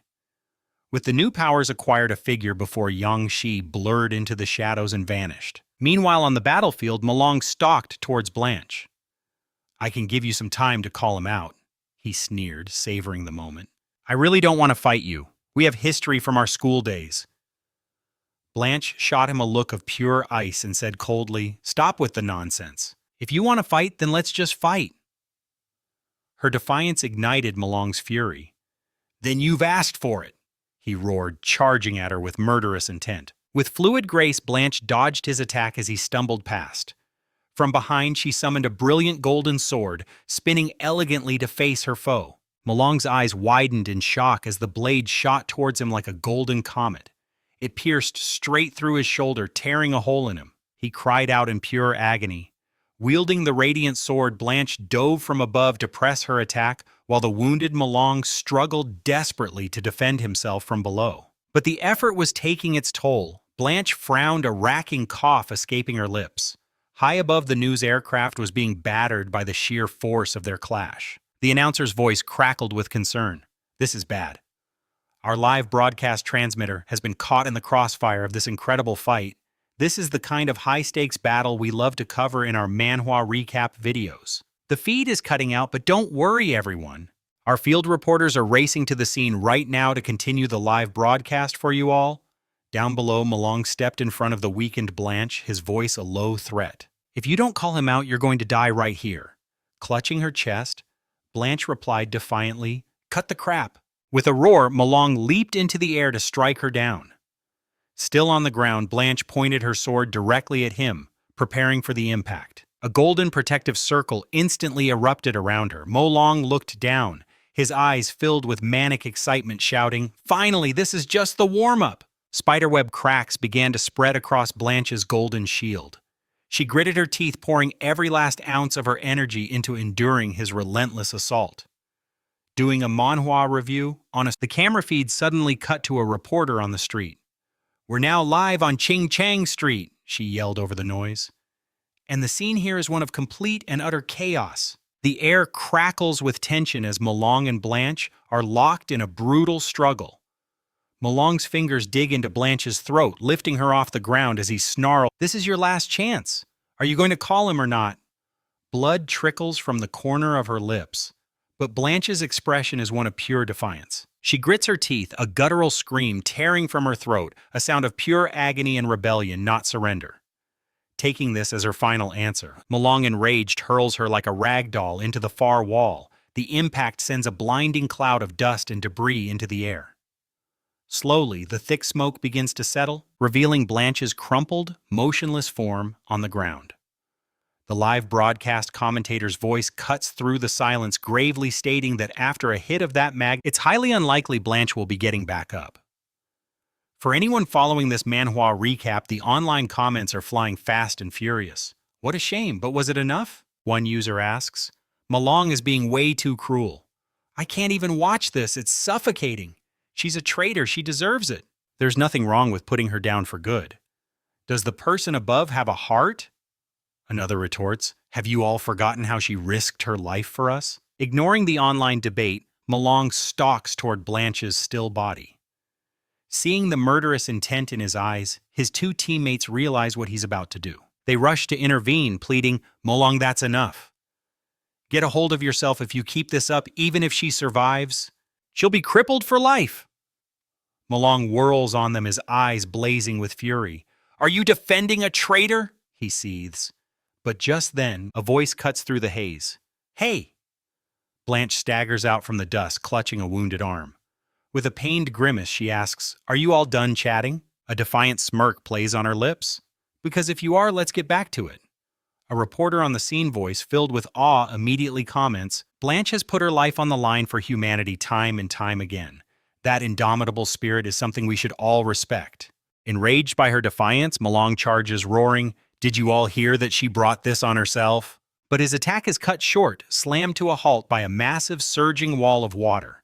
As it parts, a colossal figure forms before him. It's a terrifying water golem, and Blanche is gently lifted into its giant liquid hand. A mysterious masked figure appears, speaking to her. "Sorry we're late, Blanche. The organization is here now." The internet explodes with comments, a twist that changes this entire manhwa review. Blanche is a traitor, so it was true all along. So shocking. I never would have guessed. Blanche, furious, shouts up at her rescuer, "Why did you say I'm part of your organization?" The masked figure simply looks down and asks, "If you want to live, do you have another choice?" The cold logic hits her like a physical blow, and Blanche falls silent. She has no answer. The sound of footsteps cuts through the tension as a new figure than Long calmly walks up to Ma Long. He sizes him up and asks, "All right now, care to tell me why you were picking on our dear Blanche?" Malong ignores the question, his gaze fixed on the newcomer. "Why didn't Daoka come himself?" Then Long crosses his arms with a dismissive air. "What's the matter? Am I not enough for you?" he retorts, looking down on Malong with clear contempt. "Defeat me." Then Long challenges a classic line from an overpowered main character, and maybe someone stronger will show up.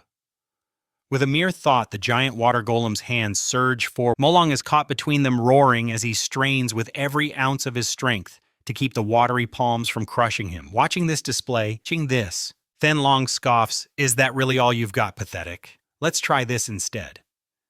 He slowly, deliberately clenches his fist. In an instant, the immense pressure vanishes as the water hands dissipate into thin air, leaving Malong stumbling and utterly bewildered. He looks up and his eyes widen in horror. Looming above him is a single, gigantic water hand poised to slam down. A thunderous boom echoes as it strikes, sending shockwaves of dust and smoke everywhere. This is the kind of brutal revenge plot that makes later under the quiet night sky. A towering glass skyscraper glows with warm light from its countless windows, painting a mysterious and dreamlike silhouette against the darkness. Duong Hai emerges from the building after a brief conversation with Old Master Tin. After walking a short distance, he pauses, turning his head to carefully scan his surroundings, a sense of unease in the air. Slipping into the shadows, he made sure he wasn't being followed before ducking behind the massive trunk of an ancient tree. His hand reached into his coat, his fingers closing around a worn brown notebook. As he held it, the old man's words echoed in his mind, a flood of memories from the moment he received this. A knowing smile had played on the old man's lips as he'd spoken. This contains the alchemical experiences of the great diamond alchemist, along with a few precious pages from his personal diary. The old man's gaze had been fixed on him, watching as his eyes devoured the words on the page. "It's all priceless material," he'd added. Then, as he'd been reading a single page, suddenly shimmered with an arcane light, catching him completely off guard. He'd snapped the book shut, a reaction that clearly puzzled the old man. "Oh, Your Excellency Dao K, if it pleases you." "You are welcome to borrow it for a time." Duan Hai had nodded, then offering a faint smile. "My apologies. The contents were so captivating I completely lost myself in them.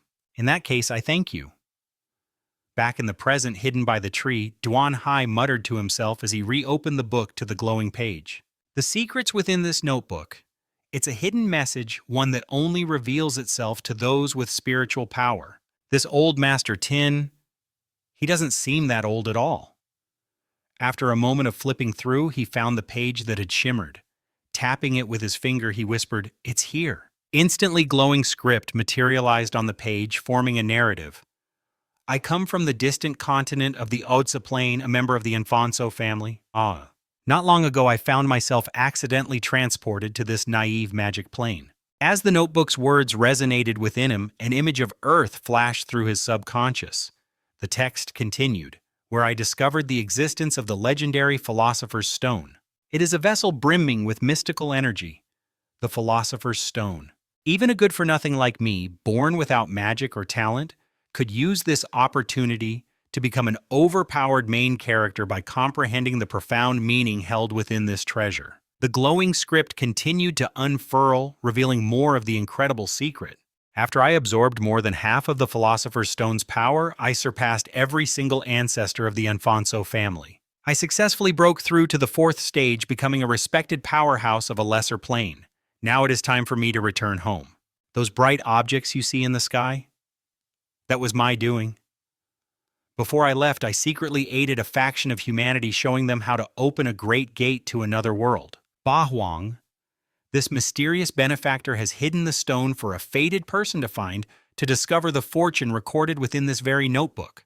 Go search for the Philosopher's Stone. It is hidden somewhere on Y Lam Tin. This is the treasure I leave behind for humanity, a chance to avoid enslavement." As the message concluded, the glowing text vanished, leaving behind the perfect motivation for a classic revenge plot. Suddenly, a brilliant beam of light erupted from the page, shooting directly into Duan Hai's mind. He instinctively closed his eyes, surrendering to the overwhelming surge of energy. This white light, it's a key. The key to finding the Philosopher's Stone. Once the energy subsided, he conjured an iron board beneath his feet. He leaped onto it and muttered to himself, "So the world of the beasts possesses a civilization even older than Woman's. This world still holds so many secrets just waiting for me to explore." With that thought, he turned and soared into the sky, ready for the next chapter of this incredible action manhwa. As night fell and stars blanketed the sky, we cut to a reporter named Nuet, broadcasting live from the scene of a recent battle.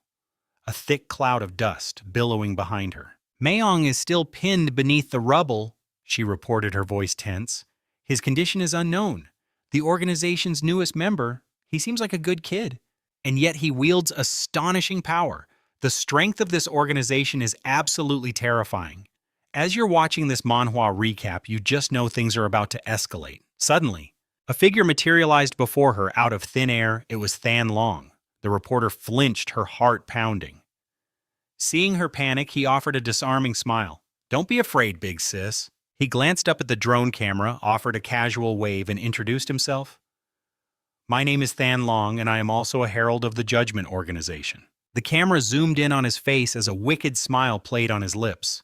"Our Judgment Organization accounts for every possibility. Therefore, none of you have any reason to be afraid." In that instant, a massive explosion erupted behind him, the shockwave making him flinch. Malung's eyes, now a blood-crazed red, lifted the enormous block of ice, tossing the obstacle aside with a guttural roar. This was his Phase 3 transformation. Seeing the terrifying change, Than Long shouted a warning. "This guy's Phase 3 transformation seems to have erased all human consciousness. It's extremely dangerous, big sis. You need to fall back and find safety." He then launched himself forward, a blur of motion streaking toward the beast. Nitu could only stare, her eyes fixed on his rapidly departing back. Down on Throng Street, the battle raged. Than Long conjured an ice statue as a decoy while he perched on a stone pillar, patiently waiting for Ma Long to take the bait. The beast summoned a gigantic stone hand and swatted at him, but Than Long met the attack by clamping down on the stone fingers with his bare teeth. He then hoisted the massive appendage into the air, his tail lashing out and shattering the glass facade of a nearby skyscraper. Meanwhile, at the Colon Management Company, Vien Dep and Loi Nguyen were watching the incredible fight unfold on their monitors. The boy exclaimed with stars in his eyes, "Than Long is my age, but he's already an overpowered main character. Our Judgment Organization is truly on another level." Suddenly, the woman shivered as the temperature in the room plummeted. "Do you feel that? Why did it suddenly get so cold in here?" As the words left her mouth, they both looked up in horror to see their roof had been torn away, and Mong's colossal tail was now clinging to the side of their building. She scowled, muttering under her breath, "As expected of the young master. He nearly leveled my entire company. This action manhwa is getting intense." Back on the street, Mong bit down hard on the stone hand, his sheer power causing the wall he clung to crack and splinter under the immense pressure. A huge fragment of the wall broke free, plummeting directly toward the reporter Nitu, who was caught completely off guard and unable to escape in time. She squeezed her eyes shut, bracing for the crushing impact. But after a long moment when nothing happened, she cautiously opened them. It was Than Long. He had masterfully controlled a stone statue to intercept the debris, saving her life. She was filled with gratitude and breathed a sigh of relief. "Thank you," she managed to say. He just waved his hand dismissively, as if it were nothing, while a grim thought crossed his mind. "This thing's destructive power is too immense. It looks like I have to end this fight quickly."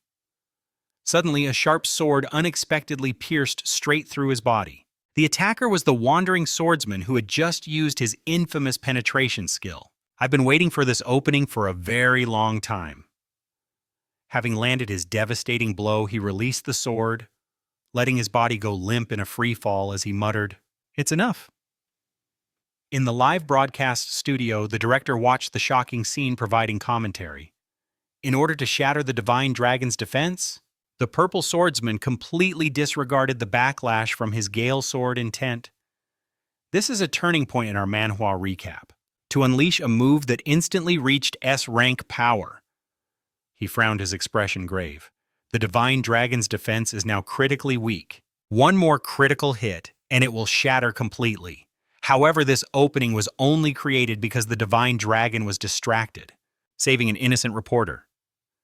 He rested his chin on his hand, his expression tense as he continued for this manhwa review, making everyone's feelings at this moment incredibly complicated. At the same time, the live chat for the stream exploded with comments from thousands of viewers. At that moment on Throng Street, Linaire began channeling all of her immense strength into her hand, preparing to strike, unleashing a 1,000-pound punch that slammed directly into its target, causing the Divine Dragon's ice shield to spiderweb with cracks. Utterly spent from the massive exertion of power, she staggered and muttered, "Demon Dragon, he's all yours now." Nearby Naiwa and the others were drenched by the resulting spray. She brushed the water from her face, remarking, "This whole area is a swamp now." But the Divine Dragon was already moving, activating his Scythe Lure ability, which conjured multiple spinning blades that shot toward the Demon Dragon. The glowing scythes whirled like deadly buzzsaws, tearing straight into the beast's abdomen.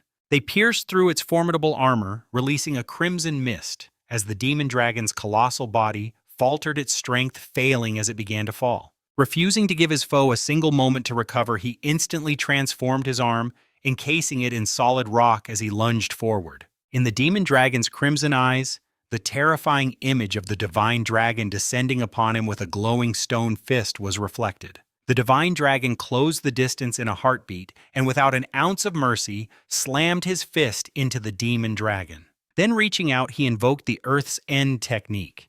"Your struggle is over. This time I'm ending this for good." A massive stone hand erupted from the ground below, seizing the Demon Dragon in an unbreakable grip that stunned him completely before dragging him violently downward. The beast roared in sheer panic and terror, utterly powerless to resist as it was pulled into the earth.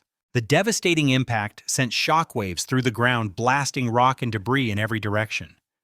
This is the kind of epic scene you expect from a top-tier action manhwa. A thick cloud of dust and smoke billowed up, and when it finally settled, the Demon Dragon was revealed, reverted to his human form. He lay unconscious and motionless on the ground. The Divine Dragon then summoned chains of pure water, tightly binding both him and the wandering swordsman. With his prisoner secured, he looked to the sky. "Your Excellency, armored war hero, I trust you know what choice you must make." Miles away in the guild's command center, the hero in question watched the screen, his face a mask of pure fury. His hands trembled with rage, his grip tightening until the cup he was holding shattered into 1,000 pieces. Back on Throng Street, the battle was over. Nayu was trying to decipher his cryptic words. What choice did the armored war hero have to make? Was he being forced to choose between one of his two captured subordinates, or was he supposed to trade two A-rank heroes for something else entirely? As she gazed up at the sky, lost in thought, a figure began to descend. Her eyes widened in shock. No way! The armored war hero actually appeared. He soared through the air, carrying the ice-piercing warrior in his arms, his mind flashing back to a tense conversation he'd had with Yang Shi in disguise. He'd frowned skeptical. "Let me get this straight. After all that, you just want my help investigating the organization behind these drugs? Is that all?" Yang Shi had met his gaze, a knowing glint in his eye, before replying, "Not just that. I will also help you get into the Boxwang plan. As for payment, you'll receive an A-rank ability potion. It will make you a dual-system A-rank ability user." Snapping back to the present, the armored war hero landed gracefully before the Divine Dragon, setting his subordinate down. "Now, as per our initial deal," he began. But the ice-piercing warrior turned to him, utterly bewildered. "Boss, what deal could we possibly have with them?" The armored war hero's face darkened. "A deal I accepted to repay an old favor," he explained, his voice grim. "I was hesitant at first, but to trade for the Demon Dragon and the Wandering Swordsman, what is sacrificing one subordinate in comparison? This is a brutal moment in our manhwa recap." Hearing those cold, calculating words, the man's expression twisted in disbelief. Getting two A-rank heroes back was worth his life? This story of reincarnation and revenge shows just how ruthless this world can be. Any sacrifice was worth it. He clapped the man on the shoulder, a cruel smile playing on his lips. "You agree, right? That makes this so much easier." A terrified scream tore from the man's throat as he tried to flee. But in a horrifying flash, the boss was on him, severing his limbs in a single brutal motion, leaving everyone around, including Dao Katat Nae and Yande, completely frozen in horror at the carnage before them. Meanwhile, at the Cologne Company headquarters, Lu Yun watched the entire bloodbath through binoculars, a smug grin spreading across his face. See? That's how it's done. Why did they have to drag it out for so long? I can practically taste that new ability potion, he gloated before letting out a wild, triumphant laugh. It's as good as mine. Back on the battlefield, the armored war hero strode over to the defeated ice-piercing warrior, effortlessly hoisting him into the air and completely ignoring his desperate pleas. Why are you doing this to me? The warrior sputtered, just before being thrown like a sack of garbage at the divine dragon's feet. A trade, the hero stated simply, the captured man gritting his teeth in defiance. We have no history, no quarrel. Why are you trying to end me? The divine dragon merely glanced at his own clenched fist as he began to list the man's sins. Have you already forgotten your crimes? He asked, his voice dripping with contempt. You're not just a user of forbidden substances, you're a murderer of the innocent. This is not murder, this is justice. With that final declaration, he tossed the demon dragon and the wandering swordsman over to the armored war hero. A mechanical arm shot out from the hero's suit, catching them effortlessly. My side of the bargain is complete. The rest is your problem. But just then a chilling, unhinged laugh echoed from the ground. Both heroes turned bewildered to see the ice-piercing warrior's eyes snap wide open. A bizarre green fluid began to trickle from the corner of his mouth.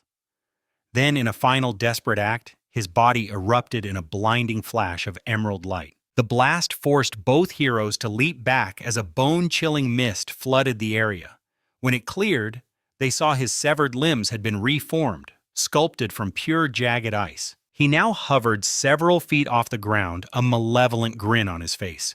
Now then, he hissed, his voice like cracking ice. How shall I repay this kindness? The ice-piercing warrior, reborn with limbs of frozen power and now hell-bent on revenge, glared down at the divine dragon. Today, he declared, is the day you all die. In a classic action Manhwa team-up, the armored war hero turned to his temporary ally. We'll have to work together to take him down. The divine dragon, my thoughts exactly. He immediately began the incantation for the immortal bird summoning. A torrent of fierce flame erupted from his hands, coalescing into a magnificent phoenix of fire. The villain sneered down at the divine dragon and his creation. As long as my ice is absolute, and even a creature of pure flame will become nothing more than a beautiful ice sculpture. As the words left his lips, he unleashed a barrage of countless ice shards that flew like deadly arrows. Freeze, he roared. The shards slammed into the firebird, instantly extinguishing its flames and encasing it in a shell of frost. He then shot forward, shattering the frozen creature in two with a single contemptuous strike. With a frown, he turned his attention back to the heroes, raising a hand and muttering, "Air bullet." With a sharp swing of his arm, he fired the compressed blast of air toward the airborne hero, shouting, "Freeze!" The armored hero, however, remained completely unfazed. He simply launched 2 missiles from his shoulder-mounted pods. The projectiles met mid-air, colliding with a terrifying force that shook the very ground. A massive explosion ripped through the sky, sending a thick cloud of dust and smoke billowing outwards. Through the haze, the divine dragon frowned. It seems that drug only gave you more power. It did nothing for the quality of it. As he spoke, twin beams of brilliant green energy lanced out from his eyes like lasers. The beams struck the ice-piercing warrior directly in the eyes, causing him to howl in agony as he was hit by the full force of the attack. He staggered backward, his body going limp as he plummeted to the ground below. Seeing him lie motionless, the divine dragon descended cautiously, observing. "Is it over just like that?" he mused. "We should go confirm." Both heroes landed near the body to investigate a tense moment in this manhwa recap. "Don't waste your energy. It's finished." But as soon as the words were spoken, that same sinister green liquid began to ooze from the warrior's body once more. But this time was different. The liquid writhed as if it were alive, a living, breathing entity. Sensing the imminent danger, the divine dragon yanked the armored war hero back just as the viscous fluid erupted into a mass of writhing, toothed tentacles. One of the tendrils shot out, coiling around the armored war hero's body, its grip tightening relentlessly, forcing a cry of pure terror from his lips. "What in the hell is this abomination?" he roared. But just then, another tentacle ensnared the divine dragon as well. Through gritted teeth, he shouted, I don't know if it's possible, but you need to toss some explosives in there and blow this thing to kingdom come. His eyes, the ice-piercing warrior wasn't dead. He was standing at the very heart of the grotesque, flower-like monstrosity, a manic grin spreading across his face. This sensation, it's so bizarre, he cackled. Is this what a true reincarnation into a legend feels like? Hearing that twisted voice, the armored war hero stared in disbelief, his mind reeling. What in God's name has he become? The divine dragon muttered, equally baffled by the horrific transformation. Could this be the ice-piercing warrior's hidden power? But as they struggled, a mysterious figure observed the unfolding chaos from a safe distance. The shadowy observer gazed at the ever-expanding creature and sighed with disappointment. Such a pity, he murmured. It was so close to perfection. Oh. Test subject number 52 is hereby declared a failure, and yet, its destructive potential far exceeds the previous specimens. Could it be due to his own force of will? He mused, cheerfully adjusting his hat. The human soul! What a truly fascinating thing! The more I delve into its mysteries, the more I realize my own ignorance. Soon I will achieve a level 3 spiritual breakthrough and ascend to the rank of commander. He was so lost in his triumphant monologue that he remained completely oblivious to another pair of eyes watching his every move. Yangtze, hidden in the shadows, thought, I'll let this play out a little longer before I harvest the deep blue star marrow from his body. Let these two heroes soften him up for me. It'll save me some trouble. Yangtze watched the mastermind with a knowing smirk, shaking his head. So focused on the prize right in front of you that you're blind to the catastrophe creeping up from behind. Meanwhile, the reporter Naiu had secured a protective mask and was continuing her broadcast. She reported breathlessly into her mic, We're broadcasting live from the scene. All aerial units have been forced to pull back. It's simply too dangerous to get any closer. We have relocated to a secure perimeter. From what we can see, the creature's tentacles possess an unbelievable regenerative ability. Any escape from their grasp seems to be tragically short-lived. Her gaze shifted back to the grotesque monster. The ice-piercing warrior's body has undergone a horrifying metamorphosis, something beyond our current understanding. This is the kind of insane development Back in the fight, the divine dragon unleashed his scythe lure, sending bladed projectiles hurtling toward the writhing appendages. Damn it, more of them are latching on, he thought, even as his scythes tore through the tentacles, severing them with every pass. At the same time, the armored war hero, his legs still trapped, desperately channeled his own energy. A brilliant blue light erupted from his hands. The creature, the thing that was once the ice-piercing warrior, watched him struggle and let out a chilling laugh. Boss, don't be like that. Didn't you always say you wanted me to take over the cologne company? Once I'm done consuming you, I'll devour the whole company next. It snarled, its voice a low growl. A flicker of confusion crossed its face. Why do I feel no remorse at the thought of devouring humans? It's as if you were always meant to be food. It froze. Wait, what in the world is the Greed tribe? The creature recoiled in shock, stunned by the alien words that had just spilled from its own mouth.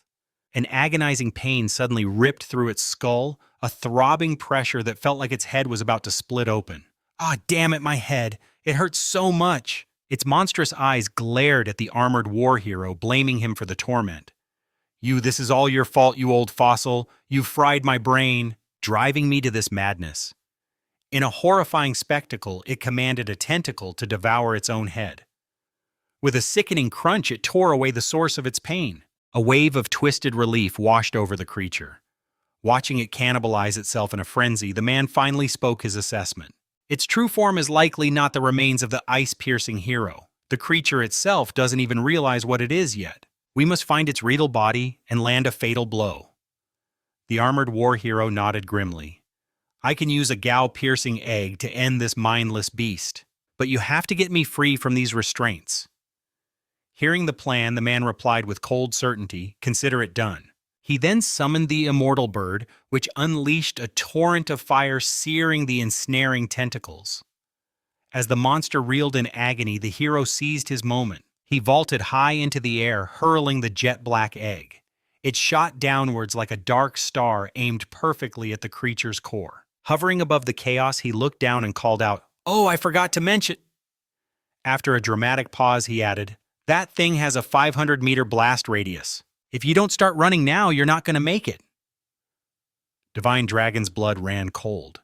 He looked up, his face contorted with rage as he screamed, "You son of a—" His curse was swallowed by a blinding flash as the egg detonated, unleashing brilliant beams of light that pierced every inch of the monster. A thunderous explosion erupted, shaking the very foundations of the city. The raw energy from the egg atomized the creature, tearing it to shreds. When the blinding light finally faded, a thick plume of smoke billowed upwards, blanketing the battlefield in darkness. As the smoke cleared, the horrific scene was revealed. The ground was littered with small, twitching fragments of the monster squirming like countless severed worms. Divine Dragon had just barely managed to leap onto a floating chunk of ice to escape the blast's epicenter.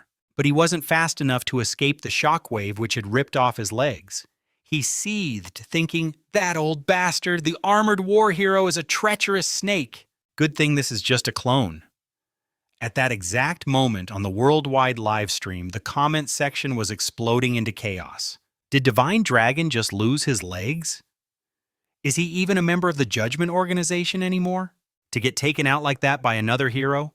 The armored war hero must be sending a message that it's time for humanity to unite against this threat. The camera feed zoomed in on the battlefield where the small fragments on the ground had begun to writhe and expand once more. The comments turned to sheer panic. "It's still alive. Thank God the monster is still alive. Someone finish it. I live in Lukong City. If that thing gets loose, I'm not going to make it out alive. If even that bomb couldn't destroy this monster, we're all doomed." The dust and haze from the battle slowly began to part, revealing the tentacle monster already regenerating its form. But through the gloom, a single foot in a bright yellow shoe stepped forward. This is the kind of action manhwa where Spicy Dust. Superman casually walked over, a smirk playing on his lips. Fighting a monster of this caliber? How could you even think of starting without me, Spicy Dust Superman? Lear stepped forward to join him. "Count me in." In their wake, a series of other heroes appeared. "I'm here too. I'm joining this fight. I can also lend a hand." Seeing this incredible display, the reporter continued her broadcast to the world. "This is the longest night in the history of Lukong City. A mysterious power and overpowered main character of a villain has invaded our home. It has inflicted grievous losses and we were left utterly helpless." She then turned her eyes, welling with tears of defiance, and shouted with all her heart, "But we have never given up hope. Countless heroes have thrown themselves into the fray, and I have to believe that a new dawn is coming." But the viewers watching the live feed felt a chill of despair, their comments flooding the screen. "This isn't a battle, it's a suicide mission. But we have to hold on to that hope." One comment read, echoing the reporter's words, "We have to believe in the dawn." From high above, the Divine Dragon looked down on the chaos with a smirk. "So what's the plan? You all just gonna line up and be monster food?" Liner glared back, his frustration boiling over. "You got a better idea, hotshot." The Divine Dragon's gaze shifted to the colossal beast. "Of course I do. Now step back. This is the confidence of an overpowered main character. I'd hate for any of you to get—" In that instant, a system notification materialized before him. Compression Storm Sphere. A swirling gray orb of pure destructive energy began to form in his palm. He chuckled grimly to himself. "Good thing this is just a clone. The real me could never be this self-sacrificing." Nuir stared up at him, her heart pounding with uncertainty. "What is he thinking?" Spicy Superman muttered, his mind racing. "We've seen it already. Wide area attacks don't do any real damage to that thing. Its core is buried too deep. To end this, someone has to get in close and deliver a kill shot." Hearing those words, a horrifying realization dawned on Nuir. Get in close. He's going to... All the while, the Divine Dragon was pouring every ounce. His eyes were locked on his target, a terrifying resolve etched on his face. And then, an earth-shattering explosion ripped through the air. The shockwave itself seemed to tear at the fabric of space, unleashing a tidal wave of dust and debris. Liner and Spicy Superman were thrown back instinctively, shielding their faces from the blinding light and concussive force. As the dust settled, a deafening silence fell over the battlefield. The monstrous creature was gone. Viewers watching this insane, Manhwa recap exploded with shock. I can't believe it. The Judgment Organization actually came through. That hero, the Divine Dragon, sacrificed his own body in the blast. He had every chance to escape to save himself. But he chose to face the monster head-on, dragging it down into oblivion with him. Back on the ground, tears streamed down Nuair's face as she whispered in her heart, "Divine Dragon, thank you. You brought us our dawn." The grief was a physical ache in her chest, a silent testament not only to the loss of a hero, but to the profound gratitude she felt for his sacrifice. Elsewhere, Yangi, in his familiar rooster form, stared intently at a single seed resting in his palm.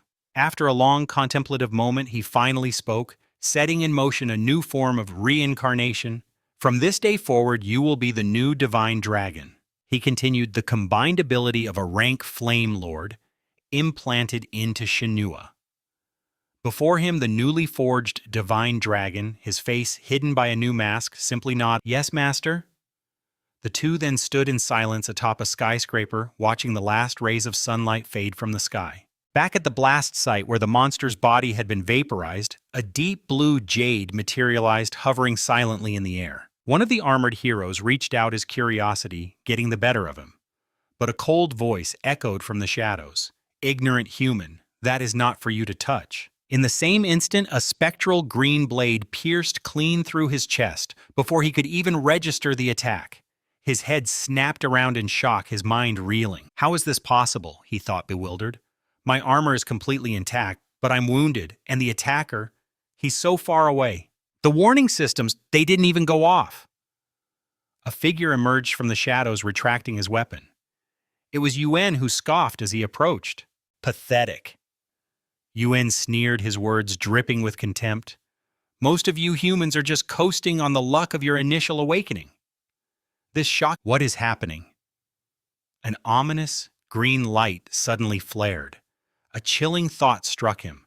Could this person and that monster from before be from the same faction? The armored champion leaped back, putting distance between them as he roared, "Who are you? Why did you ambush me?"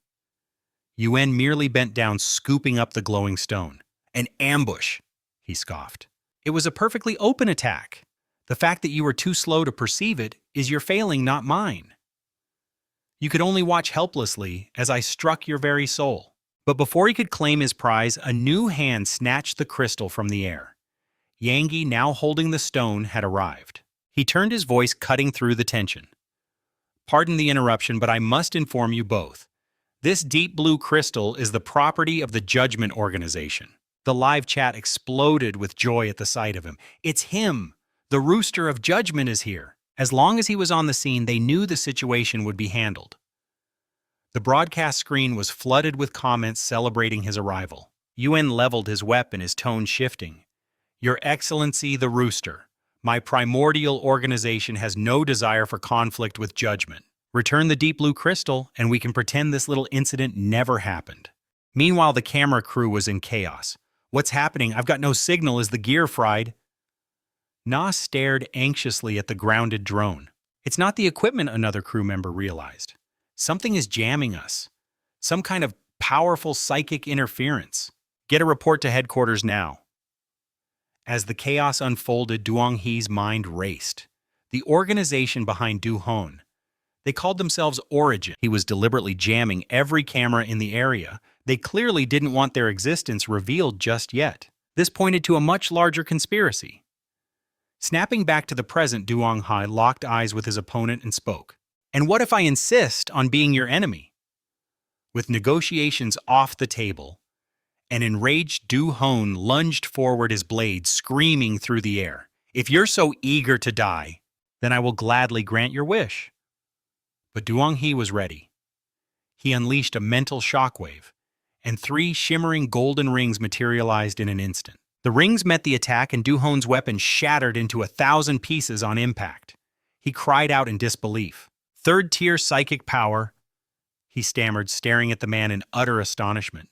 "This manhwa recap is showing off a truly overpowered main character. Our commander reached the 3rd tier 15 years ago. I was just thinking that only someone from my greed tribe could ever reach such heights. I never imagined a mere human could break that barrier." Duong Hee's thoughts then flashed to Fifi lying helpless in her hospital bed. The strange blue light tainting her soul? It had to be connected to this deep blue clan. This was a classic setup for some brutal revenge. He swore then and there he would not let these alien invaders get away with it. As Duong Hee's resolve hardened, Du Hoan broke the silence. Well, what a pity. I was looking forward to a real fight, but it seems the organization has an urgent mission for me. As he spoke, he was already turning to make a hasty retreat. This deep blue essence crystal, you can hold on to it for now, but the next time we meet, I will take it back with interest. Seeing the blatant attempt to flee Duong Hee's voice was ice.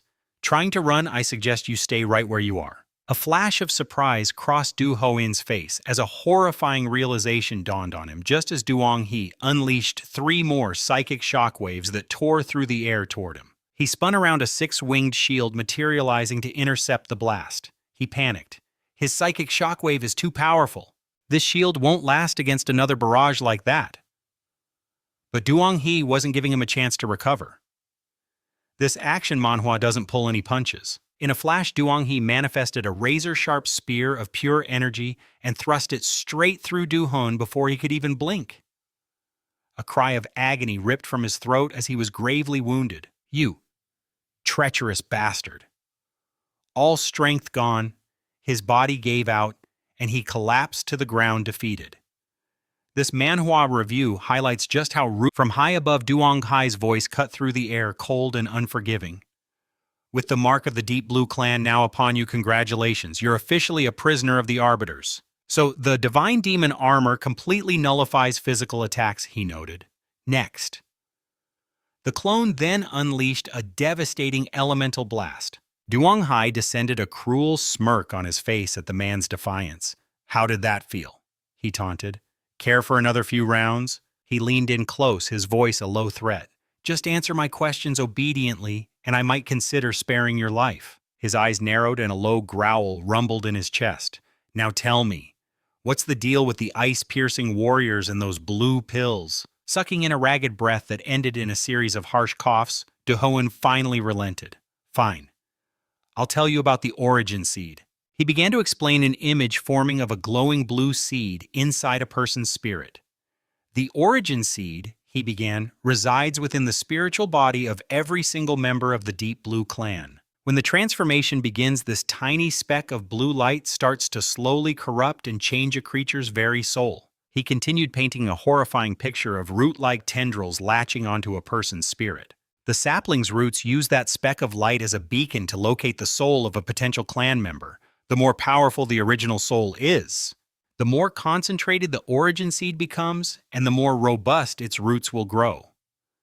Then he explained its terrifying function. With these strong roots, the host can draw an immense amount of power from the sapling. For example, they can access secret arts and combat skills. The scene shifts to shadowy figures, their bodies connected by ethereal roots channeling energy for deadly poison techniques and weapon skills. Afterward, my clan mass-produced and distributed these blue pills everywhere. The Deep Blue Clan's grand design was to distribute these pills far and wide, searching for suitable hosts to convert to our cause. This dark plot is a major focus of this manhwa recap. As Du Ho spoke of the horrific consequences, a vision of a smoking, frostbitten hand flashed before them. Of course, he sneered, not every vessel can handle the shock when our seed takes root. Those who fail? They simply devolve into mindless, low-level monstrosities. Duong Hee's mind instantly raced back to the ice-piercing warrior, its body a frozen deep blue mutation. The horrifying realization struck him like a physical blow. Consumed by a burning rage, Duong Hee lunged forward, grabbing Du Ho by the collar. After being infected with the origin seed, he seethed. Is there a cure? Du Hoan's mind raced. Why is he asking this? Don't tell me, is there someone he actually cares about among the test subjects? His patience shattered. Duong Hee blasted him with psychic energy, making the man's body convulse. Are you going to talk or not? But Du Ho just erupted into a chilling laugh. Ha ha ha! Then a brilliant stream of blue light erupted from his face. His very essence transformed into that light, shooting out of the host body like a phantom. Duong Hai could only watch, roaring in frustration. He got away again. The body Duho left behind began to emit a thick, acrid smoke, and both Duong Hai and Warbear watched in stunned silence as the form within the haze began to shift. When the smoke finally cleared, the body was no longer Duho's. In its place lay a young woman. Warbear stared, his eyes widening in disbelief before he cried out, "That's Manager Wang, the head of the Heroes Association's branch in Liukang City." Duong Hai let out a heavy, frustrated sigh. So the Origin organization has already infiltrated the Heroes Association. The old man's face was grim. This level of deep-seated conspiracy is what makes this such a thrilling action manhwa. I will take responsibility for this incident and testify on your behalf. Consider it my way of repaying the debt for injuring your divine dragon." Hearing this, Duong Hai retorted sharply. "Do you have any idea what it costs to nurture a quad elemental ability user?" he demanded. "You think a few words are enough to settle this? This is about revenge." Warbear's expression soured. "Fine. What do you want then?" This was the opening Duong Hai needed, and he replied instantly. "Let Liuan replace Ma Long as the heir to the Kunlun Company." For Duong Hai, this was about initiating a complete reincarnation of the company's future leadership. Making Liuan the heir is acceptable, he conceded, but his strength must reach A rank or no one in the family will ever accept him. Leaping onto a floating piece of metal, Duong Hai looked down at him and sealed the pact. Then it settled. The day Liuan becomes an A-rank hero is the day he officially takes over the Kunlun Company. As he finished speaking, the deal was struck. He willed the metal platform to rocket away. A classic display from our overpowered main character, he summoned a perfect clone behind him as he flew. "You handled the situation with the branch here," Duong Hai commanded his double. "I need to get to the hospital immediately." "Yes." But as the original sped away, a cold dread washed over him. He couldn't stop thinking about the peculiar energy wave released when the ice-piercing warrior died. "I have a terrible feeling about this," he thought. "I have to check on Fifi's condition and fast." This personal stake is a key point in our manhwa review. With that, he shot off like an arrow, a blur against the towering skyscrapers. An overpowered main character like him can cross a city in seconds when a loved one is in danger. Back in the rubble, Warbear stood with his arms crossed, his voice grave. "You all probably recognize the deceased. She is Manager Yuang Yen of the Heroes Association." He paused, letting the weight of his words sink in. "It turns out she was a spy for a mysterious organization and the one who created the mutated warrior, a shocking plot." "So," he stated seriously, "when the Heroes Association begins its interrogation, our hero's path of revenge will be at the center of it all. I expect nothing less than the truth from all of you." Tun Han Chu affirmed, "Of course, that goes without saying." Lamni, standing silently to the side, offered no protest, her face etched with exhaustion and a deep frown. "If that's everything," one of them announced, "we'll take our leave." But they'd only taken a few steps before Warbear's voice cut through the air. "Luong Nguyen, a word." Luong Nguyen pivoted, his irritation clear. "What now?" he snapped. Warbear, however, greeted him with a cheerful tone. "Luong Nguyen, your father and Duong Hai have struck an accord." He rested a heavy hand on his son's shoulder, his voice dropping to a conspiratorial whisper. "If I name you as the heir to Kun, he'll give you a genuine A-rank ability potion." He even gave his son's head a paternal pat, offering some advice. "You knucklehead, this is the chance of a lifetime. You have to take it." But Luong Nguyen looked away, a grimace twisting his features, clearly uncomfortable with the proposition. "But wasn't it already decided that Ma Long would inherit the company, changing things so suddenly? It's going to tear our brotherhood apart." He turned his head completely, his thoughts racing. "And besides that, my true ambition is to lead the Arbiters to carry on the legacy of the Divine Dragon." Fueled by this conviction, Luong Nguyen's tone turned mocking. "My godfather has already set me on a path to greatness, and you want me to just take over the family business." His hands tightened into fists at his sides. "Don't you see you're just holding me back?" Warbear stared at his son, saying nothing for a long moment. A thought crossed his mind. "Duong Hai, your plan is clever, but you've gravely underestimated the bond between this father and his son." This is the kind of character depth you want in a great action manhwa. Lost in thought, Warbear suddenly stepped forward, pulling his son into a gentle, affectionate hug. You knucklehead, he said again, his voice thick with emotion. You've really grown up. The unexpected display of affection sent a shiver down Luong Nguyen's spine. Get off me, he yelled, squirming. How old do you think I am? This is so embarrassing. Meanwhile, in a desolate alleyway, a weary branch slumped against a cold brick wall. Just then, a hand gently extended into her line of sight. It was Duong Hai. Can you stand? He asked softly. Branch, determined, tried to push herself up. I can do it myself, she insisted, but her legs gave out and she collapsed back to the ground. Don't push yourself, Duong Hai urged gently. His quiet words of comfort seemed to break the dam inside her. Branch covered her face with her hands, her shoulders shaking as sobs racked her body. I'm so sorry, she cried. The divine dragon. He died because of me. Duong Hai gently rested a hand on her head. It's not your fault, he said firmly. Come on, let's go. The organization sent me. I'm here to take care of you. Hearing this, Branch finally took his outstretched hand and allowed him to help her to her feet. Okay, she whispered, her voice hoarse. I'll do as you say. A short while later, they stood before the imposing structure of the city hospital. From a vantage point on a nearby rooftop, Duong Hai surveyed the hospital below. Just as I thought, he mused. There are strange energy fluctuations coming from that building. A shimmering blue barrier of light seemed to envelop the entire structure. Slipping inside, Duong Hai moved cautiously down a deserted corridor, his eyes scanning every corner. It's empty, he thought. But the moment the thought formed, a brilliant flash of blue light erupted directly in front of him. The sudden flare startled him. In its wake, a monstrous figure materialized. A creature twisted by the same blue energy lunging forward with an inhuman shriek. Die! Duong Hai leaped back, his mind racing. This is bad. That energy wave must have triggered a secondary transformation in the victims, turning them into these deep blue abominations. But he had no time to process the thought. A cold, heavy hand clamped down on his shoulder from behind. He whirled around, heart pounding, only to face another one of the blue creatures, its claws swiping for his throat. He was ambushed. In the sterile, silent hospital corridor.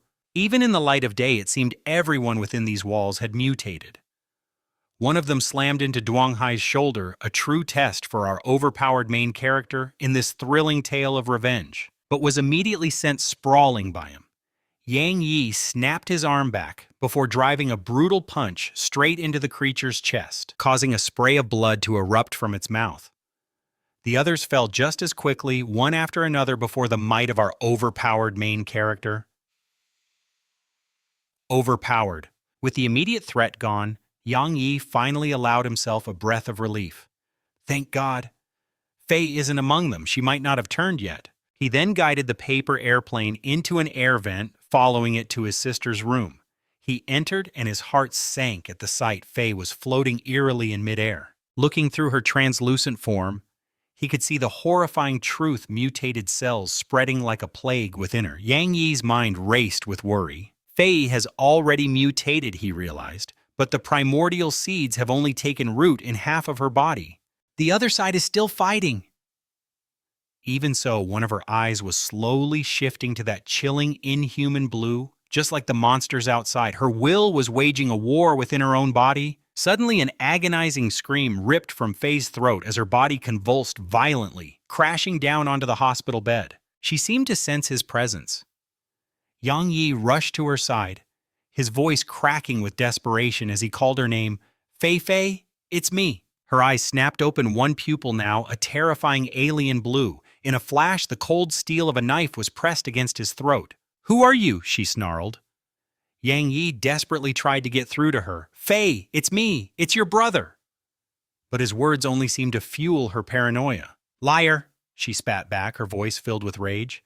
That's not my brother's voice. In his haste, he'd forgotten. He quickly dropped his transformation, his features shifting back to the familiar face she knew. I forgot to change back, he said gently. This is me now, see. But his sister was far from convinced. My brother can't do that, she screamed, terrified. Who in the world are you? Helpless, he had to prove his identity. Yang Yi had no choice but to reveal a deeply embarrassing secret only the two of them shared.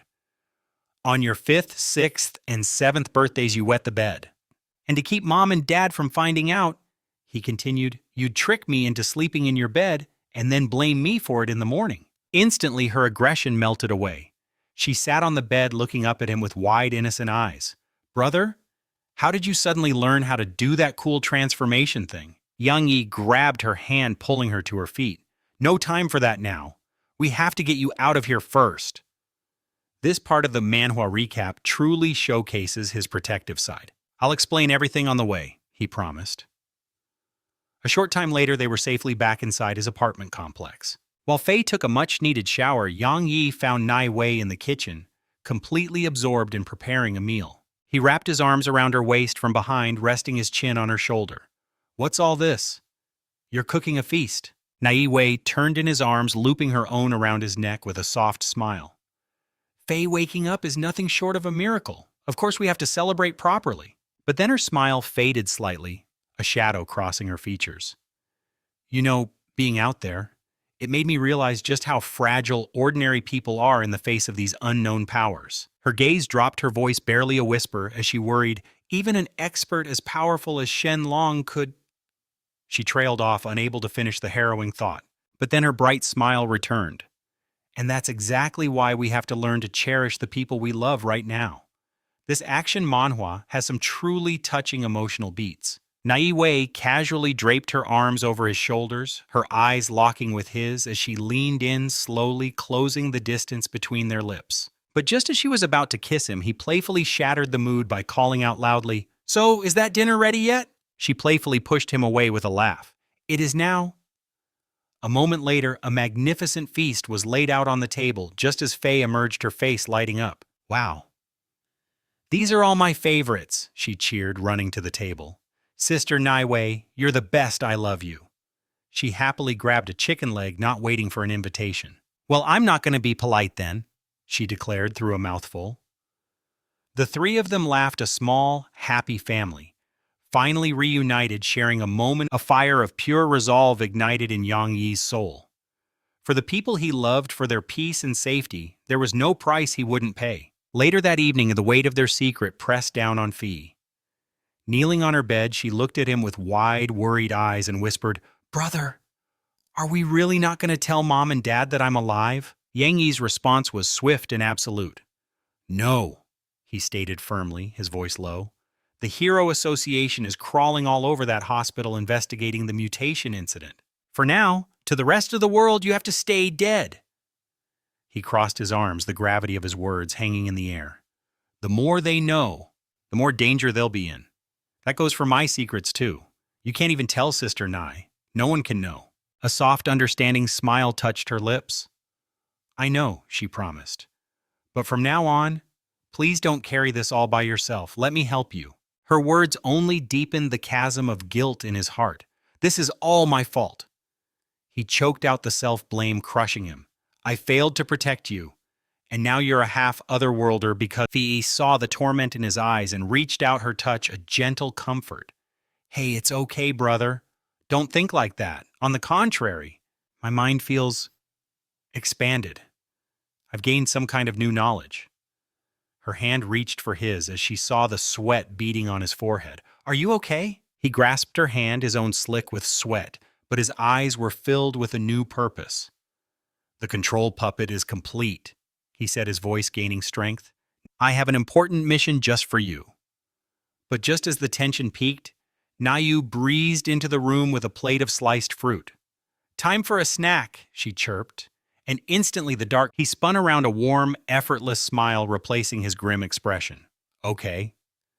He settled across from Nayu, his curiosity piqued. "So what are you working on?" he asked. Her eyes remained glued to the screen as she replied, "My last broadcast went over pretty well, so the station offered me a brand new show." A flicker of worry crossed his face. "Is it dangerous like last time?" Nayu quickly flashed a reassuring smile. "Nope. This time I'm just a guest panelist, easy peasy." As she spoke, Yang Yi moved silently behind her, extending his hand. A shimmering green jade materialized on the back of Nayu's hand. An information panel visible only to him flickered into existence. Item: little green snake bracelet.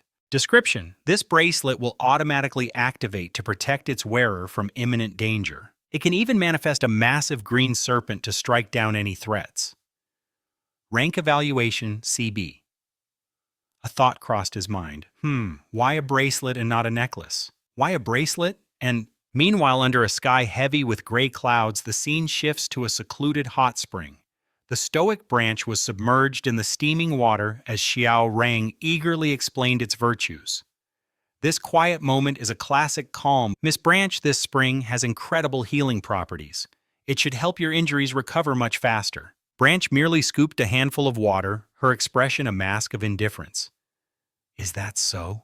She murmured, before rising from the pool to leave. The organization has a new task for me. You two stay and enjoy yourselves. But instead of leaving, she simply moved to a secluded spot to lie down lost in thought.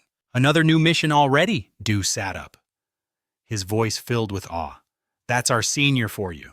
She's on another level, truly a veteran of the organization. Sometime later, within the ethereal halls of the cloud-top heavenly palace, Branch stood before the imposing figures seated on the high thrones. Yang Yi, hidden behind his rooster bear disguise, posed a question. Have you ever heard of the 4 Great Sea Regions? His voice echoed in the grand chamber. The organization is preparing an expedition. We are sending you there to investigate the Deep Blue Clan. Succeed in this trial, the disguised Yang Yi continued, and you will earn the chance to become one of the 28 constellations of the tribunal. This part of our Manhwa recap shows the huge stakes involved. Without a moment's hesitation, Branch dropped to one knee, her loyalty absolute. I accept this trial. I will go to the 4 Great Sea Regions. Beneath the imposing mask, a bead of sweat trickled down Yang Yi's face as he thought, it worked. The bait was taken. His intricate plans for revenge are finally falling into place. The tribunal's pathfinding squad finally has a powerhouse member. He gave a dismissive wave of his hand toward Branch. Very well, you may go. You're dismissed. Go and rest, he commanded. She bowed deeply. Yes, sir. As Branch vanished into the shadows, Blood Rabbit stepped forward. May I have a word? Blood Rabbit got straight to the point. So what's our next move? Everything has been arranged as you commanded. Spicy Noodle Superman and Liu Yuan will investigate the connection between the Roundtable Knights Hero Management Company and the mysterious Deep Blue Clan. As for Branch, her mission is to scout the 4 major regions, he continued, his voice low and strategic. Her primary objective is to infiltrate the highest echelons of the Hero Association, acting as our deep cover agent inside the tribunal. With the plans laid out, Yang Yi, still in his imposing rooster bear form, brought the briefing to a close. That's all for now, he declared. I have to visit an old friend. The scene transitions to a quiet park, an iron fence separating the manicured lawn from the wild trees. Yayan sat on a park bench, lost in his own world as he opened a bottle. Without a sound, Yang Yi appeared beside him. Have you been pushing yourself too hard lately? It's all right to rest if you're tired. Yang Yi's voice startled him. Yayan whipped his head around, his eyes wide with surprise. Leader, it's been a while. Yang Yi placed a heavy hand on his shoulder. Tell me, how has your strength developed? Yayan couldn't meet his gaze, a flicker of guilt in his eyes. I'm sorry, he mumbled, feeling ashamed. I still can't unleash the full potential of my ability as of right now. I only possess a physical constitution 7 times that of a normal person. Hearing this, Yang Yi's expression shifted from concern to genuine surprise. 7 times already, he exclaimed. Yayan, a constitution 10 times the norm is the standard for an A-rank hero. You're becoming a truly overpowered main character. He turned away, a proud smile spreading across his face.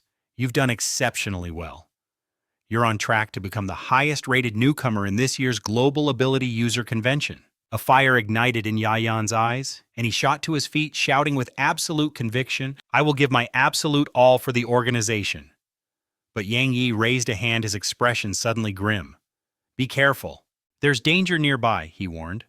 I'm activating the non-puppet skill on you. It will allow me to take control of your body if things get critical. Yayan nodded obediently. A faint chime echoed as the skill took hold, causing him to wince. Meanwhile, in a dense forest, Huanju was sprinting for her life. She skidded to a jarring halt, digging her heels into the dirt. Blocking her path stood Azir and Manu, Their faces twisted into menacing sneers as they slowly advanced. "You meddling brat," Azir hissed, his voice dripping with venom. "You ruined the organization's business. The Fire Cloud Society will make you pay for that." "Business?" She shot back, her voice ringing with indignation. "You call plundering the assets of innocent people business? Your organization is nothing but a criminal enterprise."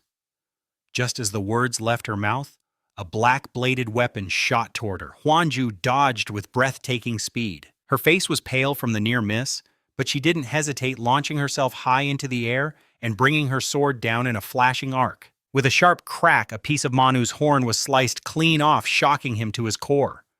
A cold sweat beaded on his forehead. You use poison." But before he could finish his accusation, his foot landed with a soft click. An instant later, a massive explosion ripped through the forest clearing. Azir threw up an arm, shielding his face from the blast of smoke and debris, grunting in fury. Suddenly, through the settling dust, a glint of steel appeared. The razor-sharp tip of a sword materialized inches from his head.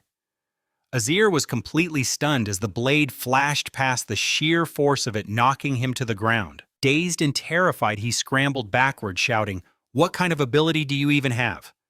How do you keep pulling out these insane tricks?" This incredible fight is a highlight of our Manhwa review. Huanju just smirked, casually slinging a massive cannon over her shoulder with an air of pure confidence.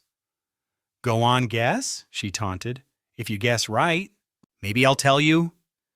Azir was so utterly enraged that a dark, malevolent aura began to pour from his body. "I'll tear you to pieces," he roared. But before he could act, just then a figure lunged but was met with a lightning-fast response. A loud thud echoed as Dupam landed a powerful kick, stopping the aggressor in his tracks. The sudden display of power left Hoin-ku completely stunned. Dupam then coolly turned to her, his voice low and steady. "Miss, if you continue making a scene like this whole area could get torn apart. The Yankin University selection tournament is being held here in just 5 days." Impressed by his intervention, she couldn't help but praise his strength. "You might look like a C-rank Esper on the surface," she observed, "but I can tell your actual power is well above B rank. You're a classic overpowered main character, aren't you?" A sweet smile played on her lips as she introduced herself. "I'm Hoin-ku. Perhaps we'll meet again at the selection tournament. Maybe we could even team up." He took her offered hand, shaking it firmly. "All right, if we end up in the same group 5 days from now." But then something was wrong. Dupam's eyes widened in bewilderment as he looked down, realizing Hoin-ku was gripping his hand with surprising, almost crushing strength, all while smiling as if nothing was amiss. "Hey, handsome," she purred. "Want to grab a late-night snack?" Dupam, however, froze in place, his mind racing with anxiety over how to respond. "Leader Duonghai, what should I do?" he pleaded mentally. The voice in his head, a key part of his reincarnation journey, responded calmly. "Don't panic, just let me handle this." In an instant, Duonghai took control of Dupam's body to defuse the situation. Seizing the opportunity, he began to refuse her offer. I have some things I need to take care of at home, so I really have to get going." With that, he hastily pulled his hand free from her grip, a sudden move that left her completely baffled. Without another word, he turned and quickly walked away. This is a great character beat to highlight in our Manhwa recap. Never let a girl get that clingy, Dupam thought back. My sister is already a handful. I don't have the energy to deal with another one. Lesson learned, thanks, leader, he replied mentally. Meanwhile, Hoen-ku watched him go, an excited laugh escaping her lips. Looks like this selection tournament won't be so boring after all, she mused, clearly intrigued by our hero. The scene shifts to Van Street, where bright sunlight bathed the city buildings overlooking a bustling parking lot filled with people.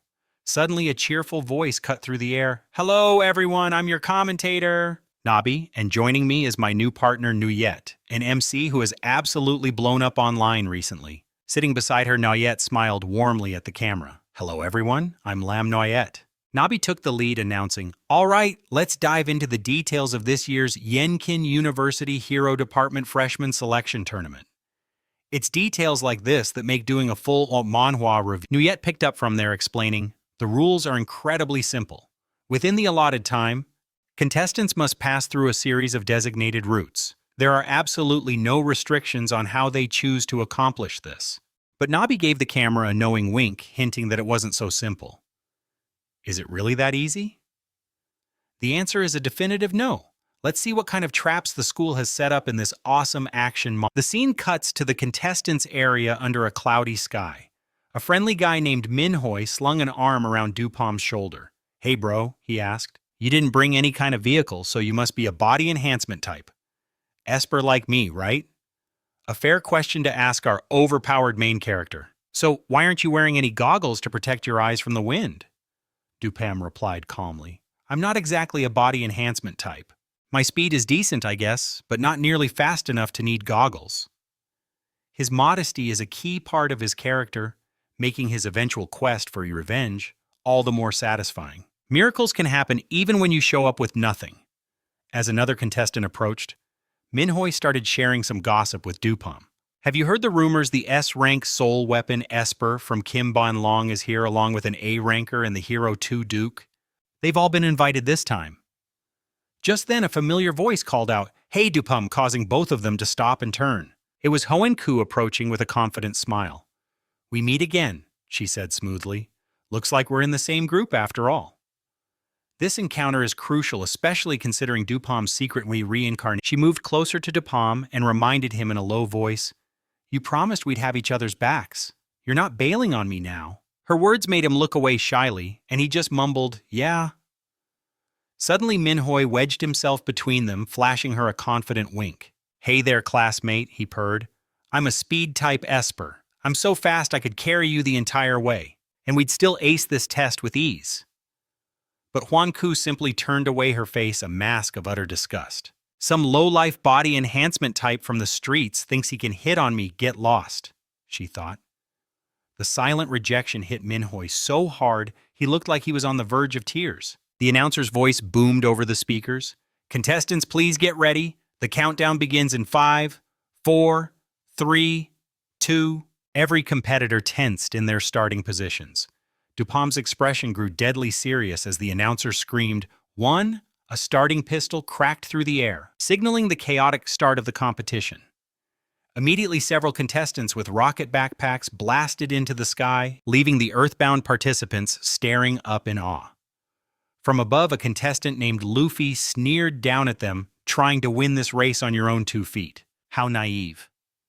But his arrogance was cut short when a duck suddenly appeared and began pecking him relentlessly, causing Luffy to scream in pain. Ouch! What is going on? He shrieked. Then 2 more intimidating ducks showed up. One had a tattoo, the other wore glasses, and this kind of bizarre scene is what makes this such a great action manhwa. Both of them were quacking furiously. Watching the spectacle, a girl named Nabi dryly commented, If people could just fly like that, we'd all just buy airplanes. Her gaze sharpened as she asked her companion, New, do you recognize those ducks? New, who had already pieced it together, nodded. That's probably the duck envoy of the Dark Gang, he replied. A B-rank summoner-type hero. Nabi's voice boomed with excitement. And what a turn of events after getting blasted out of the sky, the ground team has taken the lead, turning this into a high-speed foot race. A red car then blazed past them, leaving a thick trail of smoke. Her eyes lit up. Now this is what I'm talking about. It would be amazing if all future exams were car races. Just then, 2 more cars came into view, battling for position as they sped toward a traffic cop blocking the road. The driver of the black car yelled to the other, Hey, do the rules even forbid this? The driver of the red car grinned and shouted back, Nope, the rules only say the top 100 will pass. It doesn't say a single thing about obeying traffic laws. With that, she floored it, leaving her rival choking on her exhaust. Seeing that the car had no intention of stopping the traffic, cop blew his whistle and held up a hand to stop them. Suddenly, a shimmering wall of bubbles materialized, blocking the black car's path. Oh, it looks like the 3-man police squad is here to teach a lesson. A firm voice declared, A hero's duty is to save people, not endanger them by breaking the rules on a mission. Chastised, the drivers bowed their heads in unison. We're sorry, they mumbled. Minhoi, still running, glanced back at the scene and scoffed. I knew it! There's always a trap when they let you use transportation freely. But as he gloated, an old man stepped right into his path and Minhoi noticed far too late. The collision sent them both tumbling backward. The old man slammed onto the pavement, blood trickling from his nose and mouth. Manhwa, his own nose now bleeding, panicked. "Oh no, he's seriously hurt." As this happened, a contestant in orange sprinted past them. He yelled over his shoulder, "That kid bumped into him. It's not our problem. Let's go." But his companion in a green suit hesitated. "He seems really hurt." The green-suited contestant worried. "Maybe we should get him to a hospital." Manhwa, however, tried to scramble away, proving he's far from being an overpowered main character at this point. He glanced back at the injured old man one last time. Seeing him try to flee, the old man's pained expression twisted into pure rage as he started to curse him out. "You think you can just hit an old man and run away?" The illusion taunted. "What kind of hero shirks his responsibilities?" But elsewhere, the real test, Dupam was a blur of motion leaping from rooftop to rooftop across the simulated city when a flash of movement in the sky snagged his attention. It was Huang Kyo hovering effortlessly on some kind of flight tech. "Hey there," she called out. He barely glanced her way, muttering, "Yonkin University is really pulling out all the stops for this tournament, even using high-level illusion techniques." Huang Kyo sounded impressed. "You saw right through that old man's trick too. Not bad." He dropped into a low stance, his eyes scanning the horizon. "Get ready," he warned her. "We've got 2 more pests inbound from behind." Huang Kyo shot a confident look over her shoulder. "So this is the final challenge the school cooked up. I'm more than ready for it." Watching them from a nearby building were 2 figures, one lanky and the other heavy-set. Tran Nai 2. Yet the announcer remarked, "Those 2 look a bit familiar. I wonder which famous heroes they're supposed to be." Nabi covered her mouth, leaning into the mic to share a secret. Ahem! According to a last-minute update, these 2 espers were not arranged by the university. She continued, "However, the school has dispatched a proctor to the scene. They will step in if there's any real danger. With that safety net in place, they've decided to use this unexpected event to test the students' adaptability." Meanwhile, a man stood silhouetted against a floor-to-ceiling window. His hands were clasped behind his back as he gazed down at the city. "Thank you for making the trip, Teacher Lakthan," he said to the man standing respectfully behind him. Teacher Lakthan just smiled. "Don't you worry, Director. I'll make sure those 2 are safe. Consider it part of my duty as their homeroom teacher." A predatory grin spread across his face as he added, "Besides, it's time to show those 2 brats the true power of a B-rank hero." As he spoke, his body began to twist and contort. Vicious fangs erupted from his gums as thick, coarse fur sprouted along his jawline. A powerful tail burst from his spine. He dropped to all 4s and let out a mighty roar that sounded suspiciously like a meow.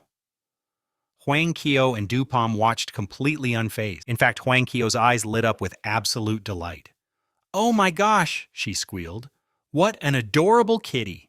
Beside her, Dupam was just speechless. From the rooftop, one of the villains, a meow, pointed a claw. "I'll take this one. You get the other." The cat-like villain lunged forward. Just then, a voice echoed in Dupam's mind. It was Duan Hai. "Do you feel it? When you truly control your strength, you can feel the precise movement of every muscle, every bone." Dupam's focus sharpened. "I understand," he thought back. "You rotten kid, what are you muttering about?" A meow snarled, closing the distance. But before he could even land a blow, Dupam moved like lightning, burying his fist deep into the villain's gut. A meow's eyes bulged, a strangled cry catching in his throat as the sickening crunch of his own ribcage echoed in the quiet air. This is the writhing in agony. A single thought pierced through A Meow's pain. Haitian Nuda and Hu Yen Datu of our Fire Cloud Society. "So this is the kind of monster you 2 ran into." Seeing his opponent collapse so easily, Dupam actually paused, a look of concern on his face. He thought to himself, a little confused, that guy looked pretty frail. Maybe he wasn't much of a fighter. I think I might have gone a little too hard on him." Below, a meow was on his knees, coughing up blood, his strength completely gone. It's moments like this that show the depth of our overpowered main character. Then, to the villain's complete shock, Dupam extended a hand. "Are you all right?" he asked kindly. "My apologies, I was a bit too rough." Ah Meow was utterly humiliated, screaming, "This is too much. You beat me and now you're trying to mock me too." Meanwhile, far from the city, a powerful jet of water shot across the ocean, aimed at a remote, forgotten island. The torrent plunged into a dark cavern on the shore. Deep within, on a central stone platform, stood a mysterious figure cloaked in shadow, setting the stage for the next part of this incredible manhwa. His gaze shot upward, his eyes burning with an ominous red glow. "So, you're still alive," he rasped as from the murky water, a grotesque swarm of water worms began to surface. The creature was a nightmarish being, faceless, save for a single gaping maw filled with razor-sharp teeth and a nest of writhing tongues. It spoke its voice a gurgling hiss. "Commander, I bring urgent intelligence." The Rooster of Judgment. It has broken through to level 3 spiritual power. Its form has swelled to a monstrous size dwarfing even you, my lord. A deep frown creased the commander's brow as he processed the news. "Another level 3, born in this plane," he mused. "This kind of world-shaking power creep is a staple of any great action manhwa." And this Faye clutched a pillow, her voice trembling slightly. "Brother, I don't know what happened. Just a moment ago, the abyssal greed seed, it just woke up for a few seconds." Hearing this, Yang Shi's entire body went rigid with tension. "And you linked to someone else's vision?" he demanded, his voice sharp. She nodded, her eyes wide. "Yeah, I saw 3 different scenes. I think they might be fragmented visions from other members of the Abyssal Greed clan." Without a second's hesitation, he flipped open his laptop, his fingers poised over the keyboard. "Be specific. What did you see?" "Where?" She closed her eyes, trying to recall the flashes of imagery. "The first was the White Tower in Area 2 of Rose City. The second, it was some kind of club. And the third was inside a huge mansion." Balancing the laptop with one hand, his other hand became a blur, typing furiously as she spoke. Yang Xi rapidly cross-referenced the details Faye provided, searching for any connection. Suddenly, his eyes widened. "Got it!" he exclaimed. "The club. Was it called Tea Club?" She leaned in, peering at the screen in astonishment. "Ah, yes, that's it. That's the place. I saw one of them. A member of the Abyssal Greed clan. Getting her hair and nails done there." The pieces began to click into place for Yang Xi. Watching our overpowered main character, it all made sense now. The top executive at the Knights of the Round Management Company, he has a daughter. She owns 50% of the shares, but she's completely powerless. Faye then added, her voice trailing off. "In that third vision, all I could make out was a lawn, a fountain, and some antique decor. I couldn't see anything more." With that, she stretched her arms wide, let out a deep breath, and flopped backward onto the bed, completely drained. She sighed in frustration. "I'm sorry, brother. I really can't remember anything else," she said before casually suggesting, "Why don't you just take a look through my memories yourself?" In a vast, sterile meeting room, 3 men sat in heavy silence. Zhang Zhang's hands were tightly clasped on the table before him, his mind clearly wrestling with a difficult decision. Finally, a heavy sigh escaped his lips. "I've called you both here today to make an announcement. His gaze fell upon Malong. "Ahang," he began, his tone resolute. "I've decided to hand over management of the company to Awan. The spot in the Hero Alliance is yours." Malong's eyes widened in surprise, while Liu Yuan merely frowned, a bead of sweat tracing a path down his temple. A practiced smile spread across Malong's face. "Dad, you've finally seen the light.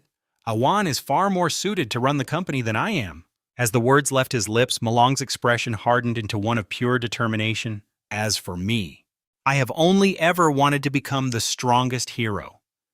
His single-minded goal is a classic trope, but this story adds a dark twist, perfect for a tale of revenge and reincarnation. Jin Zong, however, was unmoved. "Son," he warned, his voice low and serious, "I know you've always held a grudge about losing to that person from Judgment." He leaned forward, his voice dropping to a near whisper. "Do you have any idea why the members of the Judgment organization are all so powerful?" Though confused by the question, Molong answered with unwavering confidence. "Of course I do. It's because they train harder and are more talented than anyone else."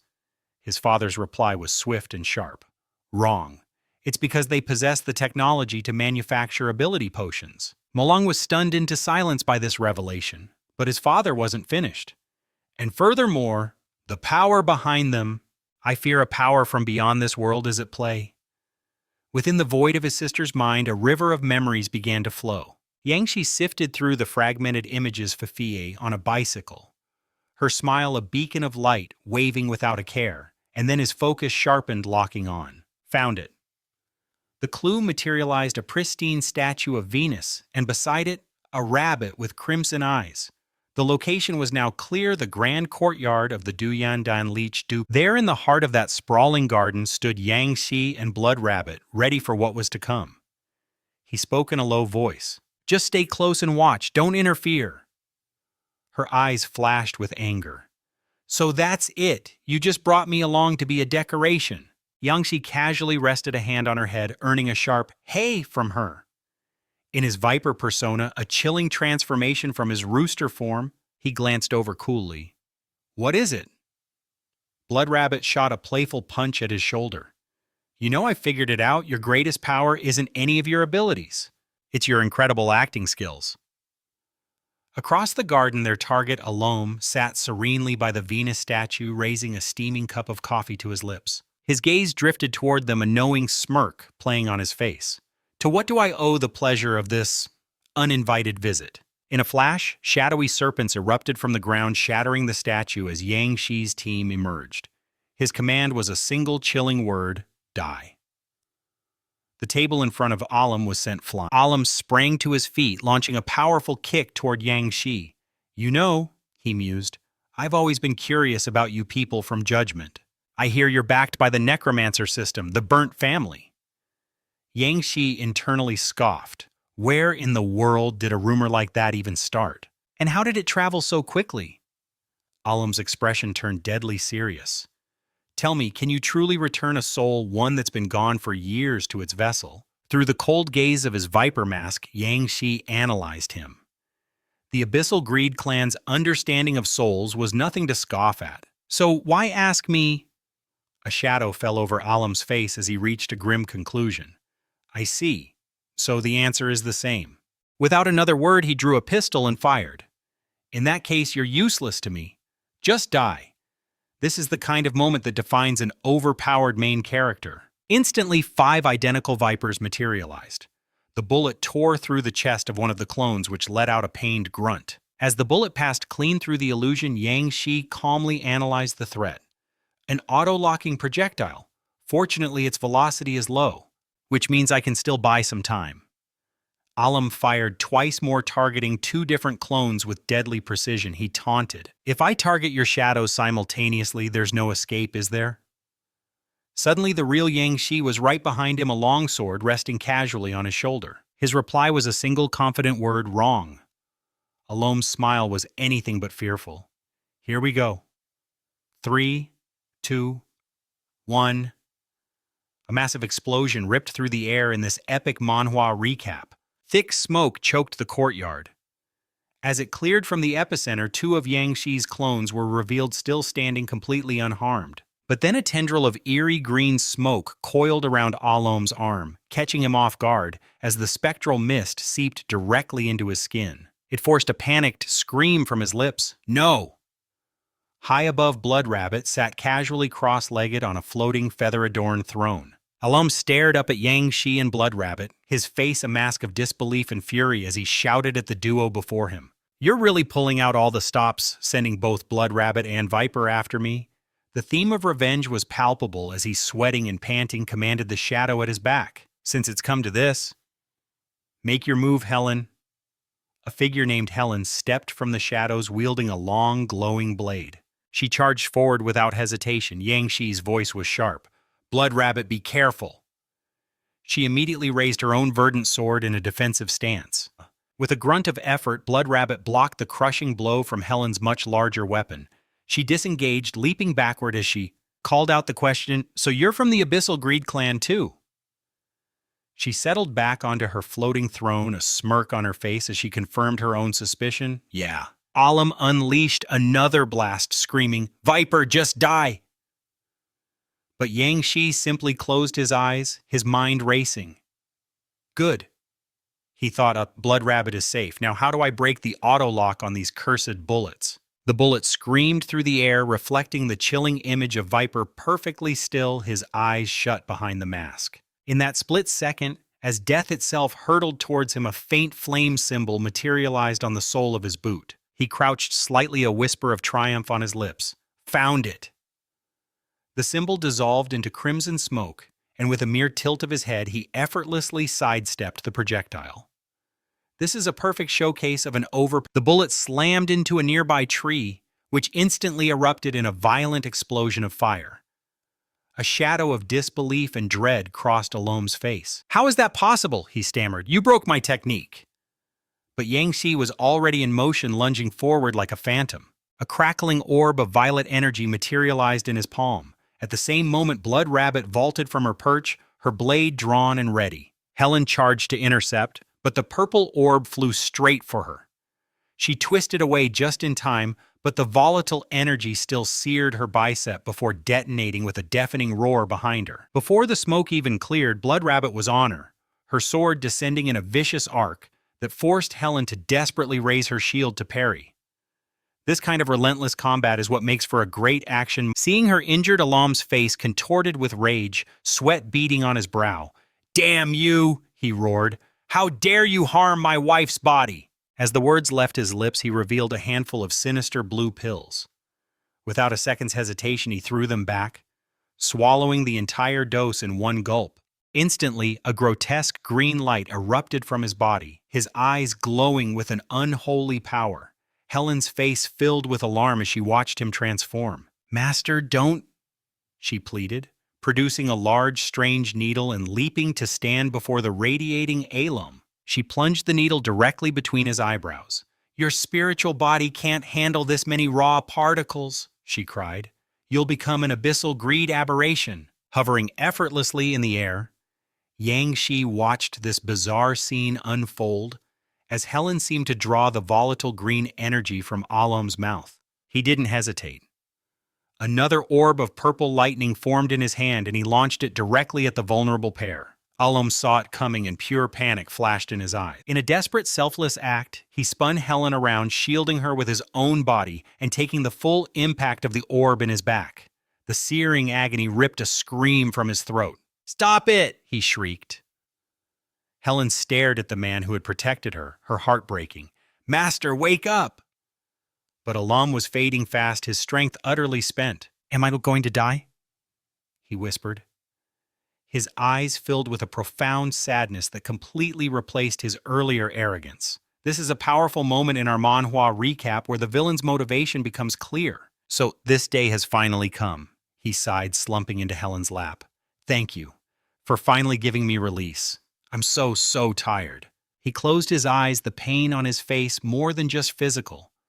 "Ever since my wife died, every single day has been a living hell."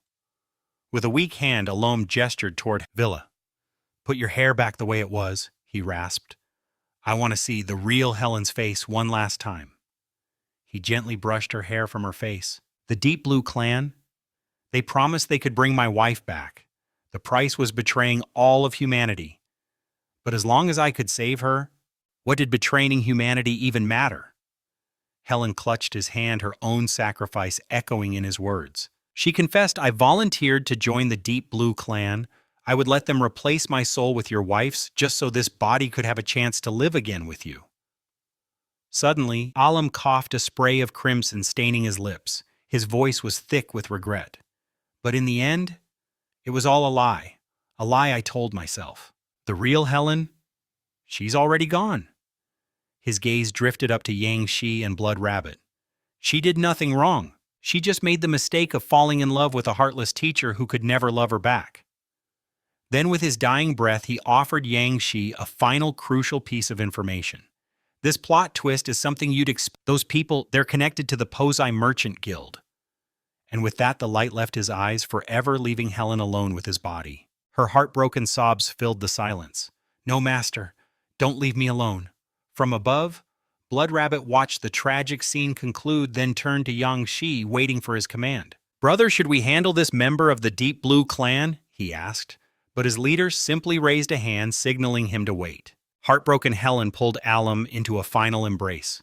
As she lay against him, a look of profound peace settled on her face. "This is enough," she whispered. Beside them, a shimmering blue orb materialized, hovering over her still form, before gently drifting down to the ground where a waiting hand scooped it up. Clutching the blue orb, Mao gazed down at the tragic scene of Alom and Helen.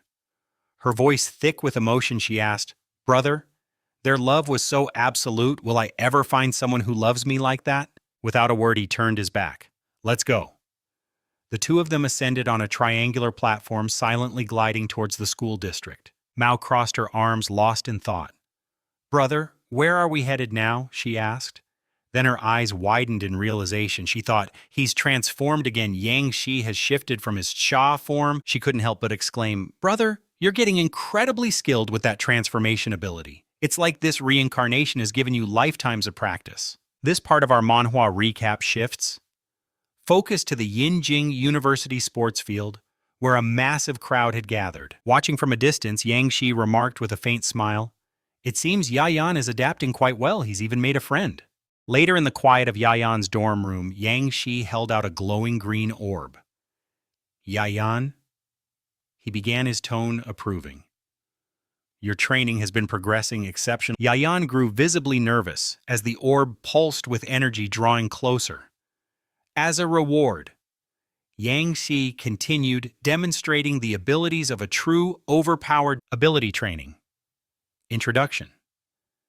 The user's 5 senses, strength, and speed can be continuously enhanced through rigorous training. Limit 64 times the natural talent of the user's race. Current evaluation A rank. Note: no individual has ever reached the absolute limit. Yang Shi placed a firm hand on Yayan's shoulder.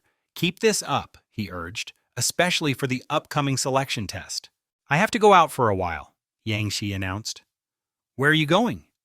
Yayan asked, a hint of worry in his voice. Yang Shi's reply was cool. Over at the Kunhiro Management Company, inside Malong's private office, Liang Yuan paced anxiously before a formidable steel safe. He stroked his chin, deep in thought. "What could the password be?" he muttered to himself. "Don't tell me. It's my birthday again." With a sigh, his fingers tapped out the sequence on the keypad.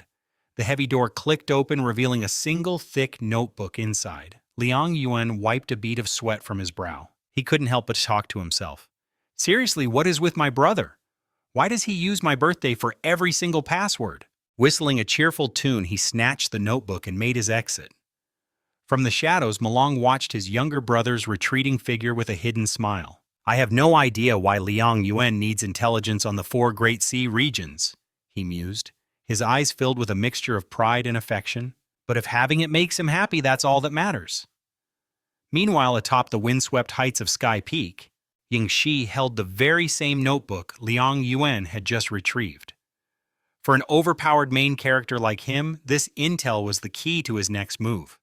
"So this is it, the 4 Great Seas." He stared down at the map spread across the pages. It depicted the southern and northern continents, separated by a vast, imposing ocean. According to the text, Planet Yan was but after the Great War against the invaders from another world, the southern continent fell.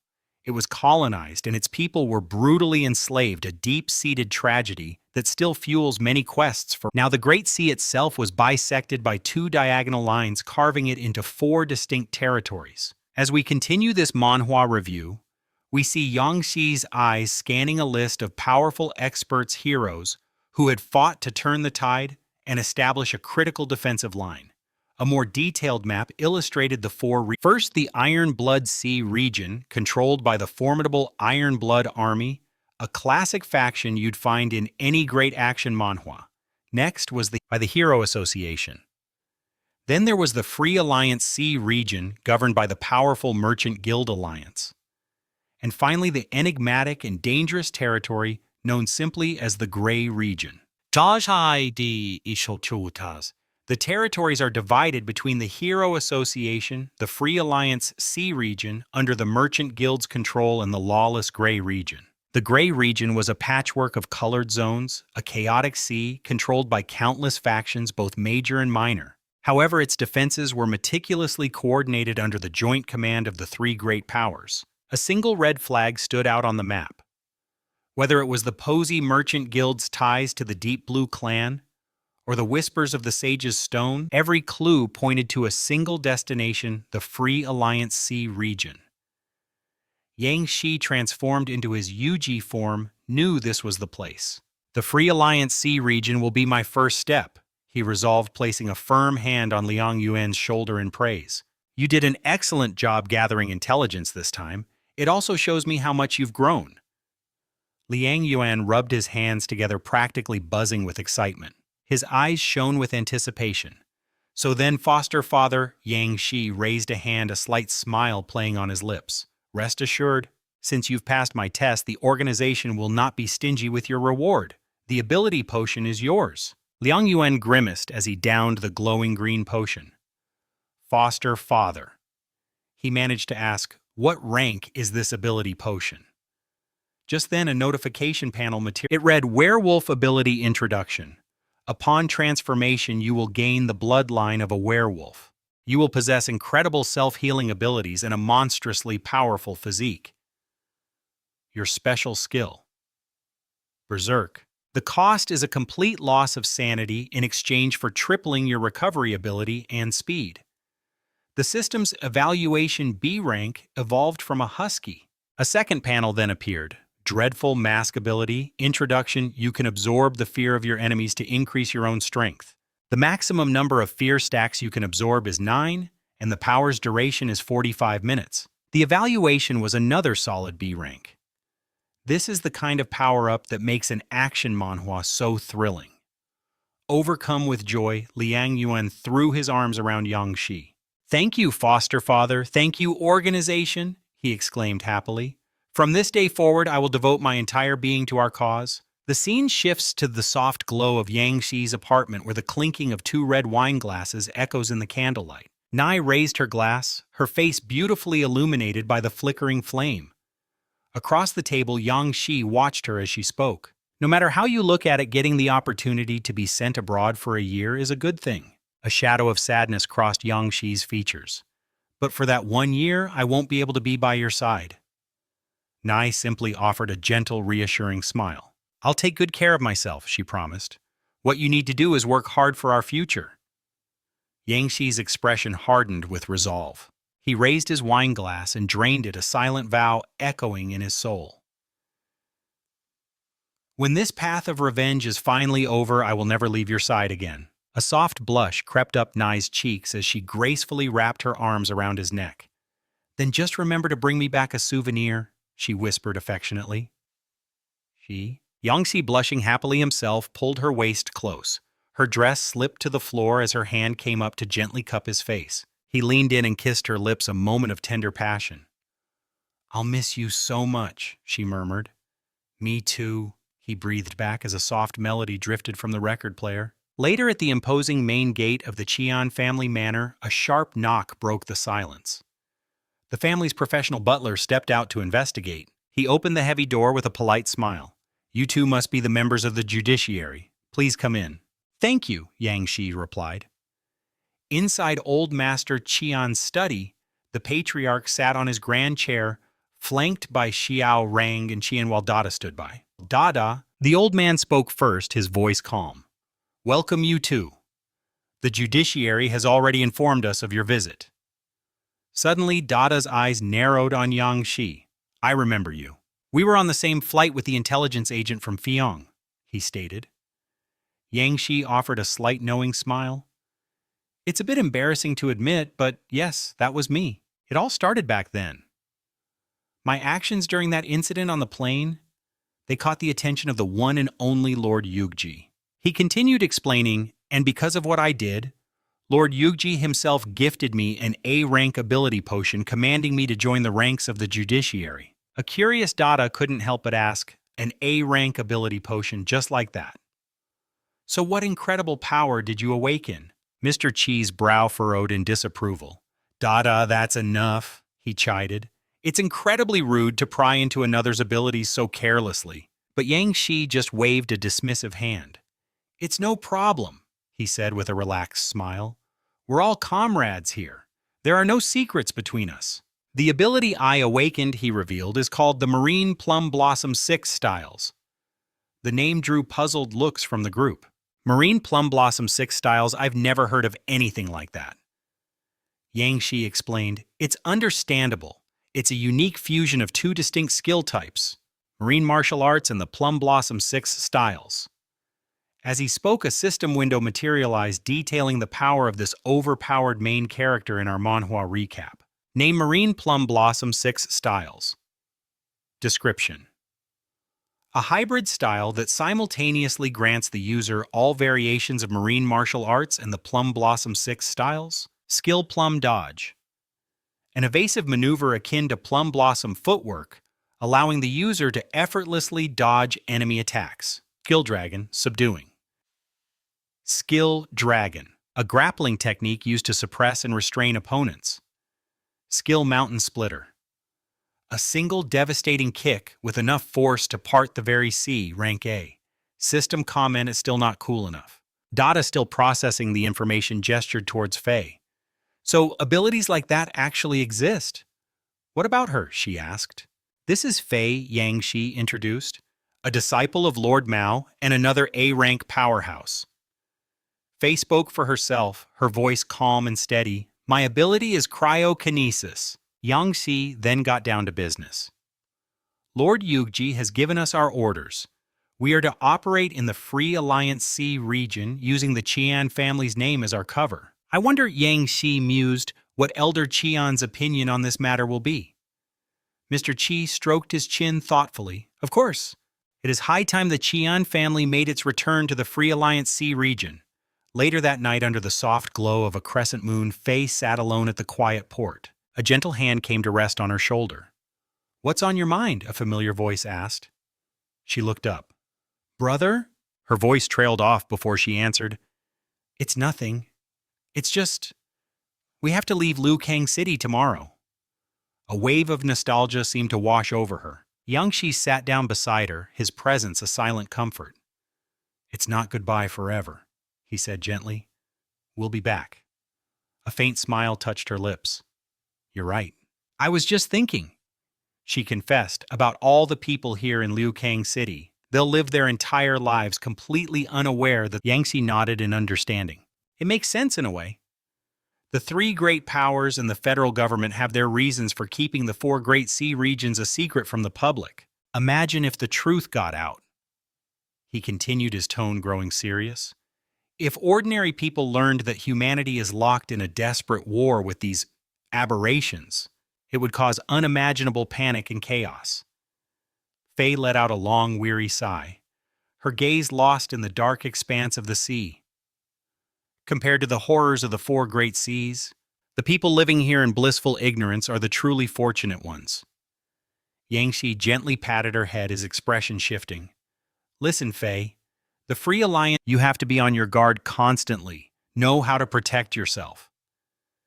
She looked at him, her expression firm. Don't worry, brother. I will. The next morning, the port was dominated by the sight of a colossal 6-star alchemical ship. It's scenes like this that make this action manhwa a visual feast for fans of the genre. Elder Qian stood on the pier and began to explain the vessel's marvels. Young friend Yang Shi, the very hull of this ship was forged from the remains of exotic beasts and is inscribed with 3 distinct types. A proud smile spreads across his face. All it takes is an infusion of spiritual energy, and it can surface from the depths, unleash its massive cannons, deploy a powerful defensive barrier, and even accelerate to incredible speeds. With a simple wave of his hand, the steward knew exactly what to do, presenting 3 incredible items. These were the 3 essentials for conquering the 4 great seas. Sea-walking sandals, a suit of light armor, and an air bladder. This is the kind of world building we love in a good manhwa recap. Elder Qian explained, these will allow you to walk upon the very surface of the sea and breathe as if you were on land. What's more, their appearance can be customized to your liking. Why don't you two give them a try? Faye suggested with a laugh. Fascinating! Yangshi mused before asking, but where are the others? As if on cue, 3 figures emerged from behind them. Dada, Helen, and Yurang. Dada's voice boomed out, we're here. Yurang, looking pristine, couldn't help but blush at the attention. Just then, Elder Qian's gaze shifted, drawn by a commotion elsewhere. What is all that racket over there? He demanded. The steward quickly replied, it's the 3 Hands Merchant Guild, sir. Specifically the 2nd young master of the Gellam family, Asset Gellam. A flicker of surprise crossed Yangshi's face as he turned. He thought to himself, the Three Hands Merchant Guild, showing up right on my doorstep. This is a classic setup for a revenge plot, something you see in the best action manhwa. Elder, what business does he have causing a scene here? The steward elaborated. He was originally scheduled to board the Three Hands Merchant Guild's 4-star alchemical ship. But upon hearing we had arranged a 6-star vessel, he decided to invite himself over. Elder Chien stated calmly, "Just find a room for him." The steward hesitated. "Yes, sir, but young Master Assad is demanding Mr. Yong's Platinum Suite, room 608. At that moment, Assad swaggered towards Yurong, his eyes filled with a lecherous gleam, truly deserving of the title the number 2 beauty of the great seas. Elder Chen let out a pointed cough, a clear warning. Assad instantly spun around his demeanor, shifting to one of feigned politeness. "Elder Chien Assad greets you," he said with a bow. The elder responded coolly, "Young Master Assad, you are an honored guest. Welcome." He then turned to his steward. "Afu, do what you can to accommodate young Master Assad." The steward then politely addressed the arrogant noble. "Young Master Assad, Elder Chien has instructed me to prepare a platinum suite for you." Assad's face contorted with rage. He snarled at his subordinate. "Once we're on board, find out exactly who booked room 608. His brow furrowed in fury. "Just a minor inconvenience, Elder Chien. How dare anyone defy my wishes?" Meanwhile, our overpowered main character Yang Xi was relaxing in his suite, a key detail in this manhwa review. His peace was interrupted by a persistent, demanding knock at the door. He calmly wiped his mouth and strolled over to answer it. Standing there were Assad and his 2 goons. A faint, knowing smile played on Yang Xi's lips. "So, you've arrived." This is the moment in the manhwa recap where the tables begin to turn. Assad, taken aback, quickly, "You little brat, you knew we were coming? Then get a move on. My men will help you pack your things." Yang Xi leaned in close, his voice a low whisper in Assad's ear that sent a flush creeping up the noble's neck. "Young Master Assad, I wonder if you might be interested in some private portraits of the lovely Miss Yurang. This is the kind of cunning that makes a reincarnation story so satisfying." Assad's face turned a shade of crimson, a disgusting greed. You have them," he stammered.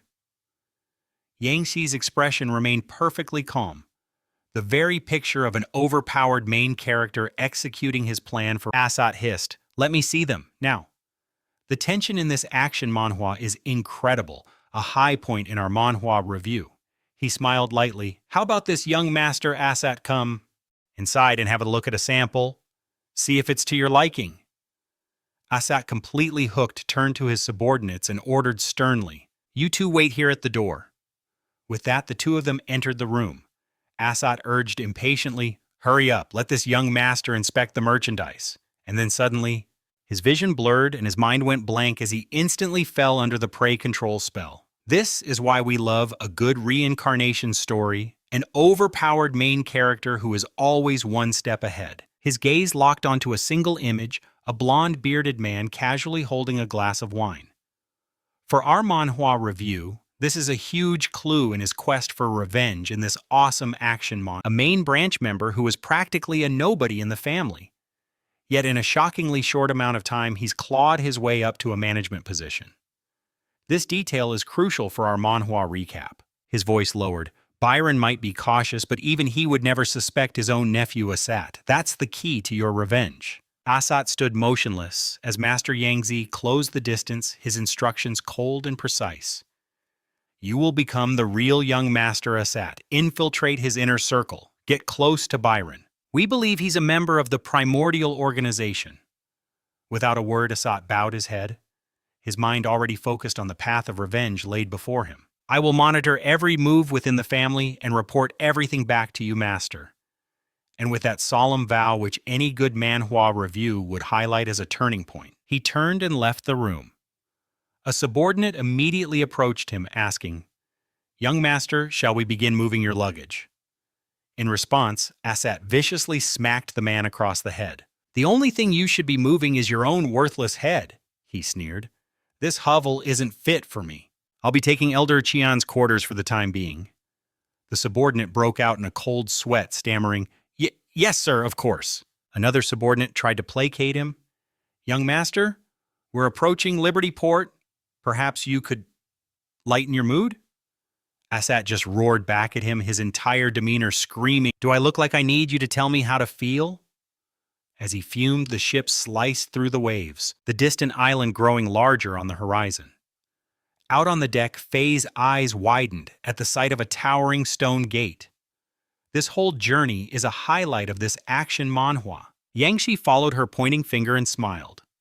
"That," he explained, "is Liberty Port." Faye whispered the name in awe, Liberty Port.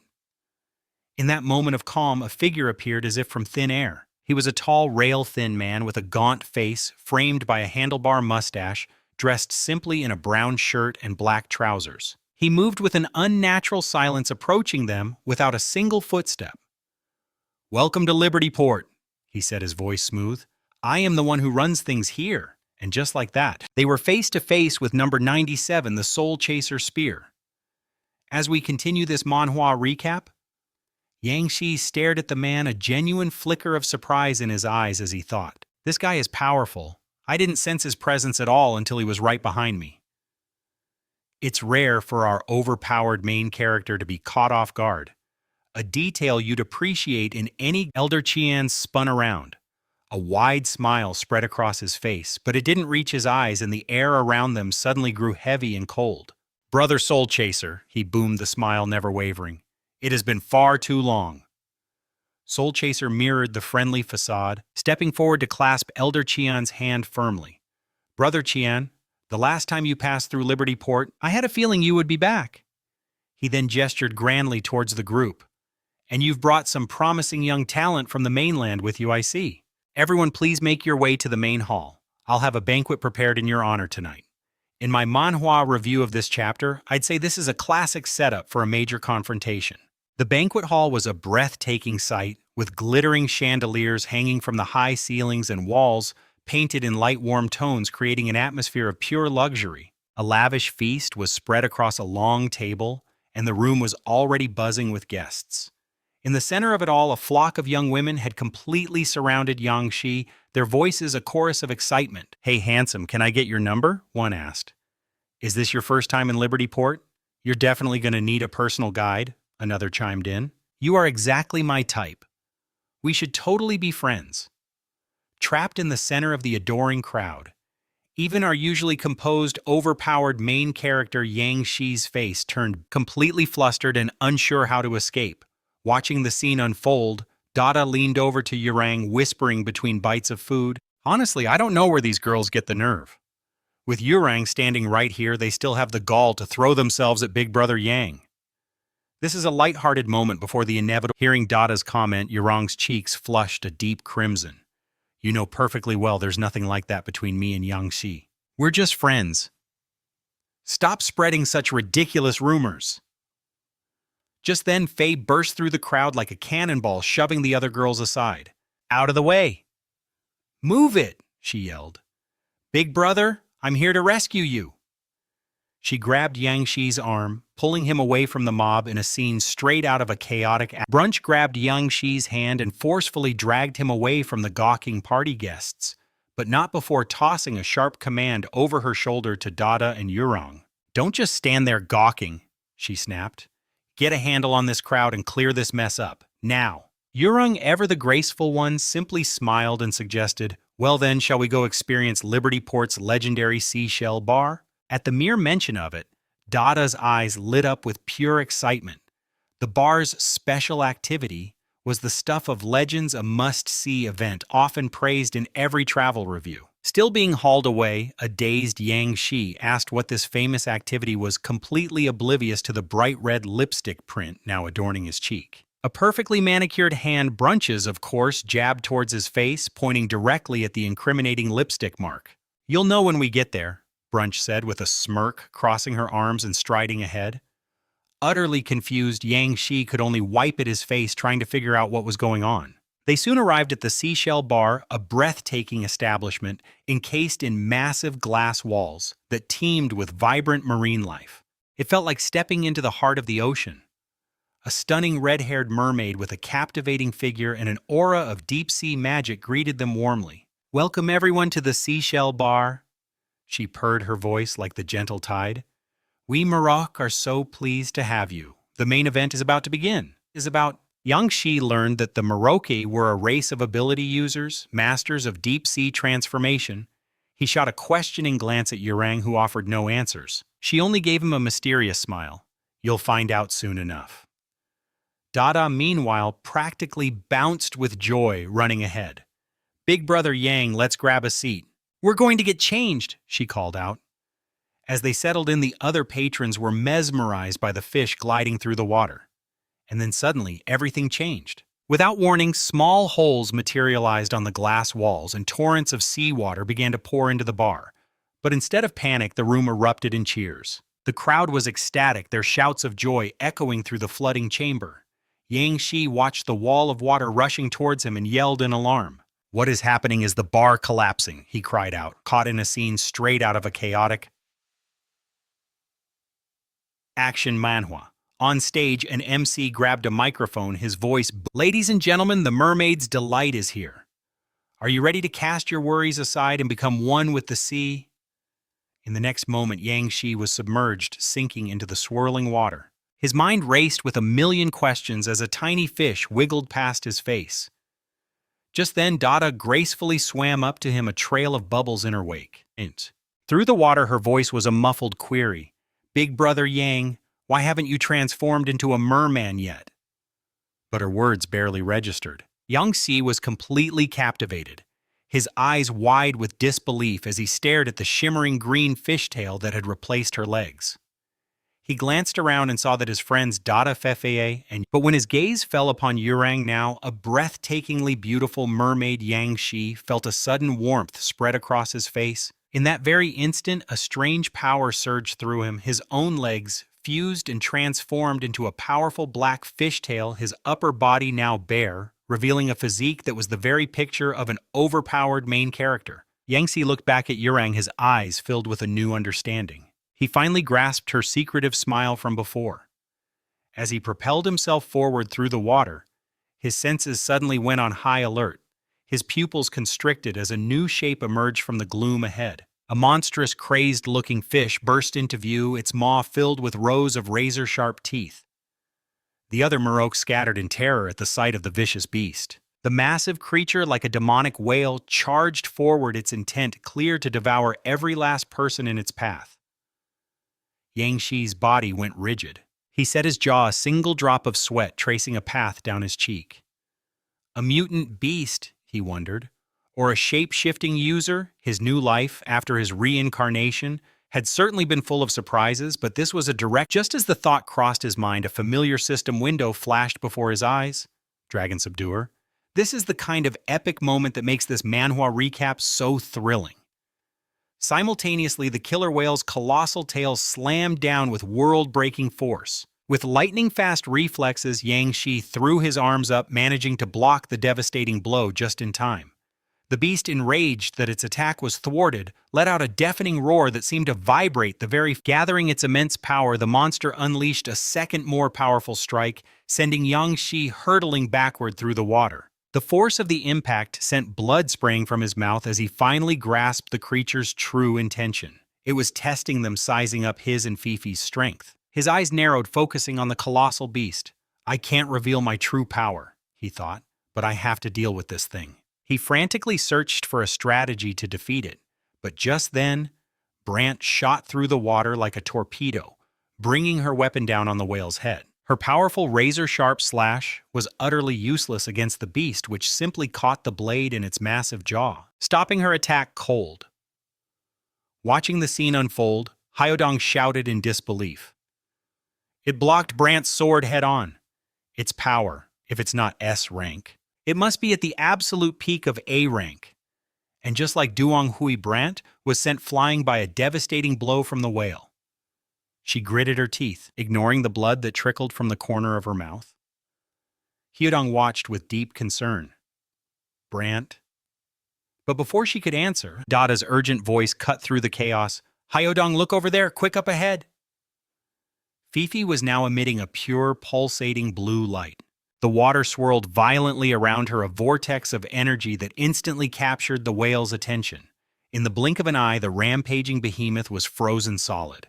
Pulled by the immense weight, the massive block of ice began to plummet, dragging the whale down into the crushing darkness of the abyss. A merman watched the iceberg descend, his voice trembling with hope. "Is it over?" Another replied, "I think we're safe now." But their relief shattered in an instant. The whale burst free from its icy prison and shot back towards the surface, stunning the merfolk before charging ferociously at Duong Hui. He immediately activated his skill Plum Blossom Dance. As if propelled by an invisible force, he shot forward, leaving a trail of currents shaped like crystalline plum blossoms. But he knew just using the A-rank naval iron plum style won't be enough to even scratch its defenses. "Looks like I'll have to use that," he resolved. Duong Hui clenched his fist, and a brilliant white gauntlet materialized from thin air encasing his hand. Golden threads of energy pulsed along its surface, running from his wrist all the way to his fingertips. He threw a single punch, and the water behind the whale exploded outwards from the sheer force of the impact as the beast let out a terrifying screech. He was momentarily stunned by his own power. When his vision cleared, he saw the whale floating lifelessly. "Is it dead?" He thought, his eyes wide as he watched the massive carcass begin to sink. "Oh, crap. If anyone finds out I killed it with a single punch, my cover as anything but an overpowered main character will be blown." Sweating profusely, he quickly landed a few more struggling blows on its belly, and then while no one was looking, he made a quick getaway. Dada and Hyodong could only stare at the aftermath, with Dada asking in complete bewilderment, "I thought Big Brother Duong had won just now." Brant, however, spoke with a grave tone. "It's an A-rank monster, not an easy opponent. This Manhwa recap is getting intense." Hyodong added hesitantly, "Should we go help Big Brother Duong?" An uneasy silence fell over them, broken only when the very man they were discussing suddenly appeared before them. He was sinking slowly through the water, the force of his attack having shredded every last stitch of his clothing. He quickly regained his composure, and a pair of tattered pants materialized from nowhere to cover his lower body. Extractability. At his silent command, supernatural power gathered in Duong Hui's palm, forming a glowing emerald orb as a system panel shimmered into existence. Ability Killer Whale. Description: allows transformation into a killer whale. Possesses immense spiritual and physical power, making it a fearsome underwater predator. Skill: reinforced skin. Description: causes attacks to be blocked at the surface. Evaluation: A-rank. Note: black and white creatures are indeed very cute. Just then, Fifi's concerned voice broke his concentration. "Are you all right?" Duong Hui simply wiped the blood from his mouth and replied, with a reassuring smile, "I'm fine." He managed his voice strained. "The ocean holds deeper threats than I imagined." Huang looked at him with concern, gently advising, "We need to get you ashore and treat those injuries. They look severe." Brant swam over effortlessly, scooping him up into her arms. Holding him close, she chided, "You didn't have to be so reckless. If you'd just waited for us to attack together, you wouldn't be in this state." Her words struck a chord, and a faint blush crept up his neck as he turned his head away. "Looks like this so-called overpowered main character will have to play the part of the grievously injured hero for a while," he thought. He mused. Later, once Duan Hui was settled in a private room to recover, he received a visit from the elder Mr. Qian. Noticing the contemplative look on Mr. Qian's face, Duan Hui quickly tried to explain, "Actually, my injuries aren't as bad as—" But Mr. Qian raised a hand, cutting him off. "There's no need to explain. I understand your intentions perfectly. If certain parties wish to investigate you, we can't simply allow them to do as they please." Hearing this, Duan Hui's expression softened as he lay on the bed. "Old man Qian, that sea beast, do you have any idea which power was behind it?" Mr. Qian took a long draw from his pipe, the smoke curling around his thoughtful face. With one hand clasped behind his back, he finally answered, "There are far too many factions targeting our Qian family right now. In this kind of thrilling action manhwa, it could have been anyone. We've arrived at Lafu Island," he continued, changing the subject. "This territory is controlled by the Lafu Merchant Guild, and the family at its head is the Uruk family." He had moved to a large glass window, his expression unreadable as he gazed out at their new destination. Duan Hui's brows furrowed in thought. "The Uruk family? Wasn't that arrogant brat from the last auction one of them? This whole Manhwa recap was becoming a tangled web of past grudges. Without turning around, Mr. Qian laid out the plan. Shortly, the Qian family will circulate the news that you've been gravely injured. I'll need you to keep up the act for a few days. Duan Hui simply replied, "Thank you." Sometime later, as the sun began its descent painting the sky in fiery hues, Duan Hui was relaxing on a lounge chair beside his sister Fifi. While they were enjoying the tranquil moment, Fifi suddenly shot upright, her eyes wide. "I see it again," she exclaimed.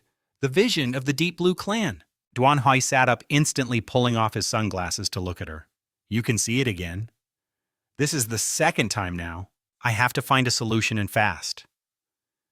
He thought his worry deepening, but Fifi's mismatched eyes sparkled with excitement as she reported proudly, "Big brother, I can see so much more than last time. Once I get a little better at this, I might even be able to show you exactly where their hideout is." Duan Hai shook his head firmly. "I don't want your help with that. I just need you to be healthy and safe. This path of revenge is mine alone to walk." Undeterred, Fifi playfully tackled him, hugging his arm. I know. But just read my memories again, brother. Please. See if there are any new clues." Unable to refuse her, Duan Hai sighed and relented, activating his ability to delve into her mind and witness her visions. For Fifi, the world dissolved into a dizzying buzz, her vision blurring as the connection took hold, and she verged on passing out. Meanwhile, for Duan Hui, he found himself standing in the theater of her mind, the memories playing out before him on a vast ethereal screen. Duan Hui watched intently, piecing together the narrative like a complex. He was searching for any clue, any piece of information he could use. The first image materialized a lush, vibrant forest with a strange lighthouse-like tower piercing the sky in the distance. The scene shifted abruptly to a horrifying sight, a man being brutally choked, a simple piece of cloth pulled tight around his neck. Then another vision flashed, a close-up of a hand, a distinctive ring on its thumb, uncorking a black vial and pouring a sickly green liquid into a body of water. And finally, a group of raggedly dressed youths appeared, their faces pale and gaunt, their eyes wide with a terror so profound it left them drenched in a cold sweat. When the visions faded, Duan Hui pulled back, his own expression grim.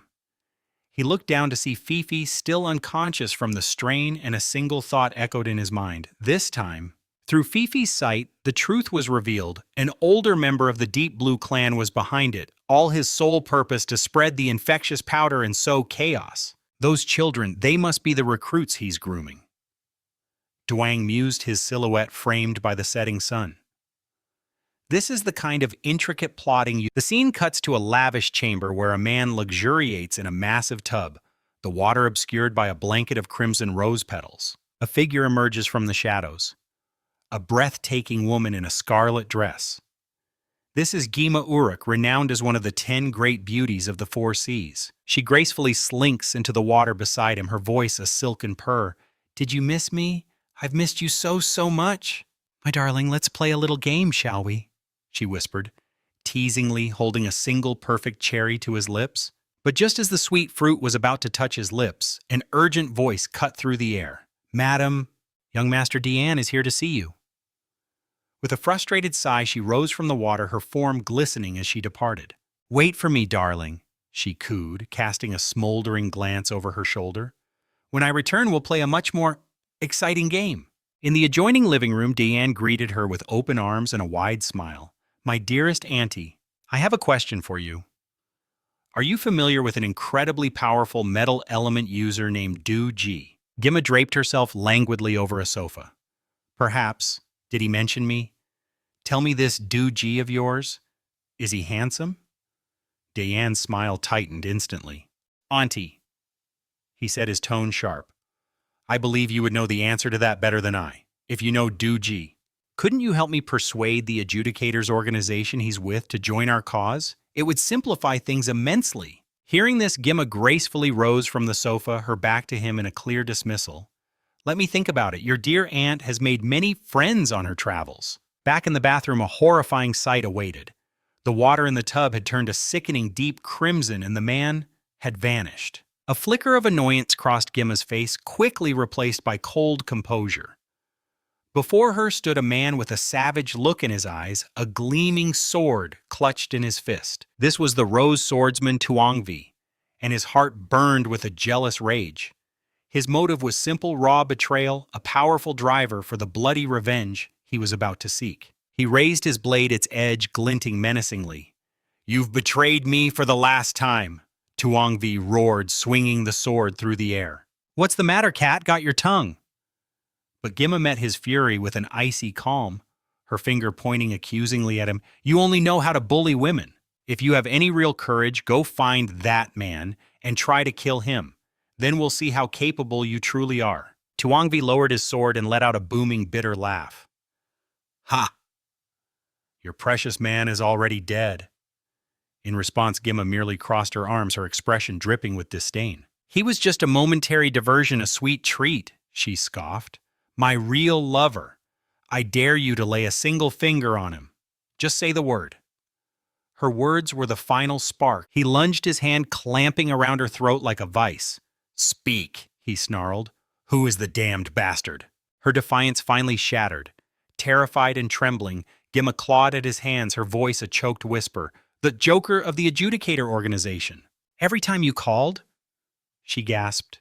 "He was with me. We'd listen to you together, you absolute fool." The revelation shattered him. Tuongvi staggered back, leaning on his sword for support, as he coughed up a spray of blood. It's a turning point, setting him on a dark path of revenge. His gaze burned with pure, unadulterated hatred as he vowed, "Joker, I swear I will kill you." Meanwhile, miles away, Dwang Hai was on a ship, sighing out of sheer boredom. His listless gaze suddenly caught something on the horizon. An unidentified object was approaching fast, its shape resembling a submarine as it drew closer. A frantic shout broke the calm. "Dwang Hai, get to the bridge now. The Dolphin has been intercepted by pirates. They're ability users." From a distance, Branch waved, calling out to him. Inside, the ship's captain delivered the grim news, his face etched with worry. "We're being blocked by the Far Star pirates," the captain explained, "and their leader is Fabui, an S-rank ability user known as the Spirit Circle Mage. Fabui commands 3 A-rank generals, the alluring Fox Woman, the monstrous giant seaweed beast, and the terrifying deep-sea overlord." His eyes were filled with dread as he continued. "It will take 3 minutes to deploy the defensive formation to protect the passengers in the ship. We'll need you to hold them off until then." The captain then bowed deeply, placing all his hope in them. Old Man Tuin stroked his chin thoughtfully. "This isn't just a random pirate attack, it's a test, a probe from other forces to gauge the strength of the adjudicators and our Tuin family. We must proceed with caution."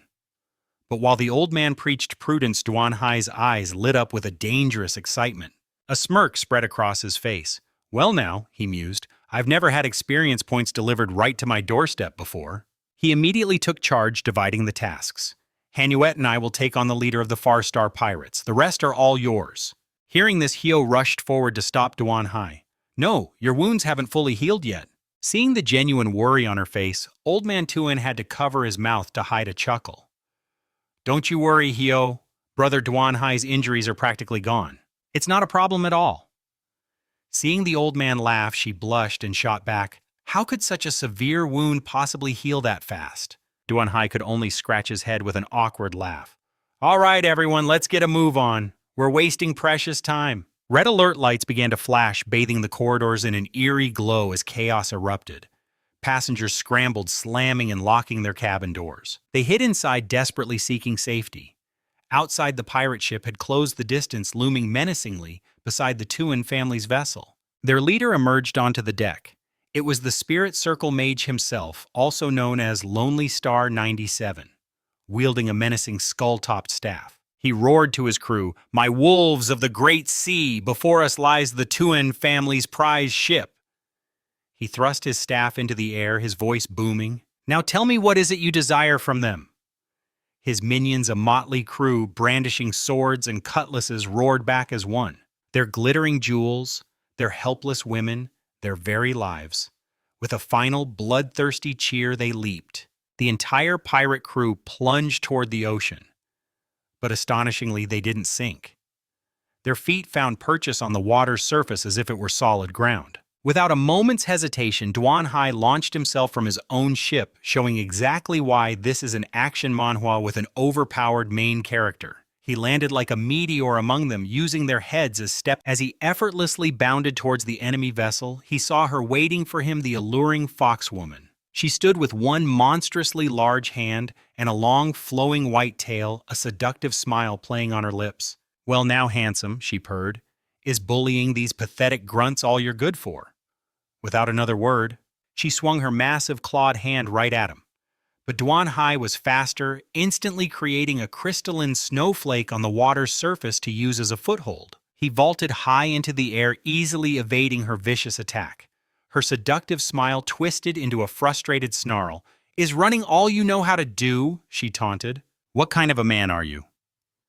The foxwoman then unleashed a piercing beam of light straight at him, but Duan Hai just smirked, seeing right through the attack. "A mental attack," he scoffed internally. "Against my level 3 psychic power, a foolish mistake." He shattered her illusion with ease and in the blink of an eye closed the distance, his hand clamping around the foxwoman's throat. Her eyes widened in pure shock, but she quickly recovered her surprise, turning into a venomous glare. "So you managed to block my mental assault? But what a tragic end." From across the deck, Fifi's panicked voice cried out, "Behind you, watch out!" In that same instant, a skeletal warrior materialized from the shadows, its sword raised high, ready to cleave Duan Hai in two. Yet as the blade began to fall, Duan Hai didn't even flinch. He glanced over his shoulder, a cold calm in his eyes. A cruel smirk played on his lips. In a fluid, ruthless motion, he spun around, forcing the fox demon in his arms to take the full force of the blow, a classic move for an overpowered main character. The strike was fatal. As the fox demon's life faded, her power coalesced into a shimmering blue orb, which Duan Hai effortlessly plucked from the air. Holding the glowing sphere, Duan Hai whispered, "Rest now. Your hands were stained with the blood of many, I'm sure.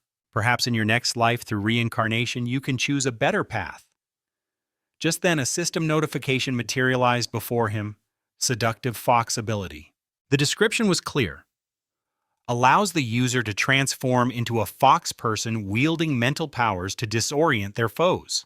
It detailed how the user could strengthen their mind and body by absorbing the life force of men, and how the seduction skill used words and actions to entrance enemies, leaving them in a helpless daze. Its rating was A rank, a powerful mental-type bloodline with incredibly versatile applications. Elsewhere on the deck, the battle raged on. Hyodong found herself facing the deep-sea overlord, a bald brute in black swinging a heavy mace.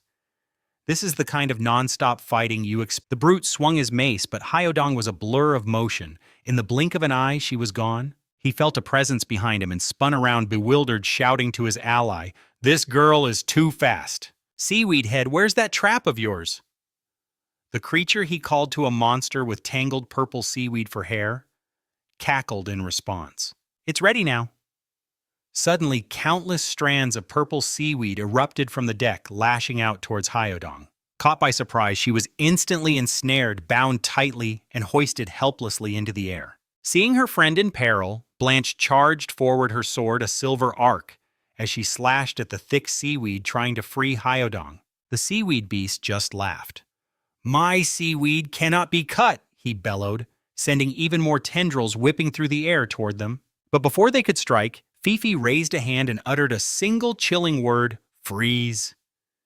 In an instant, the creature's seaweed hair turned to brittle ice and shattered into a million pieces. Unseen by the combatants, the entire scene was being monitored from the captain's room, a pivotal moment in this manhwa recap. The captain's voice was filled with admiration. "Young Master Duan Hai has already taken down one of their commanders, and it seems Miss Hyodong and the others are more than capable of handling the remaining two." For any manhwa review, this coordinated defense would be a major highlight. "I only wish I had the strength to fight by their side," he sighed. "But all I can be is a humble spectator." An older man named Tuen spoke up from beside him. "The ship's protective array is active, Captain." Outside their ship, the Dolphin was now completely enveloped in a shimmering golden barrier, a protective dome separating them from the pirate vessel. Aboard the pirate ship, the furious slam of a wooden staff echoed across the deck. A dark mage gripped his scepter, his knuckles white. His eyes burned with hatred. Duong Hai. Is that his name? He seethed, his voice a low growl of pure revenge. I swear I'll be drinking from your skull. He thrust the skull-topped staff into the air and it erupted with crackling black lightning and plumes of white smoke that shot directly into the nearby skeleton. A thick cloud of smoke engulfed the undead warrior. When it finally cleared, the skeleton that had attacked Duong Hai stood transformed. It was now larger, its bones reinforced and crackling with dark energy, and it wielded a massive mace in each hand. The mage grinned, immensely proud of his dark creation, speaking with an arrogant tone. That's an S-rank sea-bone ape. How long do you think you can last? A minute, maybe 30 seconds. Duong Hai, completely unfazed by the taunt, coolly replies, Why don't we find out? Instantly, the hulking S-rank ape monster lunges at him, raising its massive maces high into the air. It brings them crashing down right where Duong Hai was standing. The impact creates a colossal explosion, blasting water in every direction. But Duong Hai dodges with impossible ease, appearing behind the S-rank sea-bone ape in the blink of an eye. While the beast is still searching for him in confusion, Duong Hai delivers a crushing stomp to its back. Suddenly, a thick brown tail erupts from its spine, whipping around with vicious speed and forcing him to leap back. Duong Hai lands gracefully behind it, his expression turning serious. He slips on a pair of white gloves, each embedded with a glowing red stone. Looks like I can't break its defense, he thinks, until I deal with that whip-like tail. The tail lashes out again, but this time Duong Hai casually catches it with his gloved hand. White smoke sizzles from the point of contact and the tail recoils in pain. Seizing the opening, Duong Hai explodes forward. He lands a devastating kick squarely on its back. The sea-bone ape has no time to react, collapsing forward with a massive visible dent in its spine. Duong Hai casually dusts off his hands. Sorry, what was that you were saying? I couldn't quite hear you. Mind repeating it?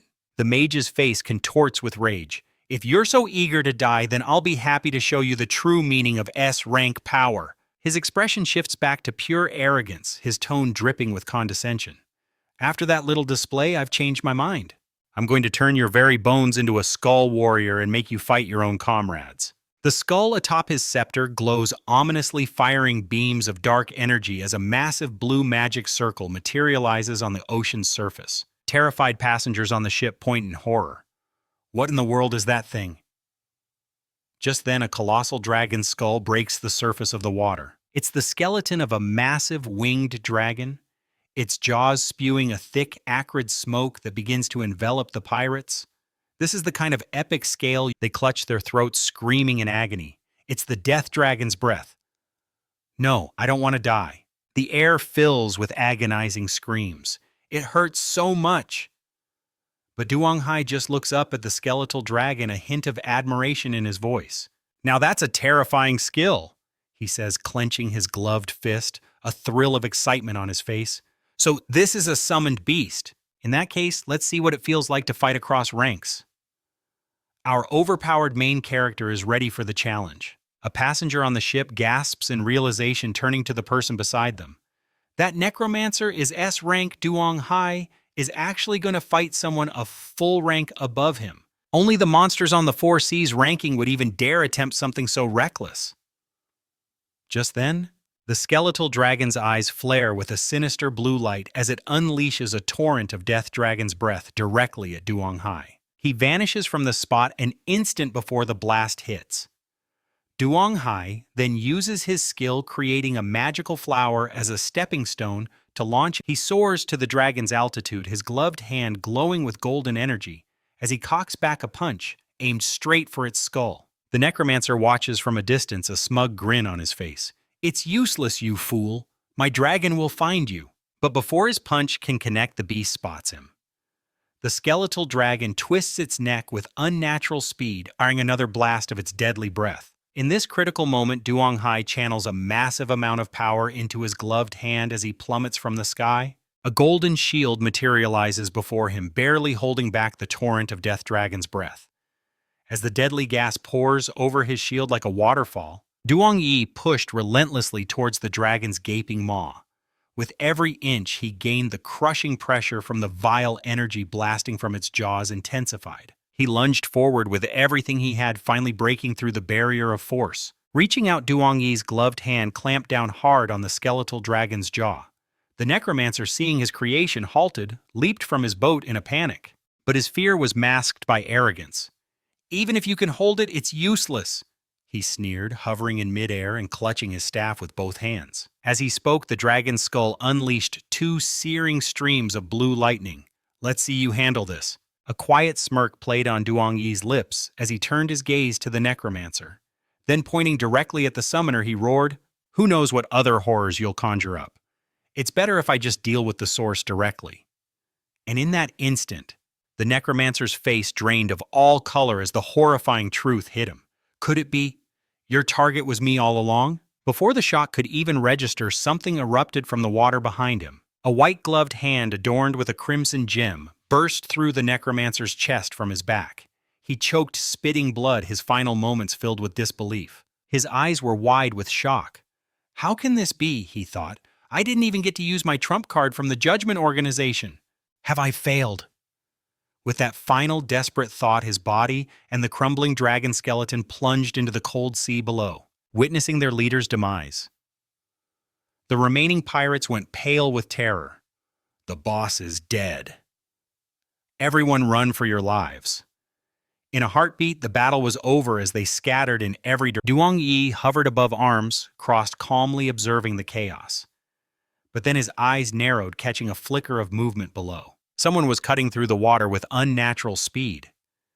"He's moving too fast to be a simple grunt," Duong Yi mused. "He's definitely hiding something. What a pain. I'll send a clone to investigate."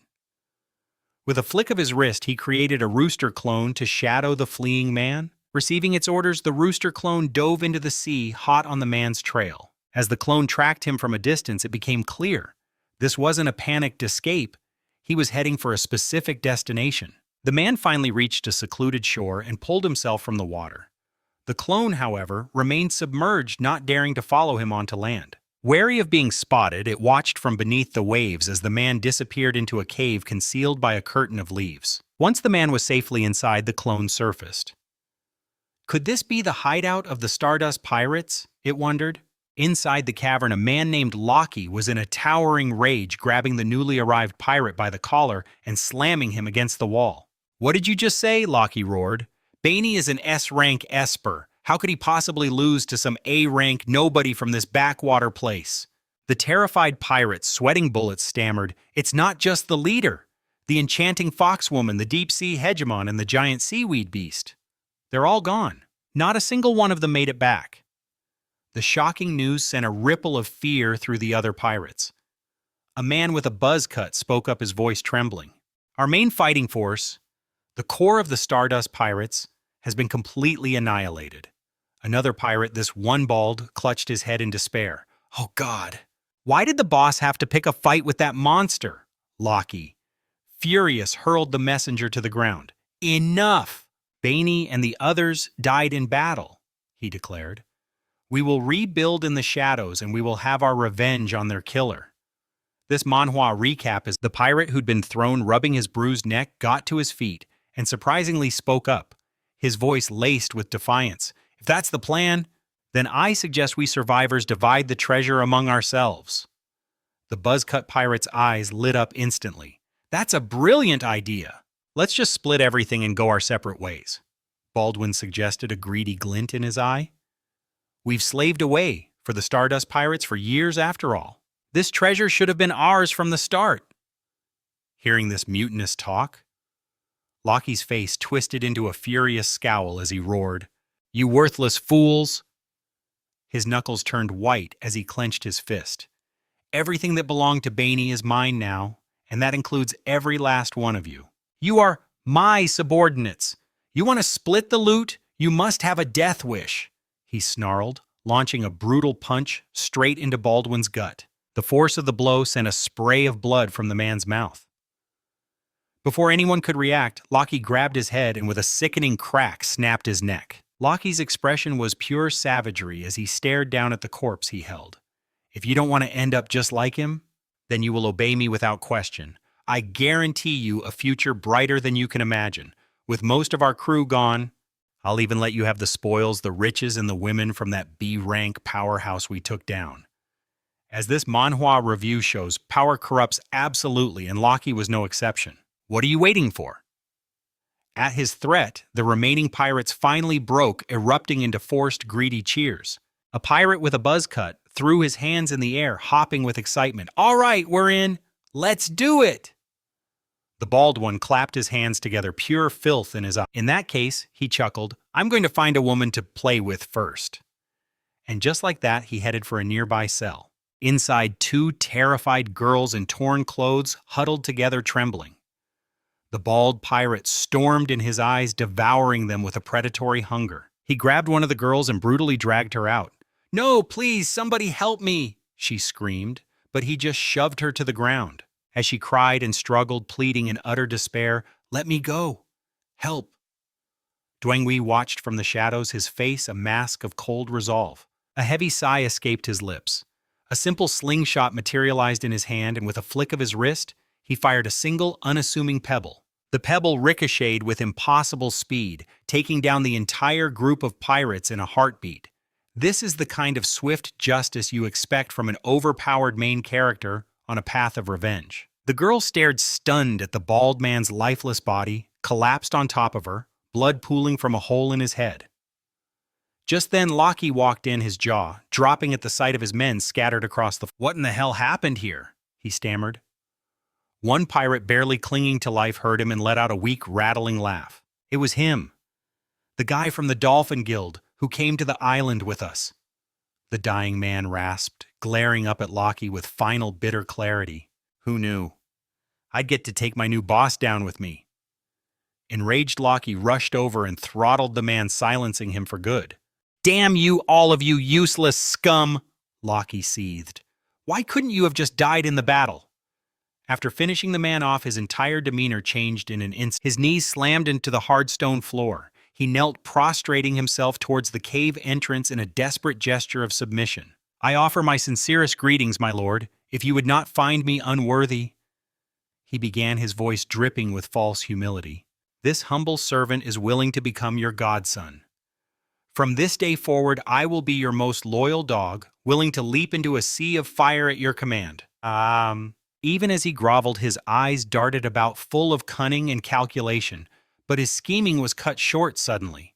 His eyes rolled back into his head as a trickle of blood escaped his lips. A sword blade had erupted from his chest. Behind him stood Dwang Wei. He'd sent the pirate to his grave with a single silent thrust, leaning in to whisper a final chilling message in his ear. Sorry, I already have an adopted son, so you can go ahead and die. Loki coughed up a lungful of blood. Damn it! I worked so hard for so long.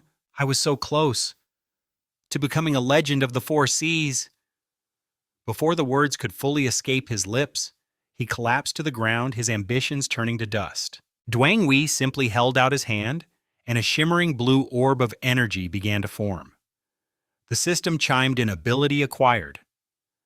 It's a classic power-up moment in this reincarnation. He carefully read the text on the notification panel, absorbing every detail about the red copper battlesuit's ability. It was described as an armor forged from pure red copper, granting its wearer immense strength, a velocity of 1/4 the speed of sound, and formidable physical resistance. The suit also provided B-rank elemental immunity, but its overall performance was noted as average if the user's power level was insufficient. He proceeded to upgrade the orb's power, which erupted in a blinding light only to display the message, power level insufficient.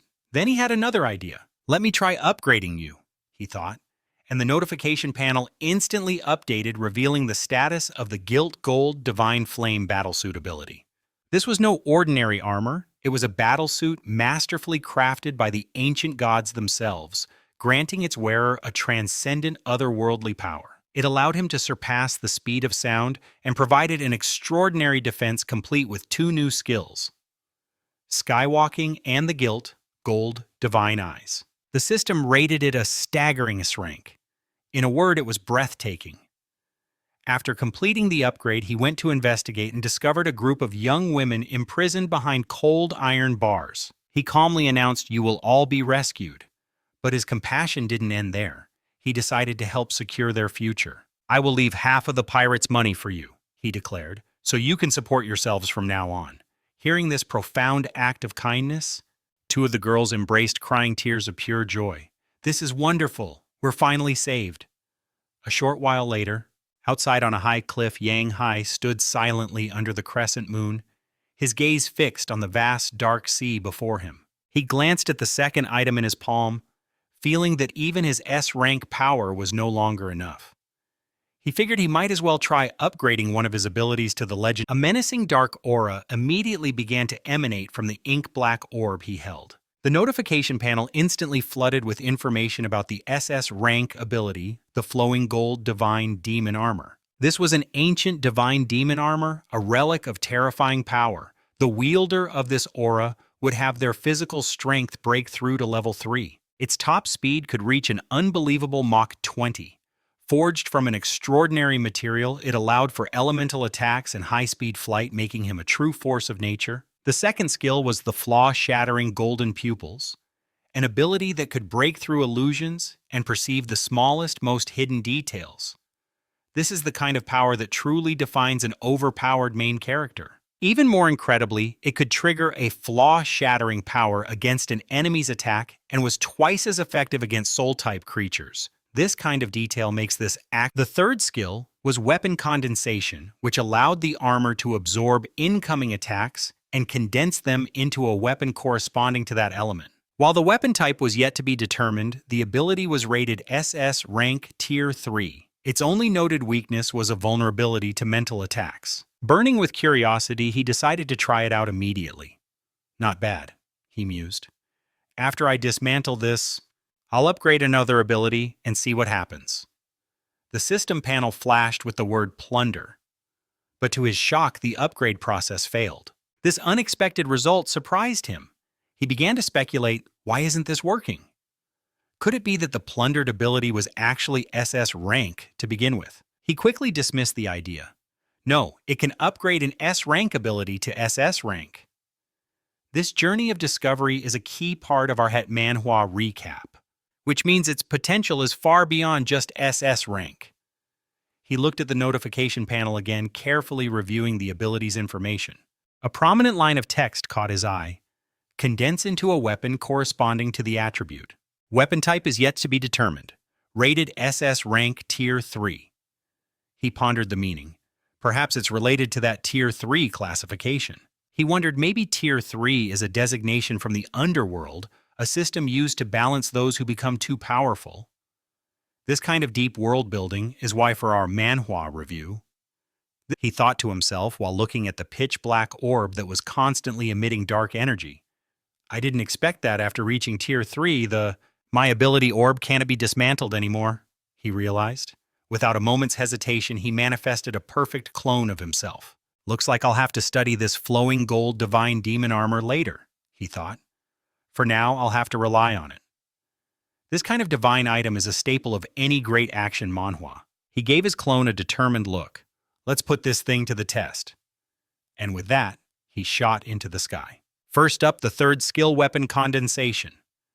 As he focused, a system notification materialized before him. Flowing Gold Divine Demon Armor. Let's see what the Divine Demon Staff form can do. Instantly, his form shifted, taking on the appearance of a powerful Monkey King. This kind of transformation is perfect. He now wielded a magnificent staff reminiscent of Sun Wukong's legendary Rui Jingubong, his brow furrowed in deep concentration. Physical, mental, elemental, he commanded the clone. Hit me with everything you've got one by one. The clone, mirroring his transformation, prepared to attack. The clone lunged forward, slamming a powerful fist directly into his chest. But the blow stopped dead. The impact absorbed completely. A smirk of satisfaction spread across his face. The clone's incredible physical might was once again consumed by the legendary divine demon armor, proving useless against our overpowered main character. In a stunning display of combat intelligence, a torrent of raw energy slammed into him, forcing a grunt from his lips as he braced against the overwhelming force. Ugh! But just like before, the result was astonishing. Every last drop of that energy was drawn into his staff. It even absorbed an S-rank elemental attack. This is the kind of detail that makes he gave the staff a casual swing, feeling the absorbed power thrumming within it. So this third skill is all about the weapon form. Then gripping the staff with both hands, he unleashed its stored energy in one cataclysmic downward swing. Let's see what this Tier 3 power really looks like. This is the moment we see. In an instant, the ocean before him erupted. The sea convulsed as if struck by a meteor, a colossal waterspout tearing its way towards the heavens. This kind of epic scale is why we love to. Elsewhere, a man clutching a bottle of liquor was lost in a drunken stupor. Suddenly, a violent tremor ripped through the area, jolting him awake. "What in the world?" he slurred, raising a pair of binoculars to see a strange glow shimmering on the distant sea's surface. The powerful shockwave had beached countless fish as the tide receded in a flash. Yang Hai, marveling at the aftermath of his power test, thought, "So, this is the might of a Tier 3 expert," he declared with chilling confidence, showcasing why he's such an overpowered main character. "I've been itching for a real fight to see who's truly stronger." Leaning back, Yang Hai muttered to himself, "All right, let's test high-speed flight next." In the next instant, he shot towards the sea like a living missile, erupting a massive plume of water on impact. He plunged deeper and deeper toward the seabed, a trail of bubbles marking his descent. At the same time, a system notification chimed in his mind. Flaw-shattering golden pupils. Two beams of pure golden energy erupted from his eyes, lancing through the dark water. The beams swept over a school of fish, and in a flash of light they were completely vaporized. Through the lens of the binoculars pointed out to sea, a blinding golden light suddenly flared to life. The man in the sailor hat lowered his binoculars, his mind reeling in utter confusion. What was that? Have I finally had too much to drink? Later that morning, Yang Hai and Elder Chien stood at the ship's bow, surrounded by the other curious guests. Elder Chien gazed toward the horizon. "Ahead of us is the first island, Silver Deer Island." Hearing this, Yang Hai, standing beside him, asked with genuine curiosity, "Which faction is in control there?" The elder replied grimly, "The Silver Deer Alliance. Its leader is Liu, ranked number 39 on the Shu Chundao list." He continued explaining the complex politics of this action manhwa. Their strength is not to be underestimated. Right after the Chien family fell, the Silver Deer Alliance repeatedly made moves to take our place. At the port of Silver Deer Island, a middle-aged man and a strikingly beautiful. The newcomers were Li Yu and his daughter, Li Kai-wei. With a practiced smile, Li Yu approached, saying, "I've heard so much about you." He clasped Elder Chien's hand warmly. "For the esteemed Pansy Merchant Guild to grace Silver Deer Island, it is a true honor for our Silver Deer Alliance." But it was Kai-wei who caught Yang Hai's eye, her gaze fixed on him, a faint blush creeping up her cheeks. Yang Hai couldn't help but wonder why she was staring so intently. Just then Li Yu shifted his focus to him, his praise flowing like a river. "Such a young prodigy in our midst," he boomed. "Elder Chien, you simply must introduce us." A knowing smile touched Elder Chien's lips. "He's merely a junior," he replied modestly, "hardly worthy of such a grand title." But Li Yu pressed on, his eyes gleaming. "Don't be so modest. One look at this young man, and I can see the immense talent simmering beneath the surface. Mark my words, in the future a place among the masters of the four seas will be his for the taking." Then with a gaze that sharpened ever so slightly, he gestured to the beautiful young woman behind him. "This is my daughter, Li Kai-wei. You may know her as rank 43 on the four seas ranking. Young talented people like you two should be acquainted," he declared, taking both of their hands and pressing them together. The forced contact made them both blush. Kai-wei, her eyes downcast, murmured a shy, "Hello." Li Yu then announced grandly, "The Silver Deer Alliance has prepared a banquet and fine accommodations for you all. Please, this way." With a booming laugh, he turned and led his entourage away, deliberately leaving the two of them in a moment of awkward silence. Not long after, Yang Hai found himself swept up in the banquet's festive chaos as people swarmed him, glasses raised. "Congratulations, young brother Yang. From rank 99 all the way to 30. You must have a drink with us." But Yang Hai, unaccustomed to the attention, tried to politely refuse. "Thank you for the kind thought, but I really can't drink." Seeing his reluctance, a boisterous purple-haired man stepped forward, refusing to take no for an answer. Nonsense. You'll drink 3 glasses before you go anywhere, or it's an insult to us all. Come on, drink up. Overwhelmed Yang Hai had no choice but to give in, and soon found himself completely intoxicated. He stumbled back to his room, collapsing wearily onto the pristine white bed. "This stuff is strong," he mumbled, a burning heat spreading through him. Just then a sharp knock echoed from the door. He forced himself to sit up, trying to clear his head. "Who is it?" When he opened the door, he was surprised to see none other than the beautiful Kai Wei. She stood there shyly, her gaze fixed on the floor. "Hello," she said softly. "Our island has some beautiful scenery. Would you like to see it with me?" Yang Hai was momentarily stunned by the unexpected invitation. "You want to go with me?" he asked, still processing. She gave a small, firm nod. He managed a weak chuckle, waving a hand dismissively. "I'm so sorry, but I'm completely exhausted. Maybe another time." He tried to tactfully close the door, but she quickly put a hand out, stopping it from shutting. "Wait," she pleaded. Meanwhile, in another part of the estate, a woman named Jia Shiho was confronting Li Yu, who sat calmly at his desk. "Brother, I watched Kai Wei grow up." Her face was a mask of anxiety. "I can't bear to see her used like this." But Li Yu's voice was cold as steel. "There is nothing you need to bear. The Qian family has already expended precious resources on him," he explained, his tone sharp. "If we don't let Kai Wei endure a little hardship, how can we possibly win an overpowered main character like Yang Hai to our side?" His next words struck Jia Shiho into silence. "Besides, that person has already given me his promise. He promised that as long as we can make the Qian family lose the support of the adjudication organization. This is the kind of political intrigue we love in a good manhwa review. Our Silver Deer Alliance will finally become the Silver Deer Merchant Guild." His expression was grimly determined. For that future, Kai Wei's sacrifice is a small price to pay. This shocking betrayal. Meanwhile, back in his room, Yang Hai was tossing and turning on his bed, drenched in a feverish sweat. His mind was a chaotic storm. "Wait," he thought. "She barely had anything to drink. How could she be this intoxicated?" His breath came in ragged gasps. "What is happening to me? My body! It's burning up!" The desperate sound of a cold shower filled the room. He stood under the freezing spray, trying to quench the unnatural fire raging within him, but it was no use. The cold water did nothing. "This isn't normal," he realized with a growing sense of dread. Something is definitely wrong. Just then, the bathroom door was wrenched open with surprising force. Yang Hai spun around, his expression hardening. Standing in the doorway, her eyes glazed over, was Li Tai. She was in a daze, barely conscious, muttering, "It's so hot." Reacting instantly, he grabbed a large towel and moved to cover her. Hey, you need to calm down," he warned, trying to keep his distance, but she pressed closer, her face inches from his, a vacant yet alluring look in her eyes. "You're so cool," she whispered. Yang Hai's jaw tightened.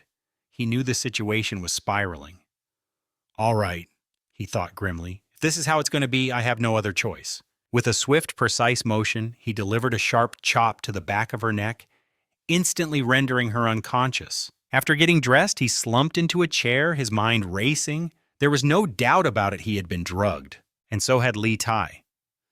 Thankfully, his third-tier mental power allowed him to purge the substance from his system, a classic trait for an overpowered main character. But Li Tai was not so fortunate. He had carefully bound her with ropes to ensure she couldn't harm herself in her delirious state. He sighed, rubbing his temples in frustration. The Dolphin Group wouldn't do this, he reasoned, and neither would the Bok Lok clan. After all, Li Tai was Liu's own daughter. And speak of the devil, just then the door burst open as if on cue. But the scene that greeted Liu and Chu left them utterly speechless. Yang Hai turned to face them, a deeply awkward expression on his face. Chu rushed to her niece's side, frantically trying to untie her. "Tai, wake up!" In that instant, it all clicked for Yang Hai. It was them. They were the ones who had drugged him. He realized with a cold fury that they must have been waiting right outside the door. It's a good thing I kept my composure, he thought, otherwise things could have spiraled completely out of control. Taiwei slowly emerged from her dazed shock, clinging to Chu and sobbing uncontrollably. "Auntie Chu, just now, I almost..." Her words trailed off as her eyes snapped wide with sudden horrified realization. She pushed away from Chu, a look of utter confusion and betrayal dawning on her face. "Auntie, why are you here? Why is everyone here?"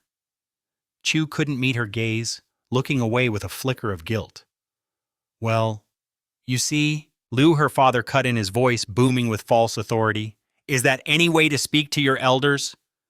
But Li Tai was not about to be intimidated. "So that's it!"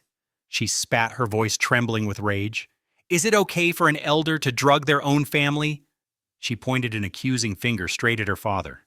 "I already agreed to your deal. I said I would try to get to know him. I never imagined you would stoop so low as to drug me to force it." With his plan completely exposed, Liu's composure shattered. "Silence, Li Tai," he roared. "Do not forget that I am your father." Her response was a blade. What kind of father throws his own daughter into another man's bed? This manhwa recap is getting intense, showcasing a brutal family betrayal. Chu quickly pulled her distraught niece into a protective embrace. "That's enough, brother. This was our fault. Tai, your aunt? I promise you from this day forward, anyone who tries to use you will have to get through me first." Li Tai was overcome with emotion. "Auntie Chu?" The two held each other, their heartbroken sobs filling the tense silence of the room. Throughout the entire confrontation, Yang Hai remained a silent observer, watching the family drama unfold.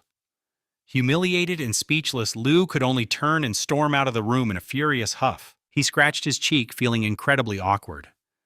Ladies, maybe I should give you two some space. I can just head back to the ship for a bit." Chu's eyes were filled with profound gratitude. "Actually, that won't be necessary, young Master Yang Hai. Would you mind just stepping into the restroom for a moment to give us a little privacy? After I help Tive get dressed, we can continue our discussion." A moment later, she faced him and gave a deep, sincere bow. "Young Master Yang Hai, regarding the events of tonight, I, on behalf of the Bai Lu sect, offer you our most sincere apologies." Uncomfortable with such formality, he quickly waved his hands, urging her to rise. "Senior, please, there's no need for that. In the end, I wasn't hurt at all, so let's just call it even." But she grasped his hands, her grip firm. "Young Master Yang Hai, I beg of you, please keep what happened tonight a secret for Tive's sake. In truth, she is a victim in all of this," he affirmed without a moment's hesitation. "That goes without saying. My lips are sealed. I won't let a single word get out that could tarnish Lady Tive's honor." This part of our manhwa recap is crucial for her story. A radiant smile finally broke through her worried expression. "After all this, I suppose you two have gotten properly acquainted. If it's possible, I hope that the two of you can continue to develop your relationship." He was already mentally backing away. No, thank you. I'm afraid I'll get beaten up." Blushing a deep crimson, Tive hastily grabbed her aunt and pulled her out of the room. "Auntie Dakao, please don't say anything else. Let's just go." He finally let out a long sigh of relief. A fitting end to this eventful night in our ongoing manhwa review. But his fleeting moment of peace was shattered by another knock at the door. A weary, knowing smile touched his lips. "You have got to be kidding me," he sighed. Another visitor. A bewildered Duong Hai opened the door only to find Tai standing there, having returned to offer her thanks. I just wanted to thank you for protecting me tonight." With those hurried words, she turned and scurried away, a blush coloring her cheeks. A soft chuckle escaped him as he watched her go. "She's actually kind of cute." The next morning, down at the bustling harbor, as their ship prepared to cast off, Alliance Master Lu placed a heavy hand on his shoulder, his face a mask of solemn, genuine gravity. "My young friend Duong Hai," he began, his voice thick with emotion. "I simply can't bear to see you go. Why not stay and become my son-in-law?" Duong Hai marveled internally. This man's performance is flawless, so natural it transcends acting. This whole scene is worthy of its own manhwa review. He's a true role model. Playing along, he cleverly countered, "Alliance Master Lu, if I recall, you just mentioned your daughter isn't even here today. Is she perhaps feeling unwell?" Then, smoothly changing the subject, he added, "Besides, I've already checked the time. We're already past the most auspicious hour for departure." But just as Lu's party began to board, the air was split by a thunderous roar, a challenge that seized everyone's attention. Daoki, if you have any courage, show yourself right now. And there, hovering in midair, was the infamous Rose Swordsman, a gleaming sword strapped to his back.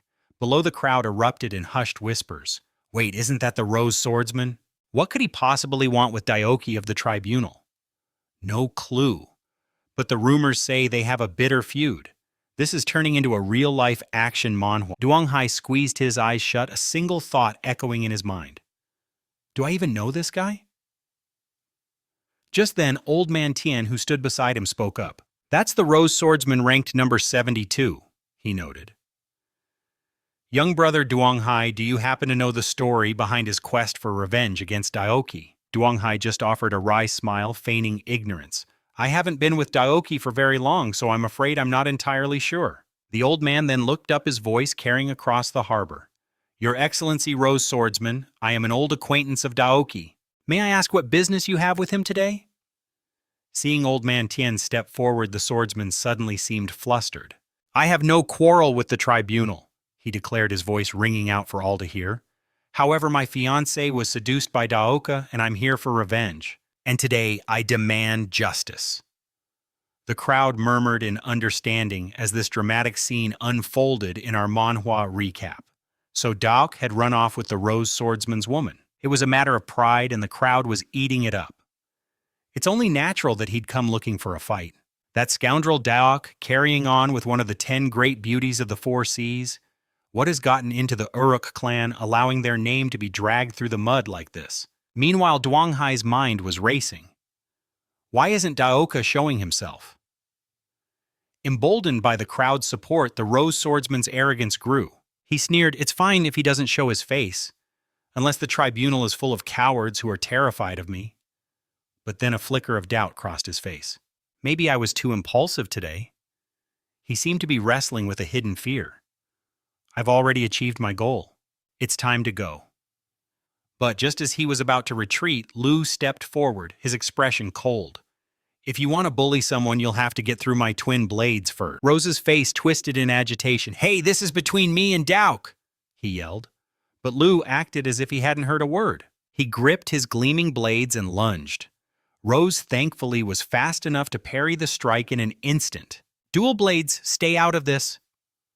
Rose's eyes widened, now blazing with a fierce fighting spirit. With the Baklok men here today, Lu retorted. You don't stand a chance. Come on, show me what you've got.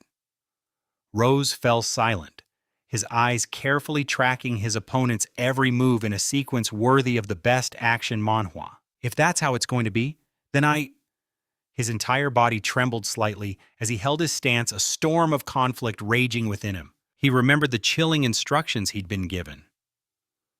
Whether it's the dual blades or the Tien family, do whatever it takes to force Daok out, or you will face the consequences. He gritted his teeth in frustration. Damn it all!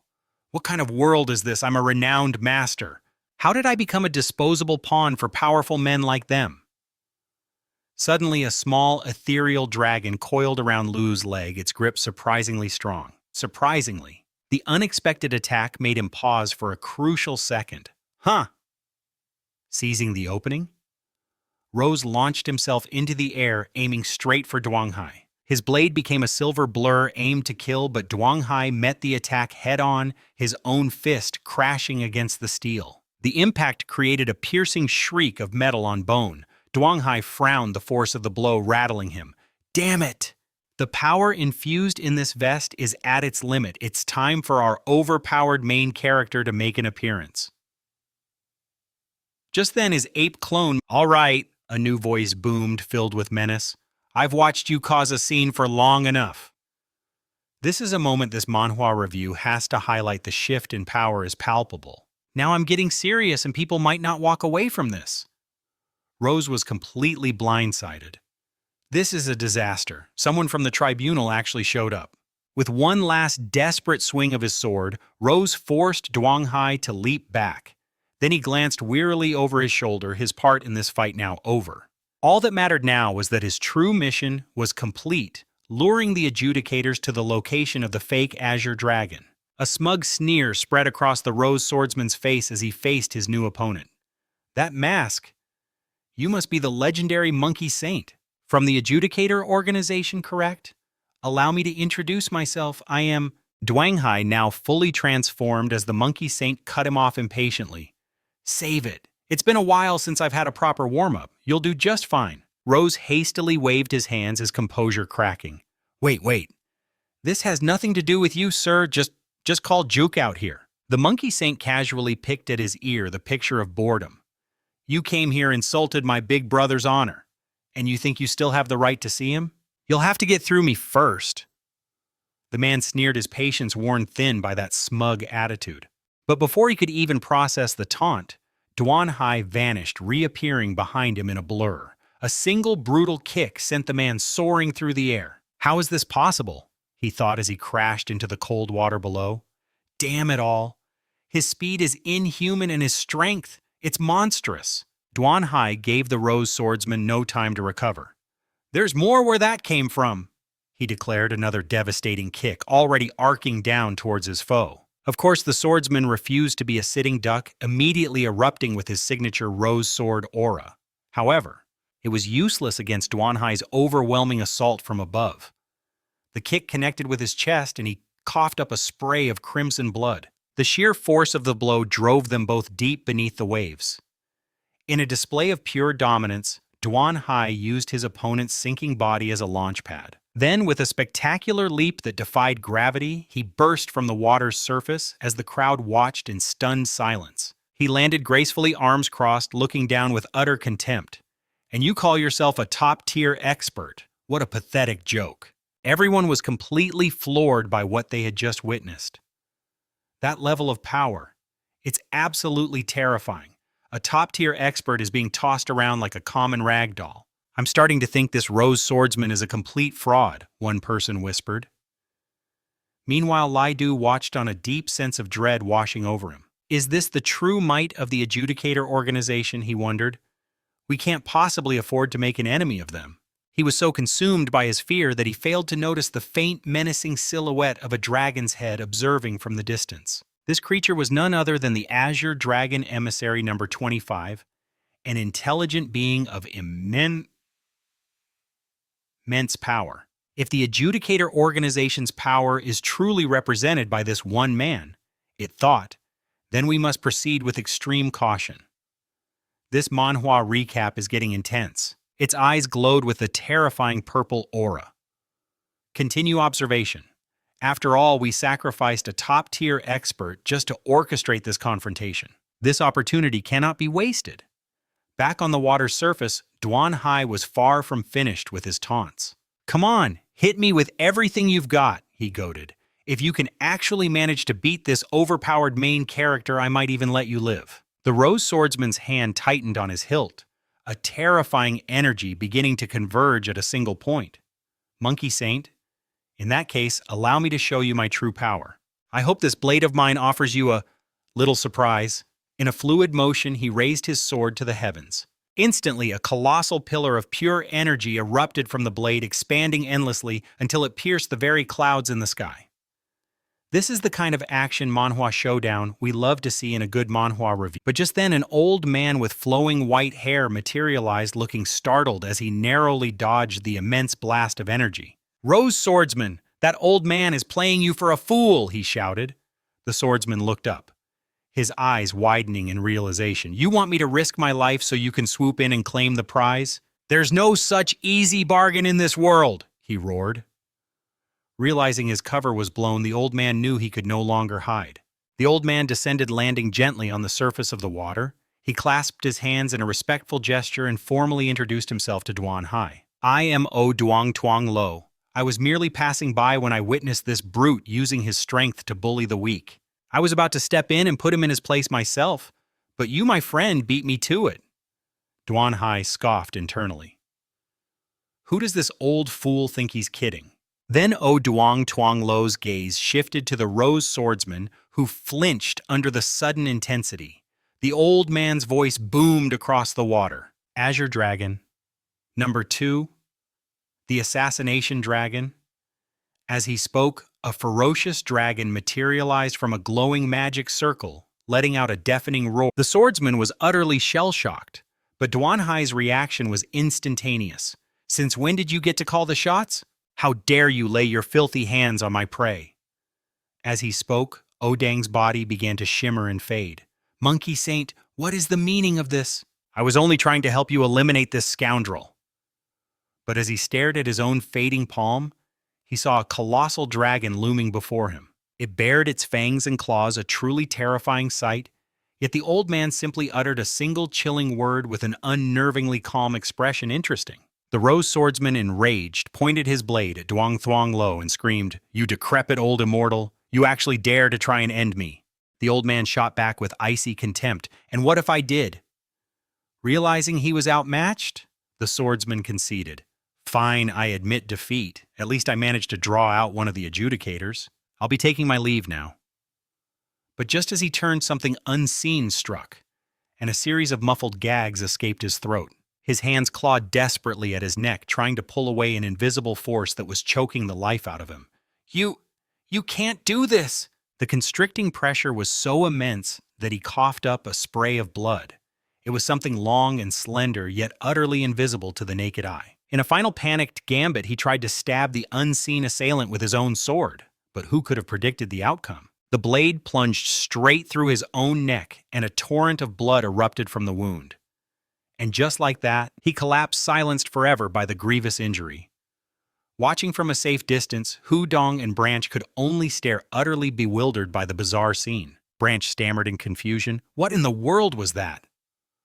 Hu Dong explained, his voice low with awe. That's his third summoned beast, the invisible dragon. Dang Hai leveled his staff at O Duang Tuang Lo, his voice ringing with authority. You have just executed a top-tier expert according to the rules. You must face judgment. The old man's only response was a smug, chilling smile. He took his own life. Dang Hai's eyes narrowed, piecing it all together. He and Fei had both noticed the jade ring a perfect match to those worn by the Deep Blue clan. This man had to be one of them. A dangerous glint flashed in his eyes. I certainly hope you put up a better fight than the Rose Swordsman. The old man let out a scornful laugh. I hope you can keep that arrogant attitude when you're being crushed beneath my heel. Suddenly sensing an aura from behind his eyes, darted to the side. Another sneak attack. It was the Azure Dragon, now under his enemy's control, lunging to strike.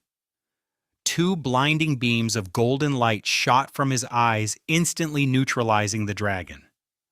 This was the power of the golden annihilation pupils. In a flash, the massive Azure Dragon's body dissolved into smoke, not dead, but forcibly shrunken to a fraction of its size. The old man comforted his beast. There, good boy. Let me avenge you. His eyes blazed with an unholy rage. A second later, the dragon began to swell in size again under the influence of a new skill, phantom possession. An ethereal energy surged directly into its mind. The two powerhouses glared at each other, the air thick with suffocating tension, setting the stage for a legendary fight in this action manhwa. Meanwhile, the elder Qian watched with a nervous expression. That Azure Dragon emissary is ranked number 25 on the list. Isn't the Monkey Saint being a little too arrogant? But another observer replied confidently, Don't worry, Elder Chun. The Monkey Saint's combat instincts are second to none. This part of the manhwa recap will show you he's not the type to lose by underestimating his foe. Dang Hai relentlessly hammered the Azure Dragon's body with a barrage of attacks, probing for a weakness. He relentlessly assaulted it until finally he found what he was looking for. There's an opening. The Azure Dragon shuddered, let out a final desperate roar, and opened its cavernous mouth. Seizing the opportunity, Dang Hai launched himself straight down its throat. Duang Tuang Lo could only stare, his eyes wide with disbelief, as his prized Azure Dragon convulsed and plunged lifelessly into the sea. The old man screamed in pure anguish, Monkey Saint, you dared to destroy my number 2 dragon. I will see you erased from this world for this. As his vow of revenge echoed across the water, a massive glowing green magic circle began to form on the surface of the sea. A dragon of a completely different kind erupted from the water, leaving everyone on the boat utterly speechless. The Jiao let out a lazy yawn as it spoke, its voice booming, Duang Tuangle. It's been 10 years since you last dared to summon me. Have you prepared the sacrifice for this occasion? Hearing this, the old man grew flustered. Just give me 10 days and I'll even throw in an additional offering. The Jiao dismissively held up 2 razor-sharp claws, 7 days, and 2 additional portions. Backed into a corner, he had no choice but to compromise. Fine. As long as you take care of him 2 portions, it is. Now kill him. With the deal struck, the Jiao soared high into the sky, its colossal body now on full display before Yang Yi. Hey, little ant, it sneered. Do you want to end this yourself and keep that corpse of yours intact? Or should I just enjoy scraping you out from between my teeth? Yang Yi's eyes widened in recognition. This is bad. He summoned the Azure Dragon's emissary. On the boat, a worried Fae asked, "Is there a problem with that creature, Sack?" Elder Qian explained with a grim expression. Last time it helped humanity repel the mutant beasts, but it also deliberately devoured several dozen of our own ability users. His next words sent a chill down their spines. If the golden ape loses this time, every person on this ship will be eaten by Sack. She could only pray for Yang Yi, her heart pounding with anxiety. Honey, you absolutely have to survive this. But on the battlefield, Yang Yi was a picture of confidence, masterfully spinning his staff and provoking his colossal opponent. We'll see who eats who, he declared, charging directly at Sack, swinging his staff in a powerful arc that smashed directly into its head. Under the sheer force of the impact, the supposedly impenetrable scales on its head began to crack and splinter. This is the kind of power that defines an overpowered main character. The beast let out a roar of pure agony and shot back into the sky, its eyes blazing with murderous fury. You despicable little ant, I'll show you the consequences of hurting me. Its sharp claws descended just moments away from tearing him to shreds, but Yang Yi didn't even flinch. Instead, he saw an opportunity, a smirk playing on his lips. Perfect timing. He swung his Rui staff once more, blocking the massive hand's advance. The collision created a piercing shriek as a terrifying force radiated outwards. The beast panted heavily, its rage palpable. I'll crush you, you human insect! This time it lunged with both hands, intending to snatch him from the air. Calmly, Yang Yi simply gripped his staff horizontally. He met the attack perfectly. Another thunderous impact erupted, sending a thick cloud of white steam billowing into the air. The beast quickly realized something was terribly wrong. Just as it thought it had finally crushed him in its palm, it saw that he had cleverly braced the Rui staff between its giant fingers, holding them apart. Yang Yi looked his opponent straight in the eye. Now it's my turn to beat you. After retracting his staff, he shot up to its eye level. This entire sequence is why this is such a great action manhwa. The beast naturally didn't hesitate to spew a torrent of blue flames right where he hovered, but Yang Yi just spun his Rui staff like a pinwheel, effortlessly blowing the inferno away. One end of the staff was now tinged with the same ethereal blue flame. He shifted into an offensive stance. Your turn is over. Now it's my turn to bring the heat. In an instant, the Rui staff magically extended, and this moment of a revenge is what makes any manhwa review of this series so compelling. It shot out to its maximum length, and its sturdy head once again took the full brutal force of a powerful swing from the staff. But he wasn't finished. He continued to rain blows down on its long, winding body, each strike causing it to roar in agony. Next was the very hand that had tried to crush him. The pain was excruciating. Feeling the tide of battle turn, it screamed to its summoner, Ung Shanglu, I don't need the sacrifice anymore. Quickly summon me back. But he obviously wasn't going to let his prey escape that easily. This manhwa recap shows the hero's absolute trying to run. It's far too late for that. Stay right where you are. I'm curious to see what Lizard tastes like. Like a cannonball. The tip of the giant Rui staff shot forward, piercing straight into the monster's gaping maw and forcing out a blood-curdling scream. Just a moment later, its entire body disintegrated, vanishing into nothingness. Sunho then turned his cold gaze back to his main target. Old man, if you have any other tricks up your sleeve, you'd better use them all now, he taunted.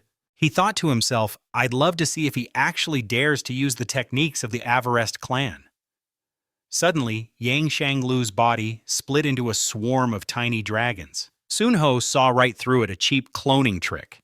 The old fool was trying to escape. He casually reached out and plucked one of the fleeing dragons from the air, which immediately reverted to the form of the Azure Dragon Envoy. I'm telling you, if you obediently beg for forgiveness, I won't kill you, how about it? The old man snarled, trapped. How did you know this was my true body? The old man glared back, his eyes burning with resentment. What in the hell do you want? Sunho's answer was chillingly profound. I don't just know this is your true body, I know your real identity. Tell me, how does it feel to be a traitor to humanity? This is a classic reincarnation and revenge plot, and this manhwa recap shows knowing his escape technique was useless, he helplessly transformed back into his human form. Yang Shanglu, now completely cornered, began to argue desperately. Don't you dare make such baseless accusations. I, Yang Shanglu, have fought for humanity my entire life. How could I possibly be a traitor? He even tried to turn the tables on Sunho. Are you just saying this to find an excuse to kill me, Sunho? Oh, you truly are a schemer. But Sunho ignored his words entirely. Instead, his hand shot out, clamping around the old man's neck. I find it hard to believe that you won't use your real power when faced with death, that you can resist using the power of the Avarest clan? The old man choked out, to kill me, you'd stoop to any means, wouldn't you? In response, Sunho only squeezed harder. He was still pretending, but the increasing force made his body tremble violently as he suffocated. The pain was unbearable. Sweat poured down his wrinkled face. I'm a member of the Ouyang family. Aren't you afraid my nephew will kill you for this? Fei, watching from the side, curled her lip in disdain. So this is a senior expert. He can't win a fight, so he has to cry for his nephew. Xiaorang, standing beside her, calmly explained, his nephew is the 5th-ranked god of wind Ouyang Guanji. He's the current head of the Free Alliance's coastal defense line, the commander-in-chief of the Free Navy, and the leader of the Merchant Alliance. Fei quickly faked a few light coughs. Pretend I didn't say anything. Yang Shanglu clawed desperately at the iron-like arm choking him, his vision already starting to blur. Just then, an ethereal figure materialized, hovering in midair. It was the 5th-ranked Ouyang Guanxi. His sharp eyes radiated an extremely dangerous aura, a classic trait in any good action manhwa. You want to kill him? He asked coldly. Sunho replied bluntly, what do you think my hand is on his throat? Do you think I'm just playing around with him? Old Man Qian and the young man nearby couldn't help but be impressed upon hearing this. Our overpowered His Excellency Sunho's personality is truly straightforward, one murmured. Indeed, the other agreed, way too straightforward. Yang Shanglu, as if seeing a life raft, weakly reached out for help. Good nephew, save your uncle just this once. I'll owe you a favor. However, Ouyang Guanxi just replied to his uncle with calm, cold indifference. Save you, don't be ridiculous, second uncle. When you left Tawny Island, didn't you say, from now on I will never ask you for anything again? Besides, you have stuck, don't you? With enough sacrifices, he continued, a smug tone in his voice, even a rank 20 expert could be put in their place. The old man stammered, his face pale. My dear nephew, please stop mocking me. I already summoned Stuck, and that man, he's already killed him. Yu Yang's gaze shifted to Yang Shi, sizing him up before making an offer. You in the monkey mask, are you interested in working for me? But Yang Shi's refusal was swift and absolute. No thank you. The day I became a zodiac of kaiju, I swore an oath of eternal loyalty to my leader. Now if there's nothing else, please step aside. Throughout the exchange, his expression remained unnervingly calm. Fine, Yu Yang sneered, but consider this a warning. From this day on, you're on my list. In a flash, he closed the distance between them, his aura exploding with immense pressure. Do you really think you can stand against me? He snarled. Yang Shi answered indirectly, his voice level. Perhaps not today, but the future is a long time. Yu Yang erupted in laughter. Interesting, very interesting. Fine, maybe you can kill me one day, but for now, let him go. But Yang Shi didn't listen. Instead, he tightened his grip, the pressure increasing until Wang Shanglu cried out in pure agony. This is the kind of high-stakes moment we love in an action manhwa. Stop it, Yu Yang demanded, but Yang Shi's resolve was ironclad. No, I have my reasons for ending him. And just then, something began to change. The old man's hair began to shift, the black strands slowly bleeding into a startling sky blue. A wave of power erupted from him, and with a single monstrous swing of his arm, he sent Sunho The transformed elder roared, "I'll kill you!" The sight finally clicked for Wu Yang, a horrifying realization dawning on him. He's from the Avarest. He turned on his uncle, his voice laced with fury. "Wang Shanglu, how could you bring such shame upon our family?" But his uncle's eyes were glazed and distant, his true monstrous nature finally clawing its way to the surface. "With the Yang family in your hands, is there any place left for me?" Wu Yang's brow furrowed in disgust. "For all these years you've hidden behind the name of the Yang family, and now you're so quick to cast it aside." The old man let out a guttural roar confirming his betrayal. "The Yang family is useless to me now." Just then a golden shadow erupted from the ocean's surface, streaking into the sky like a meteor. The old man's eyes widened in disbelief. This is the kind of overpowered main character moment that makes this manhwa review so exciting. "What?" he gasped. In that split second, Sunho swung his staff with every ounce of his strength, aiming directly for his opponent. The result was devastating. The staff connected with a sickening crack, caving in one side of the old man's face. Now it was his turn to plummet helplessly into the sea. Sunho turned to Wu Yang, his voice cold and steady. "I told you I had my reasons to kill him. Is this reason enough for you?" Wu Yang didn't hesitate immediately, seeing an opportunity. "If that's the case, then let's make a deal. I'll overlook what happened here today. On one condition, you will take command of the B-05 defense line on the 7th continent." Sunho saw no reason to refuse. "All right." With the arrangement settled, he returned to the ship. A figure appeared before him, radiating the same golden energy. It was Sunho, the very constellation whose power he wielded. He tossed a new mask to Yang Shi. The seat of the ape constellation is now yours." The mask was intricate with black line patterns that strangely resembled a bird spreading its wings. Yang Shi, still cloaked in the power of his Sunho transformation, silently watched the ship disappear over the horizon. Back on board, Old Man Qin and Fei waved their goodbyes. High above, Yang Shi sat cross-legged on a cloud of golden energy, lost in thought. "It seems Kaiju needs to expand," he mused to himself. "To handle the complex politics of the Four Seas, we'll need to grow stronger. I need a way to recruit outside members." The scene shifts to the summit of Cloud Heaven Palace. Before him lay a breathtaking cityscape of countless sprawling buildings crowned with golden roofs. He contemplated the nature of his organization. Kaiju was different from the great family clans.